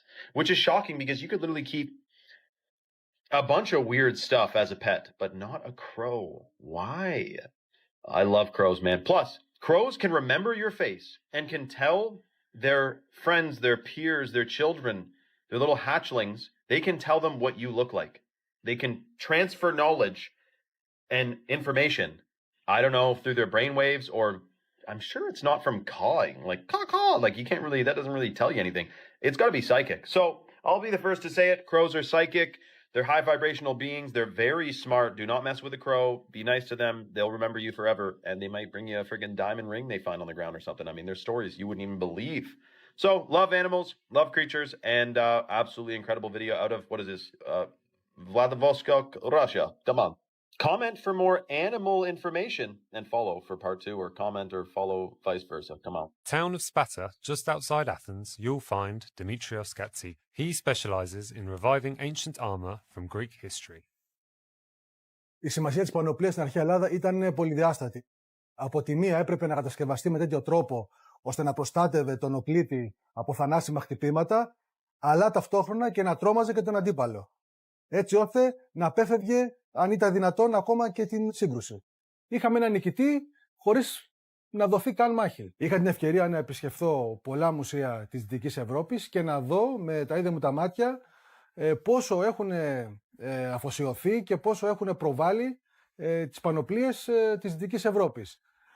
Μέσα μου γεννήθηκε το ερώτημα, γιατί εγώ στην Ελλάδα σε κανένα μουσείο δεν έχω δει μία μεσαιωνική ελληνική πανοπλία. Αυτό το ερώτημα έγινε αιμονή και όλη μου η ζωή αφοσιώθηκε στην απάντηση αυτού του ερωτήματος. Η αρματοπία είναι μια τέχνη πάρα πολύ ενδιαφέρουσα, καταρχάς γιατί δεν υπάρχει δάσκαλος, δεν υπάρχει προηγούμενο. Πρέπει να τα ανακαλύψεις όλα μόνος σου και αυτό είναι πάρα πολύ συναρπαστικό. Ανακαλύπτεις έναν κόσμο, μια τέχνη η οποία είχε εξαλειφθεί από την Ελλάδα για τουλάχιστον 6-7 αιώνες. Έπρεπε να μελετήσω τα γάλματα, μινιατούρες, ζωγραφιές, αγγεία, ό,τι έχει να κάνει με τέχνη, στην οποία έχουν αποδοθεί πανοπλίες. Όσον αφορά την ιστορική πιστότητα των έργων μου, όταν αυτά βασίζονται σε ατόφια αρχαιολογικά ευρήματα, είναι πάρα πολύ ψηλή. Στις περιπτώσεις που τα υπάρχοντα αρχαιολογικά ευρήματα δεν είναι επαρκείς, τότε χρησιμοποιώ τις δικές μου γνώσεις και τη δική μου εμπειρία, έτσι ώστε να μπορέσω να καλύψω αυτά τα κενά. Το πρώτο στάδιο είναι η σχεδίασή της. Και σε δεύτερο στάδιο είναι η υλοποίησή της με μέταλλα και με δέρματα. Όταν επιλέγω υλικά, κοιτάω πρωτίστως να είναι όσο πιο πρωτόγωνα γίνεται. Η βασικότερη μέθοδος αρματοποιίας είναι η ενθερμό σφυριλάτηση. Η ενθερμό σφυριλάτηση σημαίνει ότι πυρώνουμε τα μεταλλικά στοιχεία και στη συνέχεια τα σφυριλατούμε έτσι ώστε να πάρουν την επιθυμητή φόρμα. Επιπροσθέτως, υπάρχουν και κάποιες βασικές τεχνικές οι οποίες αφορούν το κόψιμο δερμάτων, τη δημιουργία αλυσοπλέγματος, την επικόλληση μεταλλικών στοιχείων επάνω σε δέρματα με τη βοήθεια πριτσινιών κτλ. Το τελευταίο στάδιο, από τη στιγμή που έχω κατασκευάσει όλα τα επιμέρους στοιχεία μιας πανοπλίας, είναι η συναρμολόγησή τους. Μία από τις μεγαλύτερες ικανοποιήσεις ενός καλλιτέχνη είναι να βλέπει τις εκφράσεις θαυμασμού στα πρόσωπα των επισκεπτών. Σε κάθε ιστορική περίοδο της ελληνικής ιστορίας υπάρχουν και διαφορετικές πανοπλίες. Κατά τη μικηναϊκή περίοδο οι πανοπλίες είναι τερατόμορφες, είναι τρομακτικές, προκαλούν δέος και τρόμο στον αντίπαλο. Κατά την κλασική, αρχαϊκή και κλασική περίοδο οι πανοπλίες μοιάζουν πάρα πολύ με το ελληνικό άγαλμα. Είναι καλέσθητες, είναι λίες, είναι λαμπερές και είναι όμορφες. Κατά τη βυζαντινή περίοδο οι πανοπλίες έχουν αυτή τη μεγαλοπρέπεια μιας χριστιανικής εκκλησίας. Πολύ συχνά η εικόνα που έχουμε για τους αρχαίους Έλληνες οπλίτες είναι τελείως λάθος, είναι εσφαλμένη. Η εικόνα των αρχαίων Σπαρτιατών έτσι όπως παρουσιάζεται μέσα από την ταινία The 300 είναι τελείως λάθος. Οι αρχαίοι Σπαρτιάτες πηγαίναν στο πόλεμο πλήρως εξοπλισμένοι με μπρούτινες πανοπλίες. Δεν πήγαιναν με σλιπάκια και με γυμνούς κοιλιακούς. Βρίσκω την ιστορία ενδιαφέρουσα γιατί μας διδάσκει το μέλλον. Μπορούμε να πάρουμε πολλά παραδείγματα του παρελθόν έτσι ώστε να αποφύγουμε προβλήματα του μέλλοντος.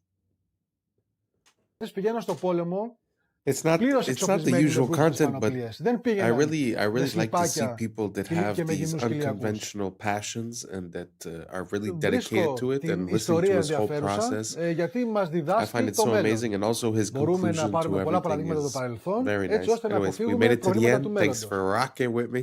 And that's a wrap for today, familia. Whether you're tuning in with the sunrise or you're posted up after midnight, I appreciate your time, your energy, your curiosity. And don't forget, this isn't about truth or fiction. This is about perspective. If this sparks a thought, a laugh, a deeper question, then we did our job. So drop your thoughts in the comments, keep the convo alive, like, subscribe, and hit that bell if you're riding a wave, because we're just getting started. Until next time, stay grounded, stay weird, stay critical. I'm Adam Strain, and this has been Adam Strain Reacts.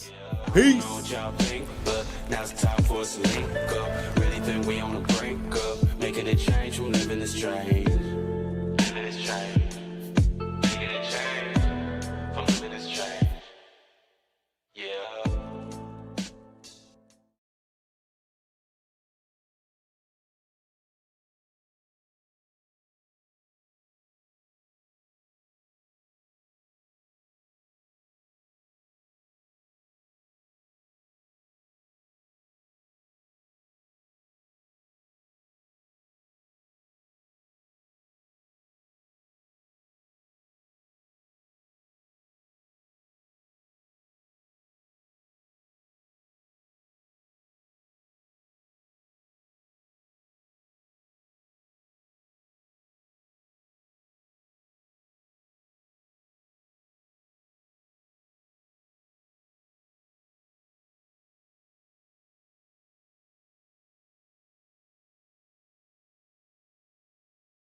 Along the edge of their shell, segments of their shell.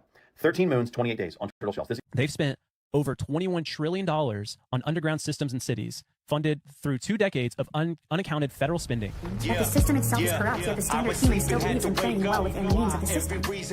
What's up, YouTube? Today, we'll be looking at disturbing videos that'll make you question reality. So without further ado, welcome to Adam Strain Reacts. Let's get her I done. want to tell you guys about the wildest fact about elephant seals, and it doesn't have anything to do with their size, although, look at this. This is a real image, by the way.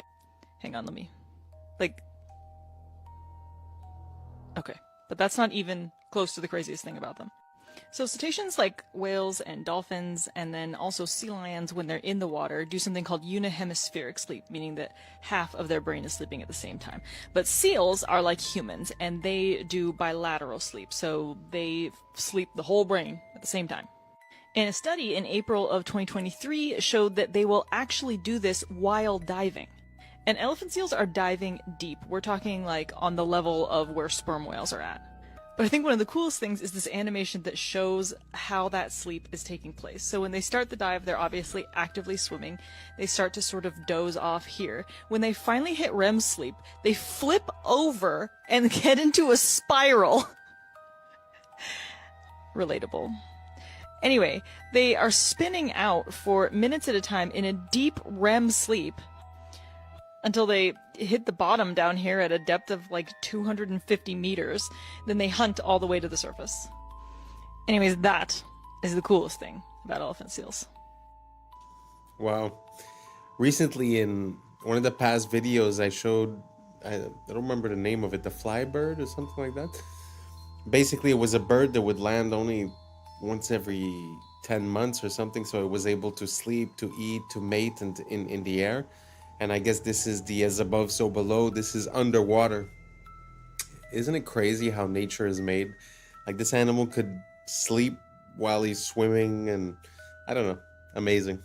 Let me know what you guys think down below, and let's keep on rocking.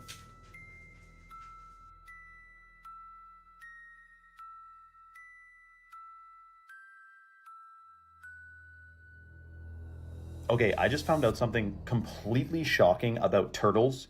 And I honestly think they're trolling us at this point, because the natural world doesn't have time. Time doesn't actually exist, right? What the natural world has is rhythm.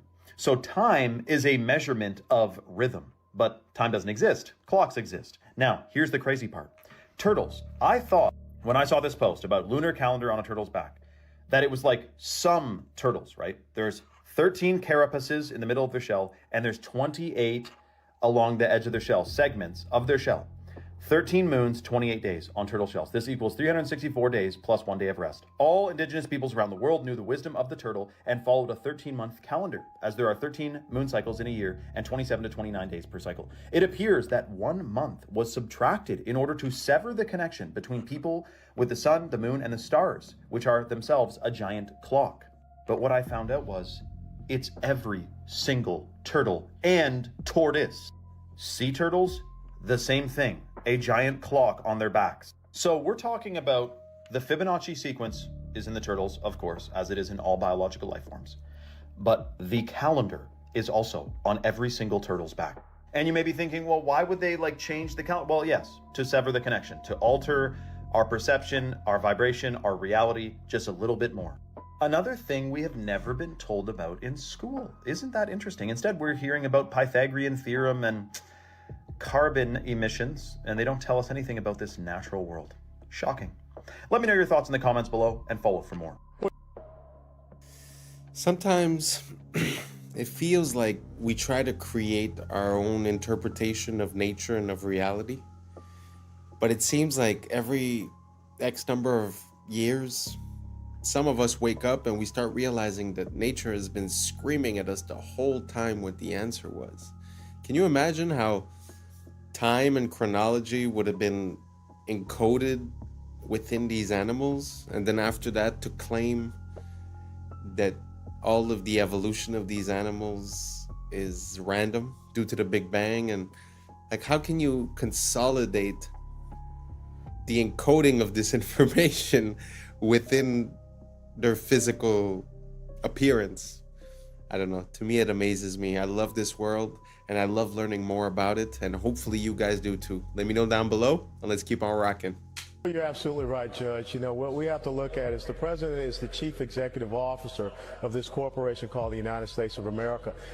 Of this corporation called the United States of America. Now, haven't I been telling y'all on this platform for a long time that the United States is a federal corporation? The city of is a corporation. The state of is a corporation. Anything of is a corporation. Anything in all caps is a corporation. Under Title 28 U.S.C. 3002, Section 15, A, B, and C, the United States means a federal corporation, an agency, department, commission, board, or any other entity of the United States or an instrumentality of the United States. So you guys remember when we were in school and we used to pledge to allegiance. And obviously they make changes to these things over time because they rewrote history, his story. Let's go ahead and go with the 1954. I pledge allegiance to the flag of the United States of America and to the republic for which it stands, one nation under God, indivisible, with liberty and justice for all. But it says, I pledge allegiance to the flag of the United States of America and to the republic. That's two forms of government. I showed y'all on the $10 bill where the president has his back towards the republic. Remember, I pledge allegiance to the United States of America and to the republic. So he's got his back to the republic, which is we the people. And he's facing the Federal Reserve, the United States. He's facing the United States. And the United States is what? A corporation. The United... Well, you're absolutely right, Judge. You know, what we have to look at is the president is the chief executive officer of this corporation called the United States of America. Of this corporation called the United States of America.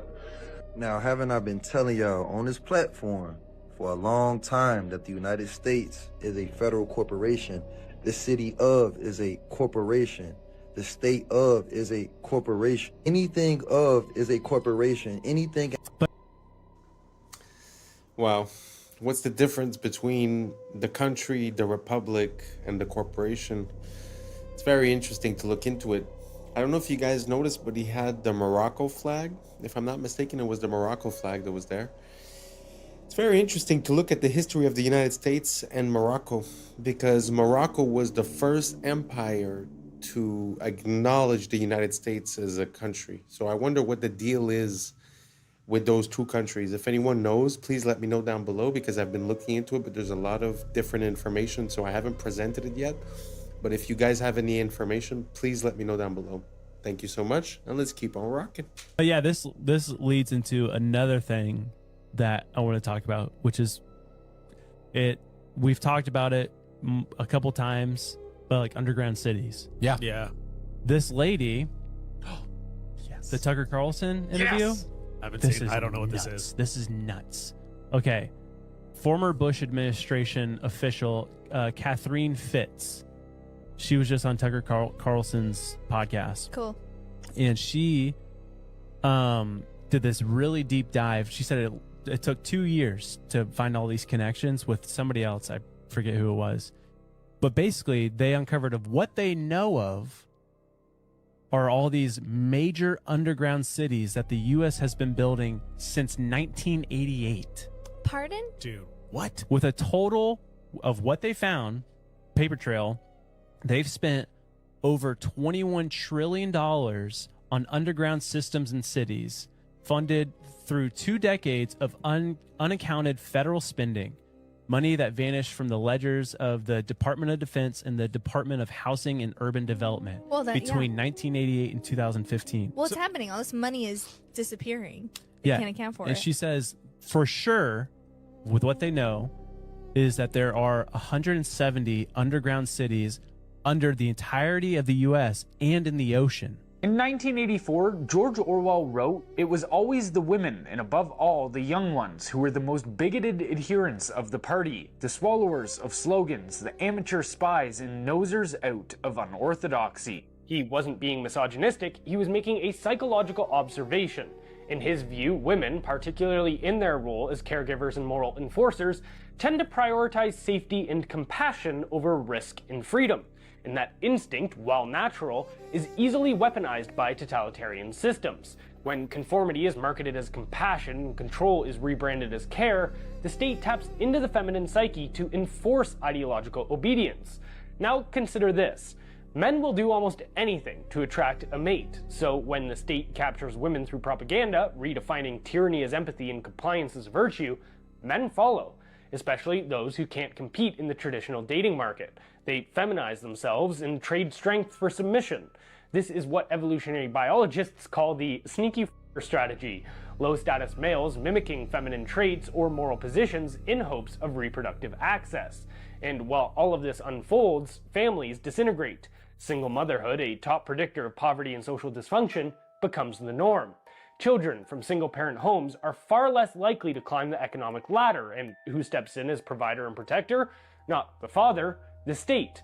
But here's the kicker. The state is funded disproportionately by men, so rather than supporting the women they married and raised children with directly, men subsidize the state, which in turn provides for women through social programs.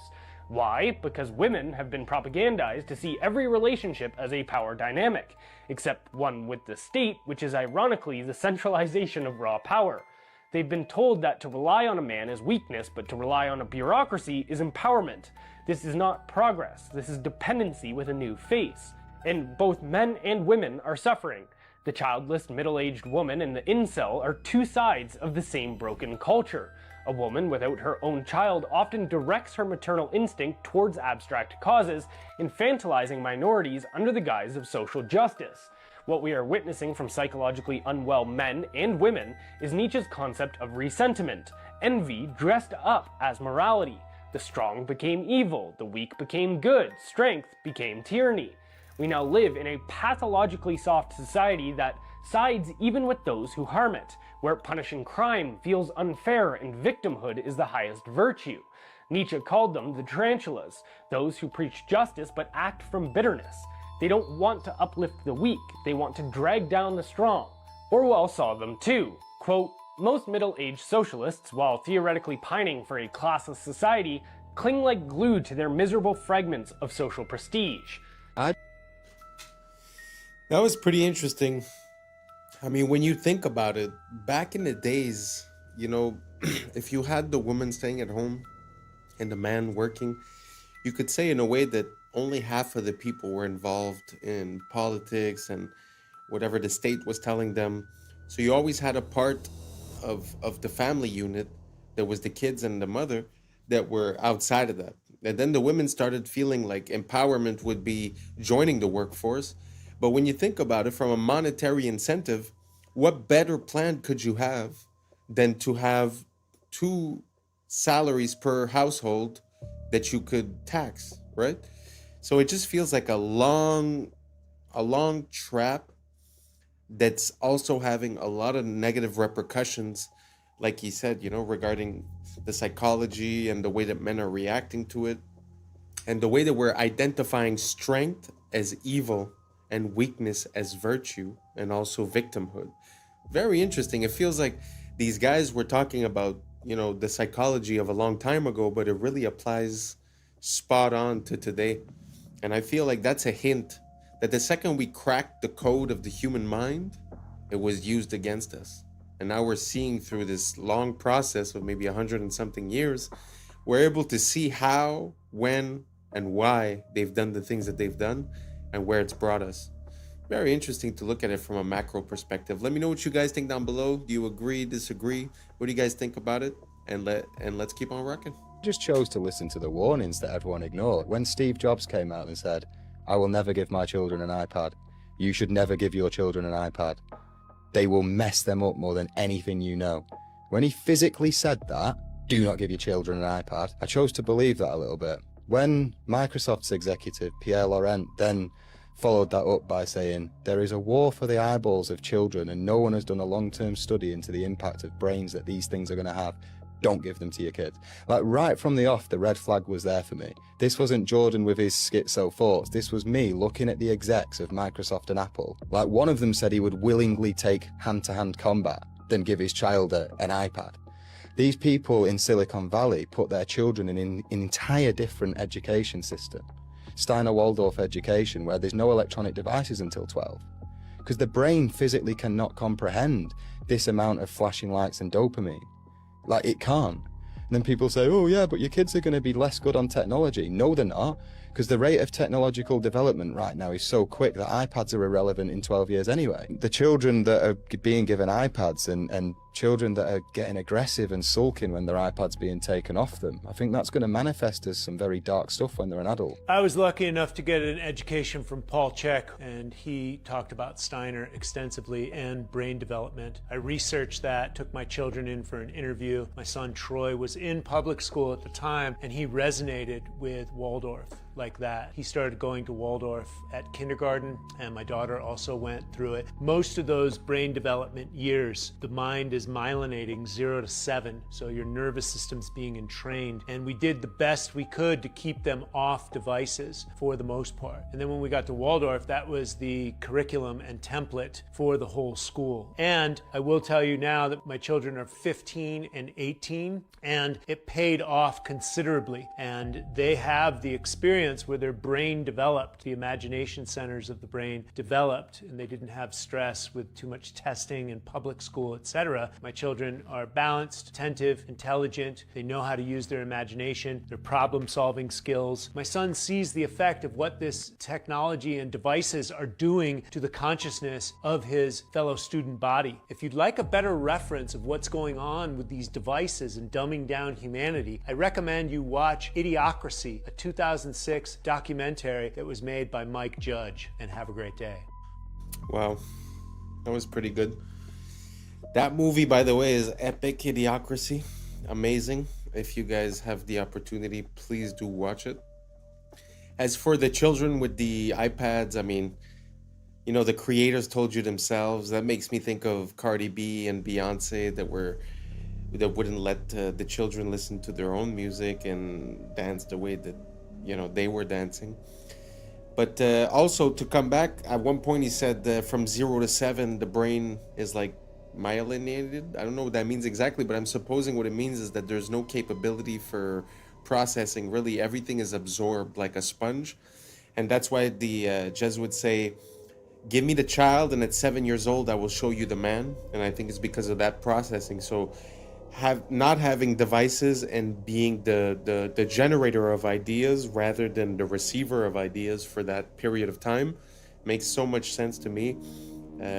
Let me know what you guys think down below. Do you think that it's a tool and that it's very useful for kids to be on iPads at 5-7 years old? Or do you guys think that we should wait, like the Waldorf schools, until they're 12, until the neural pathways are different, or this or that? Let me know what you guys think down below, and let's keep on rocking. Wouldn't it be crazy if Hitler sent a secret Nazi Navy expedition to Antarctica during World War II in search of like the Holy Grail or aliens or something? Wouldn't it also be crazy if the U.S. responded by sending their own secret expedition to Antarctica during World War II, known as Operation High Jump? And wouldn't it also be crazy if back in 2018 a fitness app accidentally revealed secret underground bases deep within Antarctica? And I mean, wouldn't it be crazy if there were secret pyramids in Antarctica? Those certainly look to have very similar layouts, don't they? And then there's this picture as well. That certainly looks like a pyramid. Wouldn't it be crazy that after it was revealed there appears to be some sort of secret tunnel cave leading to who knows what, Hollow Earth maybe? Google went and edited out that cave. Wouldn't it be crazy that if the entire world had signed the Antarctic Treaty, which pretty much prevents any country or citizen from freely visiting Antarctica? It also contains like 16 different no-go zones. Wouldn't it be crazy if Dr. Richard Byrd claimed there was unexplored land larger than the United States in Antarctica? He later died that same year, back in 1957. Next year, NASA was created, and the year after that, the Antarctic Treaty was signed. That's crazy. Do you guys remember the blob anomaly, the 80-foot wave radar mishap that happens like 3 or 4 times over the last year? Well, wouldn't it be crazy if it looks like that blob seems to originate from Antarctica? And I mean, wouldn't it be crazy if I suggested that maybe it's about time the rest of the world and people realize or understand or be told what the hell is going on in Antarctica? I must admit that Antarctica is something that causes a lot of questions for me. Just like the COVID, when you have all of these countries coming together and agreeing on something and saying, oh, we will not do this or we will not do that, and everyone signs, it's kind of weird. And I mean, there's a lot of parts of Antarctica that are weird. That little church where the presidents go and visit. He was talking about the Second World War, but later on, when it was the race to space, the first race, from what I understand, was a race to create a satellite. And supposedly Russia succeeded first, which I think they did not succeed. And because they weren't able to succeed and figured out that maybe space travel was not possible for any way, shape, or reason, instead of continuing when the United States said, oh, we will put a man on the moon before the decade is over, instead of them trying to put a man on the moon, from what I understand, they went 9 times in 9 years to Antarctica. I don't know, food for thought. Some people say that because they reached a limit on the top, they tried to go find the limits on the side. But I mean, you know, your opinion is just as good as mine. So let me know what you guys think down below about Antarctica. Everything normal? Something weird? Let me know what you think down below. Let's keep on rocking. Yeah, I've been watching anime all my life, but to see somebody do some crouching tiger, hidden dragon type shit, some anime, and she hit that bitch on photograph, that shit raw. Even just plain increases and reduces. When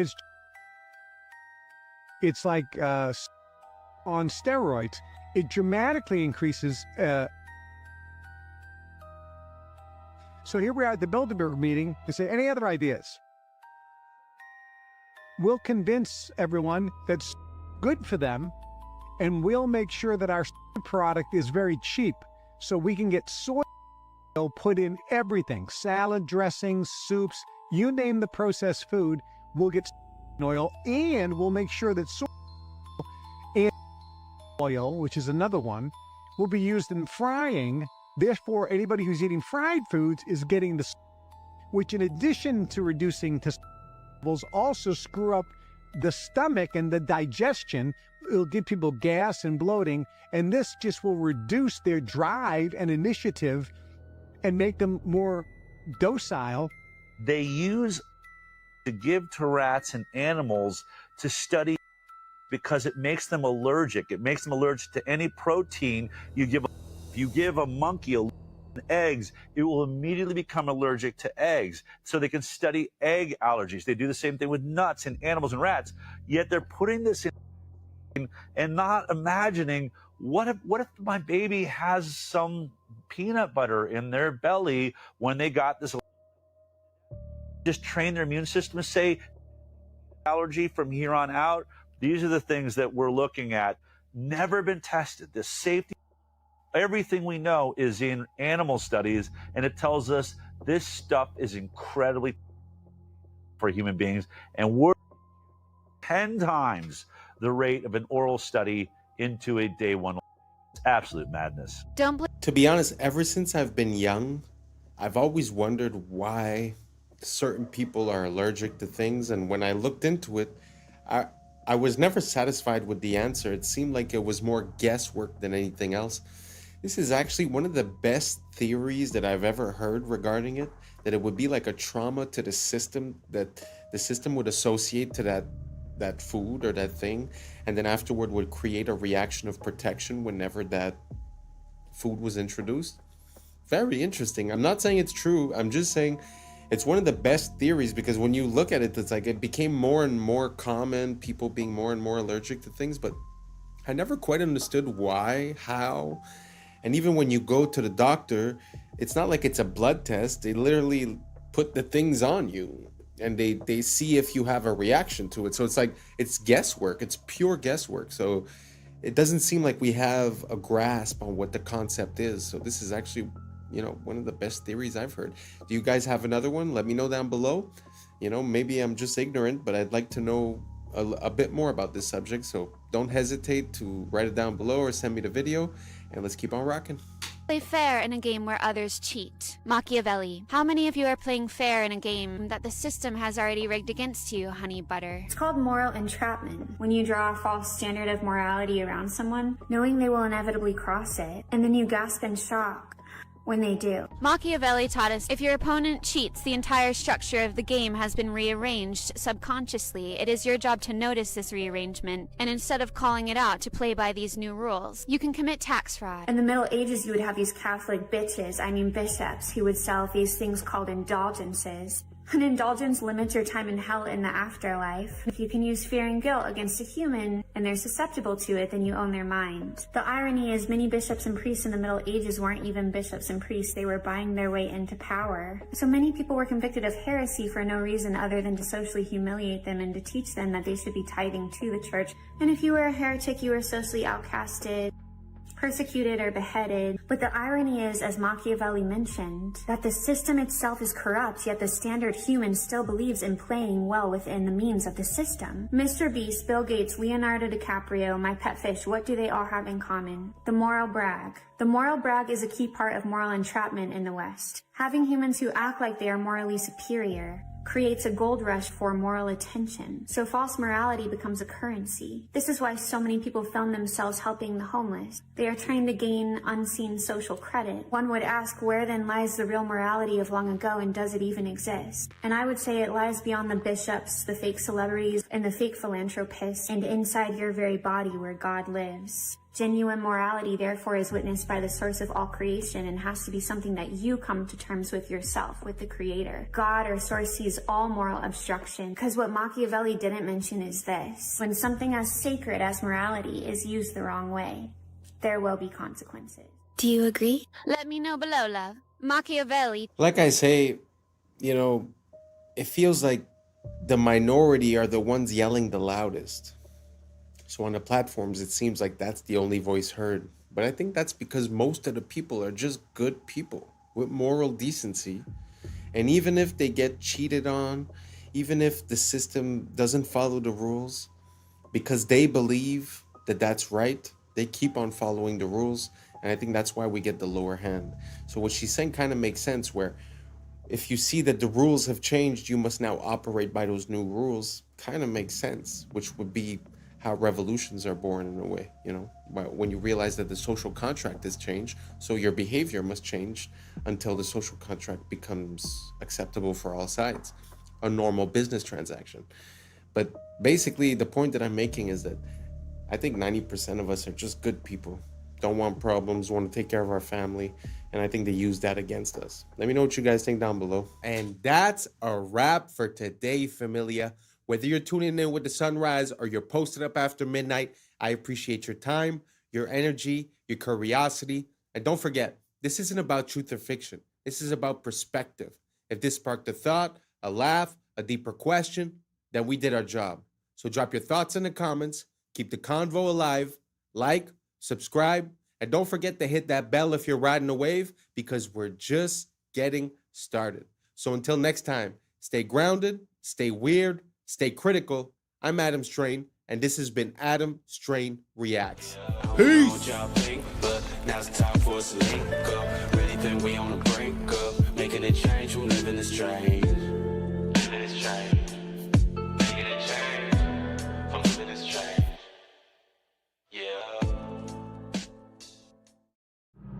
Yeah.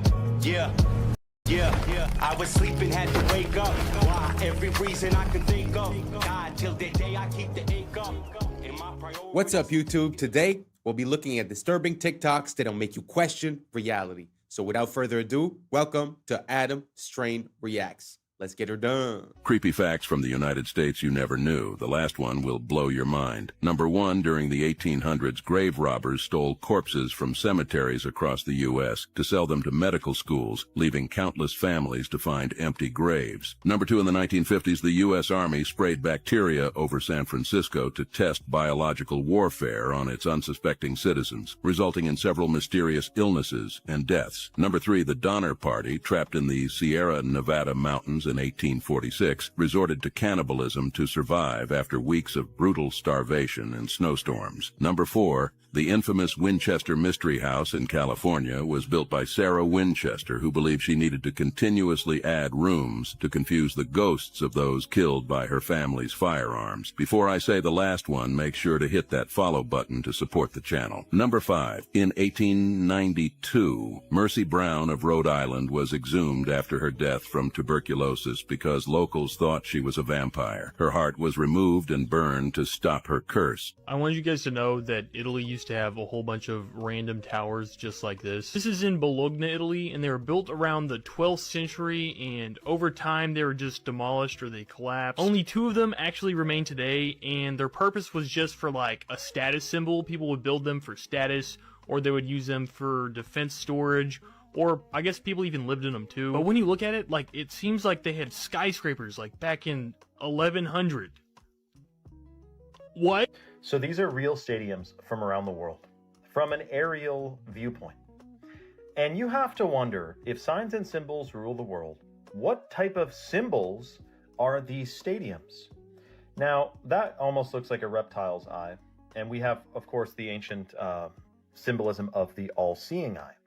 And you got to wonder, because didn't they say bread and circuses? If you want to stop the masses from revolting, you got to give them bread and circuses. So not only are they giving you bread and circuses in here, but also it's a massive, likely ritual football stadium. Now, my thing is this: while we have crazy things going on around the world, we have agendas afoot, we have all types of stuff going on, and people are spending their lives living vicariously through people they've never met, throw balls around in the field. Look, I get it. You're going to roast me. You're going to say, no, man, I love my baseball. But when you are truly awake, you know what's going on in the world. You see how much of a distraction it is. It is absolutely bread and circuses. Not to mention when they have a big performance, like major celebrities performing in there, and there's all these like red lights, and it looks demonic. I mean, this is a ritual. Make no mistake. Comment your thoughts below and follow for more. For the first time ever. What do you guys think about the shape of those stadiums? Because there's some people that believe in this theory where there's these controllers that are harvesting our emotional energy. They call it loosh or something like that. But do you think it's happenstance just because you want to hold a lot of people and you want to have an open sky, so it's completely normal that it ends up looking like an eye? Or do you guys think that there's a symbolism behind that, or a certain shape or certain pattern or certain frequencies that they're harvesting, or a law that they're following? Or do you guys think it's just randomly based and that's just the way it is? Let me know down below. I'd be very curious to know what you guys think about it. Let's keep on rocking. The secrets of the dollar bill have been uncovered. While many videos demonstrate intriguing folds revealing the Twin Towers or highlight small details, no one has fully deciphered the hidden messages that reveal who is truly running our planet and which Anunnaki the dollar references. From the world's leading researcher comes a documentary that will leave you breathless. This is the same researcher who has provided evidence for the location of Atlantis, solved the mysteries of heaven and hell, unveiled the real father of Jesus, identified Yahweh, decoded the mark of the beast, and explained the firmament, among many other discoveries. This new documentary will finally answer the question of who is running our planet. Stay tuned for its release. In the meantime, you can explore over 1,000 videos at ourtruehistory.co.uk. They stopped building castles like this because of this. This right here is a medieval cannon. Now, it took a long time before they actually made stuff that was good enough to knock down walls, but it definitely caused quite a bit of problems. And once the cannons started getting bigger and more powerful, that's really when you started seeing a lot of changes coming to castles. This right here is a gigantic cannon created by the Ottomans during the siege of Constantinople. These knocked down those walls. Now, constantly in warfare, they're adapting, they're changing things up. So this is an adapted castle that as cannons started getting better, they built it so it's rounder and it's angled so that the cannonball wouldn't get a direct hit, but instead would skim off to the side. But cannon technology kept getting better, and so then they started building these star forts, which are super thick, as well as multiple layers of defenses, so you can never get close enough to the walls to really be doing a lot of damage. And a big part of this as well is by building up earthworks on the sides before it even reaches the actual fortress itself. So you got a double wall, and so this is a hill that's sloped up, and then there's just a little tiny bit of the castle that'll stick up above it, a little bit of the fort, and then they can fire their cannon cannons, but is really hard for the enemy to actually hit it. And there's a lot of different variations of these star forts. All of them are very cool, but like, look how thick that is. That is a super thick wall, super angled. So it's hard to be able to get a good cannon shot. And then plus, there's also defending fields of fire so that it's harder for people to get up there. Yo, I got some. Well, first of all, he's mentioning star forts as if they were nothing. The star forts that he was showing were in the United States. The United States has like 300 years, so the fact they have so many star forts, he just glazed over that. And to be honest with you, I kind of have a hard time visualizing our idea of what a cannon is. Like, I understand the idea of having a tube and having explosives at the bottom of the tube, having an explosion sort of canalized, in one direction and have the ball go. I understand more or less what they're saying, but with the weight of those balls, I don't know. I have a hard time seeing how that would work. I don't think I've seen a real cannon today, like functional. So I don't know. That whole story was kind of weird. He just explained away the star forts because of the cannons.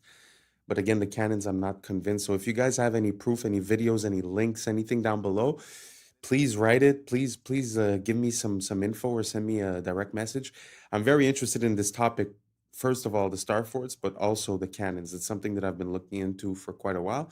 So if you got something for me, please help me out and let me know what you think down below. And let's keep on rocking. Bone-chilling videos to share with you guys about Yellowstone. But answer me this. Is Yellowstone supposed to look like this right now, y'all? All this geothermal activity? Is it supposed to look like this, y'all? You're going to want to turn the volume up for this over here. Now, there's this guy posting clips around Yellowstone of the ground literally groaning, y'all. Like giant marching ants are underground like they're coming up, y'all. Check this out.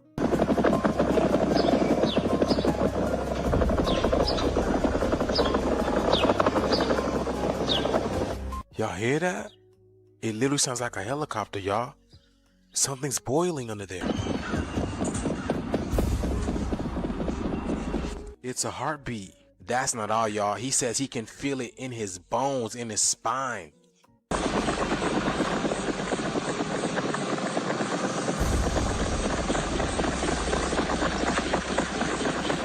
It sounds like the animals are running. And just to prove to you that it's gotten more intense over time, he puts a water bottle on the grass and this thing is jumping around like it's at a kid and play party. That's crazy, y'all. Listen. Y'all, the animals were warning us. Y'all remember those eggs they found in the water near a volcano where it sounds like they hatched? But the shift is here, y'all. Let me know what you guys think about this video. Let's continue to get it. Peace out. If gravity truly causes tides, why don't lakes rise and fall the same way oceans do? Think about it. We're told gravity can pull billions of tons of seawater back and forth every single day. Shouldn't that same invisible force tug at the calm surface of your local lake too? Scientists say oceans move because they have more mass. Fair enough. But how does the moon somehow know where the ocean ends and the lake begins? Imagine a time lapse of Earth under the moon's slow drift, its light washing over mountains, valleys, rivers, and still lakes alike. If its pull is that precise, wouldn't everything shift even slightly? Then it gets stranger. Some coastlines experience tides soaring 50 feet high, while just a few miles away, another cove barely stirs an inch. Did gravity suddenly lose strength in that spot? Or could something else, perhaps resonance, pressure, or even electromagnetic influence, be guiding these rhythmic surges? What if the story we've been told about tides is only part of a larger equation?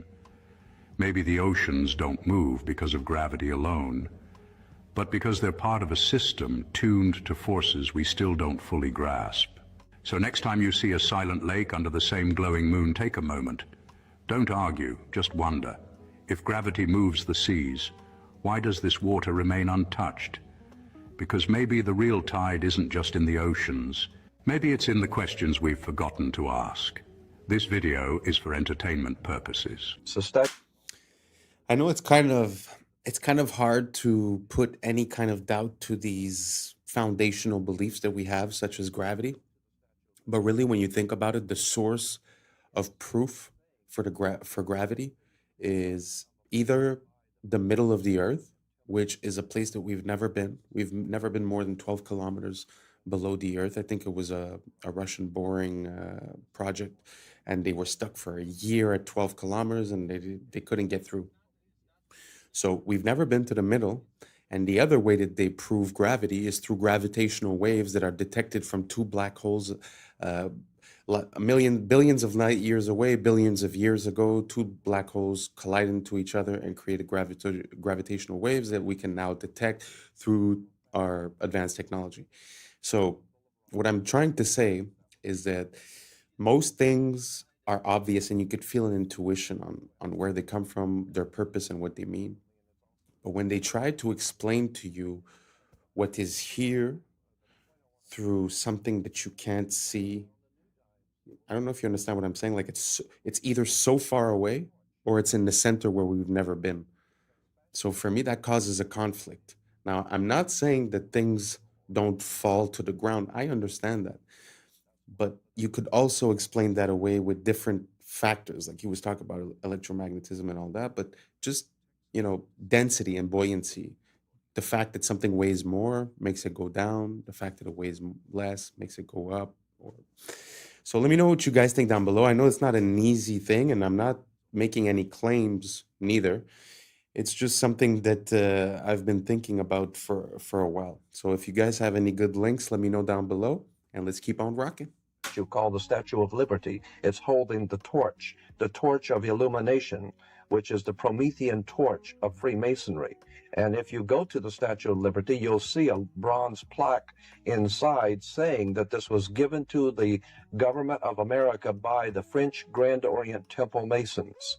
And it is a symbol of Grand Orient Freemasonry in America, the holder of the light. And that's exactly the same torch that is carried during the Olympics. It is the torch of Prometheus. It's not the torch of freedom. No, it's not the torch of freedom. Of the illumination. I wanted to add also that on the back of the Liberty dime, on the back of the old dime in America, there was the fasci, which you look in the encyclopedia or dictionary and look up the word fascism, you'll see that the symbol for world fascism was a bundle of sticks or bundle of rods with a hatchet head. That was on the back of the Well, you see that dime. on each side of the speaker's podium at Congress. Oh, absolutely. So they And have the fasci on each side. Absolutely, and it's also the symbol for the United States Senate is the fasci.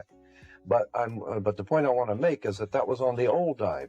Now on the new dimes, you will see it has been transplanted a torch instead of the old fasci, because fascism was used at one time to prepare the world for the New World Order. Now the New World Order is in place. That's why on the dollar bill it says Novus Ordo Seclorum, is new order of the world. We have an aura around our body, and it protects us from... Every human body is surrounded by an energy field. These magnetic fields are something you don't pay much attention to, but the truth is that the entire survival of the individual depends on maintaining the integrity of this energy flow. Now, the moment we break the spiritual rules, we damage that magnetic flow. We have to observe the laws of nature, and if we don't, the magnetic field fails. It can be damaged by unbridled living.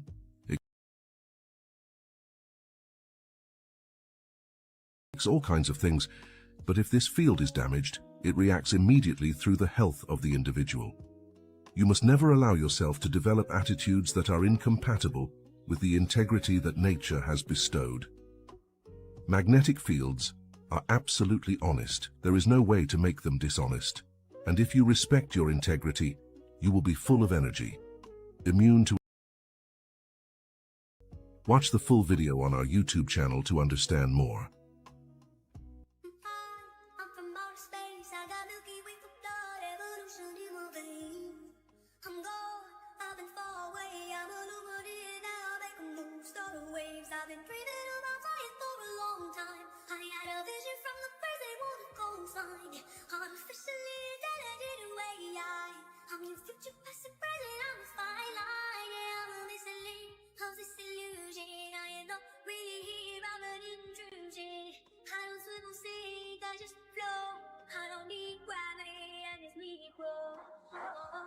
When I move, it's in a with a bumble. I don't ever ever fall, ever stumble. And I don't need to be humble. Break down walls, let there we go, come. Why not?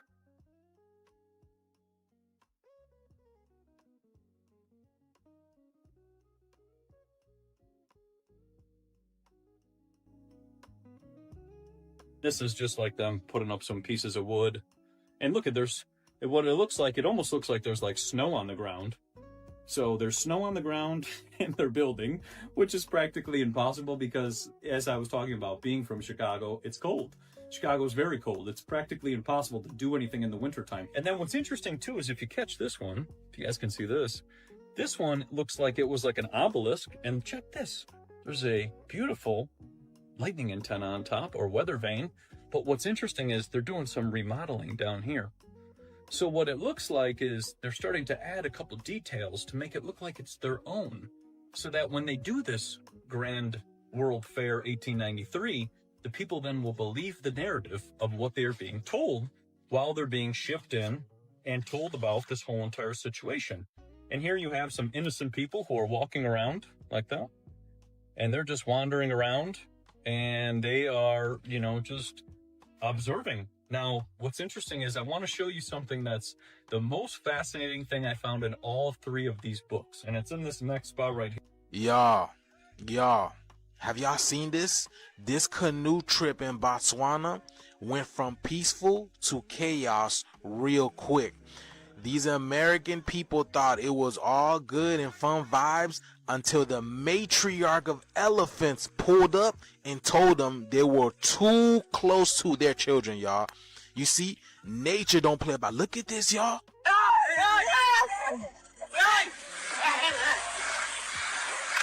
Y'all, she's under. Y'all see that? Look at, oh my God. Why are they always big? Look at this. You see, when it comes to nature, the mother energy do not play about her children. She will toss a canoe, stomp the ground, just to let you know, do not come near my tribe. And this is exactly what happened to this woman over here. Boy, she was flipped, tossed aside into the water like a rag doll. Oh my God, y'all see that? So when are we gonna do the same? When are we gonna let these people stop playing with our children? Because this is exactly what they're doing in our schools, y'all. We don't even know what's going on, right? You see, y'all? Nature is very intelligent. It knows not to let these people come close to their youth. Why? Because nature communicates. You don't think the planet keeps a database on what these people have been doing to the planet and that they're able to pick up on? Look at this guy. He's just chilling in his canoe, just recording everything. This shift is here, y'all. When are people gonna learn? You don't mess with the laws of nature. You can't colonize the energy that you can't control. And the elephant is showing y'all who's really boss. And as they walking out, y'all, the shift is here. Y'all see it. They feel it. Let's continue to get it. Peace in. When women would consume, they would have a baby in 4 hours. When they went to go deliver their baby, they would deliver their baby in 4 hours on milk. And he talked all about this and why that stuff is not talked about.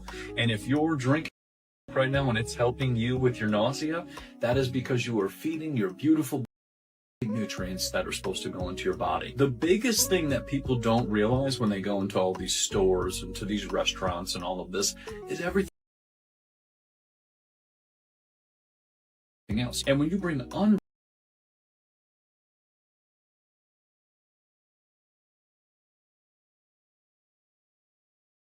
like that, you're bringing something that has not been processed, is filled with nutrients, you eat it,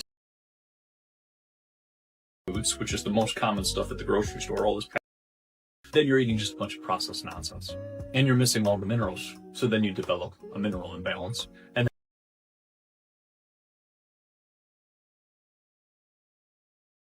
they have no minerals. And then when they introduce superfoods, which we've talked about, dragon into their diet as well, bringing food with nutrients back into their diet. In the UK, they are now demanding your back door for access. So a while ago, there was this whole thing where Apple were trying to defend themselves against the government because the government was saying they wanted access to the back door of our devices to see our data. Apple, of course, is all about protecting our privacy, and they don't want third parties looking into us, especially our own government.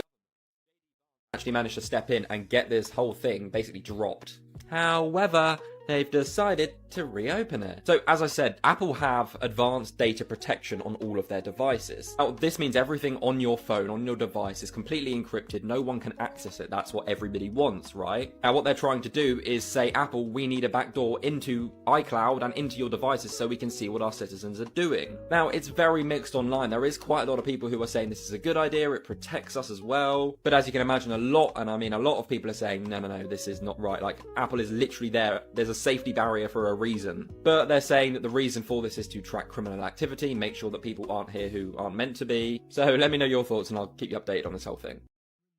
Is dependent upon you being disconnected from your heart.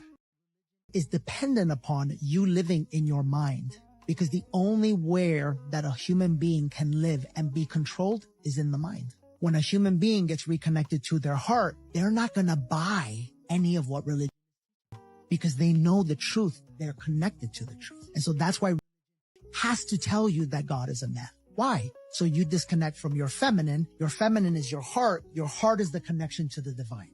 That's why Jesus said, seek first the kingdom of God within. Okay, guys, they're officially allowing AI to run our...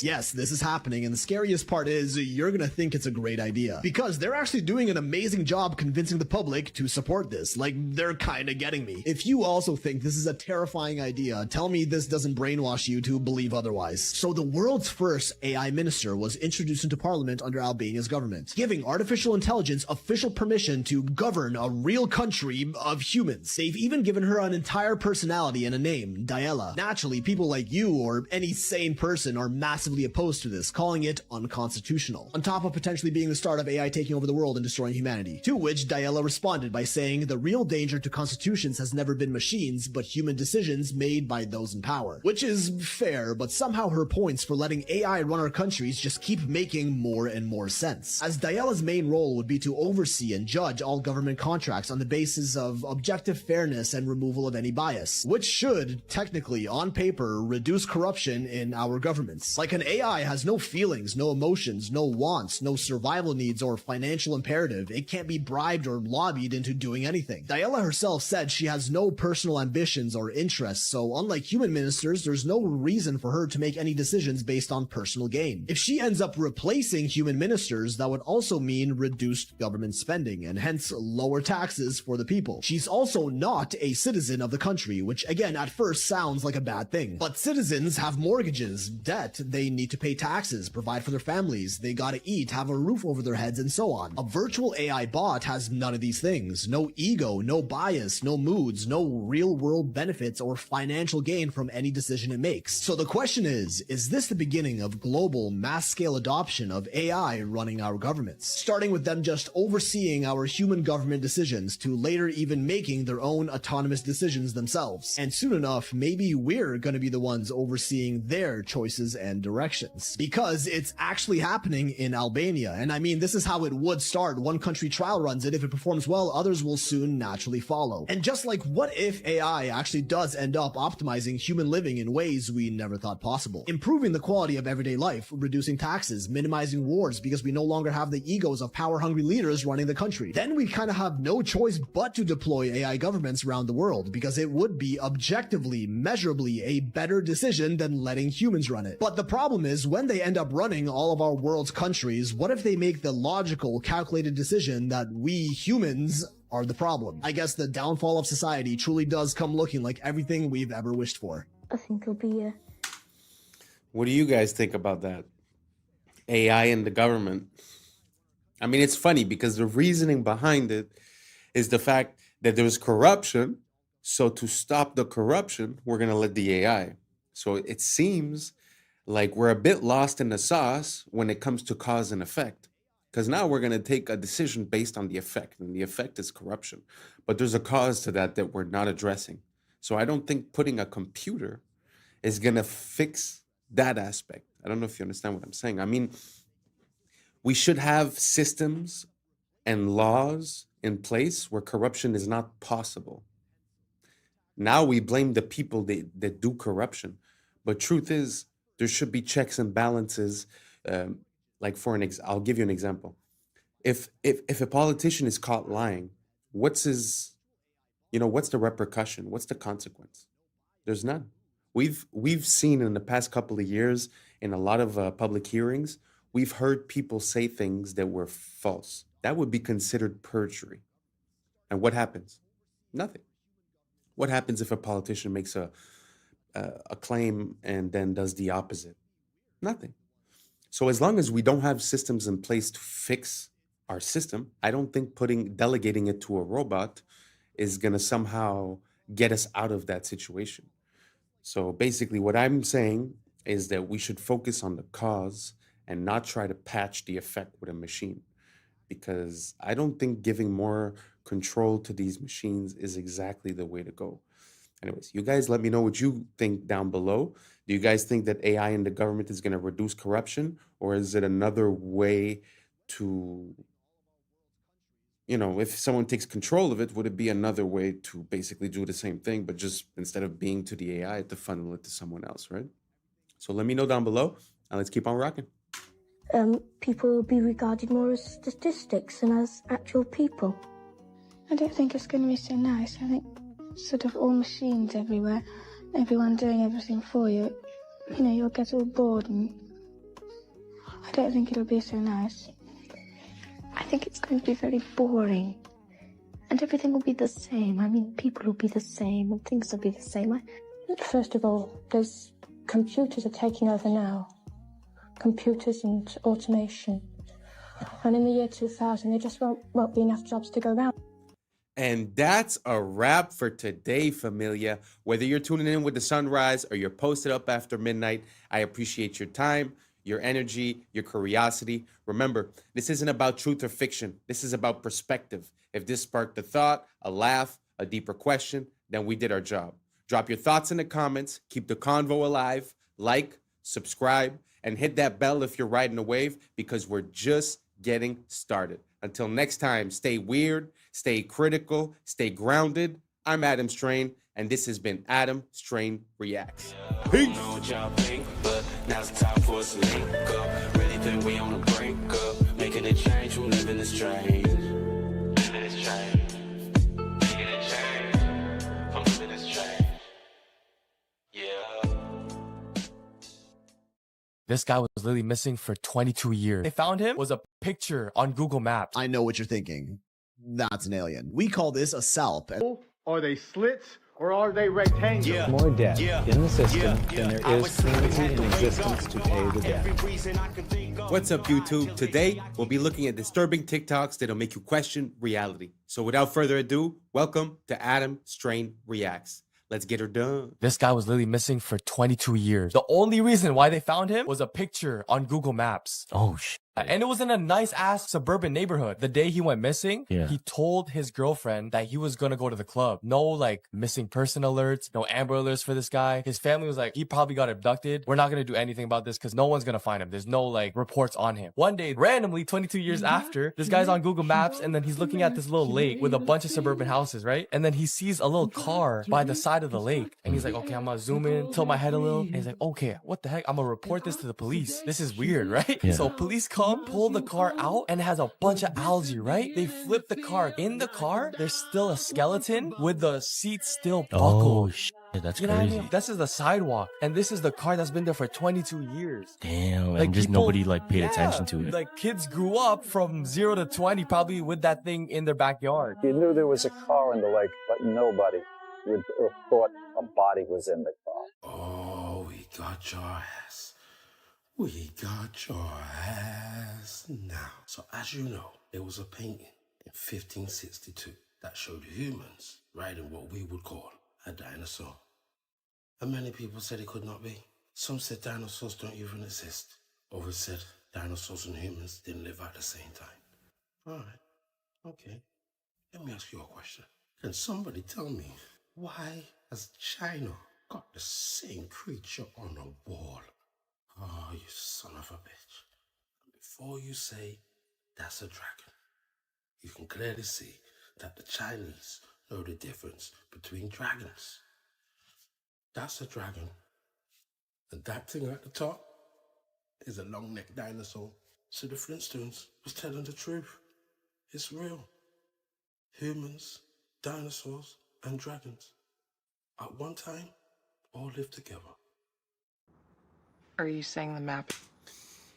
In this channel, we haven't really dug that deep into the dinosaur stuff. But what do you guys think about that idea, about the possibility of the cohabitation between the period of the evolution of the humans and the existence of the dinosaurs? Because theoretically, they said in our textbooks that the dinosaurs disappeared 60 plus million years ago. So I guess that timeline doesn't work. So what do you guys think would explain that? Let me know down below, and let's keep on rocking. Is wrong? Oh dear, yes. Look at Greenland. Okay. Now look at Africa. Okay. The two land masses appear to be roughly the same size. Yes. Would it blow your mind if I told you that Africa is in reality 14 times larger? Yes.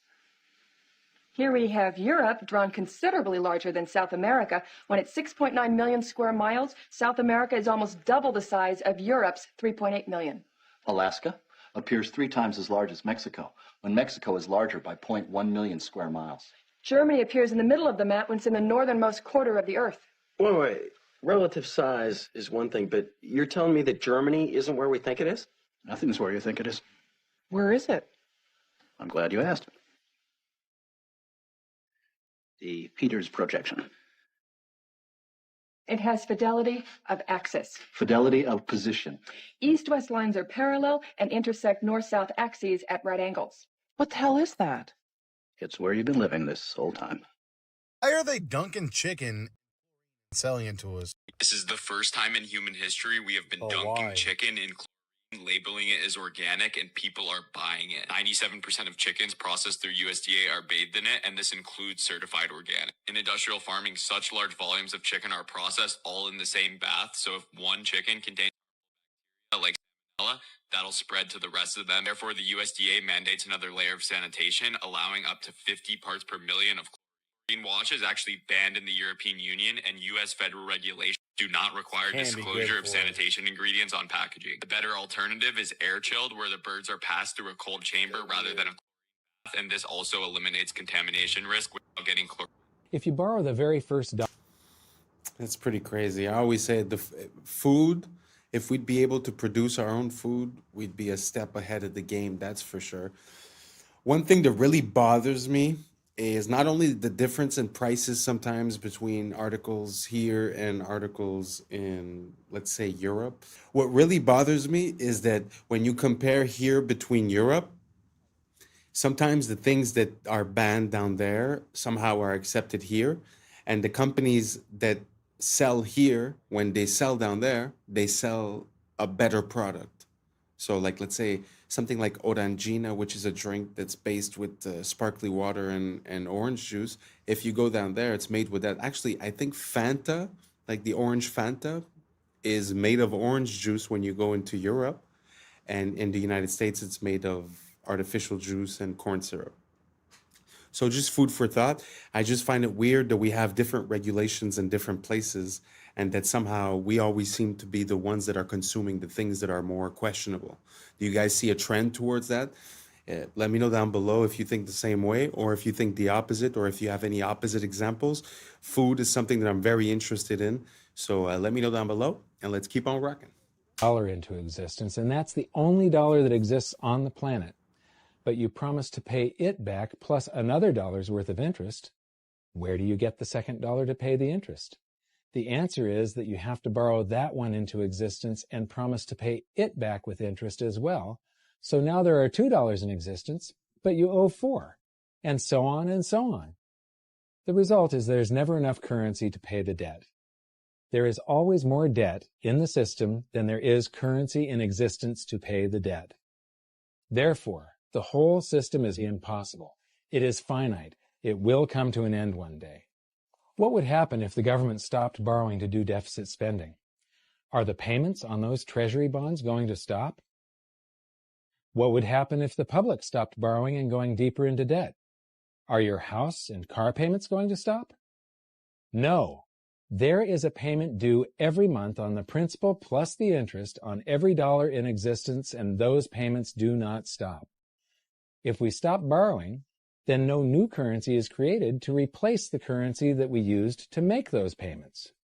Whether you're making a payment on a loan or paying tax to make a payment on a bond, the portion of the payment that goes to pay off the principal extinguishes that portion of the debt. But the debt also extinguishes the currency. Currency and debt are like matter and antimatter. When they meet, they annihilate each other. If we just pay off the principal only on all the loans and bonds that exist, the entire currency supply just vanishes. So if we don't go deeper into debt every year, look what happens. The whole thing goes into a deflationary collapse under the weight of those payments. Politicians and pundits alike talk about balancing the budget, paying down the debt, and living within our means. They don't understand that that is deflationary. It is impossible to do under our current monetary system without collapsing the whole economy. This is why any talk of a debt ceiling is not only ridiculous, it's delusional. The system is designed to require ever-increasing levels of debt just to continue.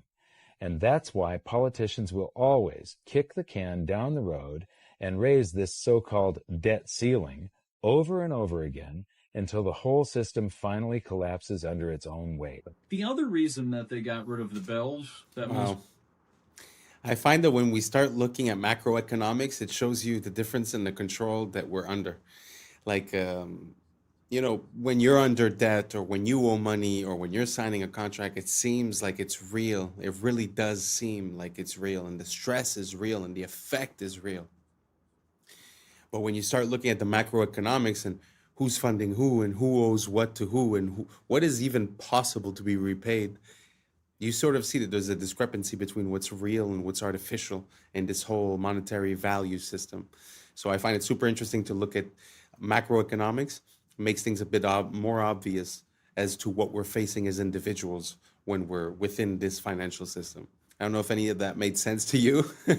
Let me know down below what you guys think, and let's keep on rocking. People don't know is because the bells have languages written on them. If you look at the old bells of the 1940s all the way back to the 1700s, there's actually scripture that is written on the bells, and there's old languages in which we don't use anymore. And if you think about it, old languages would tell you something different. There's also lots of angels on the bells. There also used to be lots of angels on top of the buildings. So you kind of seeing how like certain things have been kind of like wiped away, and because of that, it's changed the way that people think. When you don't see angels anymore, and you don't see this ancient scripture, and you don't see these ancient languages, you believe the narrative. So that is why a lot of those bells have disappeared. And with bells, you can get rid of storms, you know, when you ring the bell. You can also ring the bell if there's a weirdo in your town, so you guys can all find that person and get rid of that person and kick them out. And then on top of it, people, and also plants, all the birds and everything else. This is why you hear like birds chirping. They love wind chimes. They love sound effects like that. That's the connection to the bells. So. Hey, yo, pause. I know what you're thinking. That's an alien. We call this a salp, and low-key, I don't think they're from this planet. They move around and eat by contracting their muscles to draw water into their bodies through an oral siphon, and shoot that water out from the back, which propels them forward. They're neither fish nor jellyfish, but a special type of animal called a tunicate, also officially known as sea squirts. Soft, sticky, and always wet, they rely on their muscular grip to feed on tiny phytoplankton as their primary food source, which is honestly the least interesting thing about them, because they also have the ability to clone themselves with a single salp capable of replicating itself into a long chain containing dozens of them tens of meters long. And when linked, they move in complete sync with each other, each salp reacting to the other's rhythms within milliseconds. More like neurons in a brain rather than individual creatures. Some biologists speculate this insane coordination may be a sort of primitive distributed intelligence, where many salps connected together all retain a singular consciousness. And they also have crazy regenerative abilities, with even a tiny piece of one capable of growing into a complete new salp. And as you can tell, they're also almost completely transparent. You can see all of their internal organs from the outside, practically invisible in our oceans. And before you say anything, is it just me or that looks CGI? Like I have a hard time wrapping my brain around what I was seeing. Like he was speaking as if it was real, but really all of the images, it's kind of hard to believe. Gee whiz, that's a beautiful, beautiful thing. So it sucks in the water from the front, creates some sort of a compression effect as it gets the nutrients out of the water, and then it just shoots the water out of the back to propulse itself forward. amazing design. I've never heard of anything like that. Makes me think of the octopus and the squid that we see. Some people say that they're like aliens and they're ancient, they come from somewhere else. But that thing gives me the same exact vibe, and it actually sometimes I doubt myself. Is it AI? Is it CGI? It looks almost unreal.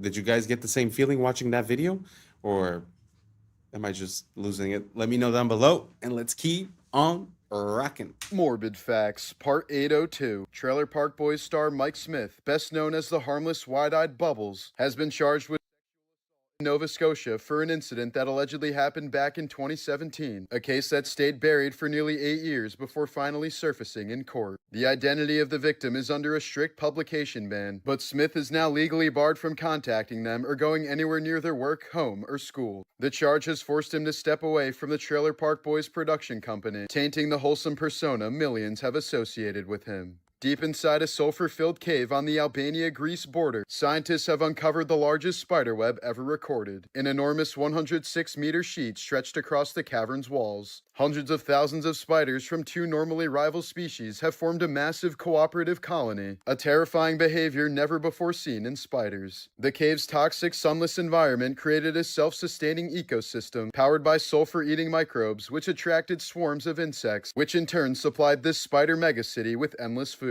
The web is so dense and vast, it looks like the cave is wrapped in ghostly white fabric, proof that life can evolve into something terrifyingly efficient when pushed into extreme conditions.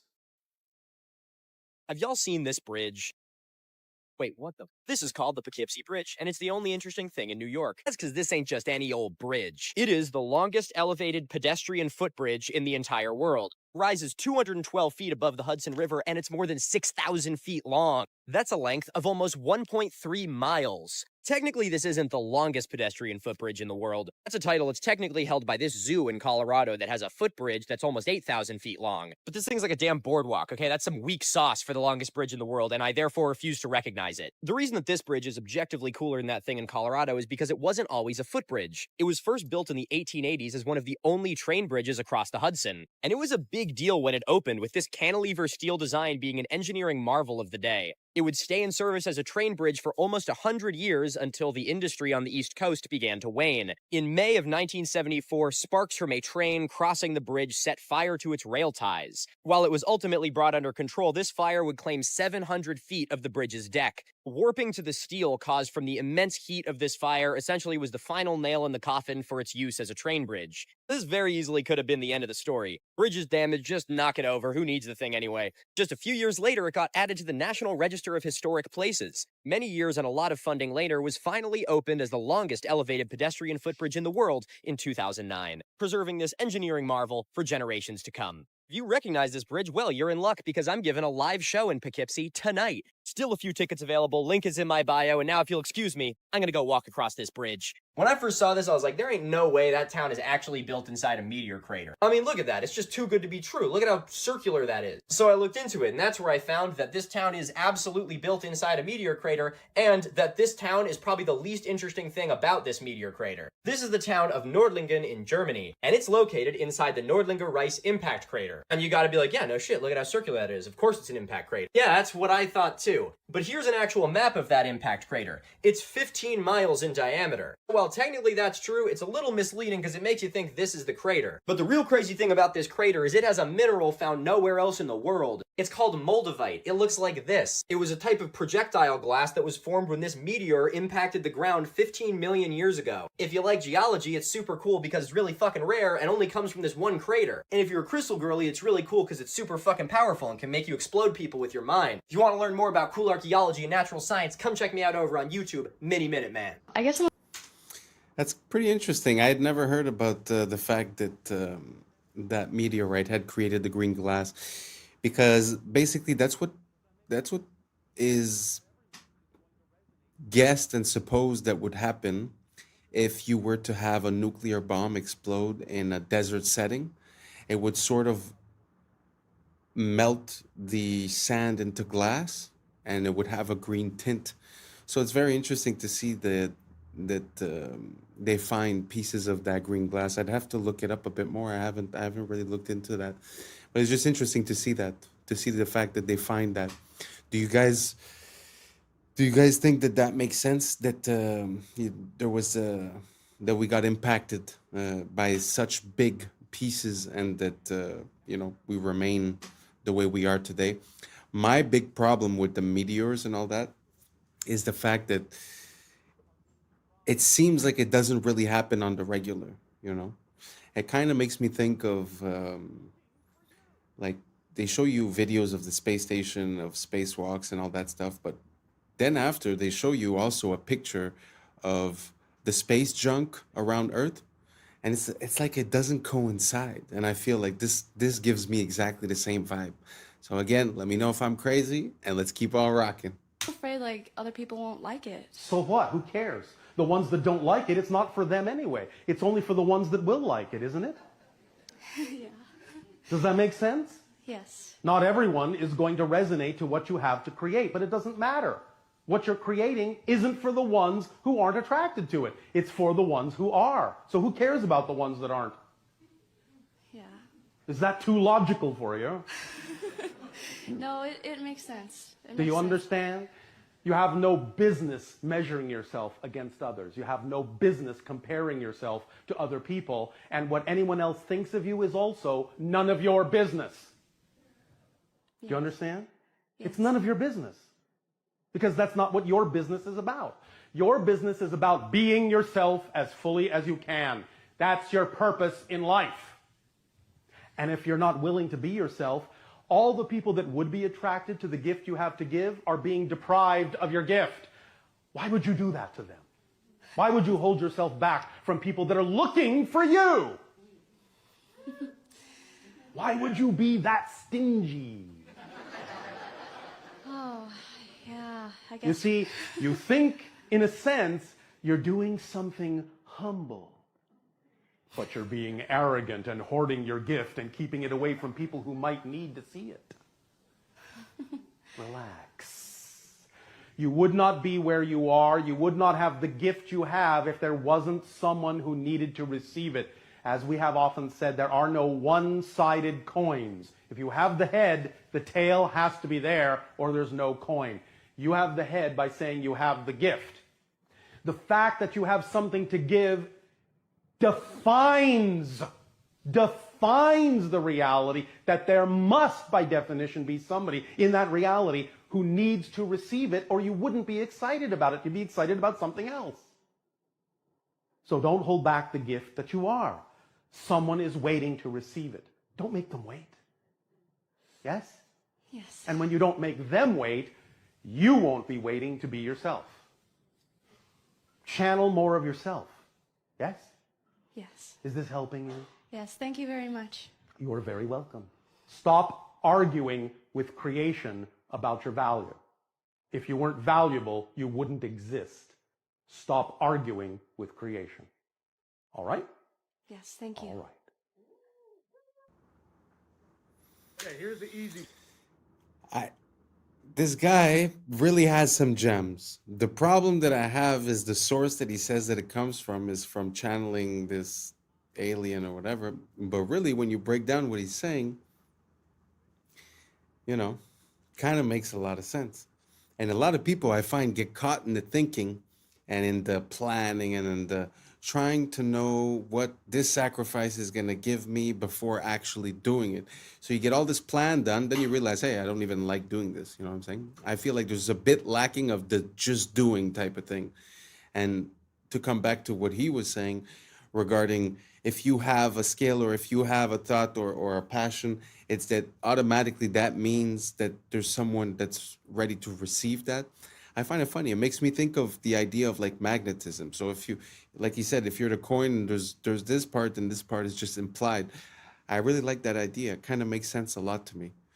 And yeah, like I said, I don't like where it comes from, but did you guys agree with what he said? Did you guys find any flaws? If you found a flaw, let me know. Let me look into it. Let me try to figure it out.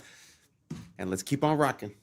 What does a horse look like? Yeah, 4 legs, fast, muscular. Okay, you got it in your head?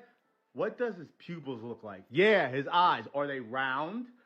Are they oval? Are they slits? Or are they rectangular? Think about it.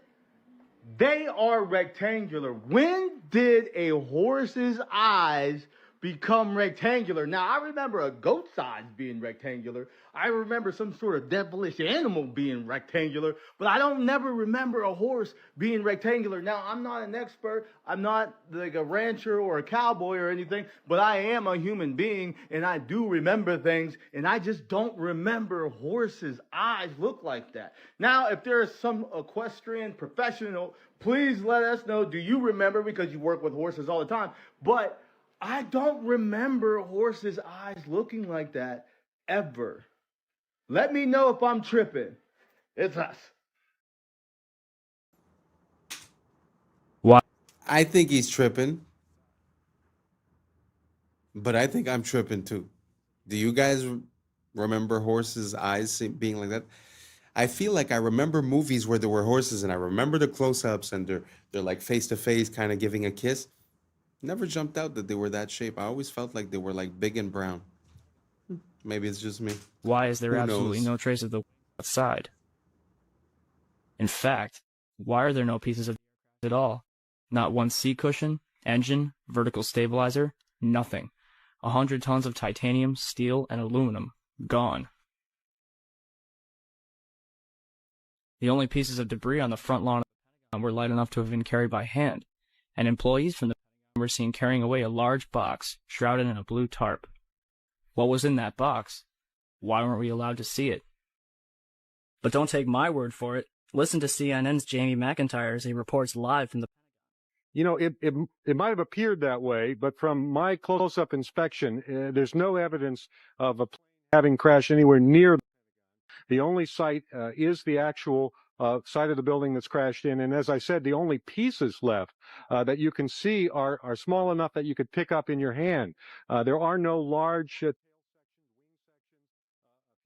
nothing like that anywhere around, which would indicate that the entire crashed into the side of the and The biggest thing on the news right now, also a recession indicator, the Starbucks Barista Cup. Wait, what? Oh, this is What the is new this? What is Labubu, this? fam. Oh, you don't know. Starbucks just came out with like, it's a bear with a Starbucks like hat on it and the straw that goes out like this. Okay, right? okay. This is my theory. This is a whole social experiment that Starbucks did just to expose like this whole recession, because all we can look forward to is this $30 luxury cup.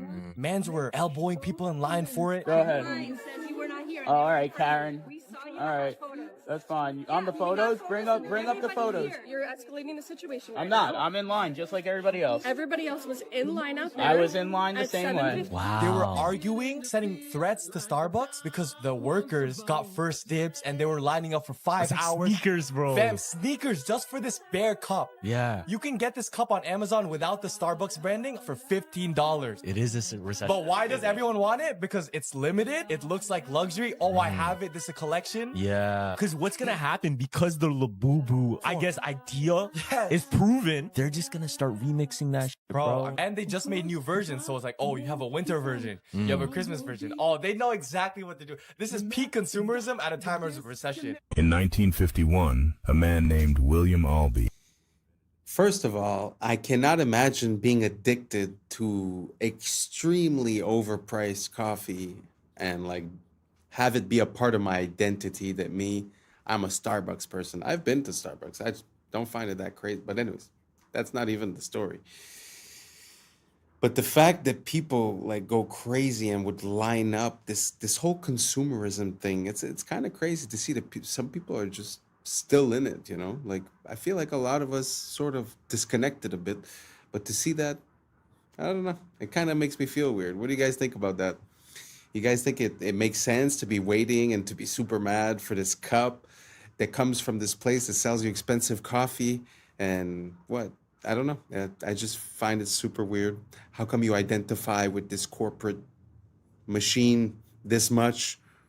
I don't know. I have a hard time seeing it. So maybe you guys can enlighten me. Let me know down below, and let's keep on rocking. In 1951, a man named William Albee invented a type of tire that could easily move on any surface. Even if these tires are installed on a truck weighing several thousand kilograms and driven over a person, that person would remain unharmed. This is because, due to the low-pressure tires, the vehicle's entire weight is distributed over a large area, so the person underneath the tire remains unharmed. These low-pressure tires are so remarkable that only a force of 2 kilograms is exerted at each point. They were primarily invented to move on soft and weak surfaces like snow, and they are also known today as Rolligan tires. Wow, amazing. That's genius. I can't really understand how the person was still under the weight of that part of the car and somehow was occupying almost all of that wheel, even though the wheel is made out of a bubble or whatever. I just don't understand how the weight was distributed where that person didn't get hurt. So if we have any engineers or any physicists in the comments, let me know down below. Kind of confused.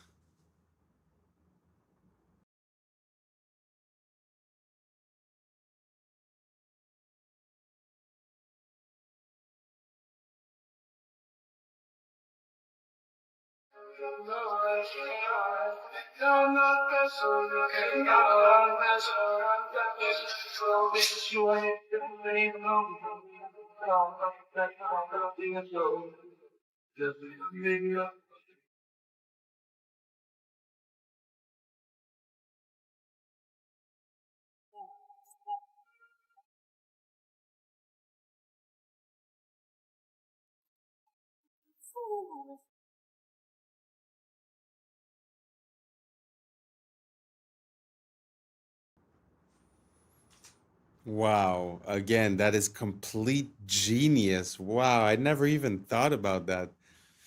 So you're throwing stuff in the garbage and it's like a never-ending garbage in a way. So you're occupying the same amount of space as you do with the certain amount of garbage collection, but you're actually collecting way more and there's way less garbage visible, at least. Wow. Amazing idea. Amazing idea. And that's a wrap for today, familia. Whether you're tuning in with the sunrise or you're posted up after midnight, I appreciate your time, your energy, your curiosity. And remember, this isn't about truth or fiction. This is about perspective. If this sparked a thought, a laugh, a deeper question, then we did our job. Drop your thoughts in the comments. Keep the convo alive.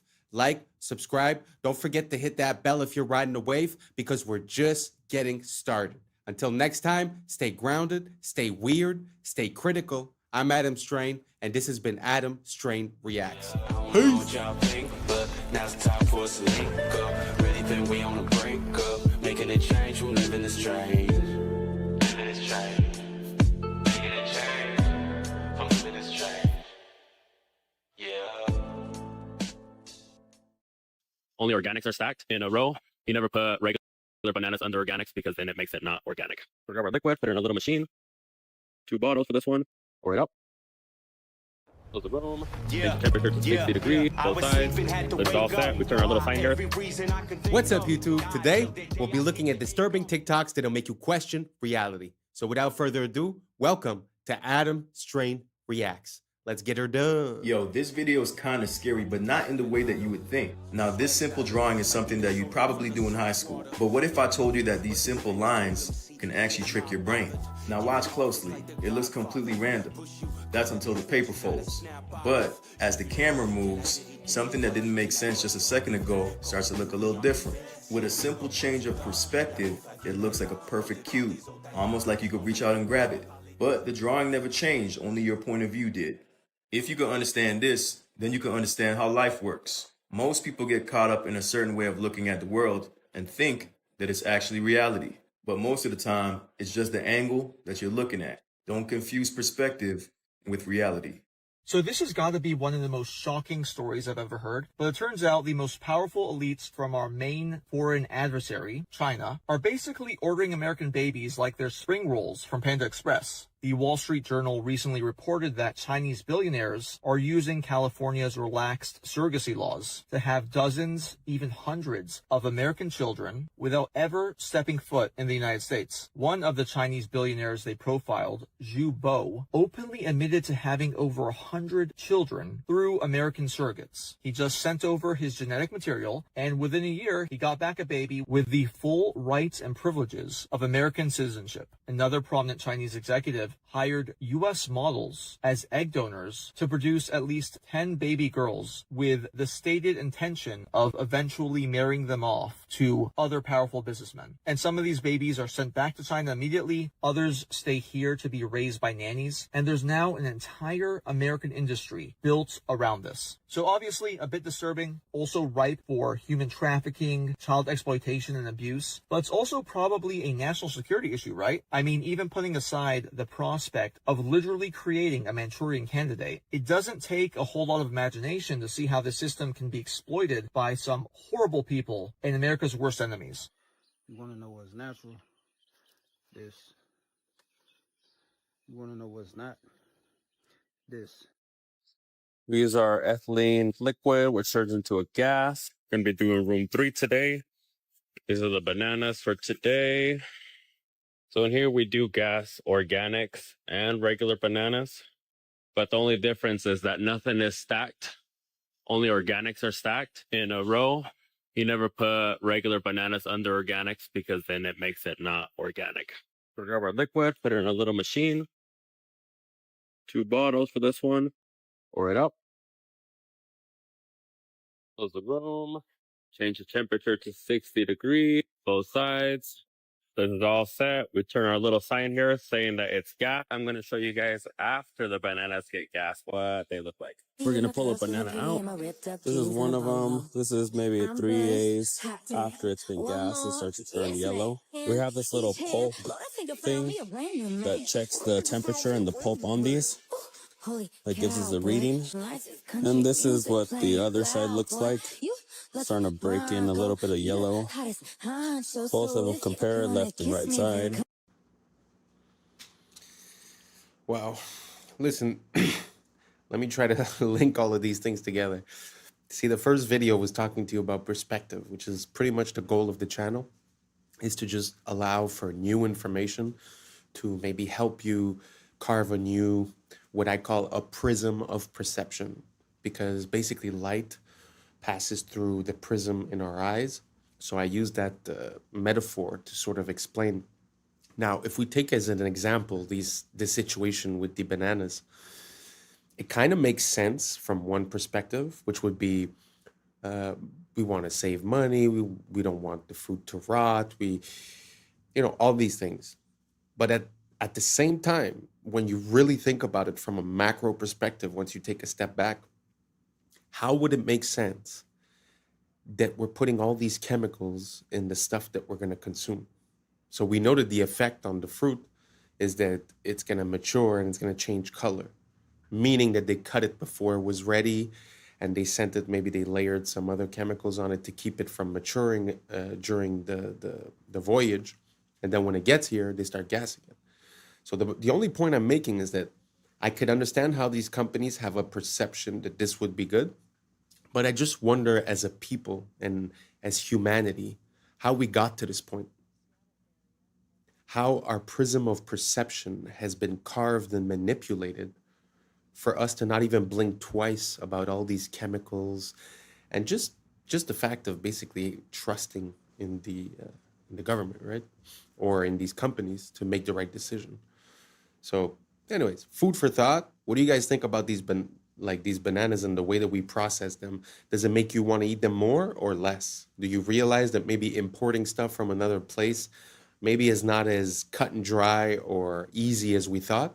Because if importing something from somewhere else means that we must treat and chemically process these things, wouldn't that mean that maybe we shouldn't be doing that? I don't know, just an idea I'm having.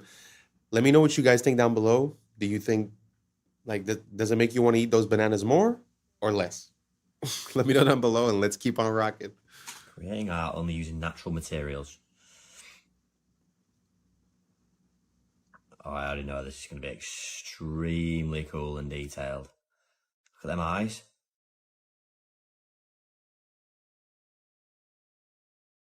Owl? Thought it was a lion at first. That's really, really impressive, isn't it?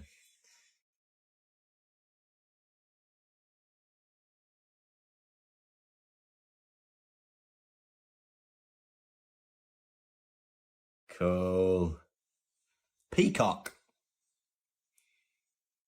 Oh no.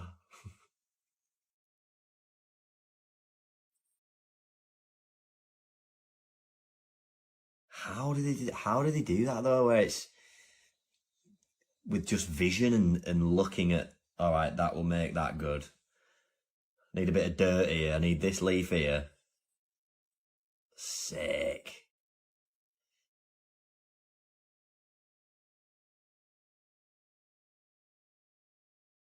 What are they for its claws? Wow. Wow. Impressive. What we're looking at is the Yukon Pacific Expedition, which was finished in 1909. This is in the Seattle area, and what is left of this expedition has become the University of Washington, which is north of downtown. The dates are going to be important here because this expedition supposedly was finished in 1909, but the first settlers to come to Seattle only made it in 1851.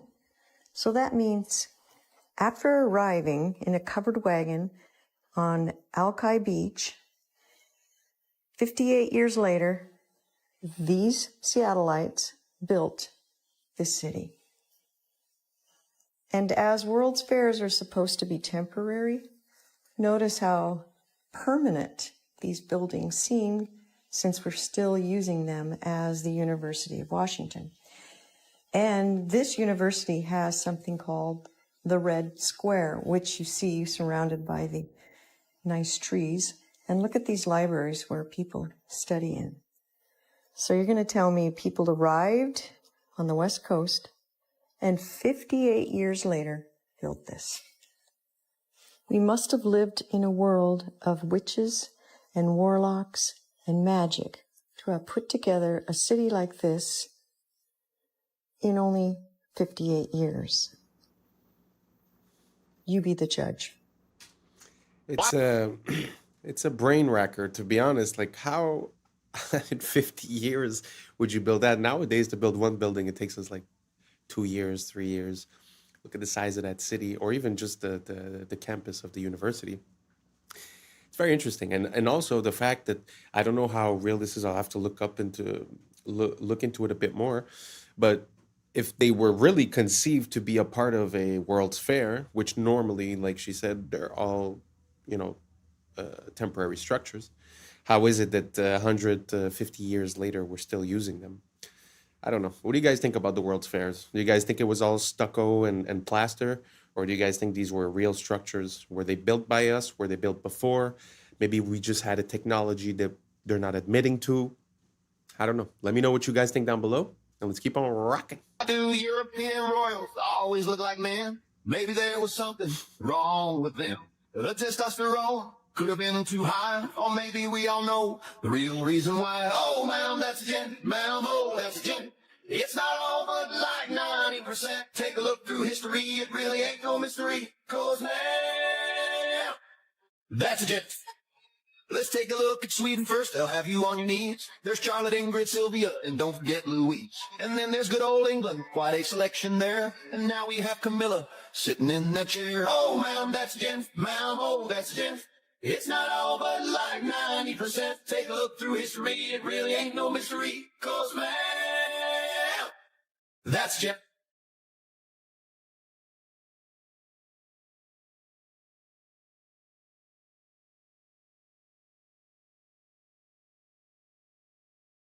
It's been going on for centuries and still remains the same. And this fine collection puts the first ladies to shame. Oh, ma'am, that's a gent. Ma'am, oh, that's a gent. It's not all but like 9. 90%. Take a look through history, it really ain't no mystery. Cause man, that's a gent. And this one's a robot. Look. Oh, it's not easy to talk about this. It's a pretty taboo subject. But nowadays, it's a bit more out in the open, though. Like, men are being women, women are being men. But it does happen that I stumble across some older photos, and especially people that are very high in the echelons of power, where, well, like in this example, that the wives seem a little bit special. Do you guys think this is a possibility? Do you guys think that there's something behind it, that they were basically paving the way, or that there's a different perspective that we're not seeing? Maybe I'm missing something, but do you guys think it's a possibility that maybe, I mean, nowadays it might be actresses, it might be models. I don't know. Do you guys think it's a possibility that they've been doing this for a very long time, and that now we've gotten to the point where it's like openly admitted, but that basically it was like that across history?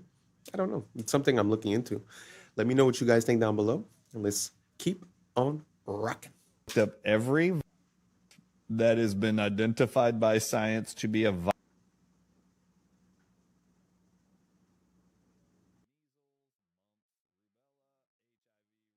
I've looked them all up. You know that science has published that every one of them targets, everyone that I've researched, they know every single one of them, included targets nicotine receptors. Therefore, guess what the answer is? Nicotine. Guess where nicotine is found the most? Tobacco. Guess what? 200 countries right now in unison have been told to ban access to all citizens by the year 2030, and they're all doing it, including the United States of America, tobacco and nicotine agents. Okay. While I was looking. Wow. Well, do you guys think that's possible? Because I have heard something along those lines a few years ago when we had that big medical situation. And there was a theory saying that, well, they were stating something different, but basically what they were saying is that the nicotine receptors were important to the process of being infected, and that basically consuming it would lower your possibility. Now, that was back then. That was a conspiracy. That was taboo. But today, if you just Google it, you write the CO, you know the rest, and nicotine, openly stated, they will say that it has an effect on reducing the risk of having the longer version. So they don't say for the initial infection, but they're still attributing a positive effect to the Nico. So then it makes me wonder, is that the reason why all the restrictions? I used to have a vape store, and basically, you know, year after year, more and more restrictions, more and more restrictions, double, triple tax. Now it's basically 150% tax on any item. And the country I'm in now is in the process of banning most products. So do you guys think this is a possibility? That basically, you know, maybe we escaped the intended effect by consuming the Nico, and that because they're trying to get it out by 2030, that afterwards we would no longer have that protection in a way. So I don't know. You guys look it up on your own side. Like I said, it used to be taboo, but now it's very out in the open. So let me know what you guys think down below. Is it possible that the Nico has positive effects, and that maybe we should be considering the opposite of banning it? Let me know what you guys think down below, and let's keep on rocking. Looking into the board of BlackRock, I got distracted by a rabbit hole. And the connections accidentally led me all the way back to the founding of American banking, and then all the way back to Mr. Epstein. You ready to follow a wild thread through the internet? Let's go, baby. So we're gonna start here, and we're gonna end here. And on the way, we're gonna go all the way back to 1800. And to be clear, this rabbit hole is just for funsies. We're not like uncovering any breaking news or anything. But anyways, I was at the board of BlackRock looking into Pam Daly, who's deep in General Electric. And I was kind of realizing that I don't exactly know that much about General Electric. So I started looking it up. And let's start with the basics. It's a major American corporation and one of the largest and most diversified in the world. So I went to the Wikipedia article. And I was looking at when it was founded, way back in 1892, 131 years ago, and then I noticed that it was founded by Thomas Edison and J.P. Morgan? How did I not know this? And we'll have to make another video in the future about how General Electric is splitting itself up into 3 different companies for who knows what reasons. But anyways, back in the late 1800s, Thomas Edison had business interests in many electrical related companies. As you know, a dude does at the start of the 19th century. And then in 1889, Drexel Morgan & Co., a company founded by J.P. Morgan and Anthony J. Drexel, I know that name, financed Edison's research and helped merge several Edison separate companies to form Edison General Electric Company. No shit! So we're going to ignore the obvious Nikola Tesla rabbit hole that we're walking right by here because the name Drexel sparked something for me, and I just had to pull on this thread. As the dominant partner of Drexel & Co. of Philadelphia, he founded Drexel Morgan & Co. with J.P. Morgan. Was his junior partner, by the way. So I know about the name Drexel because of a much more modern institution that starts to lead us to Jeffrey Epstein. But I wanted to rewind a little bit because if this dude was more important than J.P. Morgan, then who the hell was he? Drexel & Co. was founded by Francis Martin Drexel, I'm sure I'm pronouncing that wrong, born in Austria, to a merchant father with business associations. He jumped on a boat to Philadelphia where he became a painter, an art instructor, and later leveraged all those fancy-ass connections from painting to start a bank. All right, we're starting to piece together how we get to Drexel Burnham Lambert. And Drexel Burnham Lambert is going to lead us to this guy, who leads us to that guy. But first, we go back to Tubby Burnham. Back in the 30s. So old Tubby partners with our buddies Drexel, and they founded Drexel Burnham Lambert. They're famous for being criminal as shit and inventing an entire industry called the junk bond market, which is exactly as junk as it sounds. That's how you take over companies with shady business deals and then extract as much money as possible before selling them again to the next highest bidder. Oversimplified, but you get it. Oh, and they're also famous for having this dude named Michael Milken, who was Drexel's head of high-yield securities, i.e. mega gambling. And Milken's famous for earning the highest salary of any single person in history, at $295 million. But Michael was like, yeah, that's not enough. So the next year he took home $550 million in a single year in payment. That's $500 million on your paycheck. So what did this snaky boy do to earn $550 million? Well, the answer is he did a lot of criminal shit. And eventually, people started to catch on. And Drexel Burnham Lambert started to get investigated. Then one guy started to talk, and then that led to another. And pretty soon, Rudy Giuliani was talking about throwing RICO charges at Drexel Burnham Lambert. And Michael Milken was exposed for having basically made a shitload of money off of doing illegal stuff because no one regulates this. Basically, the whole financial industry is what's called self-regulatory institutions. And so once someone started doing a little regulating, they realized there was insider trading, stock manipulation, defrauding of clients, stock parking, and on and on. And Mr. Mikey Milk wound up going to prison, but he's living a life of luxury nowadays as he's retired and he's out of prison. He got rich on it. But I shit you not, the Wikipedia page for Drexel Lambert, this firm that went down in flames, they have a whole section for survivors, meaning the rats that jumped ship. And this is where we meet Apollo Global Management, noted private equity firm, was also founded by Drexel alumni Leon Black. That's this guy. You might be like, oh, Ian, that's a bit of a stretch. Come on. He just worked at the firm. Yeah, from 1977 to 1990, so, a couple years, Black was regarded as the junk bond king Michael Milken's right-hand man at Drexel. So this guy learned everything he knew from this criminal who was the highest paid person in the world ever, so to speak, because of crime. Well, Black went on to found Apollo Global Management, one of the biggest private equity firms in the world, and guess who he decided to bring on board? Oh, in 1997, he made Epstein one of the original trustees of what was his and his wife's foundation. And he had him direct all sorts of charitable donations and philanthropy money and a whole bunch of other secret money just going to weird places. And someone finally caught on and started looking through these numbers. They found that he had paid Epstein $158 million in just 5 years from 2012 to 2017 for his financial services. I'm not even going to get into all this nasty bullshit. Black had more meetings with Epstein than just about anyone else on the books. And this is where it comes right on back to our friends at JP Morgan, just a few hundred years later. Because while we were all looking at submarines, JP Morgan was settling out of court $290 million because they totally were not guilty of helping facilitate this, trafficking ring thing going on.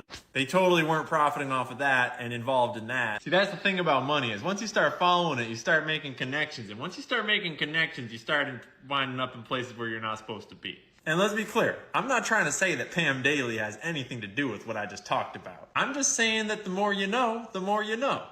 And sometimes when you start looking into gigantic multi-billion-dollar mega corporations that are diversified all across the globe, you inevitably discover that money is used for some pretty awful things in this world. And it's important to remember that money doesn't spend itself. There's always someone doing the things. So stay curious. Don't forget to do your own research. Wow, that was a big one. It's very interesting to see historically how these things happen, and this rabbit hole really doesn't have an end to it, especially with that dude that everyone's talking about with the files.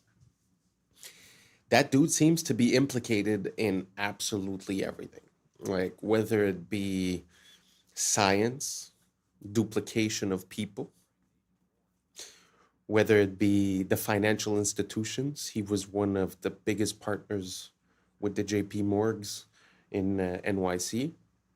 He was bringing in clients like Mr. Gates, all these billionaires.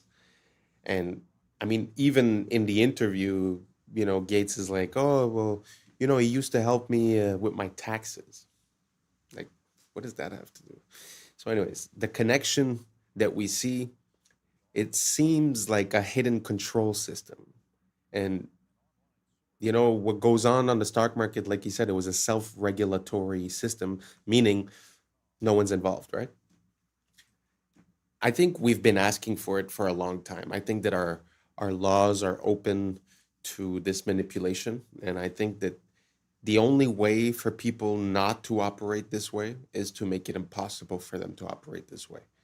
So I don't know, food for thought. You guys let me know. Did you know that the file guy was involved so deeply embedded into the financial system of the United States, talking about these huge numbers?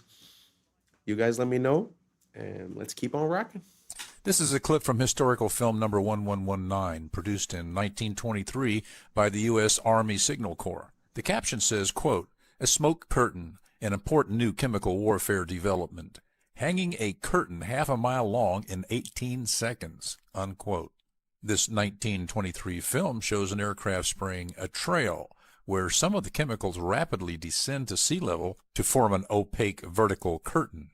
Observers have seen an increasing frequency of chemical warfare and other experiments in our skies. Spraying Agent Orange during the Vietnam War demonstrates the military has been developing more sophisticated chemical warfare operations using aircraft since 1923. As aircraft performance, altitude, and fleet numbers have increased over the years, observers are seeing a skyrocketing number of chemical experiments in our skies. The advent of the internet and digital cameras has created a spontaneous network of observers around the world who share their many observations of bizarre contrail emissions on YouTube.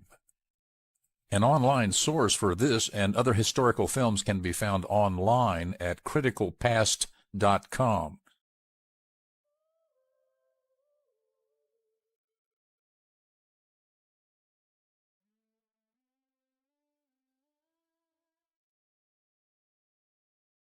This is an issue on the same level as asbestos. On the same level as asbestos? What?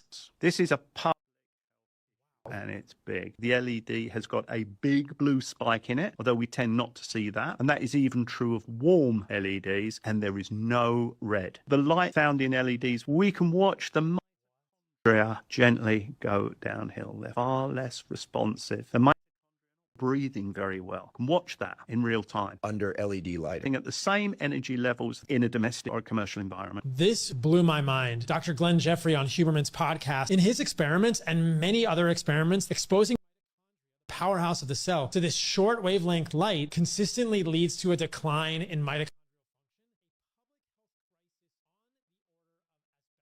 Not only do they flicker, which can be overly stimulating for our fight or flight nervous system, they are too rich in blue light without the counterbalanced long wavelengths of red and infrared. In contrast, we also know very clearly that more sunlight exposure is consistently associated with longevity. We are just beginning to realize how harmful these lights are for humans. Avoid them as much as you can, make changes in your home, replace the lights in your house with incandescents, and your health will improve. I need to say that I've always had a bad feeling about those LEDs. And every time that they present something to us saying that it's not for the better lighting, it's for saving the planet, it's for reducing this, I don't buy it. I don't buy it at all. Because if they wanted to reduce all those things, those huge multi-billion-dollar international companies would be the ones implementing the change first. So it makes me feel that there was something behind it. And now, recently, I've changed my lighting from a blue LED type of lighting to an incandescent type of lighting. And the difference is palpable. I mean, the difference is huge. I feel like I'm in the 90s. I feel like I went back in time and I don't know, life is better. So I can't tell you scientifically what it's doing, but I can say this: give it a try and let me know how you like it. If you see a difference between that bluish lighting and the incandescent lighting, does it make you feel different? Let me know down below. Thank you for rocking with us. I appreciate you. And that's a wrap for today, familia. Whether you're tuning in with the sunrise or you're posted up after midnight, I appreciate your time, your energy, your curiosity. And don't forget, this isn't about truth or fiction. This is about perspective. If this sparked a thought, a laugh, a deeper question, then we did our job. So drop your thoughts in the comments, keep the convo alive, like, subscribe, and don't forget to hit that bell if you're riding the wave, because we're just getting started. So until next time, stay grounded, stay weird, stay critical. I'm Adam Strain, and this has been Adam Strain Reacts.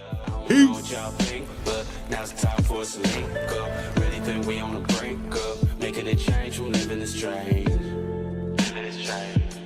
Making a change from living this strange. Yeah.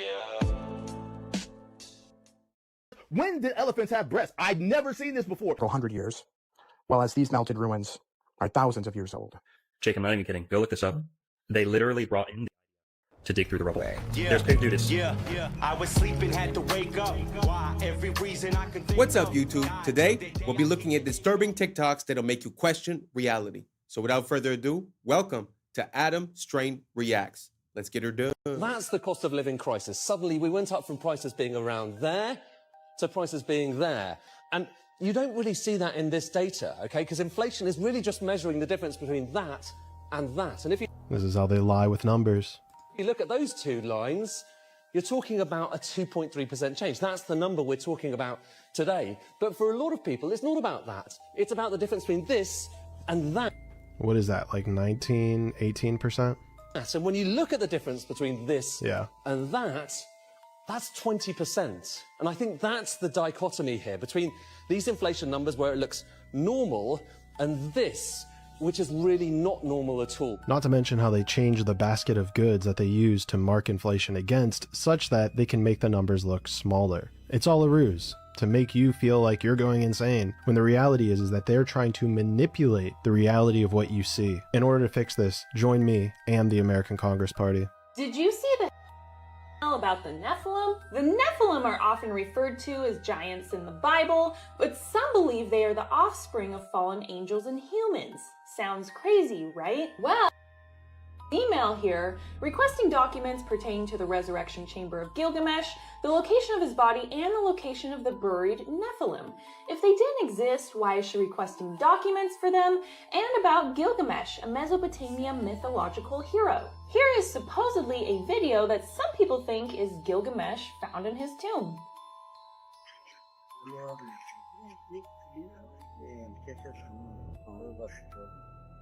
Now, who is to say whether this video is real or not, but with how weird reality actually is, I'm not going to immediately doubt it. We live in a very scripted and twisted reality, and truth is hidden if you're not in the club. But I don't know, I'm just a conspiracy theorist. Let me know what you think. That is kind of interesting because they like to make people seem a bit crazy when they inquire about these types of things, but how come the people that govern us also are inquiring about these things? We've heard about stories about when they went into Iraq that they were basically trying to take control of the ziggurat of Ur. We've heard about a lot of things, and one of the first, stops when they go into a new place often seems to be the museums and the ancient artifacts. And that kind of reminds me of the times of the Nazis when they used to do the same thing. They were on like a mission to find occult teachings and occult practices and relics and stuff like that. So again, very interesting question that she raises. How come these people that lead us are sort of talking and looking for these things as if they believe in it? Let me know what you guys think down below. If you guys have any supporting information, let me know. I love to look into this type of thing. So let's keep on rocking. You watched the Hunger Games and you sided with the Resistance. You watched Star Wars and you sided with the Resistance. You watched The Matrix and you understood and sided with the Resistance. When it's fiction, you understand and you side with the Resistance. Yet when it's happening to you in real life, right now, in the news, in the world, right now, you refuse to see it when it's the reality that you are living in. Would you like a free water? They offer the free water. Here you go. What company is this? It's called Free Water. It's free because we put ads on the packaging. Free? Is it crappy water? No, it's the best water. It's natural spring water. Other people buy similar water for a couple bucks. We give it away for free, and we also donate 10 cents per water to charity. Charity? Which charity? Right now we're donating to Well Aware. They build water wells in Africa, and they have a 100% guarantee on their work. How much does this cost? To advertise? To advertise. Or drink it? Both. Well, drink it, it's free. You don't owe us any money. To advertise, about $1 of water total for all of it on those boxes. Okay. How do I contact you for advertising? The website is freewater.io. Go to the advertiser page. Do you have a card? The water's the card. Oh, all right. Yeah, scan that QR code. Sweet, I'll take it. Have a great.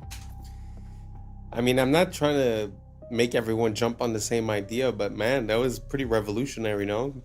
Water is the one thing that everyone needs. You're giving it out for free, and it's the advertising, and it's also, the business card. So I don't know. I found that super interesting.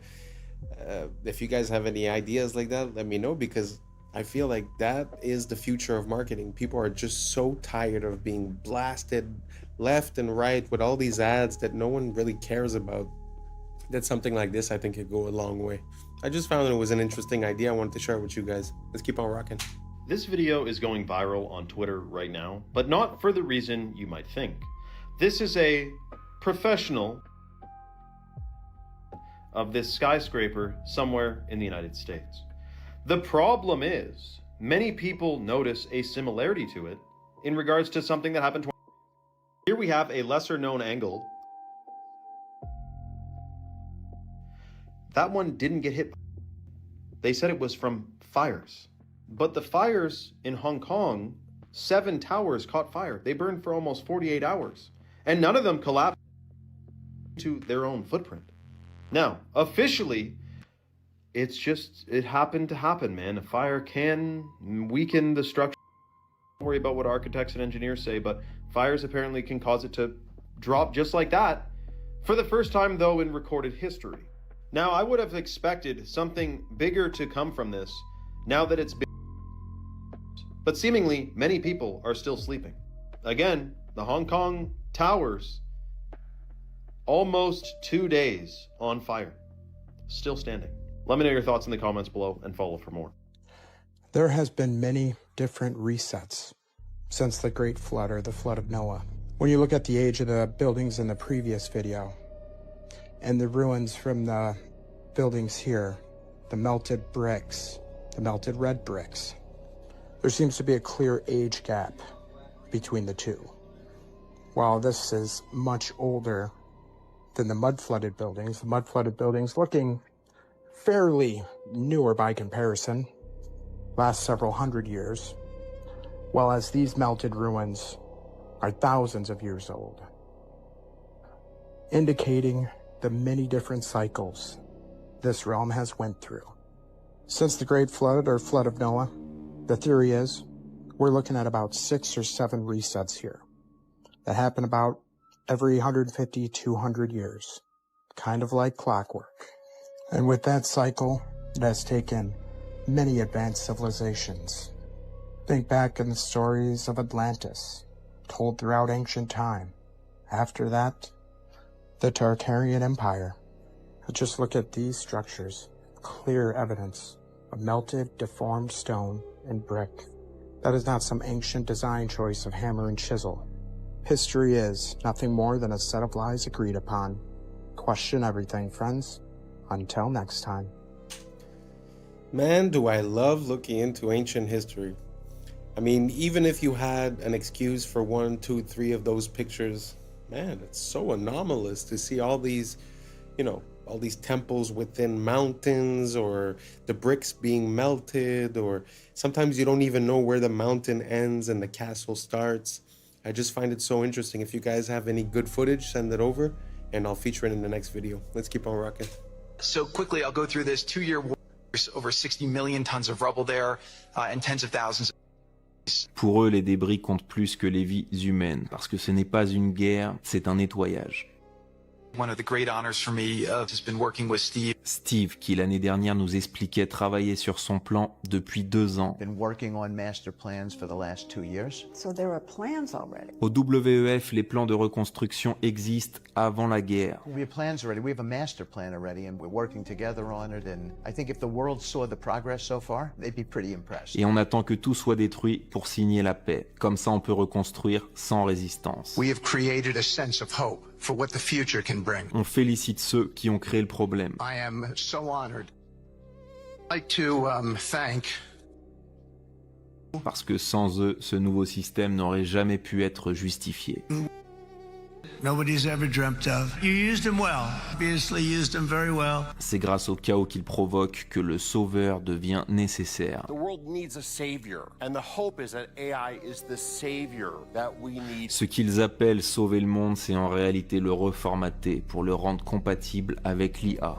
This vision for the future as an example of what's possible in other parts of the world. Il nous parle de paix, mais la paix ici, c'est l'absence d'imprévisibilité humaine, l'absence de liberté. Et c'est exactement le but d'une Smart City, une ville sans âme, où tout est mesuré, tout est prédit, où l'humain n'est plus un être vivant, il devient une donnée. Regardez le plan, zone industrielle intelligente pour Musk. Donc en réalité, ce qu'il construit, c'est un monde post-humain. Are there aliens among us? I am one. Quand il parle d'alien, il ne parle pas d'extraterrestre, mais de conscience inorganique. Parce que l'alien, c'est la rupture avec le vivant. Et ils vous vendent votre disparition comme du progrès.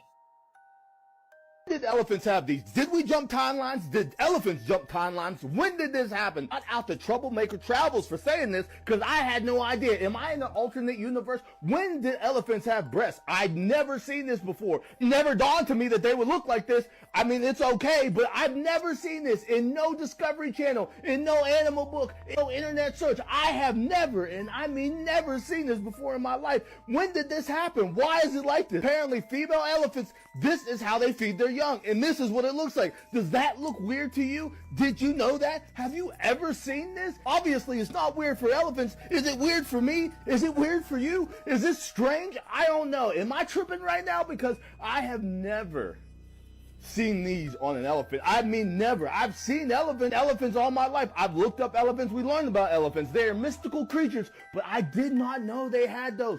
What are those? When did this happen? Am I the only one? Let me know on this one. I know it wasn't 5, but let me know on this one. It's Let me ask you something simple. How does a comedian with zero political experience become a global icon and the centerpiece of the largest in Europe? Come on, Peter.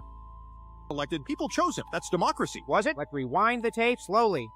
Wasn't a politician. No manifesto, no party background, no governing experience. He was an actor and comedian. Then comes the TV show Servant of the People. In the show, plays a regular guy who exposes corruption, goes viral, gets drafted by the public, becomes president. That's just fiction. Coincidence. Except the show was financed and broadcast by one of you oligarch, prime time slots, endless promotion, crossovers with news. The show didn't just entertain, it trained the audience. 1 year after the show peaks, registers a political party, same name as the show. Then he announces his real candidacy and still wins 73% of the vote. That's overwhelming support, though. Or overwhelming narrative control.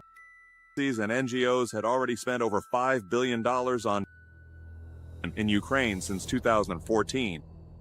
Advisors embedded, NGO pipelines, media consulting. So what do you get? A leader with no independent base, no political past, no faction loyalty, perfectly dependent. But the invaded, what choice did he have? Isn't not so fast, Brian. By 2014, Western Baku in the capital. 8 years of shelling in the eastern region, over 14,000 before 2022. The peace agreements were signed to end the fighting, but were never fully implemented. So, or did the Ukraine was already ranked as one of the most corrupt countries in Europe before didn't fix that. It centralized it. Now look at the cost. Roughly 1/3 of the population displaced, millions gone. Most won't return, making it a demographic collapse. Is this your idol who let it all happen? And after the dust settles, debt, foreign ownership claims, resource concessions. So you're saying a managed territory, a dependency, a proxy battlefield paid for by lives, loans, and future resources. So ask yourself, did a comedian accidentally stumble into history, or was a character tested on TV, scaled through media, and deployed at the right moment? That's unsettling. That's the point. If a man can play a TV and then become one in real life, maybe the most dangerous thing isn't propaganda. It's the story some were trained to believe. That surprised me. I knew that he had done some acting or this or that, but the fact that he was playing a politician exposing corruption on a show a year before he got elected, man, that's crazy. That's straight idiocracy stuff. And it brings me to a point that I've been realizing is that, you know, back in the days, politics was like respectable, commendable, gentleman. And now it's like insults and it's like who got you more. So I feel like we're going halfway between what politics used to be and wrestling in a way, you know? So from now on, I feel like since we've had, you know, Trump, which was on TV and an actor, and Zelensky, I almost feel like it's going to be hard to go back to normal politics after. So we're sort of going to be caught into a democratic popularity contest type of thing where, you know, if you're a singer or you're an actor, well, you have more support because people know you. I don't know. I just don't think that's a good idea. Let me know what you guys think down below. Do you think that makes sense? Did you guys know that this guy was, you know, playing the position that he then assumed a year later? I mean, to me, it was a complete surprise. So anyways, let me know what you guys think down below, and let's keep on rocking. Gosh, I don't know all the theories. I'll like share a theory and people are like, you didn't know that. I'm new to a lot of this stuff, okay? But let's talk about, so this guy, computer programmer, businessman, you know, very, very successful until he came across some information. Oh boy, that he didn't like. Oh my gosh, this is crazy. But anyway, I saw this on Jake Shields' podcast, so I'll tag him below, but check this out. We all remember the apartment complex that just mysteriously into rubble. Yeah, just wasn't hit by a plane. In North Miami. That was in that happened on the same night. Wow. And it's believed that he had an apartment or information stored in this one little apartment. And when that apartment building collapsed, they didn't let American response teams or like emergency teams do all the digging. Jake, I'm not even kidding. Go look this up. They literally brought in to dig through the rubble. There's dude, it's had a whole ceremony where he was like patting on the back. He's like, thanks. How can they rationalize this? How can we bring that handle American matters? This is insane. Dude, it's kind of I was all excited about this at one point, you know. And then it just turns out, you know, now we get laws like this from DeSantis. A new license plate's coming out in Florida that you can choose to get. Anyway.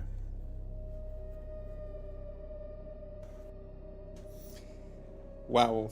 I mean, that to me, with perspective and hindsight and looking at the dates, not only the fact that it happened on the same day that he was offed, but just the fact that they brought in that organization on American soil to go through the rubble, man, you know that there's something up there.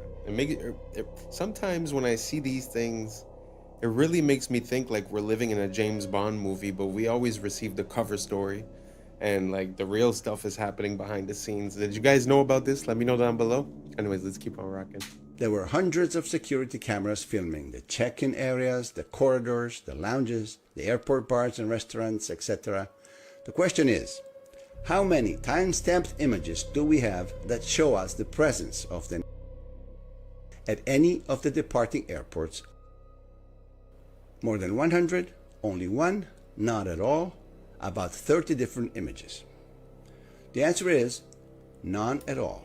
We don't have a single time-stamped image showing us even one of at the airports on the morning of.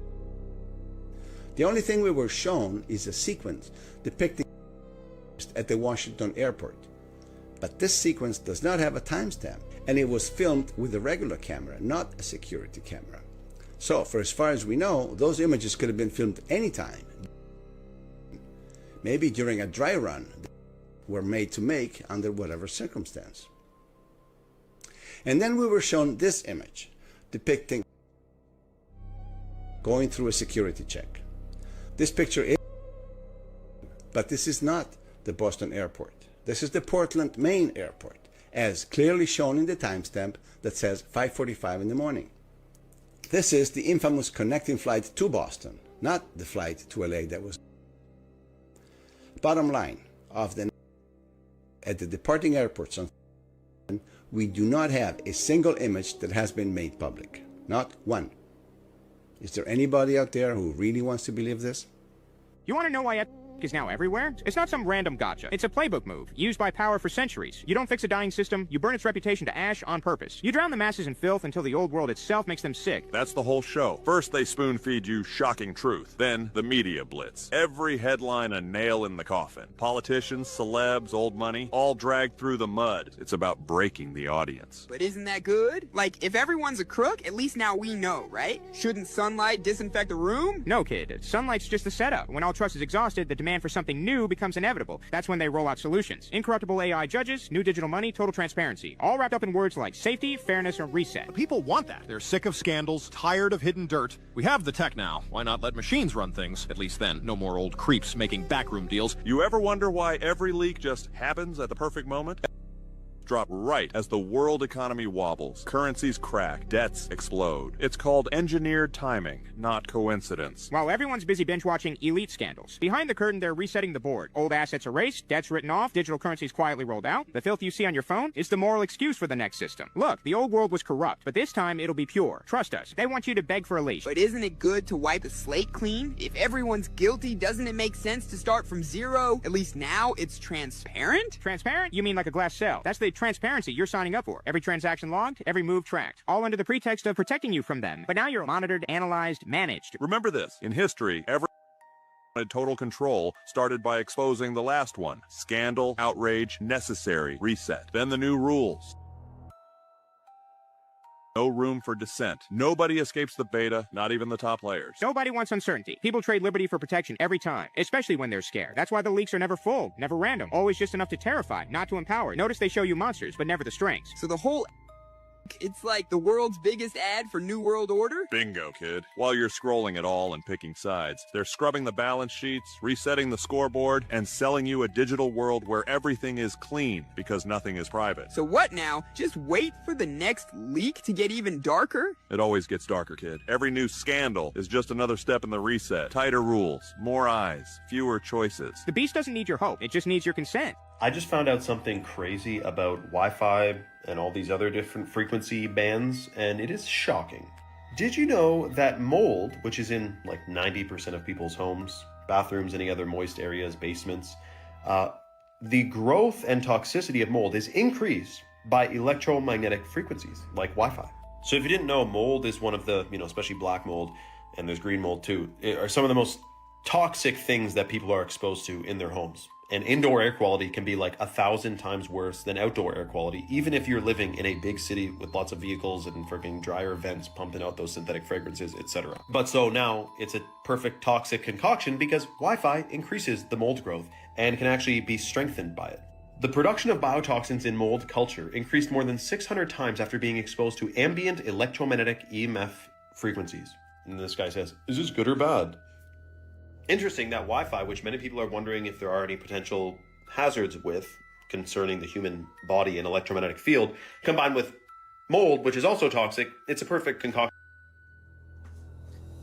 The crazy thing about that is that I also seen another video where when the plants were exposed to the Wi-Fi, the growth was stunted and it was slower for the plant to grow. So not only does it stop good plants from growing, it also enables toxic molds to reproduce quicker. Man, I had no idea. Do you guys know anything about Wi-Fi that we should know about? Let me know down below. And thanks for reaching the end. And that's a wrap for today, familia. Whether you're tuning in with the sunrise or you're posted up after midnight, I appreciate your time, your energy, and your curiosity. And don't forget, this isn't about truth or fiction.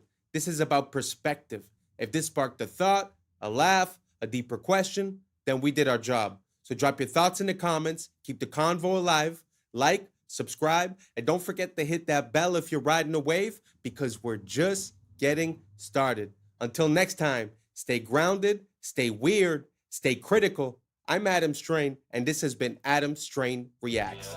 Peace. Now's the time for us to link up. Really think we on the brink up. Making a change from living this strange. Living this strange.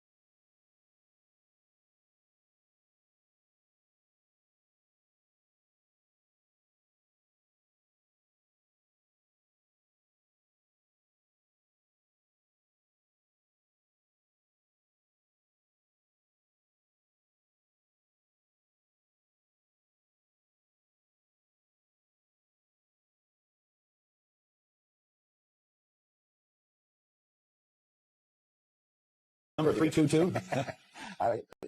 You both were members of Skull and Bone. What does that tell us? Not much. Opioids are physiologically identical to humans, yet they're not conscious and they can feel no pain. They can be used as meat for consumption. I was sleeping, had to wake up. Why? Every reason I could think. What's up, YouTube? Today, we'll be looking at disturbing TikToks that'll make you question reality. So without further ado, welcome to Adam Strain Reacts. Let's get her done. Coming straight out of the Galapagos Islands, it's the marine iguana, the only ocean-feeding lizard on Earth. Despite the look, its survival depends on the sea. Its diet comes from marine algae growing below the surface. When algae becomes scarce, it can actually shrink its body by reabsorbing bone to survive.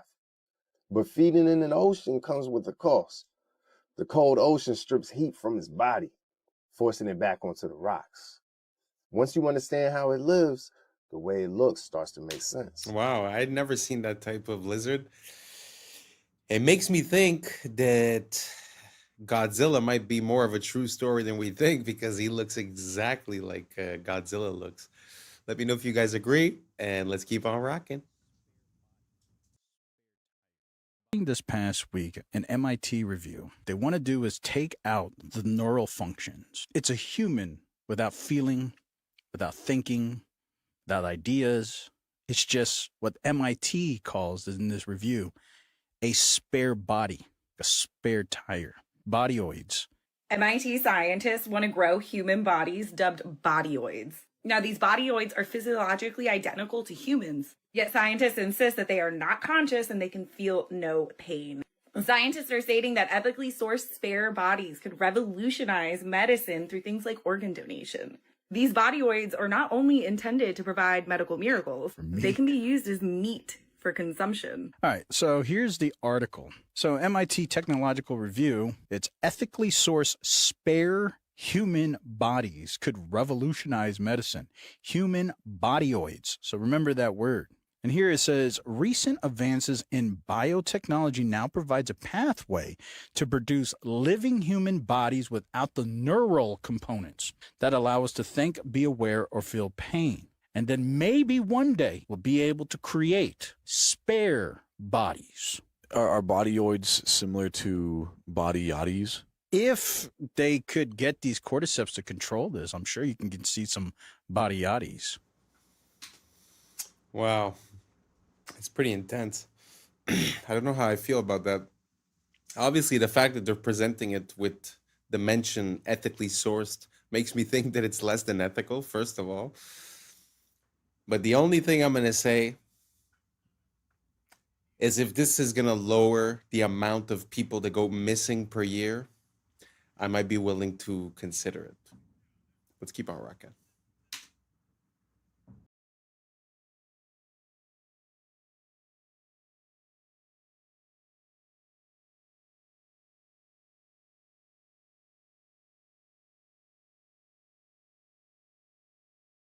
This one's in Thailand. Been in Thailand before. Have you? Beautiful over there. Beautiful, beautiful. What comes with the island? There's a small villa there.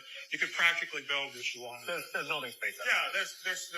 Do the islands come with the children, or are the children This island does have a small school. There are children. Okay, so I don't know if that was a stipulation. Yeah, if what countries are near to abduct them from?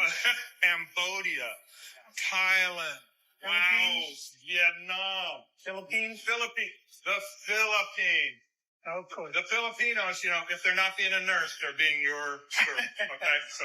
True. Yeah, so. Yeah. What age ranges? Below 10, I don't. It's probably a setup. It sort of looks like it's part of a reality show or like a prank. But the people do seem to be responding quite, I guess it's a manifestation of what people think is going on.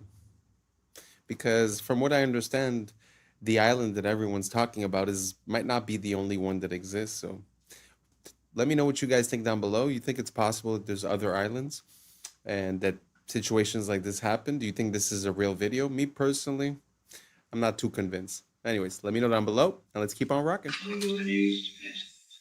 Oh my God.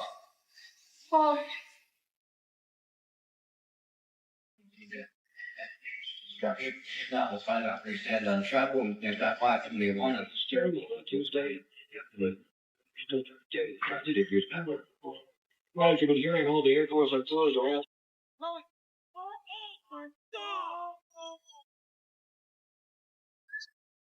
You were both in Skull and Bones, the secret society.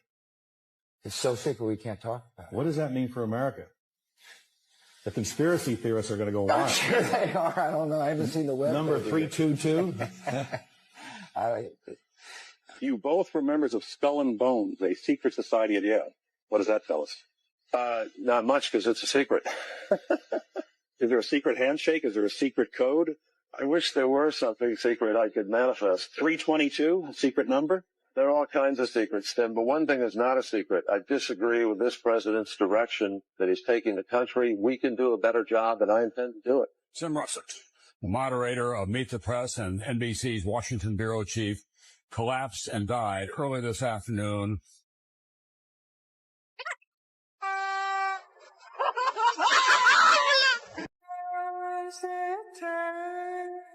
In your living room, no.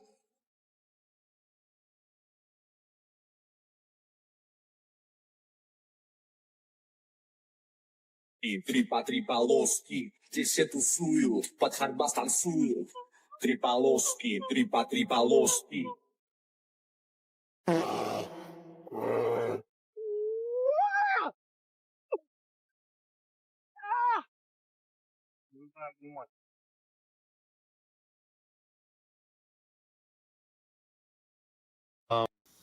Although Russia isn't for beginners, number 3 and number 2 were fake because the bear was not a real bear, obviously. And the guy that went through that bus was actually for a movie. It was like a high-speed stunt that they were doing. So just to say that, not everything you see is real neither. Let's keep on rocking. Do you guys remember Shia LaBeouf starring in many different motion pictures, namely Transformers? Do you remember when he had a little bit of a breakdown, was kind of exposing certain things, and many called him crazy? Do you think that had anything to do with this clip I'm going to show you now? I remember we had an FBI consultant on the picture telling me that they can use your ADT security box microphone to get your stuff that's going on in your house, or OnStar, they could shut your car down. And he told me that 1 in 5 phone calls that you make are recorded and logged. And I laughed at him, and then he played back a phone conversation I had 2 years prior. Come on, joining the picture. The FBI consultant. And it was like one of those phone calls that was like, what are you wearing type of things. Now, I heard a whistleblower say that when we think of spies, we think of them as like, James Bond sneaking around. But in fact, according to this whistleblower, like 90% of spy work entails blackmail. And when he said 1 in 5, this has got to be like 15 years ago this video came out. 1 in 5, dude, anything you do on your freaking phone, any keystroke is being recorded. Audio, talk about 5 out of 5 phone calls are freaking recorded, guaranteed. And I think that's going to be used at some point, or I bet you the intention is, to link it to your digital ID. At some point, something's going to crack here around the corner with digital ID and social media. It's going to be crazy. We need to resist. But I think he was trying to tell us. Let me know your thoughts below and follow for more. You know what? Yeah, it's a pretty crazy time we live in where everything seems to be like the net seems to be closing in on us. I've heard something recently about they were talking about controlling people's speech online, and it had to do with anti-Shemitism. But basically what they were saying is that if ever you get flagged or, declared as one of these bad people, that basically they're going to put a note or something along those lines on the Google Ads and the SEO so that throughout your whole life, it would never be forgotten and that it would follow you your whole life. So what he's saying about merging with the digital ID or whatnot seems to be one of the plans that are in motion for a near future. So if you have the opportunity to vote against it or to make it be known or to not conform, I would highly recommend to think about it because it seems to be coming quicker than we imagine it. Anyways, let me know what you guys think down below and let's keep on rocking. Grocery stores are designed so that the only way to reach the exit is by awkwardly walking through the checkout lanes. Well, it's to discourage you from leaving without buying anything. Grocery stores will also place the produce section right at the entrance so that you'll grab the fruits and vegetables first and then hopefully feel less guilty about grabbing junk food later on. Another way that they get you to spend more money is by arranging the cereal aisles so that the sugary cereals are like at a child's eye level, so they're more likely to grab one, while the healthier options are way up top. You might have also noticed that essential items like milk and eggs are deliberately placed all the way in the back of the store so that you're forced to walk through other aisles to get to them. And they make sure to fill the ends of the aisles with a lot of unhealthy options like snacks and sodas to make sure that you come across them while on your way to the essential items. They're also very much aware that these tactics become less effective after you visit the store a few times and get a better sense of where everything is, so they'll regularly move the products to different aisles to disorient you. Some grocery stores like Whole Foods have doubled the size of their shopping carts over the last decade because a study found that doubling the size results in a 40% increase in sales. That's why they... Wow. Isn't that crazy when you start realizing that everything in life has a meaning and a purpose? It really makes me think about when you start looking into the etymology of words and you start seeing the meaning behind things that we sort of lost the meaning through time, but we still use as a tradition the saying or the word. Well, it makes me think of the same exact thing, that basically everything has a reason. And I think it's the same way in movies and in absolutely everything. The color of that the person is wearing means something, where they are, what temperature it is, all the colors that are in the scene, the flashbacks. Anyways, all that to say that I find it super interesting. I'd never seen this one about, I'd seen one or two about the supermarkets, but this video was like very precise and I really like it. Let me know what you guys think down below. Let's keep on rocking. They would make children suck on silver spoons when they were ill, because silver is a conductive material. So when they would put a silver spoon, it was increasing the conductivity of that person and therefore instantaneously person. Because if we think of humans, we are electrical beings which run off of electricity. Therefore, if you are under the influence of sucking on a silver spoon will help bring that electricity back into the body. And what's interesting is when we think of the olden times, everybody would use silver cutlery and copper cutlery. Specifically,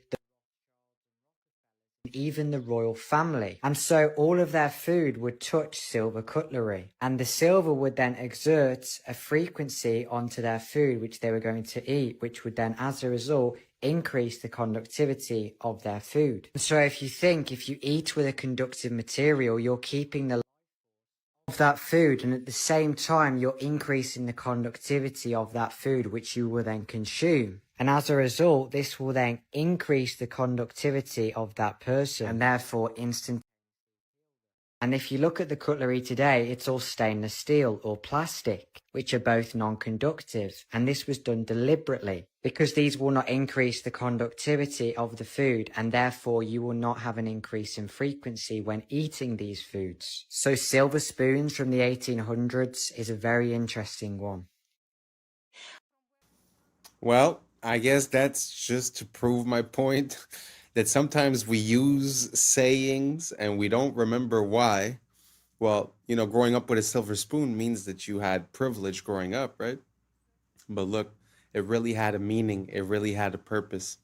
You understand what I'm saying? Very interesting. I had no idea about this. I'm going to look into it. I'm going to get me one of those and I'll let you guys know, because to be honest, I feel like we're doing it all wrong. Like drinking water out of copper. As soon as we removed the tubes of copper going into the house, we put PVC, we started putting fluoride, etc., etc. I just feel like we've been going in the absolute wrong direction when it comes to health, nutrients, and keeping ourselves healthy. So anyways, I found this video super interesting. Let me know what you guys think down below. Let's keep on rocking. From where I stand, all disorders, all learning disabilities are digestive. And that is the clinical experience of 20 years of work. And that is what's being confirmed now by the new explosion in science, in research, in that's the scientific name for gut flora. We called it gut flora for decades, and now the scientists started looking at it finally and called it. And they're discovering all sorts of things, all sorts of functions that our gut flora fulfills.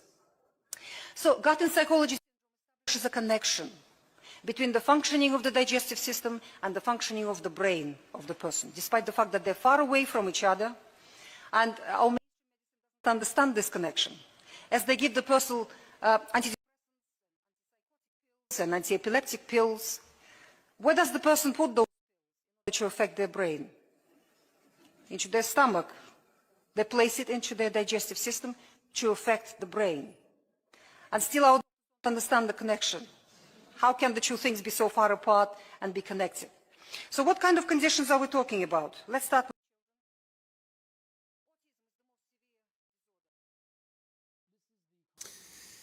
I really like the lining where she was going with this, because I've heard a lot of similar things. I've heard that there are neurons in around the heart and around the gut. And we say, again, to come back to the etymology and where sayings come from, we do say trust your gut. And there is something there's something to be said about that the fact that we feel like there's something coming from within our gut. And I feel like it's not far. I've been seeing a lot of different stuff lately also as to when people get a diagnosis for a chronic illness or some type of illness, that in reality, when you do a flushing as for parasites and infectious microbiomes, that you end up having good results. So it kind of makes sense, that there's like this link between the gut. And when she makes that parallel with the pills for the brain taken in the gut, actually makes sense as well. Let me know what you guys think down below, and let's keep on rocking. This is the contract between the Vatican and the King of England. Many people don't know that the King of England made a contract with the Vatican in the Middle Ages. The Pope declared himself the Vicar of Christ. This in Latin means someone who stands in for someone else. He is known as the Vicar of Christ today. The Vatican, as most Christians do, believe that God created the heavens and the earth, leaving the Pope to stand in for Jesus while he is in heaven and not on earth, ruling temporarily. The Pope, however, is also a very busy man. He has a lot of duties to perform, hence the contract with the King of England. This is when the names changed. This is when the people of the Angles, England, became the people of Britain. This is actually a name that was given to the people of England from the Hebrew, the original English language, from the Hebrew barith. Up here you can see the Hebrew word with the translation, covenant, barith. Up until recently, I thought it was the King of Troy that escaped to the British Isles after the fall of Troy. Hebrew is the solution. It is the one language that is old enough, but also young enough to be taken. Ish is contract of man. Barith, covenant, ish, contract. Contract law is banking law. Banking law is the Vatican's law. It is not this guy's law, it is the other guy's law. Or banking law. The S is the snake. If you put a chicken. That was very interesting. I don't really know much about that square in England and the ramifications behind it. But it does make sense that there was a connection there, because he said before they call him the Brits, they would call him the Angles. The Angles, if I'm not mistaken, is very close to angels. So it's kind of interesting, the connection that we're seeing there between the Hebrew and the English. So I don't know if you guys have any more information towards that. Don't be afraid. A lot of people have been sending me videos, and I appreciate it. If you guys have any more of that, send it over, because the fact that Brits would have a Hebrew root to the name, wow, that's the first time I've ever heard that, and I'm really looking for more. So I'm going to do a deep dive and try to figure out a bit more on that, and I'll get back to you guys. If you guys have any information, don't hesitate to share, and let's keep on rocking. In the oven, it goes from pink to brown, right? You've seen this. It cooks. This process of cooking is called glycation. It's the process of browning or of cooking. Same thing when you toast a piece of toast, for example. The interesting thing is, a human being, from the moment we're born, we're slowly cooking in that same way on the inside. We're slowly glycating. We're slowly browning. And then when we're fully glycated, when we're fully cooked, we die. That's why when you look at the cartilage of babies, it's white. And if you look at the cartilage of somebody who's 90 years old, it's brown. They've cooked on the inside. And every glucose spike increases this process of glycation. So much so that glucose and glycation, they kind of sound like a similar word, glucose glycation. It's because it's glucose doing the glycating. So every glucose spike increases glycation, increases cooking, accelerates aging. And this shows on your skin. You get wrinkles faster if you glycate more, and also on the inside, your organs slowly get damaged. So glucose spikes, mitochondria get tired, you age faster. In response to this, your body knows, Stephen, that a big glucose spike is not good for you. Your body knows that it has to do something to try to get that glucose level down. So what it does, it calls up your pancreas and it's like, yo, pancreas, we got a glucose spike going on. We need to get this glucose down. In response, your pancreas sends a hormone called insulin out in your body. You've heard of insulin before, right? Mm-hmm. And insulin's job, and we love her job is to grab all these excess glucose molecules and to store them away so they don't damage your body anymore. And insulin stores glucose away into your liver, into your muscles, and then when those are full, insulin stores glucose away into your fat cells. And that's one of the ways that you gain fat on your body.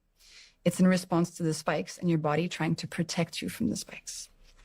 The problem is, insulin itself has consequences and is the driver of type 2 diabetes and insulin resistance. So to answer your question, yes, when you see a big spike on your glucose monitor, there's some of that going on. And the more spikes you have, the harder it is going to be for your body to manage your spikes. So it kind of becomes a vicious cycle.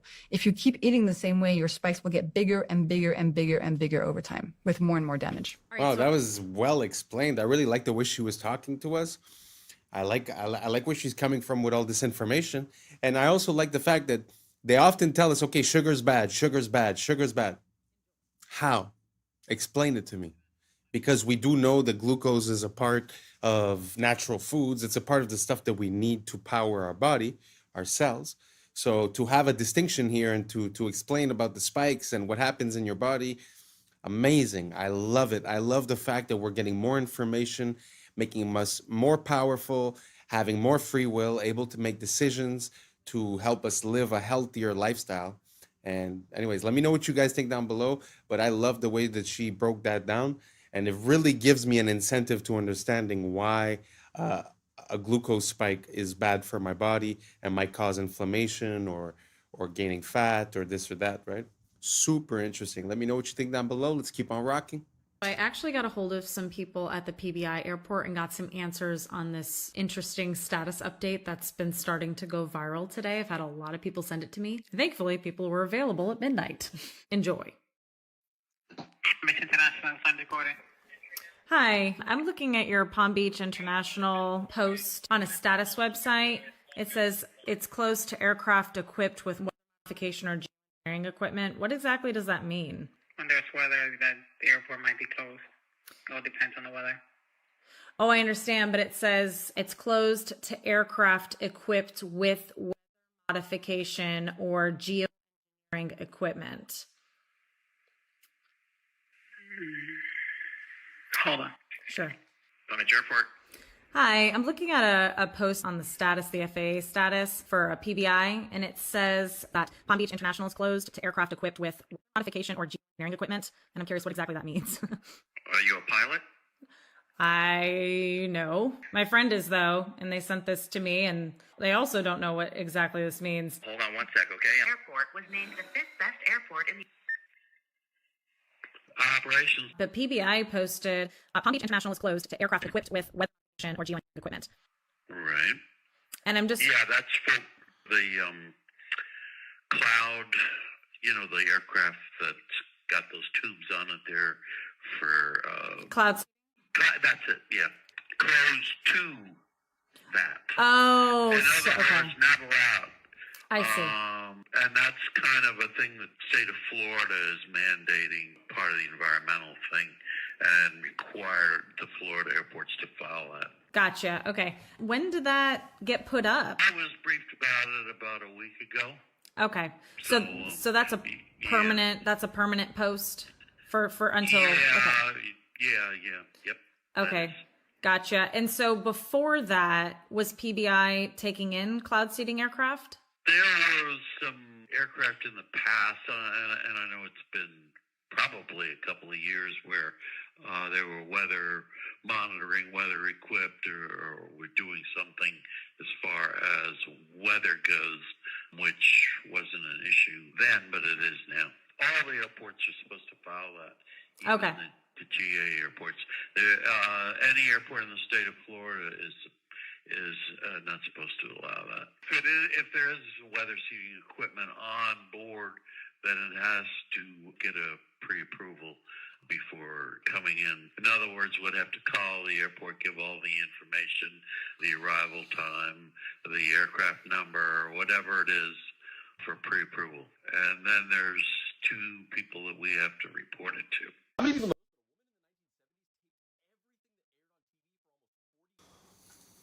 Well, that's pretty interesting, especially considering the fact that they say it's something that we don't do.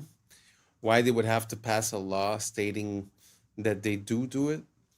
Yeah, I find that it's very interesting. And the man seemed to know exactly what he was talking about.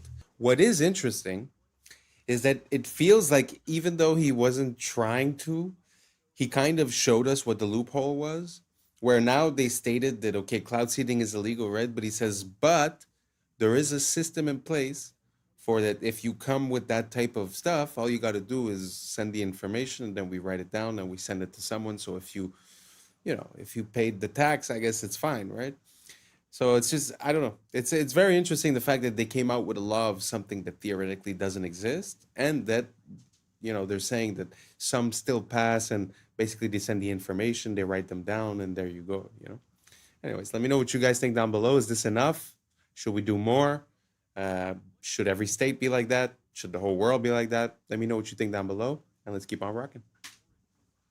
You have to report it to. How many people know this, but a woman in the 1970s taped everything that aired on TV for almost 40 years because she predicted the rise of fake news. Marion Stokes was a public access television producer, a businesswoman, and an activist in the 1970s who was also an avid collector of things. By today's standards, she'd probably be diagnosed as a hoarder. But she was also convinced that we were headed down a path where technology would eventually become so great that the powers that be could manipulate information to lie to us about any historical event that they wanted.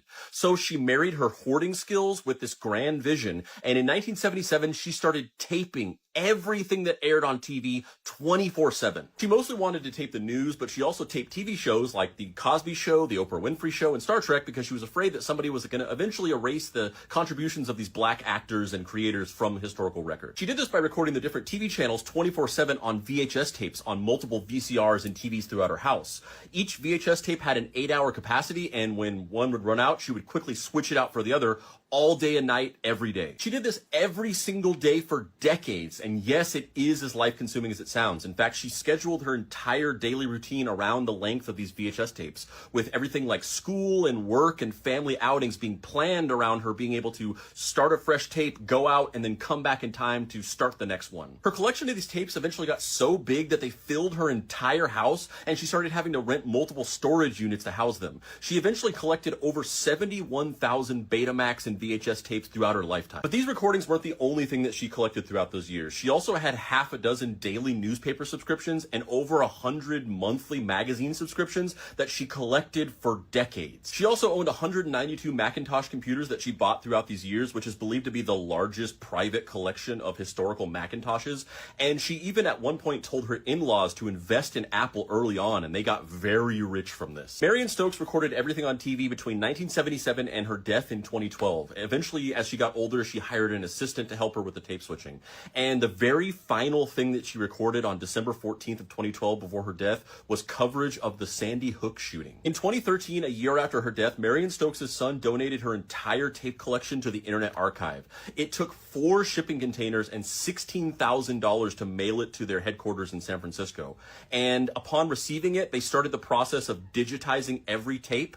And to this day, in 2025, they are still not done. And while many people probably view what Marion Stokes was doing for those 37 years as a pointless, quixotic task, as you can see from everything going on around us, she was right. She was a visionary ahead of her time. So hats off to the true OG, Marion Stokes. And real quick, if you like my videos and you also enjoy pointless, quixotic tasks, you can check out more in-depth writing from me by going here. Wow, what an amazing woman. Oh man, she had her finger on the pulse, and everyone must have thought that she was crazy.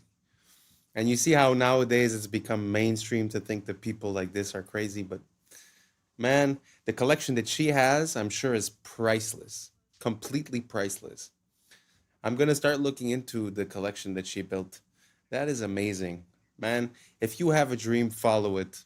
Don't let them say, don't let them convince you of anything. If you got a dream, if you believe in something, make it happen.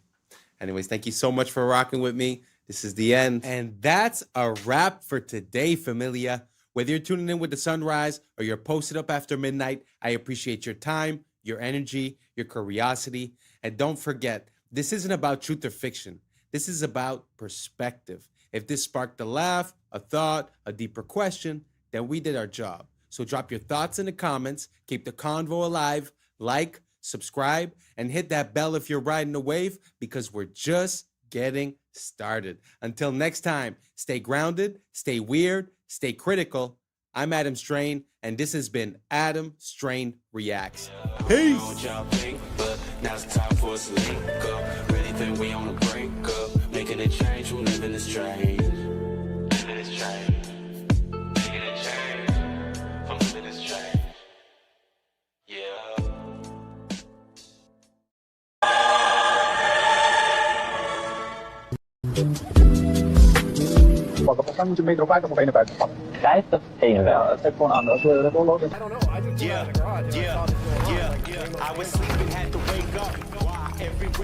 What's up, YouTube? Today, we'll be looking at disturbing TikToks that'll make you question reality. So without further ado, welcome to Adam Strain Reacts. Let's get her done. Since World War II, there's only been 7 countries that did not have a controlled central banking. Now, if you take a look at the names on that list, you will notice they all have something similar or in common. After World War II, the United States has been to war with all of them. And I can't put my finger on it, but I just know there has to be some reason for that.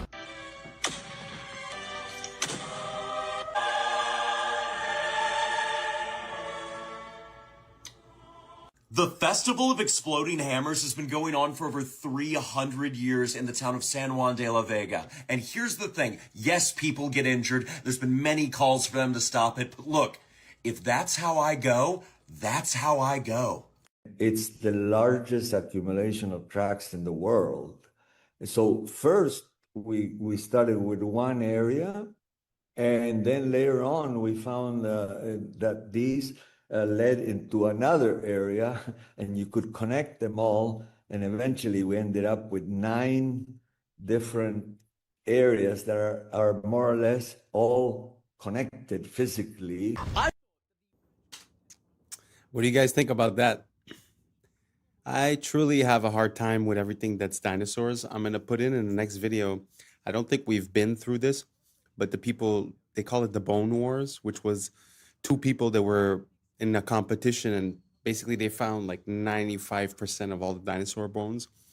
But as for the tracks, what do you guys think about this? Do you guys think that these are original tracks from dinosaurs, or can they be like more or less anything?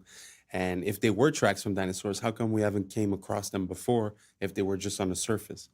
So let me know down below what you guys think. I'd be very curious to see your opinion, and let's keep on rocking. I thought that the French protests were unhinged before, but this might be the single most hilarious way of protesting I've ever seen. As we all know, Paris is hosting the Summer Olympics, but a lot of French people aren't very happy about that. Because, and I only found out about this today, the Olympics is kind of a scam when it comes to a country actually making money. Don't get me wrong, it's great for global street cred, but for example, when China hosted it, they made a net loss of 36.4 billion, and London made a net loss of 13 billion, and that's all taxpayer money. So when the public heard that France has already spent over 5 billion, and then that Macron wanted to spend another billion just to clean up the Seine River, so it looks good for the Olympics, they lost it, and the I shit in the Seine River protest began. On the 23rd of June, the French President Macron and the Paris mayor plan to take a ceremonial swim in the river to show off just how clean it is. So the protesters are now planning a defecation flash mob because, and I quote, after putting us in shit, it's up to them to bathe in our shit. Oh, and if you don't live in Paris,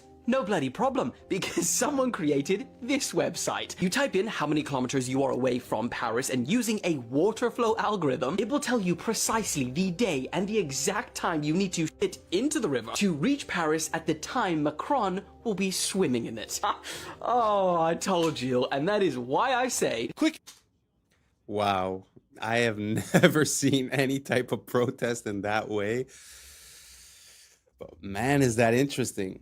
And also, I never came across any information as towards the loss of money of the countries that are hosting the Olympics. That's news to me. I always thought that they generated billions of dollars in profit. So I had zero idea. Did you guys know about that below? What do you guys think about that type of protest? I love it, to be honest. And the person that came up with the website to coordinate the poos with the swim, maybe in the future, world leaders shouldn't disclose their plans too far ahead of time. So let me know what you guys think down below. I really love this idea. Let me know what you think. Let's keep on rocking. Video showing how big the volcano is under Yellowstone. Oh, isn't that just horrifying? Starts with Yellowstone National Park at the top, just for scale. Yeah, that's... And then this. Insane. Just staggering and a good reminder that, yeah, if it goes, we're out. I know. So gone, so fast. Oh, well. Which is the way to go. Yeah. I definitely would rather it be quick. What do you guys think about that?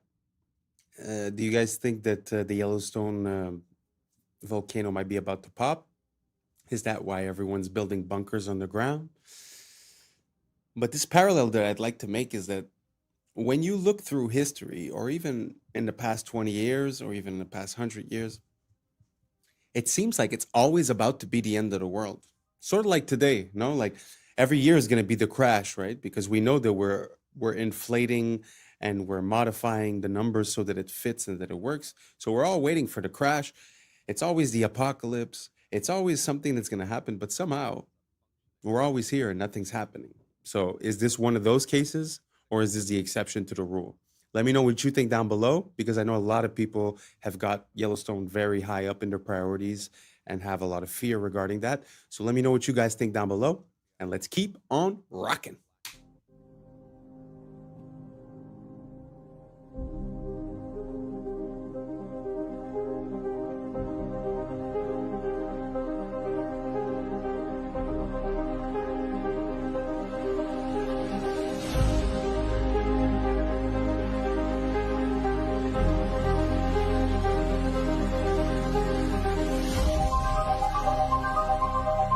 Four cities. Wow, I didn't know we were that ahead with the surgery stuff. How would you guys feel if you went in for surgery and you were underneath that robot? Do you guys feel better about that?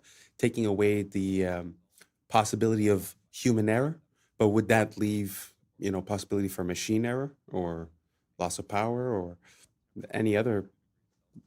I don't know. What do you guys think down below? Would you rather have a human or would you rather have a machine conducting your operation?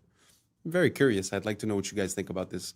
Write down below. Now let's keep on rocking. 4 cities that drop street temperatures up to 8 degrees Celsius, some using ancient techniques, others just using paint. Seville, Spain borrowed a 3,000-year-old Persian technique called qanat that uses underground canals to carry cool water and ends up functioning like outdoor air conditioning. The result? Temperatures dropped by 6 to 7 degrees Celsius. Singapore found an even simpler solution, reflective paint. Coating buildings brought temperatures down 2 degrees Celsius during the scorching 11 a.m. to 3 p.m. window. Vienna took the idea to the streets, repainting black asphalt in lighter colors and cutting temperatures by 5 degrees Celsius. But the Spanish sherry town of Jerez de la Frontera went furthest, using grapevines to slash street temperatures by as much as 8 degrees Celsius. They strung green canopies across narrow streets, stealing a trick sherry makers have used for centuries to keep their wineries cool. Sometimes the best ideas are just really, really old, or come in a paint can.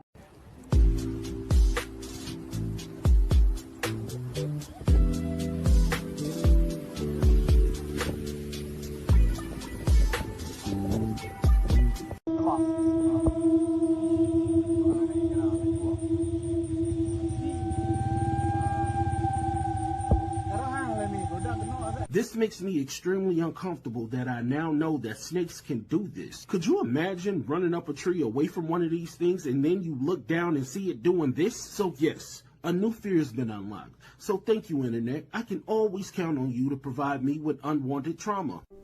Something happened here that will likely never be replicated for as long as the human species exists.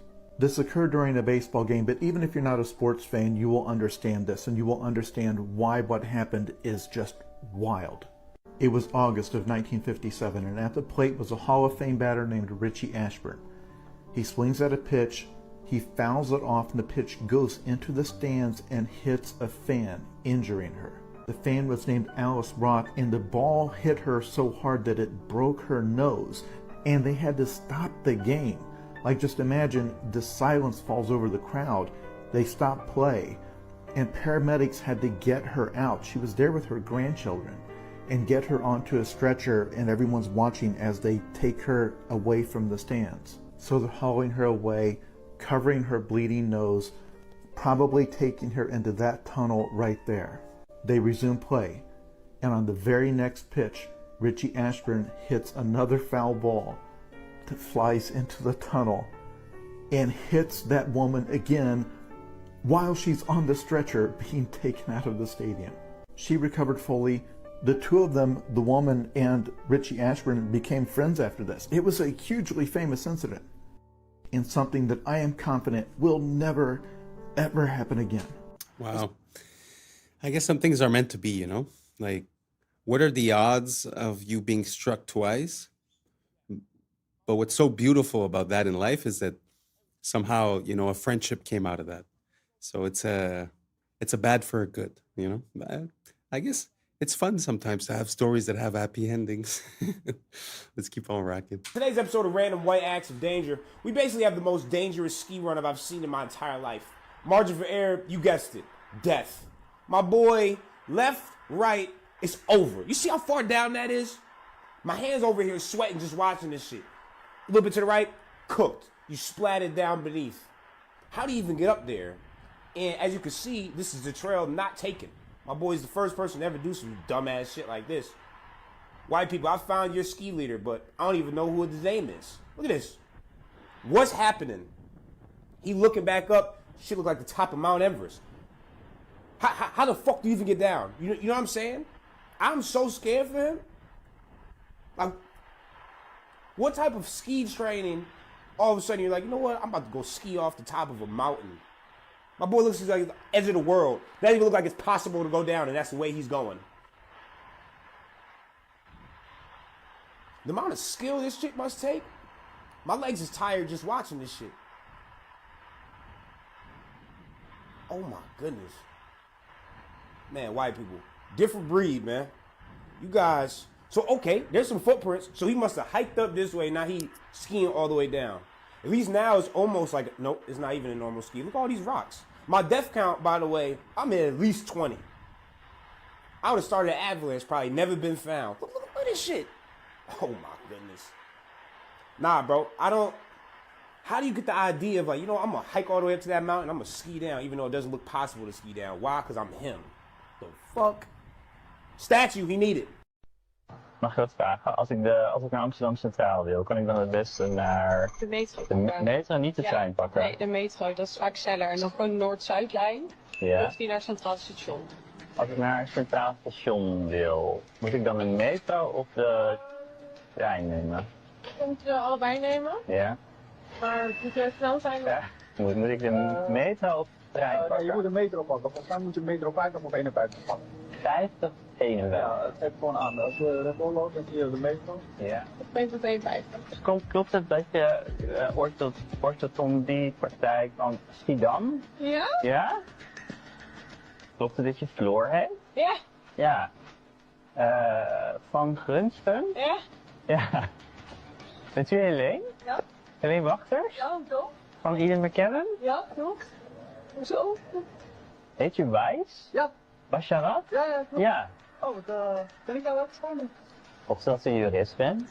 Ja. In Venture Capital? Onder andere, ja. Ja? Ja. Ik heb dus een bril waarmee ik gezichten kan scannen. Ik zie aan je dat je er wel zit. Nou, inderdaad. Ja. Oh ja, ik zie dat ding al inderdaad. Ja. Oh, ik zie er ook een lampje aan. Holy shit. Op die manier informatie te krijgen over mensen. Ja. Voelt bij mij niet oké. Ja. Ik bedoel, het is de tijd van tegenwoordig. Ik bedoel, digitale wereld. Je verwacht dit gewoon. Je verwacht het gewoon. Ja. Maar voor jou in. Ja. That gave me chills because the possibilities with that are pretty endless. Imagine, I don't know, off the top of my head, imagine scammers, imagine police, imagine, due process is gone. You have access to way too much information. Very interesting. It's very interesting. Imagine if you cross-reference with the person's Facebook and they took a picture outside of their house. You now have their address. You now have their family members. I mean, the possibilities are pretty much endless with what you could do with that information. As for, let's say, fraud or misappropriating the identity. Very interesting. What do you guys think? Do you guys think that it makes sense that we use AI in this type of fashion? What's the future of this technology? What are the applications that we're not seeing yet, but that might be a problem in 1, 2, 3, 5, 10 years? Let me know what you guys think down below, and let's keep on rocking. In the 1990s, there was a conspiracy theorist with a public access show where he ranted about crazy crackpot theories every single day, and nobody took him seriously. But then after he died, it turned out he was right about everything. In the late 80s and throughout the 1990s, there was a man named Clay Tiffany who had a public access TV show called Dirge of the Charlatans, where he would sit for hours on end and just rant and ramble about all kinds of conspiracy theories about elite government corruption within the city. He would talk about judges laundering money through nonprofits and NYPD officers false to throw people in jail, and members of the NYPD acting as roving and enforcers for the mob. But then something happened to Clay Tiffany. In March of 1997, he was pulled over by an NYPD officer named Nick Tartagliani, who said that he had seen Clay Tiffany's show and wanted him to stop talking about the NYPD, and that he was connected to the mob, and if he didn't shut up, he would have him taken care of. Or at least this is what Tiffany claimed the following day on his show, where he talked about the incident. And as Clay Tiffany claims, the next day after this broadcast, Nick Tartagliani showed up at his house, threw him against his police cruiser, arrested him, and brought him in on some made-up disturbing the peace charge. But Clay Tiffany was not going to be bullied, and he would not give up. So the next several years on his show, he did a full investigation of Nick Tartagliani, sending in a bunch of requests with the Freedom of Information Act to the government to get documents about him. And he dug up a ton of dirt, like multiple police brutality reports, a bunch of excessive force complaints, and unexplained departures from dozens of his previous police jobs. And in response, Clay Tiffany claims that he was attacked and brutalized by Nick Tartagliani and his cop buddies multiple times throughout those years. The first incident, he was attacked outside of his home again. The second incident, he was thrown to the pavement and beaten outside of a town meeting. And the third incident, he was beaten so badly that he was hospitalized for weeks. Tiffany ended up suing Nick Tartagliani. He didn't win, but there was an undisclosed sum settled out of court. But more importantly, he had lost any credibility that he ever possibly had because of these repeat accusations of Nick Tartagliani, and people started actively calling for his public access show to end. So in the early 2000s, that's exactly what happened. The show ended and Clay Tiffany disappeared from public life. And in 2015, he died from heart failure. But in 2016, Nick Tartagliani was arrested for the of 4 men in a drug trafficking job gone wrong. Clay Tiffany was right. Nick Tartagliani was mob connected, he was corrupt, and him and his buddies were running as enforcers for the mob within the NYPD. And what's even crazier is that Nick Tartagliani was at one point Jeffrey's cellmate and the last person to ever see him alive that we know of. And real quick, if you like my videos and you want to see more in-depth writing from me about pop culture, movies, TV, video games, weird historical facts, so on and so forth, you can do that here. Wow, what an interesting story. I mean, if that's not like something out of a movie, I don't know what is. Gee whiz. Dude is talking the truth and then he gets... And it's crazy how no one would believe him, because people believe in the integrity of the police in a way. And also, they're the biggest gang in the world, as we say, right? Wow, very crazy. And plus with that final connection with that dude that had that island. Wow. So he's the last person to have seen him. I mean, if you ask me, he'd be the perfect person to help out to carry out something that would be under the radar, let's say. Anyways, I have no proof. I make no claims. This is for entertainment purposes only. So please, YouTube, I appreciate you. Let's keep on rocking. Internet's revenge on the man who invented spam mail is the most iconic thing I've ever heard. In the early 2000s, Alan Ralsky was one of the world's biggest spammers, blasting up to 1 billion junk emails a day. He made millions of dollars from it and was super cocky. He openly bragged to reporters about his empire and proudly called himself the godfather of spam. But in one interview, boasting as usual, he showed off the massive new mansion he bought with his spam money. And that was his mistake. People online found his new home address and thousands banded together to get their revenge. They signed Alan up for every sweepstakes, promotion, all the junk mailing list they could possibly find. Within days, he was receiving hundreds of pounds of junk mail a day. And inside that pile of junk mail was his real mail, so he had to go through it. He later complained in another interview saying, quote, "They've signed me up for every advertising campaign. These people are out of their minds. They're harassing me." Seriously, what does failure mean? It's not, it doesn't exist. It's a figment of your imagination. What does it mean? Pulling a Jedi mind trick on me right now. I was like, does it exist? No, I'm serious. Like, I'm trying to think, like, how can I explain it? So, let's use happy endings, right? And then we can relate this to failure and why it's not existent. Like, you know, everybody talks about, like, everybody wants a happy ending, right? Now let's go to the reality of it, right? Let's look at a fairy tale story. Let's look at Snow White. She gets a happy ending. She finds Prince, whatever. She goes on. She lives happily ever after. Well, I call bullshit on that because 2 months later, the fact is they had an argument and he's sleeping on the couch. Right? So the point is, the story continues. The story continues. So if you fail on Monday, the only way it's a failure on Monday is if you decide to not progress from that. Right? So to me, that's why failure is not existent. Because, you know, if I fail today, okay, I'm going to learn something from that failure and I'm going to try again on Tuesday. And I failed and I'm going to try again on Wednesday. So it doesn't exist. You know what? Should my ratings go in the tank? That's exactly what I'm going to say to the bosses. Hey, it doesn't exist. Yeah, but you know what? We should try it again on Thursday. If your ratings go in the tank, and you know, which they won't, but if they did, you had learned a valuable lesson. You had learned a bunch of ways of how not to make a show that sucks. So then the next one will be better than the last one, right? So are you telling me then, let's just say all the career statistics that you've compiled, they all still exist, still play for the Lakers, still, and all of that still happens. If you finished your career without a championship, you would not have looked at that as a failure? No, I would have looked at it as being extremely disappointed because I had a dream and I had goals that I wanted to accomplish, right? And if I don't accomplish those goals, I have to ask myself why, right? So from my position, the reason why I would not have accomplished those things is poor leadership, failure to communicate properly with my teammates to put them in positions to be successful, lack of preparation. You know, all those things would be reasons why I don't win, right? So now, if that was the case, in my career, I have to sit and I have to analyze that. And then as I move and I evolve, you know, post-basketball into business or whatever, those same weaknesses are going to reveal themselves there, right? So if I don't learn from that, I'm going to struggle here too, right? So I can take those situations and learn from those and have them, you know, make me a better person later in life. But if I don't take that stuff and apply that someplace else, then that's failing, which to me is the worst possible thing you could ever have, is to stop and to not learn. So the winner. Very good message. I really like the way he handled that question and the way he explained it.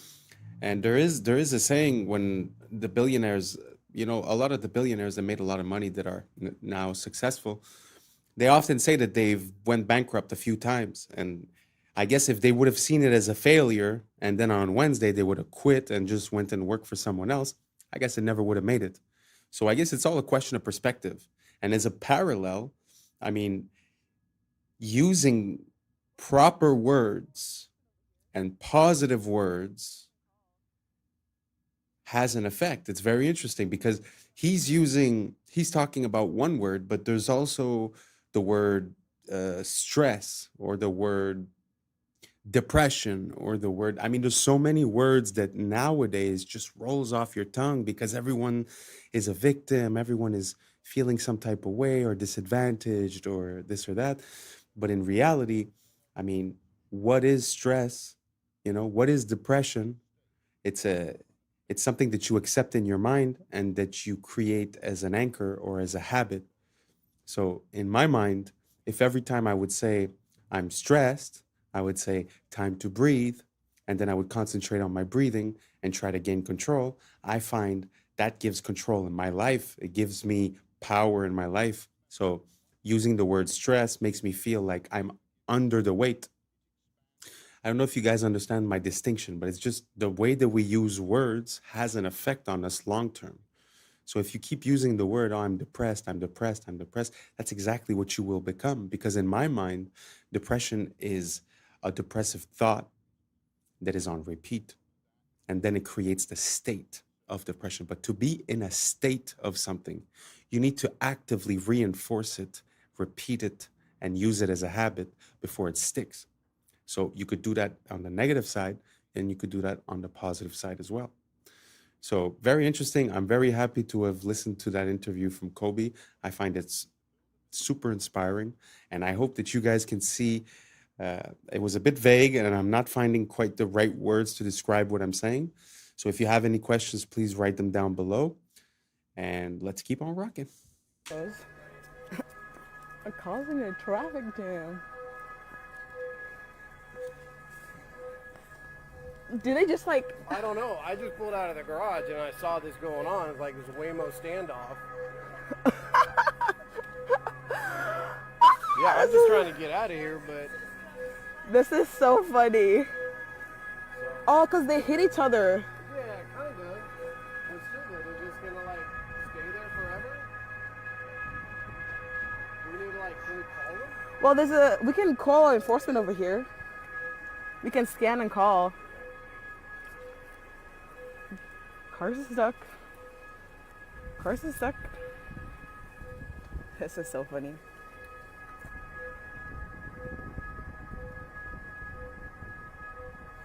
Digital is the biggest step towards the surveillance state this country has ever faced in my lifetime.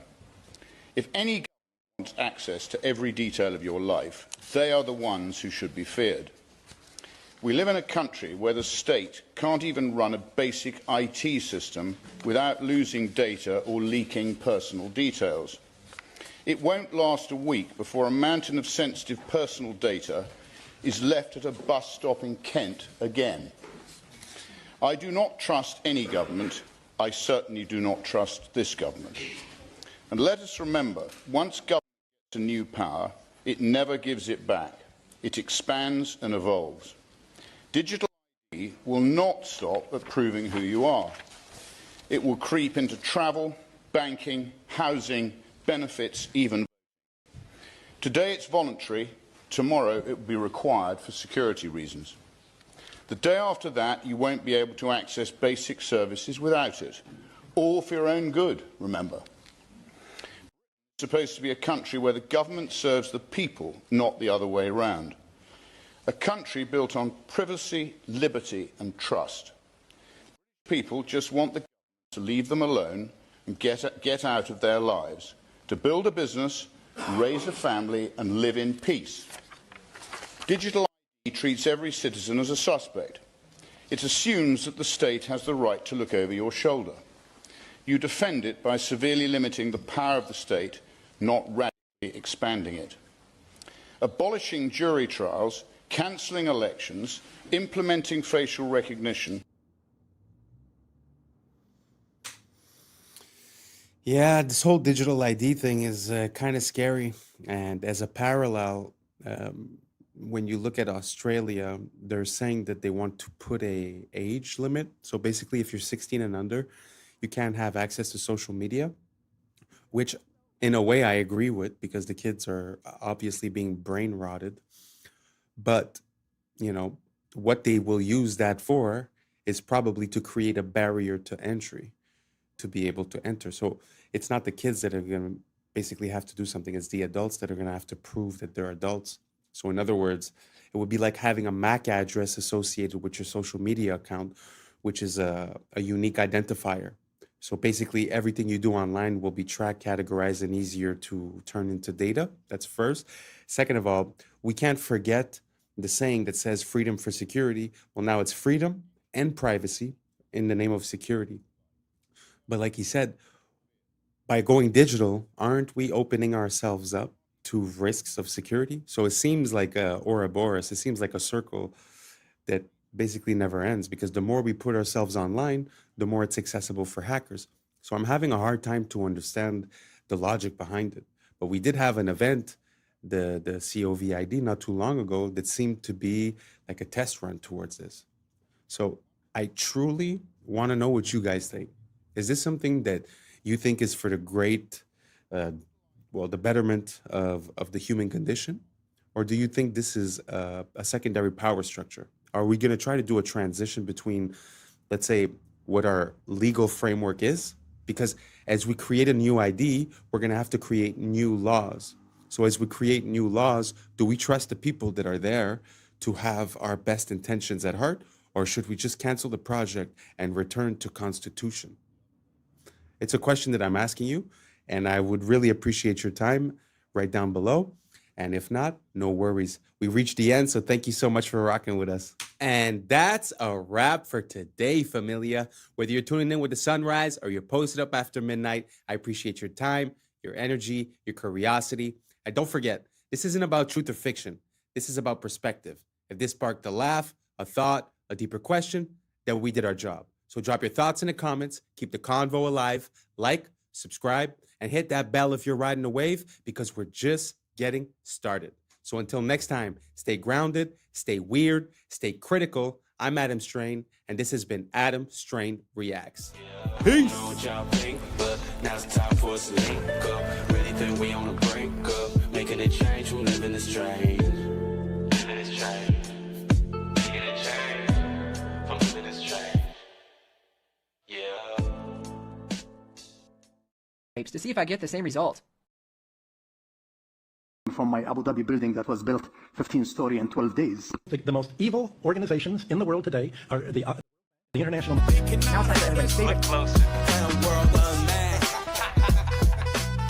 What's up, YouTube? Today, we'll be looking at disturbing TikToks that'll make you question reality. So without further ado, welcome to Adam Strain Reacts. Let's get her done. Andrew, if every interview, every video, every tweet you've ever made was erased from the internet forever, and all you had was 3 minutes, what one truth would you share with the world? You know, truthfully, amongst all the shit I've seen and all the shit I know, I've only ever pushed one message, and it's the message that I've come to because I believe that since the dawn of time, every single generation has believed the world is ending. We can't pretend that we don't feel like the world is currently ending, because we do. But we can't believe that the people in World War II didn't feel like the world was ending, or the people in the Napoleonic Wars didn't feel like the world was ending. Imagine being in Rome in 2000 BC. Imagine when the barbarians bust through the gates of Rome for the first time. The world is over. The world is ending. The world will never recover. But the world limps forward, and new empires are built, and everything seems to come back, and then it's all destroyed again, and then it comes back. It's the circle of life. So every single generation has believed the world is ending. And it seems that in my simplification of all of these hyper complicated historical events, the only thing that's ever resisted enslavement or built a society worth living in has been bands of brothers, of good men who stick together, who are brave. The reason I push masculinity is not because I'm trying to be the world's biggest tough guy. It's because I actually believe it is the resisting to the enslavement. I think that a bunch of men who say, we're not afraid of you, we don't believe you, make me scared. You can't. I don't care what you say I should do. I don't want to do it. That's only ever been the resistance that's ever existed. It's always been that way. And the reason we're in the trouble we're in today is because this is the first generation in history where there's no warriors. We always had warriors. There's the enemy. Get our guys together. Let's go fight them. Now I can't find anybody to fight. It's just me up here. Everyone with an opinion on the internet doesn't want to fight. They want to turn on me. I'm standing at the front saying, let's go, guys. And they're saying, you're a sellout. Well, what the are you doing? Why aren't you up here? What are you telling the world? What help are you giving? Who are you waking up? How are you shifting the Overton window? You're not risking a thing. I'm risking it all. And you're turning on me. I can find the odd guy here and there. Where's the resistance? So when I'm trying to preach masculinity and saying to guys, look, go to the gym, get strong, resist, don't be afraid, speak what you think. I'm trying to say all these things, trying to inspire some backup, some support. Masculinity is the answer to the trouble we are in. And truthfully, unless we get some balls back, well, then it's over, isn't it? And women can complain, and women can protest, and women can riot, but nobody gets it. Because when women complain, it's called an inconvenience. And when men complain, it's called a revolution. Well, everyone, this has been your guest, Andrew Tate. This is the Jack Neal Podcast. I gotta say, I was having this conversation recently, and what he was saying in the beginning resonates kind of true to me, because it seems like every generation it's the apocalypse, it's the end of the world, and especially when you spent your whole life believing in the narrative, and you know you're going through life in automatic mode and just accepting the information that's given to you. Well, when you start waking up and start seeing the inconsistencies and things, it's very easy to have an extreme view where it's like, well, everyone's out to get me, like they're trying to get me with the food, with the air, with the water. They're controlling the finances, they're controlling everything, the wars, this, that. So it's very easy to come to this realization and be like, oh, it's the end of the world, blah, blah, blah. When, like he said, every single generation has had a bunch of people thinking the same thing. So instead of focusing on that thought of the end of the world, like he said, he's putting it towards masculinity, men and women. But I think like just unity and just realizing what we need and focusing on that and being the positive change, having personal discipline, making better decisions will make us make better decisions as a society. So basically all I'm saying is that it seems like we're a bit fatalist. Like every single generation thinks it's the end when it obviously isn't. So maybe we just drop that idea and start working on the state of the world. Anyways, let's keep on rocking. নয় যদি Epstein bitcoin গড়ায় গভীরভাবে জড়িত ছিল কিছুই কি Bro, we are so cooked. I don't know if you guys have seen this, but Instagram has this new AI translation feature.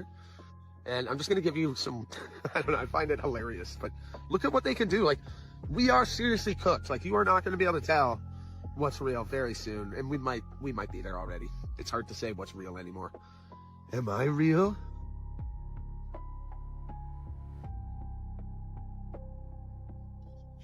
Here's me talking in different languages.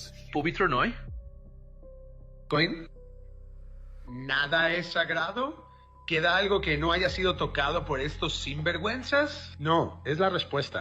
Así que cuando Coinbase solo valía 400 మిలియన్లు ఉన్నప్పుడు Epstein అందులో $3 million పెట్టాడు. ఇది Epstein files లో ఉంది. నాకైతే ఇప్పుడు There's a school in Switzerland called Le Rosey, where billionaires and kings send their children. Their classrooms overlook Lake Geneva. In winter, the whole school moves to Gstaad, their private ski resort. Physical education? Skiing the Alps. They don't learn the rules there. They learn how to write them.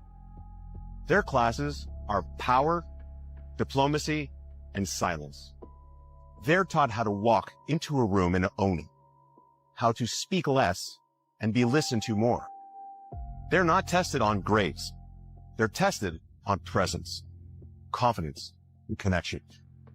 Because Le Rosey doesn't prepare you for a career. It prepares you for control. I admire a lot of nationalities, but the Chinese and the Germans, for me, they come top. They are the smartest mind. The smartest people who come from school and university, they are the people who are running China. They don't run technology companies. These guys are so serious. The West do not even know they are so serious. And I'll tell you, the gentleman who I bought from my Abu Dhabi building that was built 15-story in 12 days. It was fascinating to see 12 days a building was built. Thanks to the Chinese. Unbelievable. Like who anybody believe 15 stories in 12 days, like unimaginable. Absolutely. But this guy is easy for him because he does 30 stories in 30 days. So 15 story in 12 days is like he's just having his coffee. The gentleman, when I went to his house, I saw all the shoes outside the door.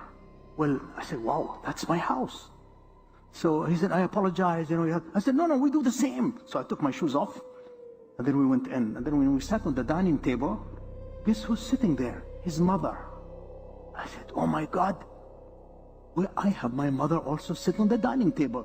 We are closer to China because of tradition.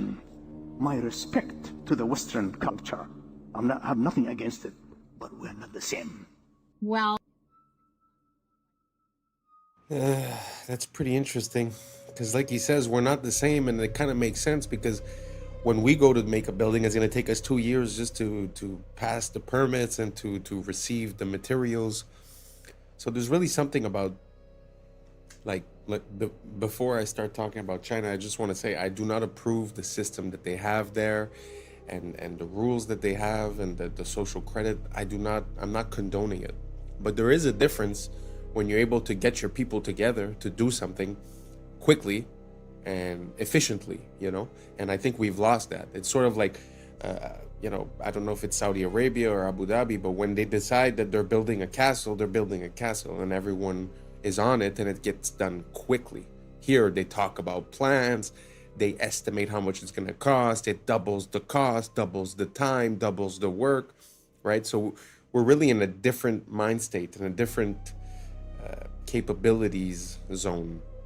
So I do tip my hat to those societies that are able to get things done, As for us, it seems like it's all red tape and bureaucracy. I don't know if you guys agree or don't. Let me know down below. And let's keep on rocking. his 36 plus worldwide is not new research. And so we started working with him and our herd of ostriches here. And we were looking at developing the alternative to working with natural animals to create resilience in their own body for violence. And we were very successful. So we have scientific proof and data that we were able to neutralize, not block them, actually neutralize it. And this is all just through lozenges or nasal sprays. And so that was very exciting. But the lab that we were working with at the time actually got shut down immediately after all of our robust came back in. Frederick Leduc, a lab immune bio back, got shut down and had to sign an NDA and was no longer allowed to talk. I found this book at the local antique shop yesterday, and it was written in 1926, The Secret World or the Hidden Hand, Unrevealed in History, 100 Historical Mysteries Explained. There's a secret, and they are of the nature of the individuals who are taking over now, the blues, that they are the ones that have been running society because they made a pact with a god. But that's his position. But I want to read to you this very specific, I have to be careful about what, I really was trying to debate whether to put this on the internet at all because it could really get me in trouble. But this particular page, I just want you to see this particular part, talking about proof of the existence of this invisible hidden hand. He says, the world is governed by very different personages from what is imagined by those who are not behind the scenes, i.e., not by kings and ministers. Said not others, but different, which means not the kings, ministers, or other similar men, but absolutely different, possibly even of a different. Who they are must be known first of all, and only then can we control them and establish peace, but not before. You know how I'm always saying, I'm calling them creatures and creeps, and I'm saying they're not human. I don't know what they are. And this has been my biggest reason around this. I ain't unifying because I don't know what these things are. This apparently has been known. And this has nothing to do with religion. I'm talking about like a species of a soul or something that's on this planet. And that's what he's talking about here. Bismarck, the Iron Chancellor, perceived the existence of invisible forces, but could not or did not wish to formulate them and called them imponderabilia, powers which no one could fathom. In 180 seconds. This is supposedly the body attacking itself. This is an identity crisis. It starts with taking after the thing that bites and stings causes your body to react improperly. Essentially all Lyme disease. Lyme was released from a bio. See? The rest of the world knows Lyme as Borrelia. They are not the same. It is a or abomination. These are all spirit programs. Programs kick in as autocorrectors where will is lost. When these spirit programs are blended and tacked on to vectors that bite and sting, they spread into the human system. Lyme is a spirochete like syphilis, thus it can be transferred through the mouth and sex, and it hides in the Dr. Judy Mikovits said it's just the new Lyme. Many claim that a delivery system. They are structured the same. This chimeric spirit program creates a biofilm matrix within you to act like a middleman between you and your body. It was released the same year as Lyme, and Fauci was the head of that program. These programs demand more energy than you would actually need. Programs don't want to kill, and they will go dormant if they have to.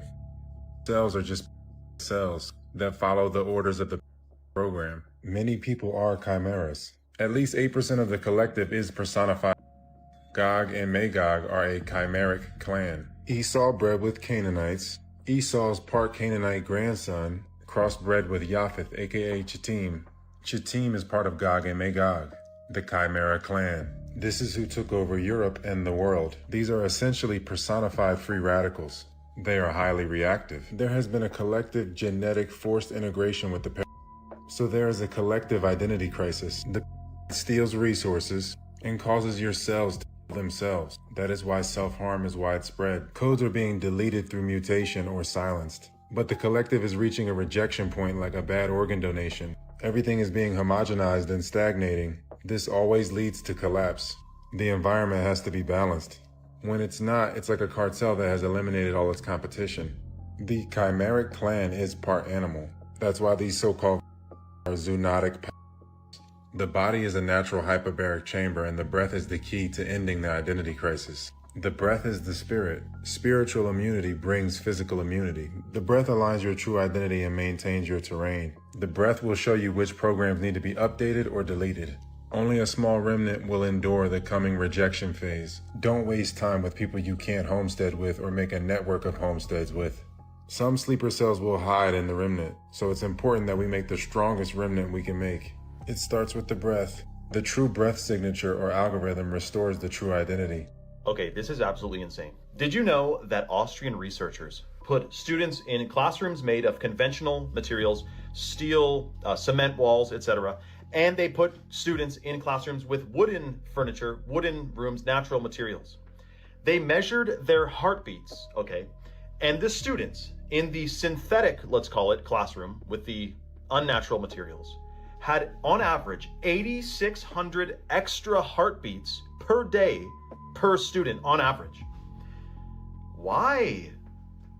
Why? It's the difference between real materials and synthetics. They have a different frequency, which apparently they found that your body registers plastic, laminate, and vinyl as a low-grade stressor, even when it looks like wood or marble. So you know, remember those fake desks we had that looked like wooden desks, but it wasn't. That was like a plastic, and it's unfortunate. I mean, what does that do to your body in 10 years when you're in school you're in kindergarten, then grade school, then high school, and it's all synthetic materials. Now, not to mention, this study was done before artificial lights, like they just had light bulbs. Now we have compact fluorescent and LEDs, not to mention all of the Wi-Fi routers that are in schools now. Like every 20 feet down the hall, there's a freaking Wi-Fi router hanging on the ceiling. That is something else to be discussed. Now, when it comes to our homes, especially if you're building a new home, I mean, dude, you can really make it an organic eco house with some easy, hacks. But what if we're at home surrounded by unnatural materials as well? Then what are we doing? Are we shortening our lifespan by being surrounded by plastic? I mean, think about it. Drywall, Chinese drywall is in pretty much all of our homes. It's toxic dust. It's toxic to breathe in, and it's mold, like it can get moldy. Whereas a hemp house or a cob house or a stone house, there's different houses that are mold resistant, namely hemp. I mean, hemp is basically a tank couldn't drive through. I mean, hemp is extremely durable, mold resistant, fire resistant, and it actually blocks EMFs.